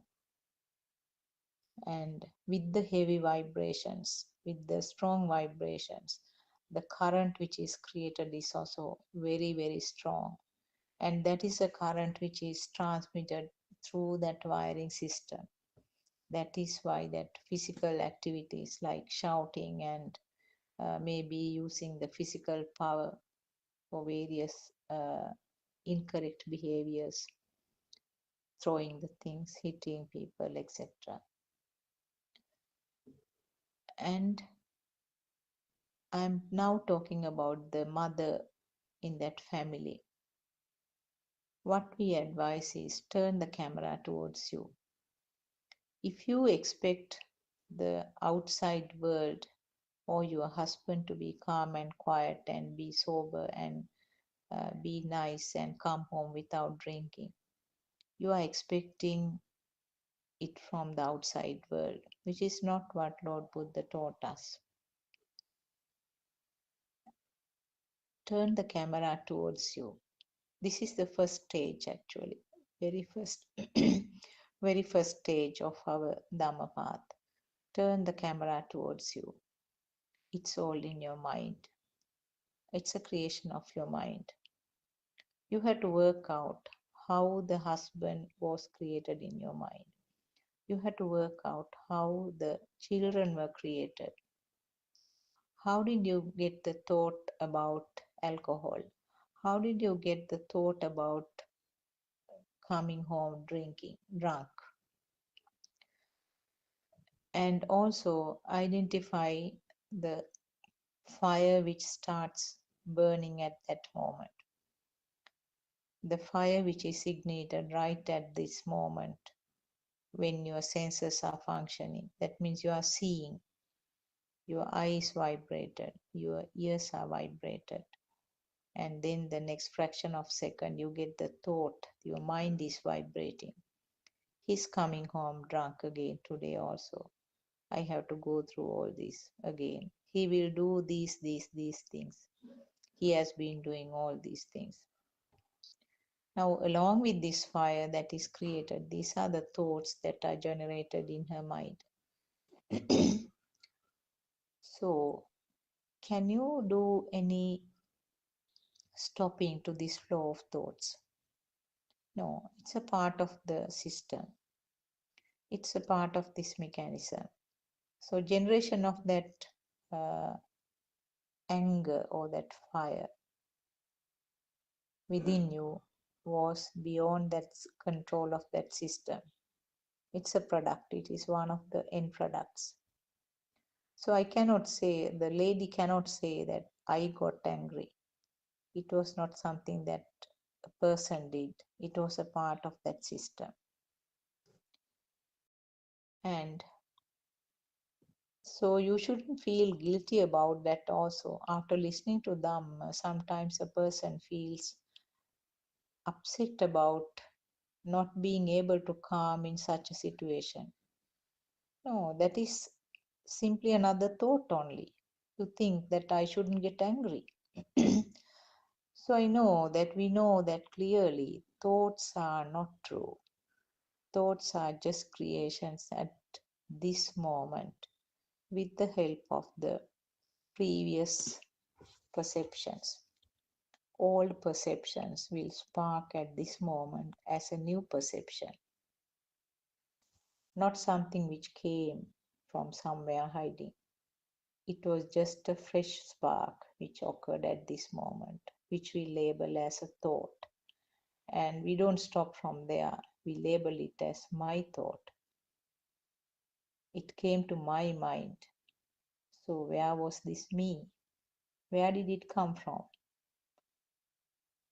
And was me responsible for this process?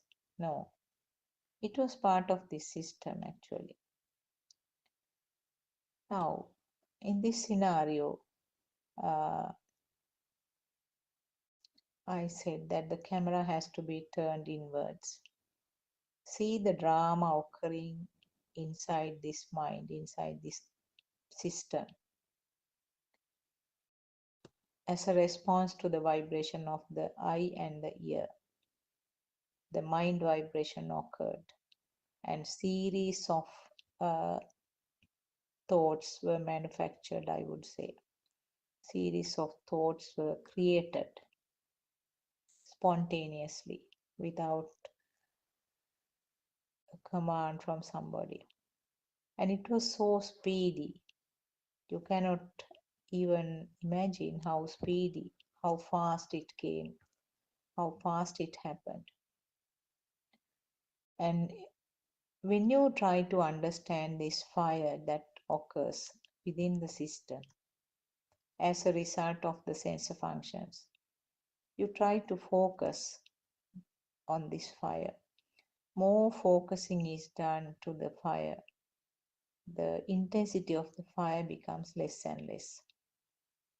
That is the only way actually to tackle this problem. So more it is focused, more it is understood, more the fire is felt. Automatically, the system feels that it becomes less and less. Actually, there is no person focusing on this, that I must stress. Pardon me with some of the words that automatically comes up when I am trying to explain. But what I want to try to tell is that there is no observer here, but it is the wisdom. The word jnana is the best thing, but wisdom actually doesn't explain the exact meaning. Jnana is the correct word used by Lord Buddha. And jnana is a kind of a tool which comes up from the system. So there is no person who is observing this fire. It's a tool called jnana coming up from this system is observing. So more of this fire is picked up, more of this fire is observed and felt. It becomes less and less intensified. And when we explain to these mothers, they start understanding that. They try to sort of get a clear idea of what we are saying. And then automatically this focusing to this fire becomes easier.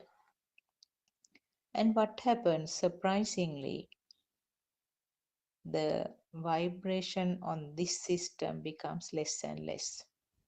In other words, this system becomes calmed down little by little. The outside challenge is not changed. The outside behavior of her husband has not changed at all. But this side, it becomes more and more calm. It's really amazing when there is calmness on this side, when the vibration becomes less and less. It is resonated to the other parties also. That is the beauty of this Dhamma. That is the true metta. When there is calming down on this side, the vibrations are less and less intensified, less and less frequent. The current generated on this side is less and less, which means the defilements are less and less on this side, which means that the self-we becomes less and less strong. I am the one who is suffering. I am the one who has to listen to all this shouting.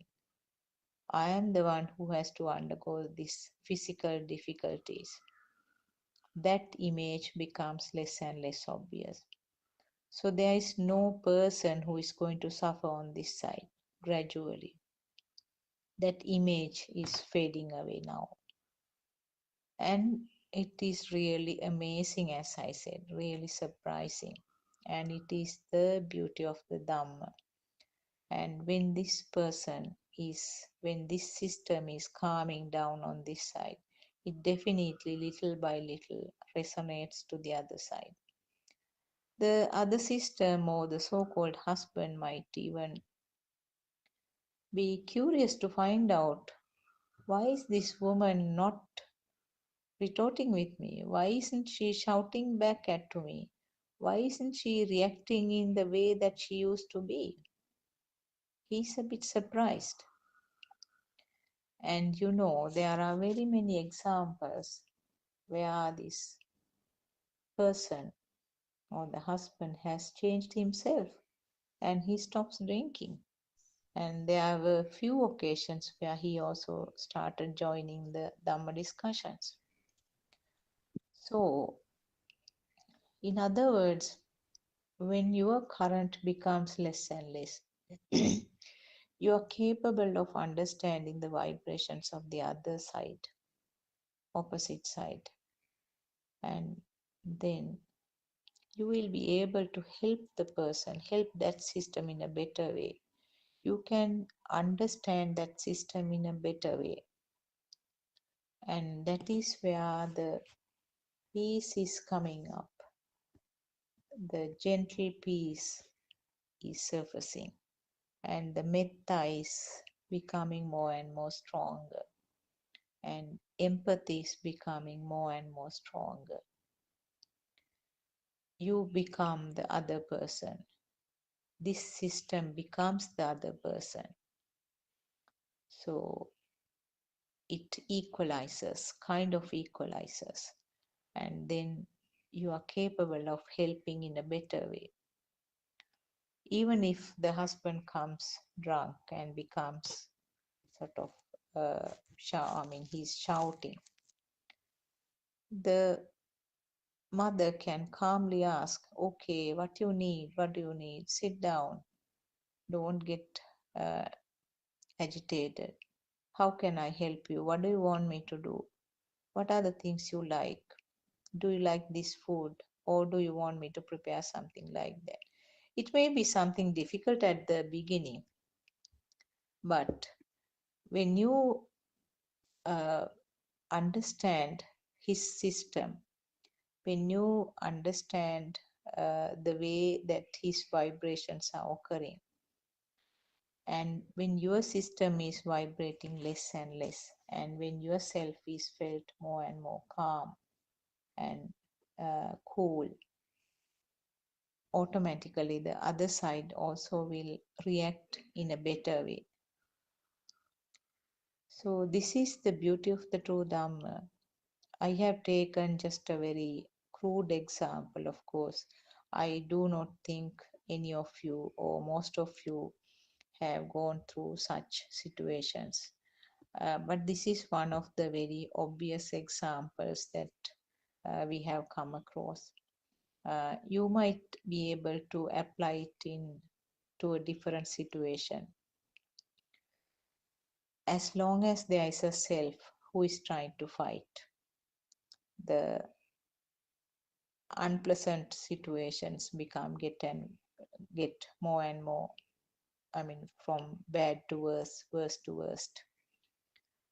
So as long as this self is dissolving on this side, things become very much easier, very much comfortable.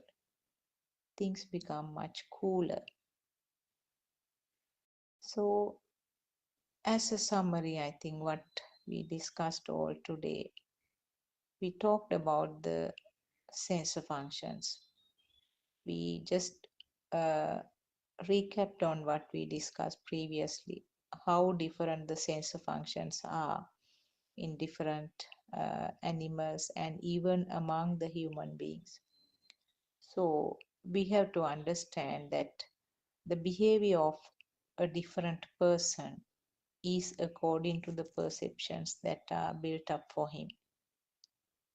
And those depend on the genetic factors, the upbringing or the environment, and also the current which got resonated to him as a zygote. This is why you might see that in the same family sometimes the siblings are having a huge contrast among themselves, quite different from each others. But when you take the genetic pool, it's the same genetic pool. If they are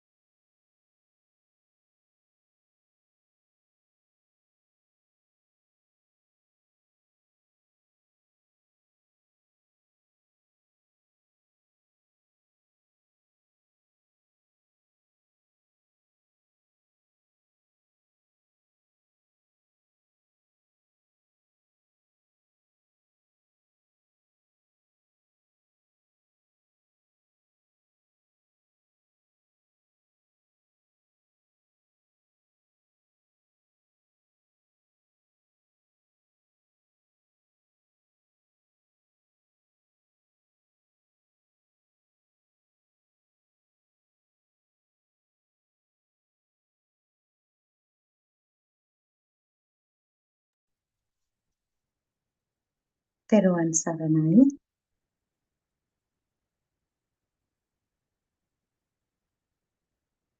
තෙරුවන් සරණයි ආර්යයන් වහන්සේ. May the noble triple gem bless you all. First of all, I worship Buddothpado Aryan Mahanse's feet for his selfless service towards ending the sufferings of the mankind.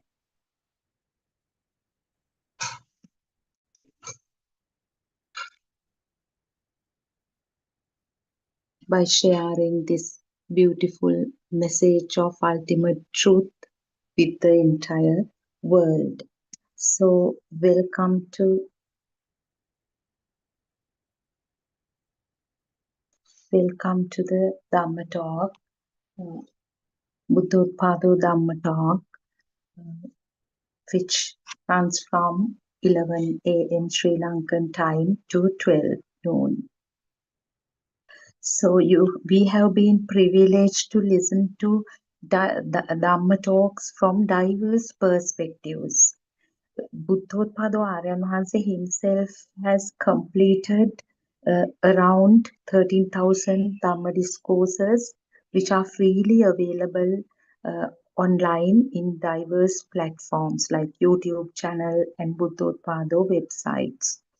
So in addition to that, very recently, the newest venture is this 24-hour English Dhamma talks, where Buddothpado Aranwase himself and different followers.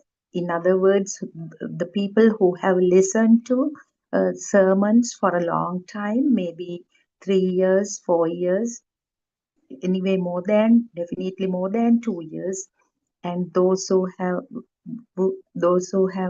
uh, begun to experience the diminishing of defilements. For people, those who feel the truth through themselves are talking here mostly, but they are in the different levels of the path.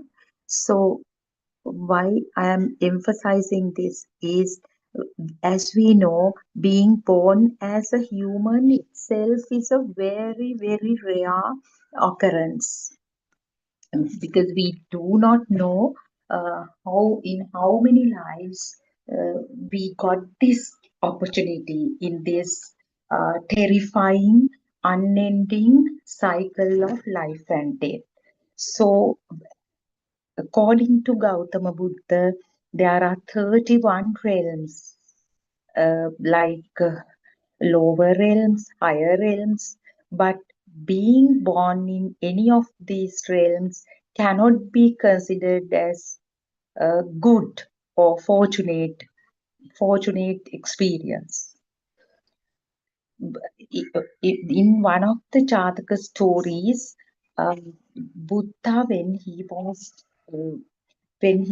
walking along with his maybe 500 disciples, he shows an ant in an ant trail, and he tells the monks, monks, can you see that leading ant there? Then they answered, yes, Bhagyavatun Vahanse. So this very ant was once the god of all gods and goddesses, the Sakriti. So this simple example itself proves that the danger that we take by involving in all sorts of activities, so-called meritorious activities, and accumulating merits with the ardent wish of being born in a higher realm. So, according to, actually, all these come under action and effect Dhamma, which was prevalent in the world even before the birth of Gautama Buddha. Action and effect Dhamma. If you perform good karmas, the repercussions or the results will be good. So, because actually, I believe that you have listened to sermons before also, until and unless that thought power becomes zero, that is actually the ultimate destination, ultimate achievement in the path, that is Arahant Samadhi. Until and unless someone's thought power becomes zero, in other words, until and unless someone's self-perception dissolves completely and the person becomes the nature, we cannot say that person is safe in this terrifying cycle of life and death. So it is not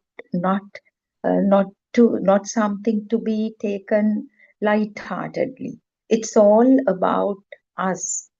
In this lifetime, we have done a lot of things for others, like from the birth, actually, we were under the care of our parents. Then we went to schools and we were listening to our teachers' advices, our parents. We were living up to our parents' expectations. We wanted to please them. We wanted to grow up as good people. whenever we actually I remember when the teacher asked what's your ambition, I used to say to become a good citizen and to serve my motherland. That was the line that we memorized to be the future goal or ambition. So we have done so much. I mean, for now as adults, we have always fulfilled our responsibilities towards our children, parents, society, in the place where we work, whatever the duty, whatever the responsibility assigned to us, we never neglect them. That's all good. We actually they would offer 100 out of 100 marks for us, these committed people, because we always go out of the way to make sure that things happen smoothly in those contexts. But with all this service rendered towards the society, towards the family, towards the loved ones, towards our friends, towards the neighbors, will it or will those good deeds will save us when we uh, travel in the ways, not as a person, when this power, thought power, that vibration of the last thought telepathize into another system. No, my dear, that is the danger. That is the danger. We have to look after that individually. We may organize parties collectively. We may organize alms givings collectively. We may organize sports meets collectively, prize givings collectively, national events collectively, international sports events collectively, summits collectively. So all kind of, we may say I'm a member, prestigious member of the UNO, or this summit, that summit, this board, that board.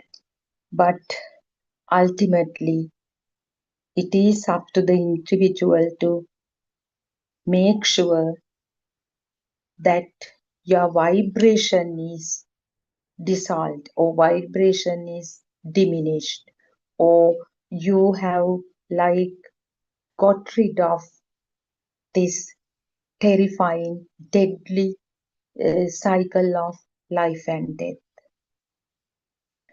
So let's just discuss, let's just reflect on what you have been doing in this very, very rare, very, very unique, very, very important.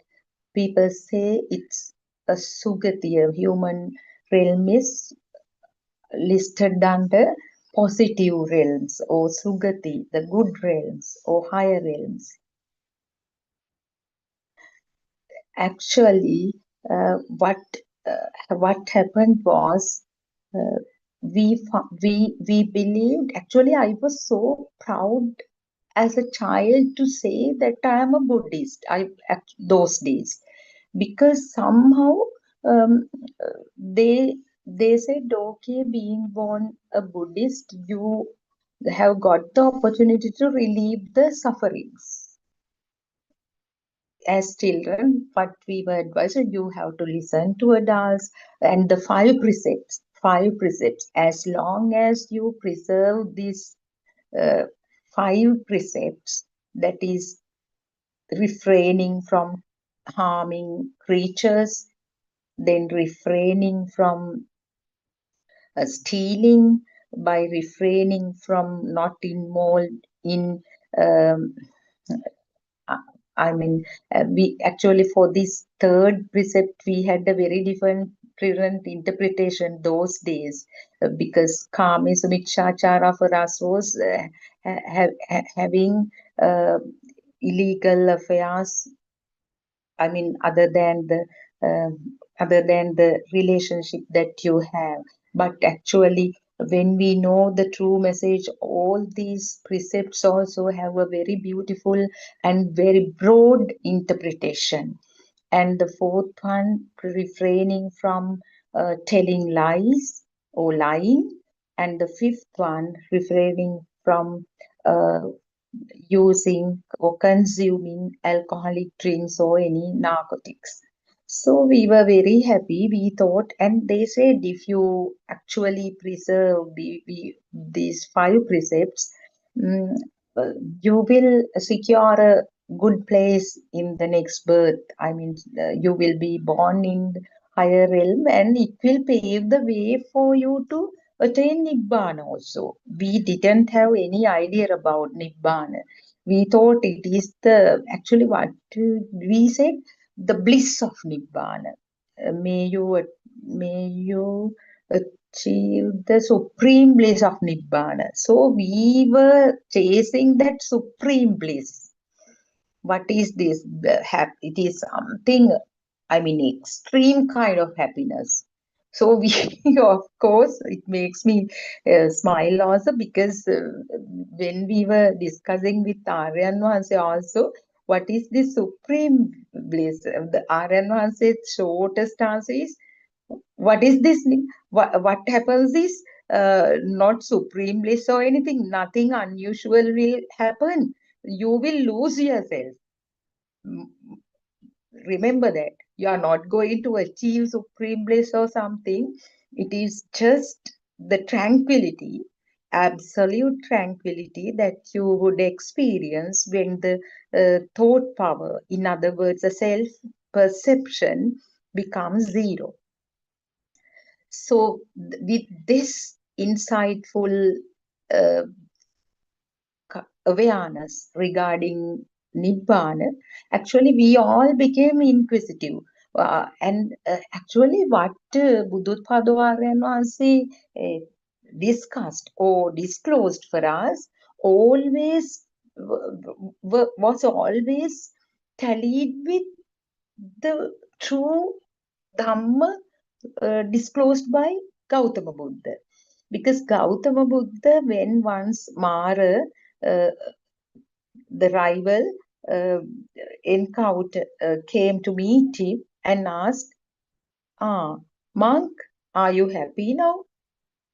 Then Lord Buddha answered, what is to be happy for? Or what is to be happy about? Then the monk, then Mara questioned, then monk, are you sad? Are you worried? What is to be sad about? Lord Buddha was responding very bravely because he was so straightforward. That is the good quality of someone who walks in the path, actually. Followers, even though at the beginning they are like, they are oscillating, they are not good decision makers. I mean, from mundane perspective, we say they are just like a stick fixed in a swamp, like oscillating, uh, unable to express things directly. Uh, but with this Dhamma, that personality is molded, shaped in such a way that you can express things directly, because the reason is it's not the self talking, and it is not. Now, for example, uh, maybe there is someone to whom you have a very high regard, high respect towards, but still if that person is not doing the proper thing, you can tell without, in such a way that the person doesn't get her directly. In the mundane world, what people did was, you do not tell it to that person directly. You go to some other place and criticize. Now see what other person has done. Is that the proper thing to do? So on and so on. So this straightforward nature or Richubhavaya is a very good quality that one develops in the path. And then Lord Buddha answered, what is to be sad about? If if something happened, it is only losing the feeling that something is there and someone is there. That is the alive feel, in other words. If I have lost something, it is just the life field. So that isn't it very interesting? That is what happens. There is a beautiful Dhamma book. Actually, it's available in Sinhala. There, the title is මාත් එක්ක මම ගමනක් යනවා මාව දාලා මම යන්නට යනවා. That is a very popular sermon of Buddothpado Aryan Wahanse, and he takes this phrase in discussions also, actually this line. He say මාත් එක්ක මම ගමනක් යනවා මාව දාලා මම යන්නට යනවා. It describes the path to Nibbana in very, very simple, the simplest way. Even the most uneducated peasant can understand. මාත් එක්ක මම ගමනක් යනවා මාව දාලා මම යන්නට යනවා. So we can tally it with that Buddha's word. If Mara, now you are asking whether I am happy or sad, but mind it, if something has happened, it is only losing the feeling that something is there and someone is there. In other words, losing the life feel, losing the feel that I am there, losing the self. So මාත් එක්ක මම ගමනක් යනවා මාව දාලා මම යන්නට යනවා is that now Lord Buddha, actually Prince Siddhartha left the palace with Chanda on this horse called Kantaka, and he was the prince at that time. He was Prince Siddhartha. The self view must have been there. But gradually, when he realizes the truth, what happened was this self-perception, it began to go down gradually. It dissolved and dissolved and dissolved, and he became no one know, he became, we can't say became, even he became everyone. So in that samadhi, in that arahanthood, what happens is we experience this with Aryan Wahanse also. Sometimes our noble friend shouts at us.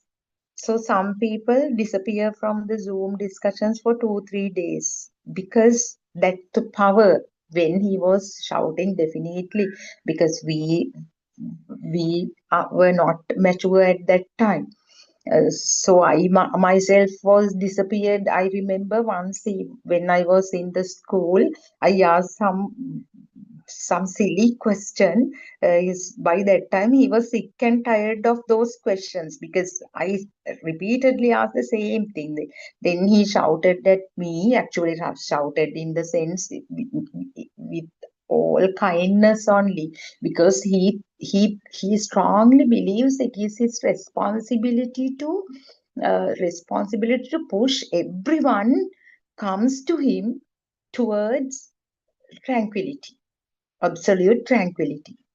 So it made me to disappear from the Zoom for 2-3 days. Why? Because I was there. I was so shaken by him calling, because the world was real. For me, Aryan Wahanse was there, and I had on the Zoom, I might have checked at that time. Okay, 35 participants were real to me. Now my mind consciousness says, now see, Aryan Wahanse has shouted at you, guarded you in front of the and on top of that, Zoom discussion may be there in the website forever, as long as these platforms are present in the world. And then all these thoughts Actually, no one is thinking it is the law of mind. Law of mind. All these thoughts flow. Even in any other situation, it's like that. It was just a sound that occurred in the ear. The eye perceived some sound, honestly, sound perception. But then, with the previous experience, in a split second, mind consciousness tells that this is a shouting voice, or this is an unhappy. Actually, I don't say he was unhappy. That it's a warning kind of voice. Mind consciousness recognizes it's a warning. So then, in such situations, this self has got embarrassed before. So it also tells it's an embarrassing situation. Mind consciousness then says, oh, this is Zoom discussion is a thing now. The world becomes so real. These online, these soft, platform, it is a virtual platform becomes real because of that thought power. And then the number of participants, all these names come as people. They may not be listening to it even. They may not bother about what Aryanwan tells to me. But my mind consciousness creates a beautiful film, beautiful incident. Now, you asked a silly question. Aryan shouted at you and told you are a fool to think like this. Because these are characteristics of typical Aryans. I mean, they have now, if we go back to Gautama Buddha Sasana, when Gautama Buddha realized that Potila Thero was not getting rid of the self-perception, only his disciples, Potila Thero's disciples were liberating, because his Dhamma discourses were superb. But he himself is egoistic because he can explain Dhamma points very beautifully, and he has such a good number of listeners. Then Buddha himself shouted at him, calling Tuchcha Potila, or useless Potila.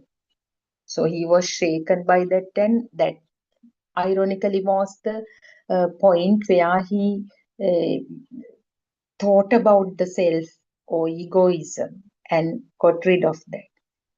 So actually these experiences, little experiences, are really helpful. That's why we are sharing them here, for someone to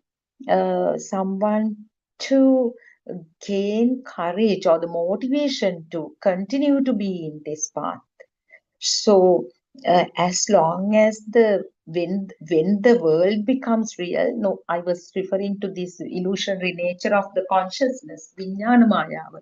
So it does lot of other wonderful things. So virtual platform was made as a real platform where many people were listening. There were just symbols, some English letters actually. But so there was a big story, and that next thought occurred. Now you can't be in this platform. They will all know now you were scolded by Aryan Wahanse, because it's not scolding, but that is how mind consciousness interprets that. So that thought power was the self-perception made me to avoid joining Zoom discussions for maybe 3-4 months. So gradually that power diminishes. That's the beauty of it. It is also not me contemplating or doing. That power diminishes. Then automatically the system logs into the Zoom platform and start talking until again something happens. Something happens. But gradually, what happened was, when we know the truth, when we first that janato passato thing, first you should know the truth, then the practice, then things will happen. So when I kind of listen to more and more sermons and realize the mechanism that this is nothing but a system at work. No person is responsible for whatever happens. That is the beauty, that is the relief that everybody experiences. That is why we can discuss Dhamma here even. In a way, the more the self-perception dissolves, the more confident the person be, because not the person, the system be, because there is no person to accept the praise or the criticism. So it is, we know, even if the talk happens nicely, or if there are certain loopholes, it's just the system. But naturally, honestly, we try to pass Buddothpado Aran's message here, but still, it is not an individual endeavor. That is again the beauty of it. These talks are being recorded, they are being supervised by Aryan himself. So he will ultimately he would take the ultimate responsibility and he would correct. He would not think twice. If something wrong is said, he would directly come and correct it. And the same way, other senior practitioners would directly intervene. It is a part and parcel of Buddothpado Dhamma journey, actually. Pushing each other to get rid of self. So that is why even after listening the first sermon, you feel it actually. You feel, if you listen to a sermon by Buddothpado Aryan Vansi, you feel it. And it is the system that listen to sermons one after the other after that. So what actually we were discussing is illusionary nature of the mind consciousness, how the mind consciousness creates beautiful stories for us.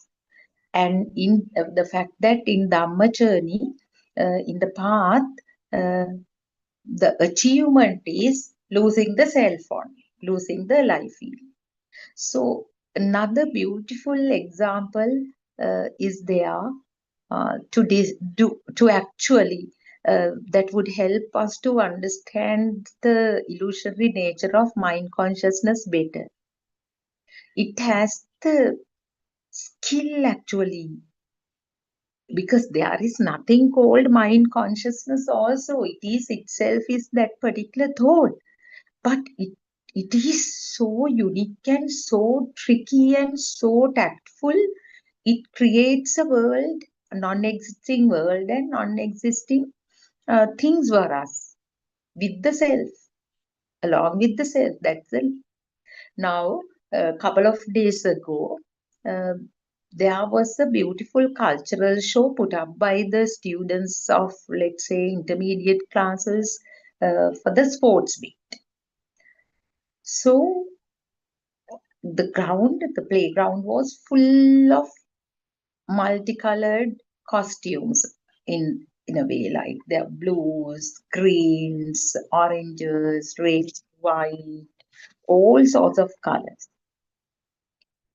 So there were certain moments also. There were certain moments. Ultimately, the story created by mind consciousness was, okay, there is a peaceful village setup.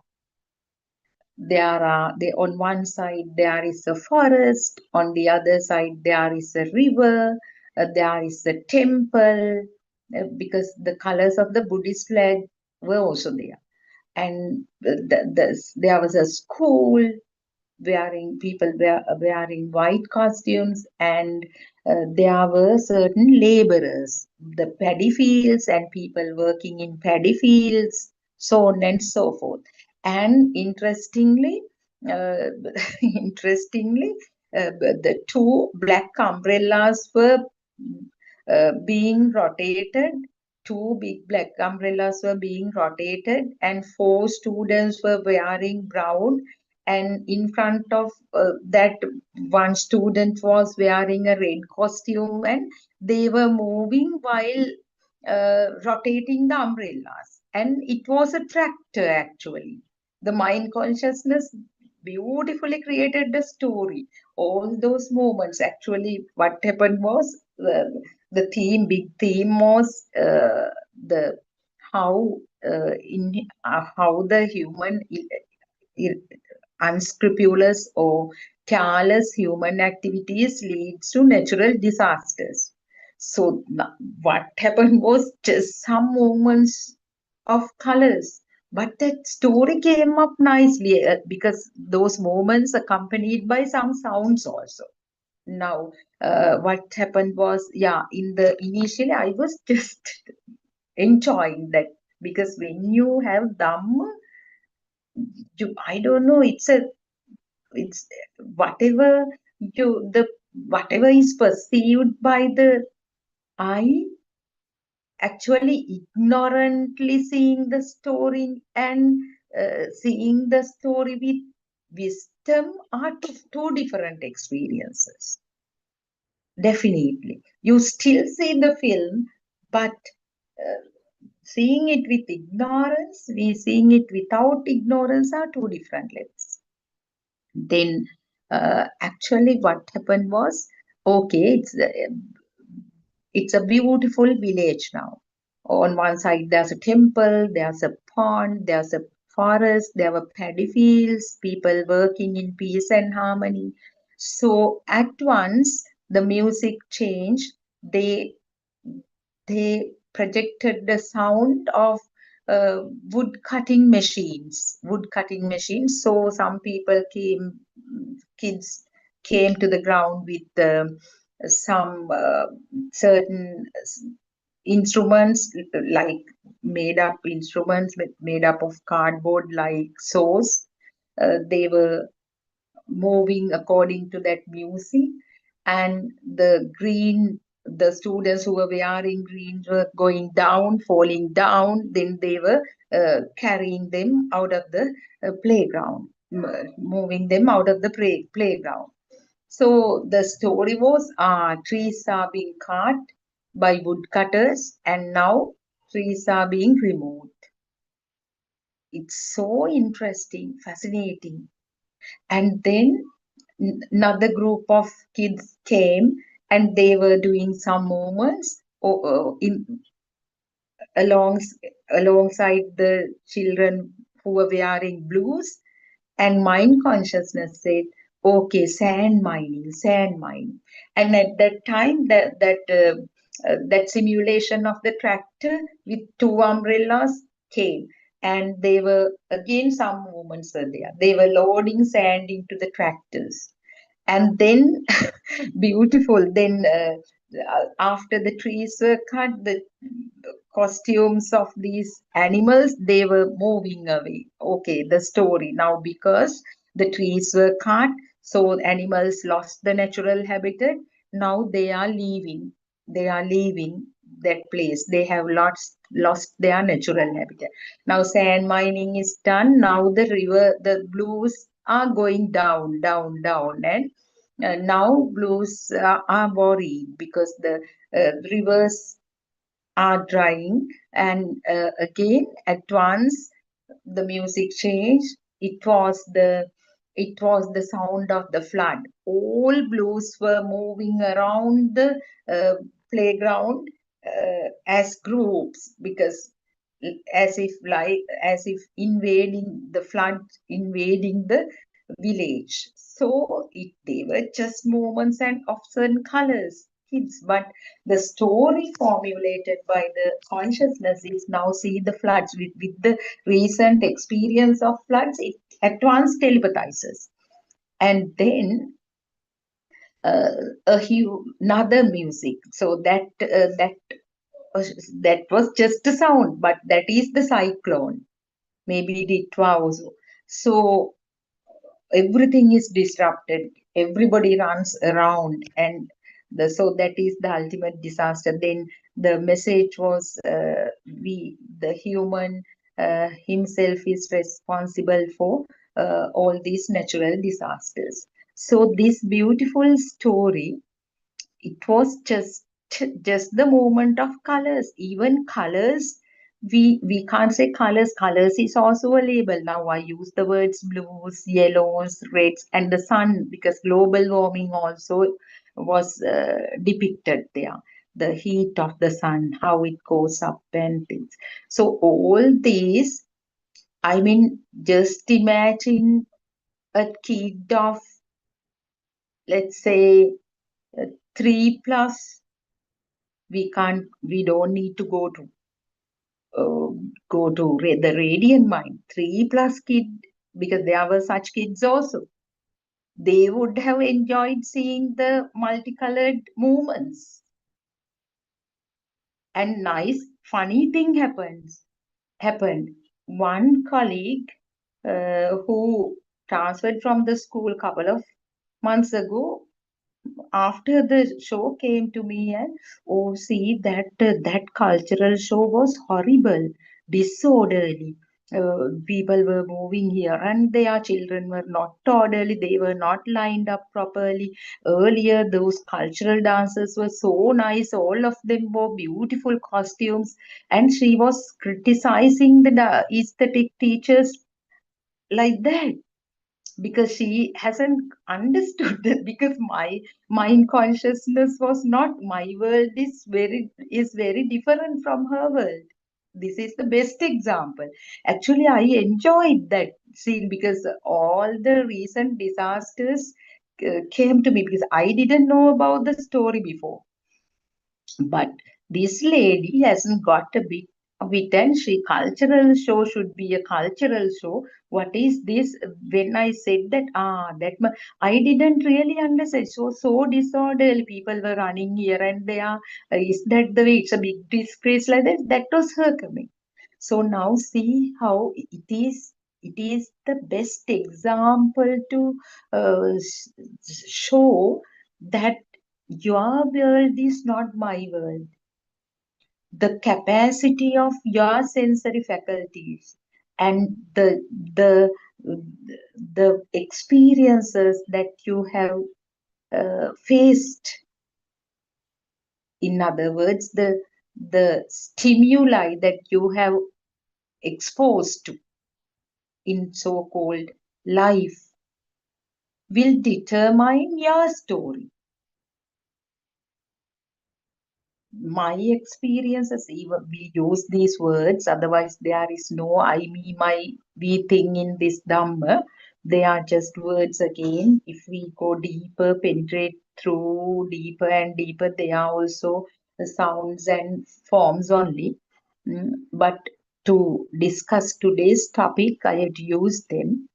So this illusory mind consciousness can do wonders. That's why Lord Buddha himself said consciousness, actually compared the consciousness to illusion, Maya. And actually, was there a tractor in the playground? Were there trees? Was there a river? Was there floods? Was there a cyclone? Was there people involving in sand mining? Were there people, it was just a simulation.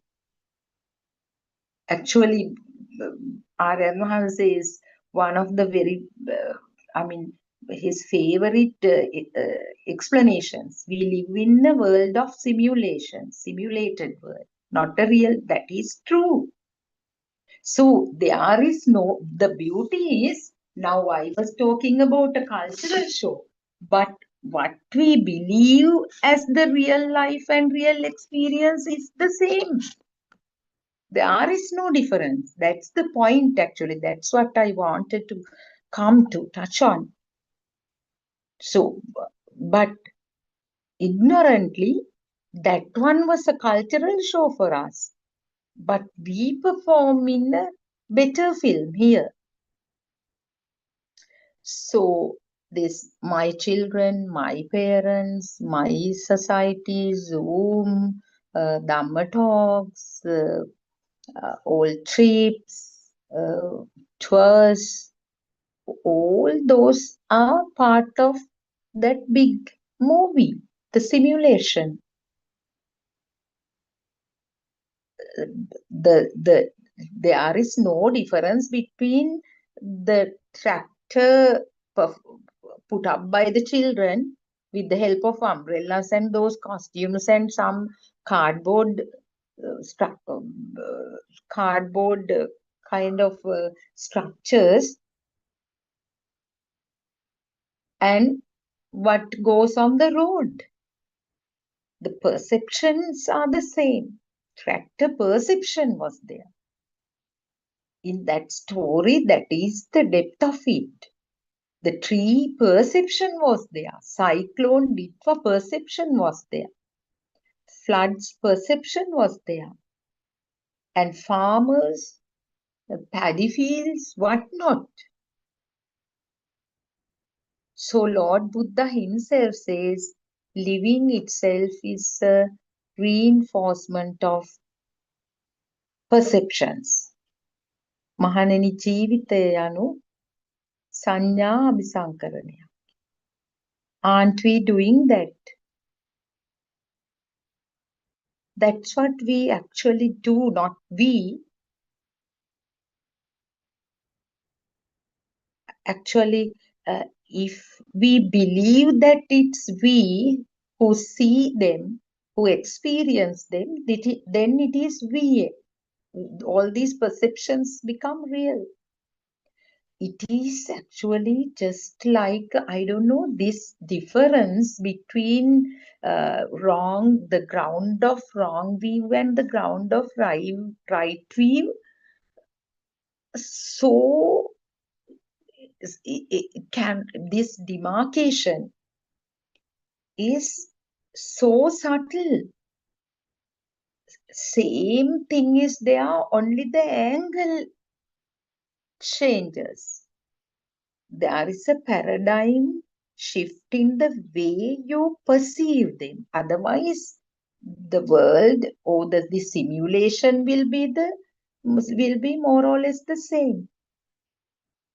But person who got the ownership of those perceptions, all sensory experiences, goes missing gradually.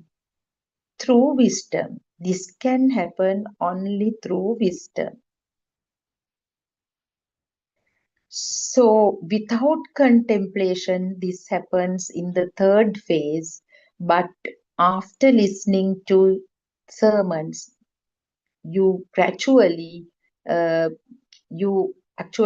as a natural phenomenon, wisdom of truth arises. You begin to see Dhamma everywhere. There is no difference between you and Dhamma. Dhamma becomes your life. And then next stage, you feel, actually, if somebody asks, why are these sermons unique? Why do you want to? Is it because his explanations are beautiful? Is it because by listening to them you can gather a lot of Dhamma points? No, it's not the point. By listening to them, we feel that the self-perception is dissolving. In other words, our defilements are going down. It becomes self-evident. initially you feel that what we feel is you do not get agitated in certain situations as before. So that comparison happens actually. Even though we are asked not to compare, because that is how it becomes self-evident. That's how the true faith, true faith, Sada Shraddhava arises. When this becomes self-evident, the true faith naturally comes up. You want to listen to it more and more by seeing the truth of the stimulus. When you penetrate through the stimulus, and when the nothingness of the stimulus is experienced. Actually, in other words, when it becomes self-evident to you that visual formation has nothing to do with the identification or the label given to it, you you get rid of 50% or even more of your burning. That when it should not the knowledge, it should be self-evident to you. You will still see it as a tree, but you know the theory, you know the cause for it becoming a tree, how it became a tree for you, how it became a tractor, and in that thought, that sound and form combination, now not the physical structure whatsoever, in that sound and form combination that occurred in the mind, there is nothing. So when you are skillful enough to see this, the liberation happens then and there. It is not somebody doing it. Active contemplation may happen at the beginning because it is advisable to actively contemplate in the first phase when you come across situations where you get real burning. Maybe something happened that actually was really shocking. Now maybe you lost one of your, let's say, the wedding ring. So in such a situation, the system actually, not you, the thought to know that the ring is missing, it's just a thought. Ring itself is sound and form combination. With that, because this ring is different from some other ring. Now just imagine there is another ring, another gold ring, but it was not the wedding ring. Another ring of sterling silver, another ring, some other metal, very cheap, but gold plated. How did, all are just visual formations. But how come that this particular ring this particular ring has that much power, that thought, the wedding ring thought has such intense power than other rings? Because the moment this thought occurs, there is a beautiful story. The pour ceremony, exchanging rings at the wedding. So it has a beautiful story. Because it is the thought that got the most reinforcement in your life. You might have selected it to suit your other jewelry in a jewelry shop with your fiance, and with then the celebration, wedding feast, and how he put it in your finger